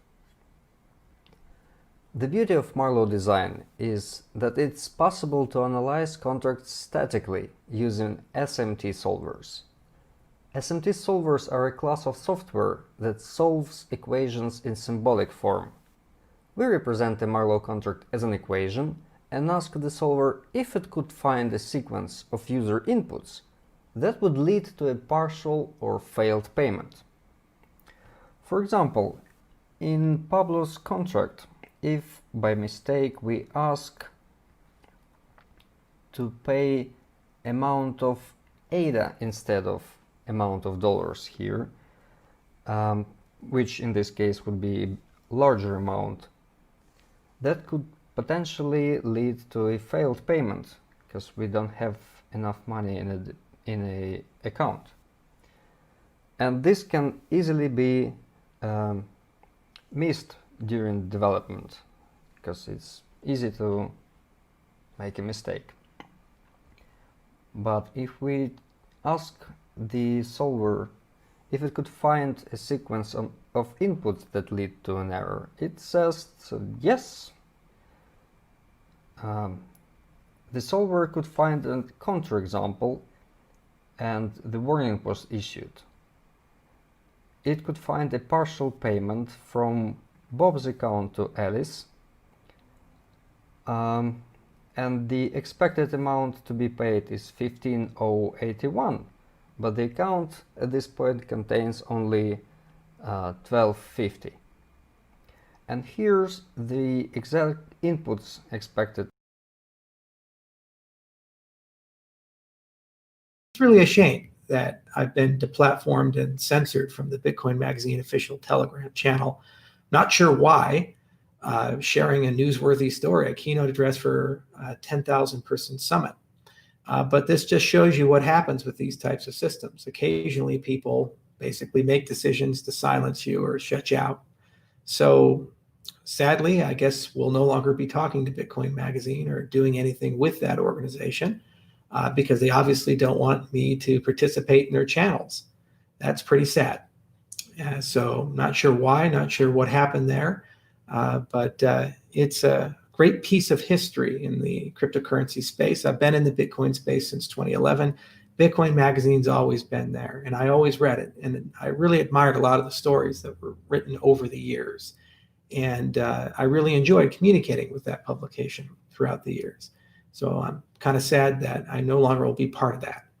So thanks, Bitcoin Magazine, for all the good memories and time, and onward and upward. So anyway, just a quick video to let everybody know about that. And keynote here in about 30 minutes. Very excited to end the Cardano Summit. It's actually been a truly amazing time. And we've had a really, really great event. And there's been so many special people there, so many stories broken, over 60 different journalists from the Wall Street Journals to Thomson Reuters, all the way through have attended. And we should probably have well more than 100 stories on the back of that. And I think my media director is not going to sleep for the next 2-3 weeks about it. And it really shows that we're growing up as a project and the space is changing fundamentally. So out with the old and in with the new, I guess. And thanks everybody who attended. It was a lot of fun. Bye, Bitcoin Magazine. I'll miss you.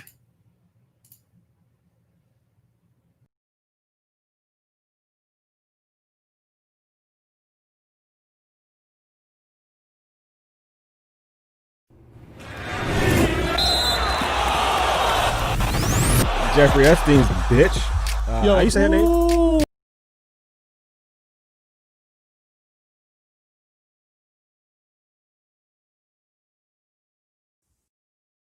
Account,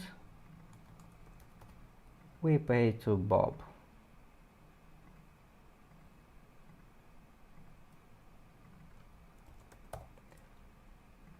Default token.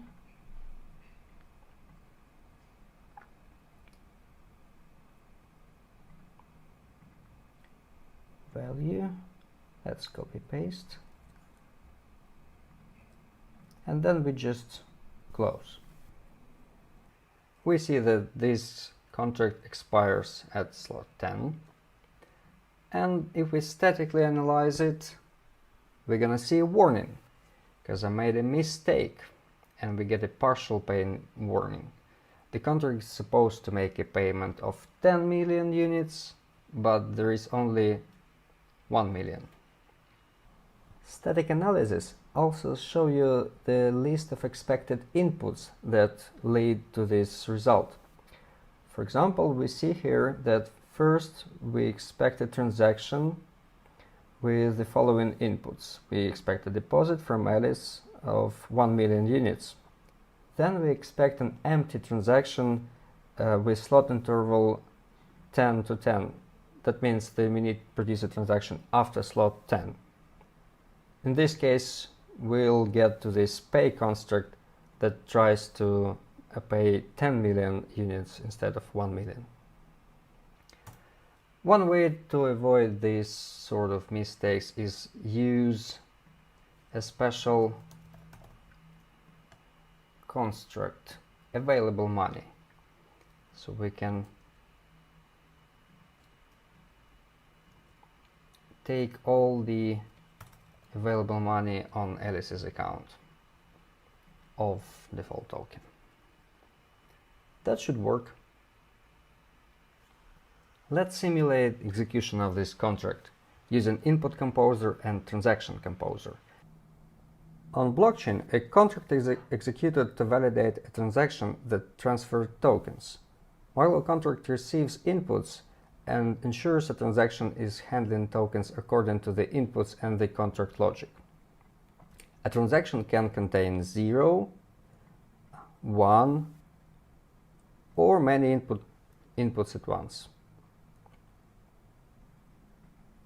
Our smart input composer analyzes a contract and provides a list of possible inputs on each step of a contract. In this case, the only possible input currently available is to deposit a 1 million units of ADA into Alice's account. We can press this plus button to add this input to a transaction. If we apply it, we'll see in logs that we deposited 1 million units into Alice's account.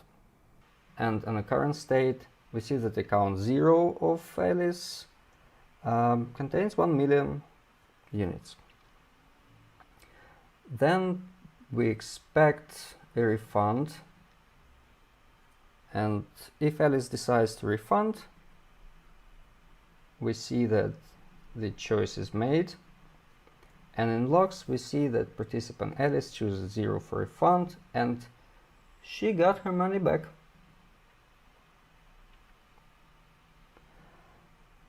Let's assume that everything works as expected and we get money from Alice. and we wait till block 14. Then we see in logs that actually Bob received all the million, and the contract is closed. Many common mistakes are immediately shown by Marlowe Playground. Let's say you try to choose value out of bounds. You get a warning, and you cannot use this input.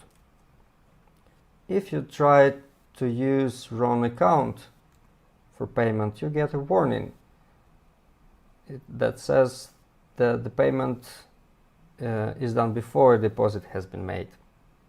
And if the initial timeout is passed, you cannot even make an initial deposit.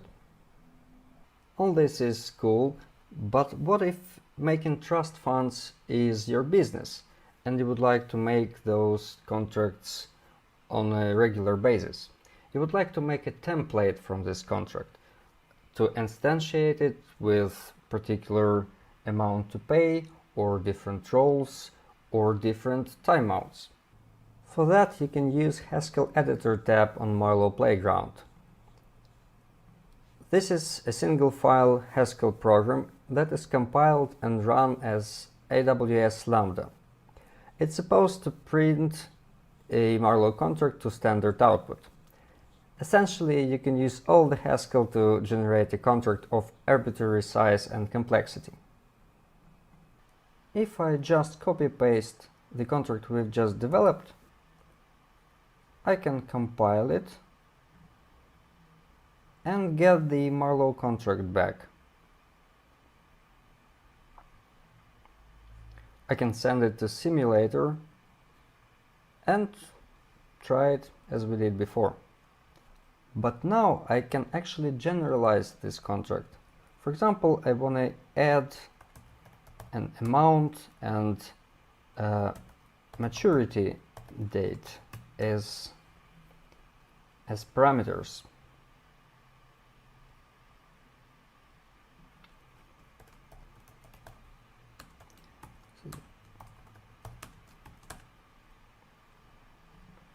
Amount I would use for amount to pay, and maturity date I would use here. Now if I apply 5,000 and slot 12 and I compile, I can create an instance of a trust fund for 5,000 units that expires on slot 12.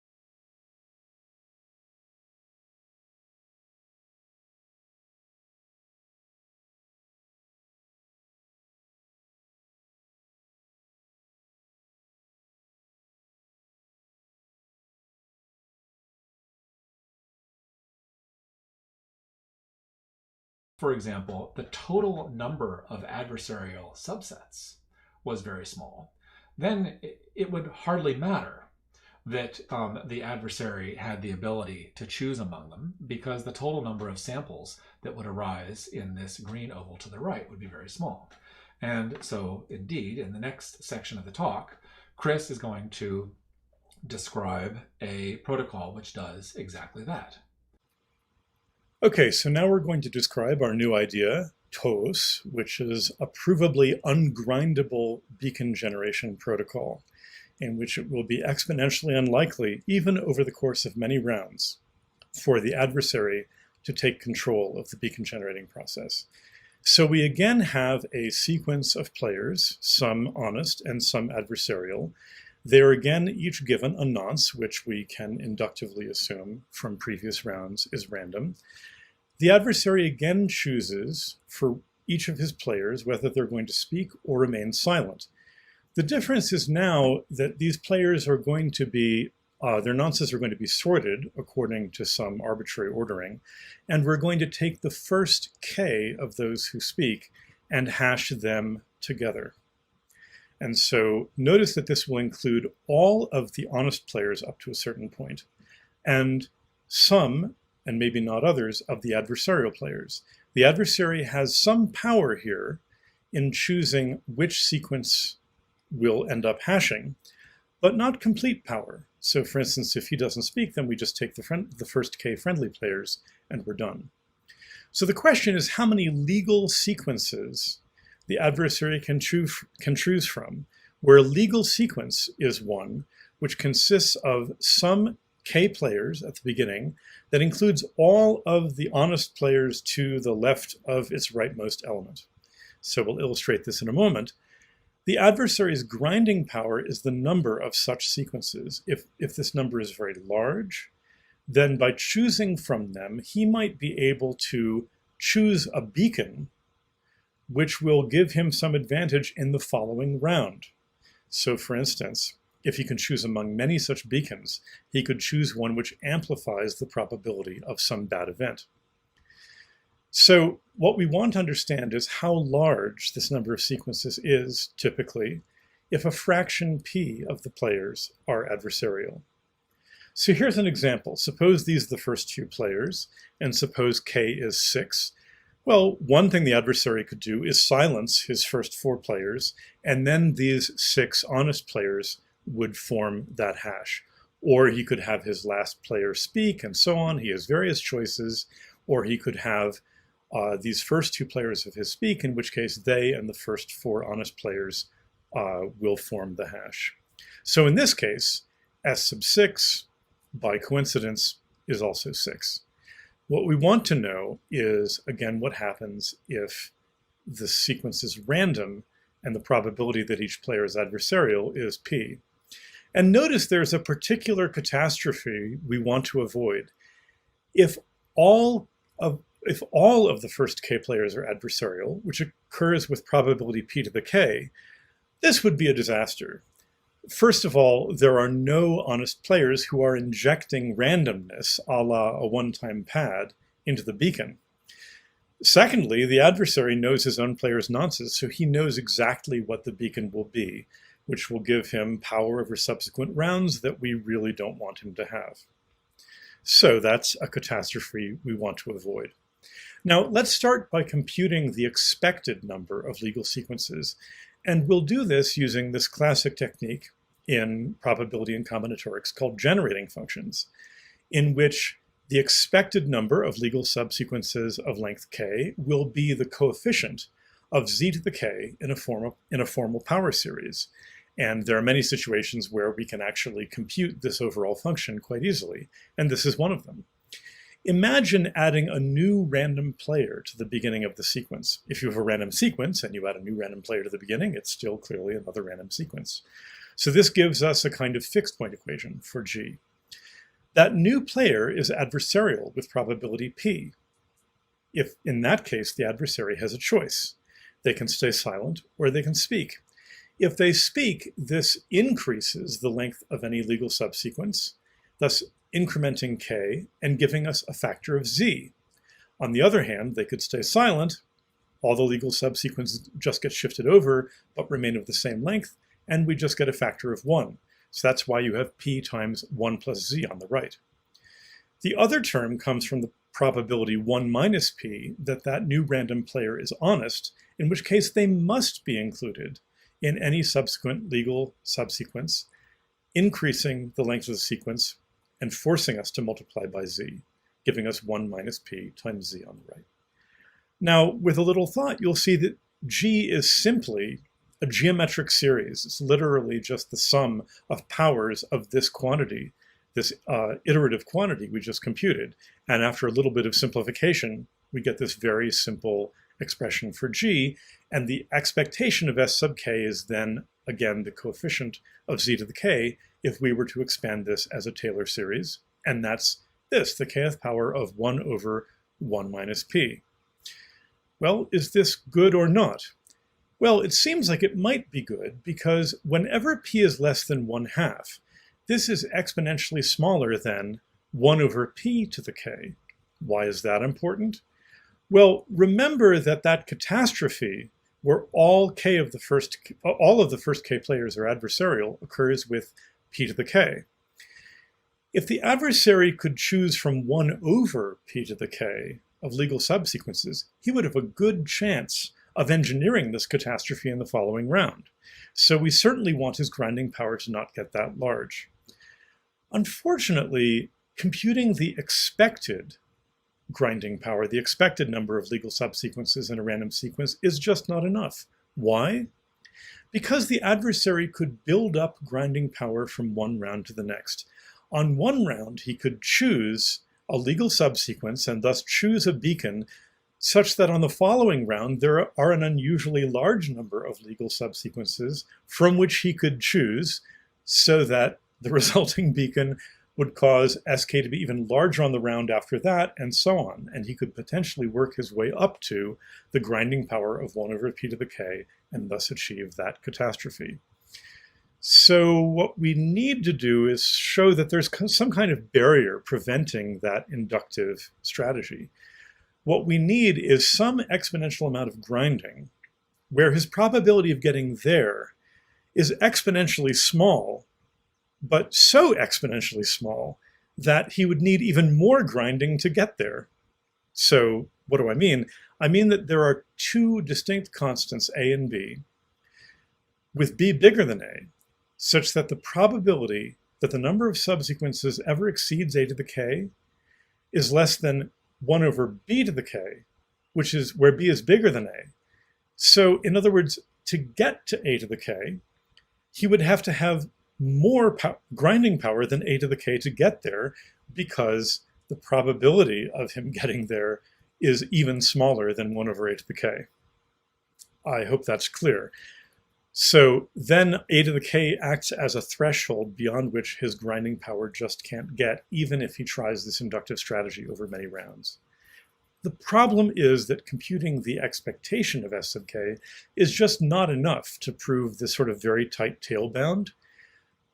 Technically, because Markov's inequality cannot prove tail bounds that tight, we need to compute something like the variance, or the second moment. So suppose we could compute the expectation of the square of SK, or if you like, the variance, or equivalently, the expected number of pairs of legal subsequences of length k. In that case, we could use Chebyshev's inequality, which has 1 over a squared to the k on the right, so that as a gets large, that tail bound on the right gets tight enough for b, the b to the minus, appearing in the b to the minus k, to be bigger than a. So we need to prove some exponential upper bound on the second moment. It turns out that computing the second moment, at least we found it a little bit tricky, so we computed a slightly different quantity. The expected number of pairs of subsequences whose lengths sum to 2k. Well, this is clearly an upper bound on the number of subsequences, both of which have length k. So if we can upper bound this, then we've also upper bounded the second moment. To bound this modified second moment, we again use generating functions. We have a similar calculation as before. We again contemplate adding a new random player, but now the adversary could independently choose to include that random player in one subsequence in the pair or the other subsequence of the pair. And this gives us a factor of 1 plus z squared on the right. On the other hand, with probably 1 minus p, the new player is honest and must be included in both subsequences, adding 2 to the sum of their lengths and thus giving us a factor of z squared. G is again just a geometric series. And now to compute how the coefficient of z to the k grows, we look at the pole of g, or the root of the denominator of g, and we find that it is the solution to this little quadratic equation. That tells us how quickly this modified second moment grows, which is an upper bound on the traditional second moment. And that tells us a tail bound where the probability that S sub k exceeds a to the k is at most b to the k, where b is given by the square of a times z naught. Well, that's great. And as long as A is sufficiently large, then A is less than B, and this is what we wanted, and they're both less than 1 over P. If P is less than Z squared, that holds whenever P is less than the root of a certain cubic equation, which of course we solve using Cardano's formula. Great. So this tells us that if the fraction of adversarial players is less than about 32%, it is exponentially hard for the adversary to build up enough grinding power, even over many rounds, cleverly building the grinding power greater and greater by cleverly choosing the beacon at each stage. He cannot get to that catastrophe where all of the nonces belong to him. Moreover, this is an information theoretic result. As long as we keep having honest players contribute to the beacon, it's as if they're adding their own randomness, their own one-time pad. And this means that any adversary, no matter how computationally powerful, even if they possess a quantum computer, cannot disrupt this process and predict or control the beacons for the following round. As long as our verifiable random functions really act like random functions and are thus subject to the kind of lower bounds on quantum computation time that we talked about before for unstructured search problems. Moreover, this 32% figure actually gave the adversary much more power than they really have. We assumed that they had perfect information, that they know not just their own players' nonces, but the honest players' nonces in advance as well, so that they can choose exactly which beacon they are going to get for the following round. If you take into account the fact that the adversary in reality does not know the honest player's nonces in advance, then a very slightly more complicated argument shows that we can avoid the catastrophe all the way up to 50% adversarial players. And that brings us to questions. Thank you very much.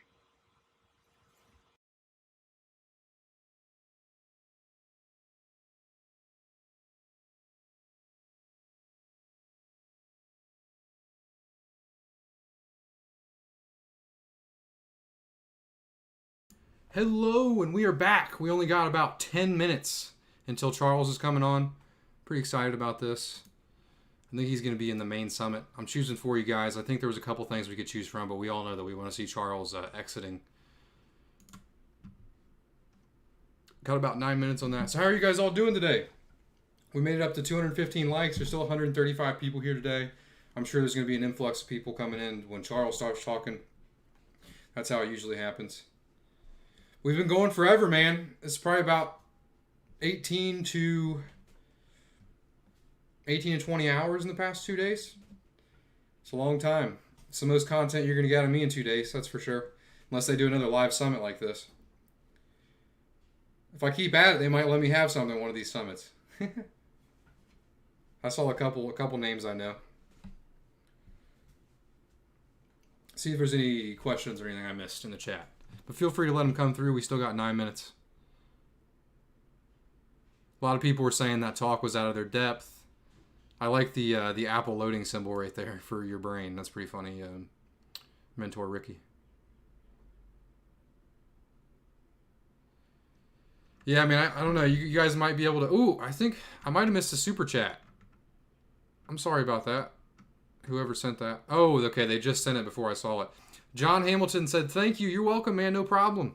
Thank you guys, man. We're chat revenue. We're $199 today. That's pretty crazy.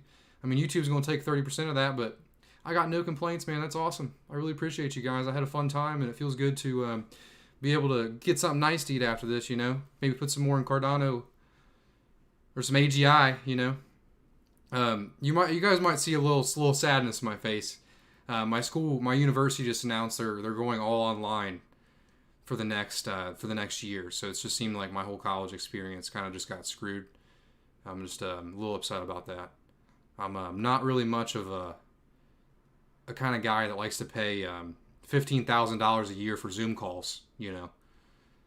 So yeah, you heard your name, Mentor Ricky, because I was reading your comment up above with the Apple loading symbol.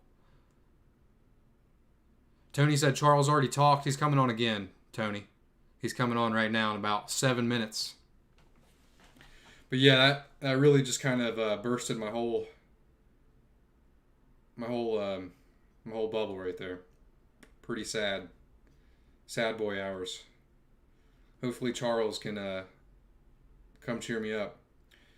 ETY said, I can't pay help. I can't buy enough ADA. Me either, man. Me either. Especially with it being so expensive right now. It's all relative, though.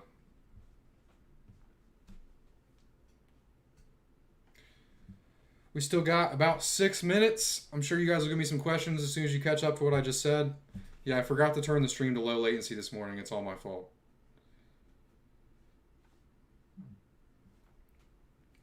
Tony said, cool. He was responding to me saying that Charles is going to talk again in T-minus 6 minutes.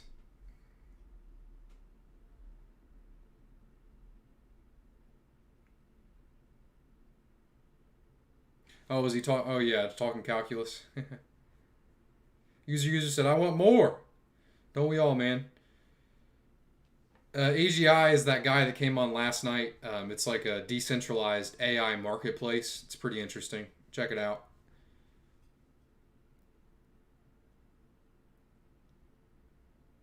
User said, hopefully we can get more in the cooldown.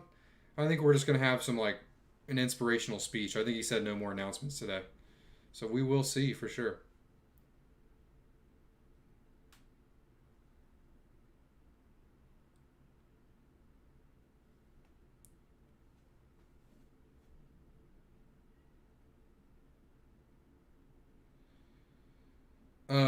ETYJ said, pay your take on the BTC mag. Maybe they know Charles put them out of business. All right, so I'm going to be honest with you guys. When Charles was on, my brain is so fried from doing this for 2 days that I just stared, listened to him talk, but didn't remember anything that he said. So I can't comment on that. I apologize. That's how the last couple hours have been. Wayne Morgan said, I started at over 0.40. This is cheap. Yeah, if you started at 0.40, this is pretty cheap. I bought my first ADA at 9 cents back in 2017. T. Harrison said, hey, Peyton, hope you guys all... Yeah, I had an awesome time, man. I'm excited for this closing statement. I appreciate you swinging by today, man. I've been going for about 20 hours now. It's pretty crazy, all the content that you guys have put on in the last 2 days. You definitely have kept me entertained. There's some really cool technical talks. But I appreciate you swinging by here. Did you have a good time?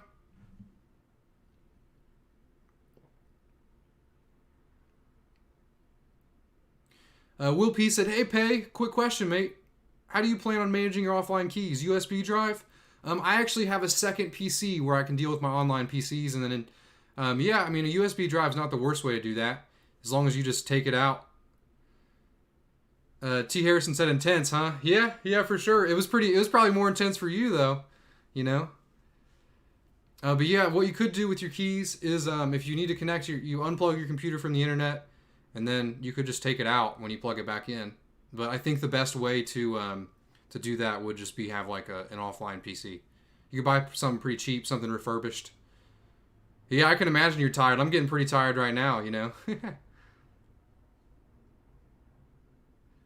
Michael Lesser said, I spent some money. Yeah, he did, man. I really appreciate that. Crypto Sim Stake Pool said, will Pete going to use offline key management server? Yep, for sure. That's the way to go. Will P said, cool, man. Thanks. Yeah, no problem. Crypto Egypt said, don't worry. Most of what Charles says goes over my head. Yeah, I was just a little brain dead there for a second.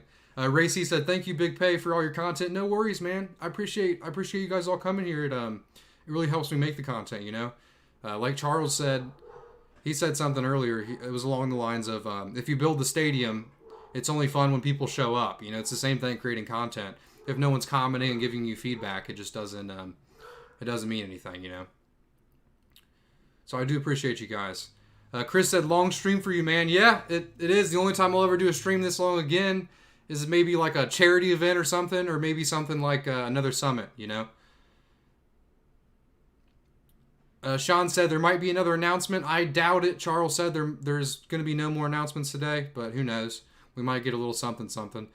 Sean said, thanks to you for hosting this for the last 2 days. Much respect, brother. Much respect to you, man. I appreciate you stopping by. We're almost over. We got about 2 more minutes until the closing. Imant said, just bought about 380 because I was feeling it. That's cool, man.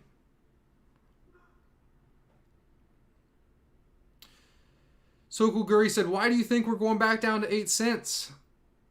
It just happens, man. Crypto goes up and it goes down. I expect in the future it'll go back up. I'd like to see 3 cents again, man. I say this all the time. I've been saying it for months. I'd love to see 3 cents. Give me some 2 cents. I don't know. They might have to lower K then. I don't want that. Someone tipped $20. I really appreciate that, man. He said, great work. Your efforts are greatly appreciated. It seems to be so, man. You guys have really been helping me out today. I really appreciate you all coming by. I've had a great time. This is definitely going to be something that I'm going to remember forever. It was really cool. John said BTC is taking a shit again. Yeah, for sure, man. That's probably why ADA is going down. Happens every time. Whoopi said, see you later on Discord. Cool. I'll see you later, man. AJ said, pay, you put Ubuntu on a USB drive and boot it, make it offline. Don't make it on a computer that has downloaded anything. You want it on a fresh OS instance. Thanks for the tip, man. Tony Collins said, Pay, I could give you a hug for what you've done. Top, man. Thanks, man. I appreciate you coming here all day. I've seen you for a long time. Can't pronounce your name. I'll say your last name. Gordy. Hey, Pay, thanks for hosting this. A lot easier than logging into the stream. No worries, man. It was cool to have a lot of people to chat with while I was watching it. I feel like we have like a little bit of a community going here, some good community building. Michael said, you won't see 2 cents. I bought all that up. I'm sure you'd buy it all up again if we saw it, man. I'd be right there with you. Manimal said, the summit was quite underwhelming. Think the market expected a lot more dipping in SATs pretty hard. Man, I don't think so. I don't think it was underwhelming. I think we saw a lot of cool stuff today. There was a lot more in the summit day 1 than summit day 2, but I don't think it was underwhelming by any means. The transmission will begin shortly. Charles is about to come in.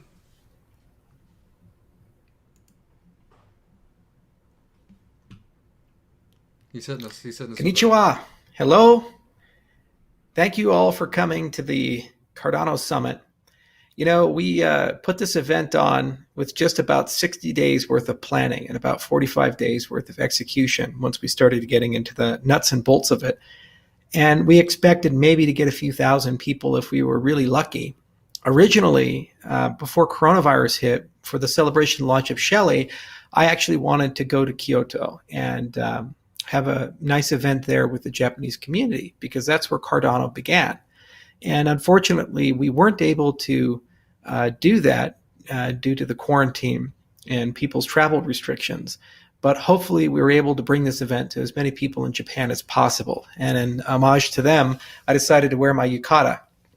I actually have several of these that I picked up when I lived in Hawaii as well as when I lived in Osaka.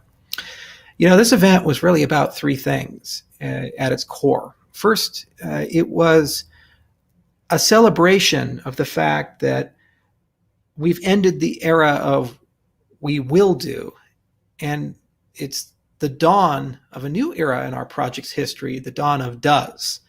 For a long time, people have kept saying Cardano will do this, Cardano will do that, Cardano shall have this capability. And now with the launch of Shelley, and in the next 120, 150 days, as we turn on all these capabilities, it's no longer the case that we will do something. It's the case that our platform does do something. You'll be able to run a small business and operate the chain. You'll be able to issue native assets. You'll be able to write smart contracts on par or better with any other system in the ecosystem. And we really wanted to make a bold exclamation point about how much of an achievement that was. This was not something that we decided to do lightly. We took it very seriously. Our scientists and engineers took it very seriously. And they put their heart and soul into that. Every aspect of the design of our protocols, every little thing, from where a button is in the GUI to basically how our architecture works, how big or how small, doesn't particularly matter. We cared about it. And we wanted to have an event to tell the world that it's finally here. And now people can use it, do things, love it, experience it, and build things with it. And this was really just a remarkable event from that perspective. But what was more important, and this is the second thing that I really wanted to emphasize in this event, is we wanted to show the world who we are. Who is Cardano? What are we all about? You know, every cryptocurrency has a community, and a lot of them are good communities. Bitcoin, for example, is where I started, and I was in that community for a long time. And in the early days, it was a great community, which I really enjoyed and had a lot of fun with. I fit in there, and a lot of other people did as well. So when we looked at the Cardano community, a lot of people are starting to pay attention to us and think about us for the first time, or the first time in a few years. And so we have this big spotlight on us. And so it was really important to me that we show our culture and we tell the world how we think, how we approach the world, how we communicate with each other, what our community is all about. So we invited people like Vint Cerf, for example, who's a blockchain skeptic, and he's the father of the internet. And we as a community were able to communicate with him, have a discussion, and you, our community, the Cardano community, were even able to ask him questions yourselves and get really good answers, really good feedback, great questions that we have to answer as a community, from how will we achieve scale, what are the killer use and utilities, how will we offer alternative systems to the identity problem, and so forth. And that was just a great experience. Similarly, we invited Stephen Wolfram, and he bridged two impossible things, the world of computation, the world of physics, with the world of distributed systems and smart contracts, and managed to talk about the theory of everything at the same time. And our community rose to the occasion and asked him great questions, thought-provoking ones, where he was able then to share even more information. Over 70 speakers from all wakes of life, a former commissioner of the Securities Exchange Commission, Paul Atkins, leaders of countries, for example, the former Prime Minister of Georgia. You know, we had great exchange operators like from Binance and Coinbase here. And many of our engineers and scientists and other people throughout our business had a chance to sit down and systematically show the things they cared about with their style. I saw Phil Kahn's presentation where he was talking about something that's traditionally as dry as formal methods, but found a way to lighten it up a bit by presenting with a lightsaber. And his daughter, his young daughter, had to help him disable the little sound thing in the lightsaber so it wouldn't make sound effects while he pointed at the screen with it. Meanwhile, he's teaching us about process calculus and how he and others invested thousands and thousands of hours throughout the last few years trying to go from pure science to something that an engineer can read, implement, and test and realize into code that now is actually in market and being used by people. We saw a wonderful panel with the original Haskell committee, many members of it, from John Hughes to Simon Peyton Jones. And they had a chance to reflect on the fact that in 1985, they were just trying to solve a very simple problem, which was that the language they liked to use, Miranda, had suddenly gone a little crazy on intellectual property and became closed source, and they weren't able to use it in academic capacity. So they were trying to replace that with something a bit more reasonable, to the fact that they basically inspired the design of dozens of languages that are now commonly used in our industry, from features that are in Go and Java to Swift to things in JavaScript and Python. They've left a legacy that has inspired thousands of computer scientists and subsequently hundreds of thousands of engineers to write billions of lines of code with ideas that were so innocent and innocuous back in 1985. And we had a chance to pick their brains, thanks to Duncan Coutts' great moderation, and ask, what would you have done differently? We, as language designers, with Plutus and Marlowe and the many languages to come on Cardano, will one day be, hopefully, in the same position where we get to lament and regret the poor decisions that we made today and we had to somehow fix in the future because we're victims of our own success with millions of smart contract developers in our system. And it was really great to see that. We had panels that talked about enterprise, things like Hyperledger. What is our place and purpose in these large consortia that Fortune 500 companies use? And to that point, we also had a lot of great industry partners like BeefChain showing real life examples of how they are actually trying to solve real problems that we're deeply concerned about across the world. the safety of our food, the security of our supply chain, the verification of claims.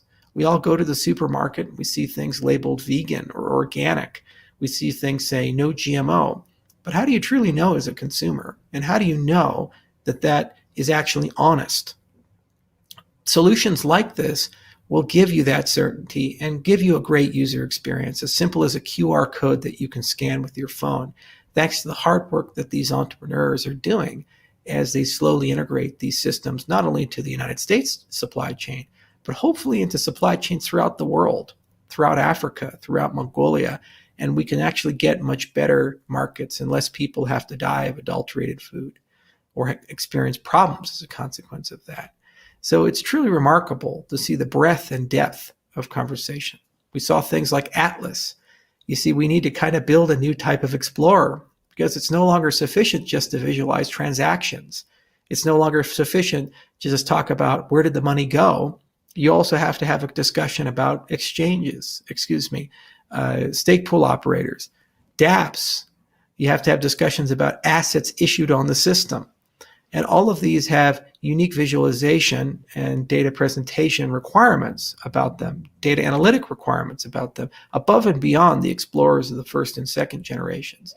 And that's going to become increasingly more important, especially as we move into the world of on-chain governance. In fact, that's such an important track that we have even created a whole bunch of software specifically for it. The dawn of Voltaire, an unexpected announcement of our summit. Voltaire is going to enable you, the entire Cardano community, to start voting, to start funding, to have opinions about where we should go and what we should do, who has enough merit to deserve a chance from the community to go and build something for the community, and eventually for the world as a whole. What will create the greatest value for our ecosystem? What will produce the greatest use and utility for our system? These are difficult questions, and they're questions that we all have to answer together. And the dawn of Voltaire means that we can start doing that together. As uncertain as it may be, and as shaky as it can be, and frustrating as it can be at times, we as a community showed the world that we are capable of disagreeing without being disagreeable. We are capable of entertaining other opinions, even ones we don't hold, and still be friendly. That's something that's unique in our space. We never once succumbed to the temptations of maximalism. We never once decided to go ahead and descend into the easy path of just simply straw manning the people we disagree with. Rather, we face them head on. There's no greater example of that than what we did with the peer review process. We keep saying it because it is so incredibly meaningful. It's a commitment to accepting criticism. It's a commitment to acknowledging humility and our own imperfections. The reality is, despite how hard we've worked over the last 5 years, there are flaws, mistakes, and issues with the things that we've done because we're human. And the power of this approach is that we are inviting people to show that to us, not to criticize us, but rather to help us fix them and get to the next level. And in the process of doing that, they become our partners as we try to get better and better protocols. You know, I often think of John Gartner's book, The Idea Factory. It was written about Bell Labs, and it talked about great environments that inspire the best and brightest amongst us to have the ability to rise, to have the ability to do wonderful things. And I think the line that stuck with me the most is to say something like, what we have desired to achieve is to create a place where quiet brilliance can get loud. And I really believe that we've done that. A lot of people who are in their own way truly exceptional have been ignored, trivialized, or just simply set aside and told, well, we'll get around to talking to you, and they never actually do. The magic of Cardano is the way that we collaborate, the culture that we have fostered here, is that we have taken those quiet, brilliant people, wherever they might live. Doesn't matter the geography, doesn't matter where they're born, who they're born to, doesn't matter the gender, the race. none of that really truly matters. And we've allowed them to get as loud as they want, and we can still hear them, we can still listen and still find value in the things that they do. And you can truly see that by just the sheer quality, volume, and execution of ideas in our ecosystem. There are many great projects throughout the cryptocurrency space. There are the Algorands and the Tezoses and the Ripples and the Ethereums and so forth. And usually the case that they excel in a collection of things, one or two, perhaps three or four, and that's what they're known for. When we looked at the Tezos, we say that's the great governance chain. When we look to Ripple, we say, those are the guys who do the Internet of Value and they bring the banks in. Ethereum, that's the smart contract chain.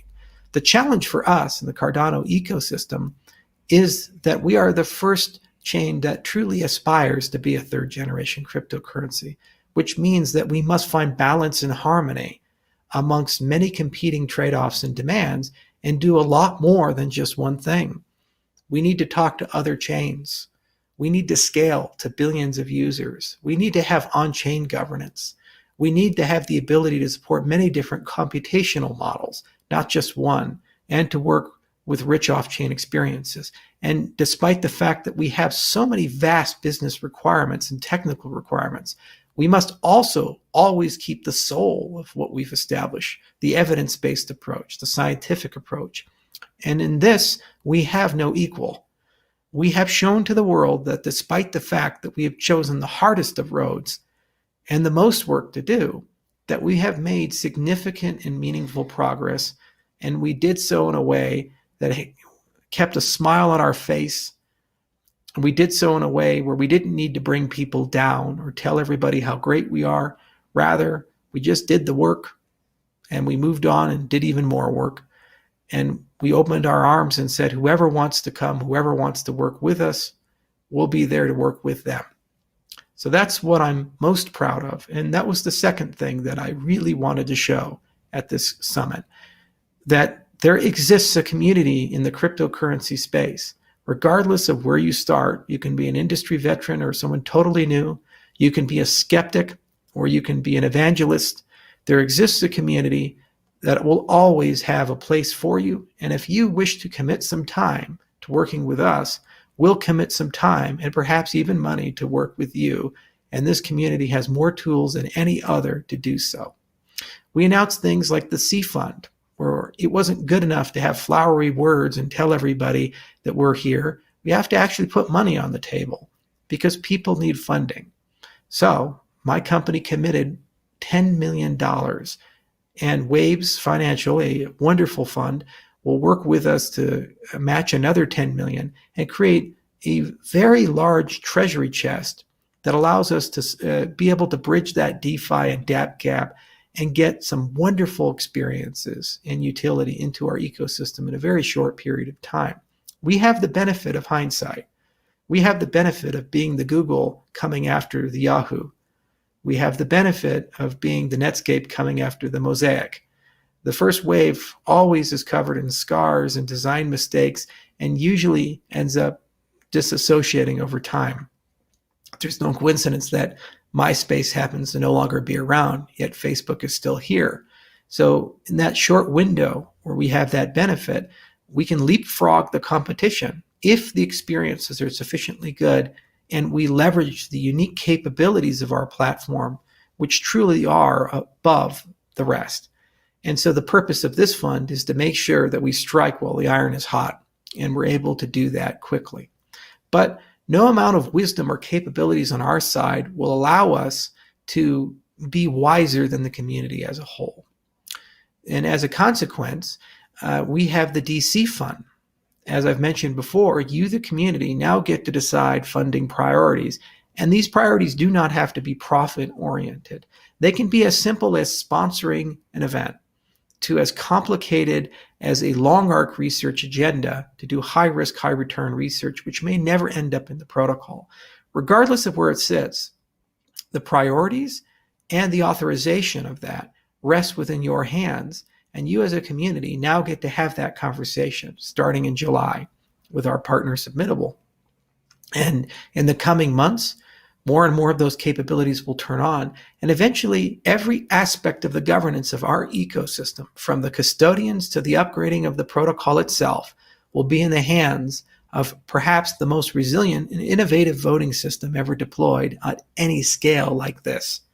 That's a major accomplishment in its own right. And the fact that that's paired with an amazing smart contract system, it's paired with a best-in-class consensus protocol, and the ability to scale to millions of people and eventually billions as these protocols evolve and as those small business operators evolve, become more plentiful and larger. That's truly a great thought, to think that we are starting to make meaningful progress in pushing power to the edges. The final point of this conference was to convey that this by no means is an end. Rather, it's just a new beginning. We are closing out the legacy of the last 5 years, and we are entering into a new legacy, which gives us new opportunities. The fact that we now have this success, these foundations, this community, means that we are now in a position to tackle some of the greatest problems in computer science and some of the greatest business problems and governance problems of the 21st century. As much frustration as people feel, as much as people like to be cynical and complain, I have always been an optimist. I have always believed that we can fix problems. We can achieve great things if only we find the way to work together. We have shown the space that we can deliver, and we've shown the space that we have a culture that deserves to win. We have a culture that deserves to have a chance to do things differently, to change the way the game needs to be played. Every day we gain more people in our Telegrams and our Reddit, on Twitter, more downloads of Daedalus, more downloads of Yoroi. Every day we get a more diverse group of actors and more attention and focus. And despite the fact that we continue to grow, we never change or waver, which means that we continue getting more capabilities to solve these hard problems. The hard problems of how do we grow to millions and billions and keep our principles, keep properties like inclusive accountability, which, by the way, Vint Cerf did mention in his panel. What does privacy mean to us? Products like Prism give us a huge amount of capabilities in the identity space and are invaluable with regulated products like security tokens, and invaluable when we talk about topics like compliance. Equally so, if used correctly, they can also fundamentally change the way that identity works to put you in charge of your own identity and give you far greater degrees of privacy and give you far greater dominion over your personal data in every aspect, whether that be signing a contract or something as complicated and regulated as medical data. That's a beautiful thing, but it's only ever going to be realized if our community realizes it and embeds it and builds it into their products. And our community evangelizes the use of this system at both the government and the private level. And the burden is now not only on our shoulders, the IOHKs of the world, the Emergos of the world, the foundations of the world, but also your shoulders as entrepreneurs and evangelists for this thought, this way of life, to propagate these things. We'll work with you. In many cases, we'll fund you. In many cases, the community will fund you. But nonetheless, the road ahead will be hard. And there's a lot to do, and there's a lot more to build. Yet, regardless if we look at Atala, Prism, we look at Atlas, we look at Adrestia, or any of the other products that we have been building for these many years and will continue to develop and build up, what gives me the most hope is that we can do things no one else has seemingly done before, faster than anyone else has done before. We often get criticized as a project for how slow we've been. And the reality is we're actually the fastest cryptocurrency in a certain respect because we're the only one playing the game that we happen to be. The goal of this project was never to transcend Bitcoin and somehow replace it. The goal of this project was never to become the next Ethereum. The goal of this project was to force a fundamental reevaluation of how civilization should work and ask ourselves, as we exit the 21st century, did we do better than the way the world worked when we entered? There is no magic that guarantees that to be the case. The Roman Empire collapses and enter the Dark Ages. And it took quite a bit of time for us to get to the Enlightenment. And despite the Enlightenment, we worked our way up to the horrors of totalitarianism and communism in the 20th century. And many horrible things had to be done and endured for us to get out of that. Each generation has a unique challenge, and technology is neutral. Science is neutral. It gives us tools and capabilities, but it does not give us wisdom, and it does not give us certainty of where to go. And along that token, the things that we are building here must have wisdom for them to be good. So the last point is the point of the future. Where are we to go? What are we to do? How should this technology be used? And the reality is as much as your hands as it is mine, and increasingly more so. And as a consequence, we have to work diligently to ensure that the things that we do are used in ways that benefit all of us, are used in ways that make the world a better place. This is why my company spends so much time amongst the poorest in the world and spends so much time trying to figure out how that we can all rise together. I never signed up to have a job where I go work with a Fortune 500 company and I make them 5% better, 10% better, build a product where we have decent margins, get a nice executive bonus at the end of the year, and then pat ourselves on the back about how we're doing a good job. The definition of success for my company has always been, have we left the world in a better place than when we found it? And we have to acknowledge the fact that the things that we build and do carry consequences behind them. So we spend just as much time as we do on evidence-based software and peer-reviewed research and community evangelism and so forth, also imagining the future. And now the time has come for you, the community, to start spending that time as well. We as a community have to keep the culture that has gotten us here and evolve and grow to a point where our culture can allow us to transform other communities and eventually companies and governments altogether. I firmly believe we can accomplish this, and I firmly believe that this will be the moment where humanity did something a little different. We didn't descend into the temptations of division and chaos, but rather we ascended to a new way of doing things where we value the dignity of all humanity. And that's really the last point of this summit.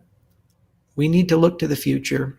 And now that we are the platform that does instead of will do, we need to use that does with great wisdom. And I have every reason to believe that each and every one of you is capable of doing that. I will always be an optimist. So thank you so much for coming. Thank you so much for spending time with us. This actually wasn't as hard to put on as you'd think, because it's just a snapshot of who we are. So we didn't have to tell anybody to do anything special. We just told them to show up and be themselves and give people a glimpse into that beautiful environment we've created. And as a consequence, we can do this again. And the next time we do this, instead of having just 10,000 people, perhaps we can surprise everybody and have 100,000. And then the next time, perhaps we can have 1 million. There's really no limit. It'll keep scaling. And as a final note, to the people of Japan, arigato. Thank you so much for all your trust, faith, and love that you've had for us since the very beginning. I will never forget it. You changed my life, and I hope that I can change yours, or already have. Thank you.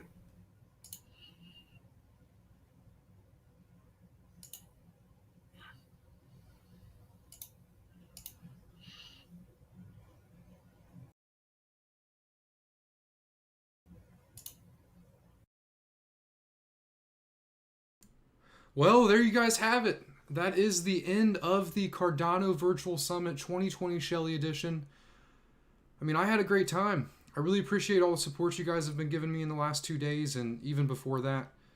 It's really been surreal. I feel like we're being a part of history, at least Cardano's history. And it felt good to have a little small community here to kind of have a little part in this history. But it truly was legendary. And on that note, I'm going to end it.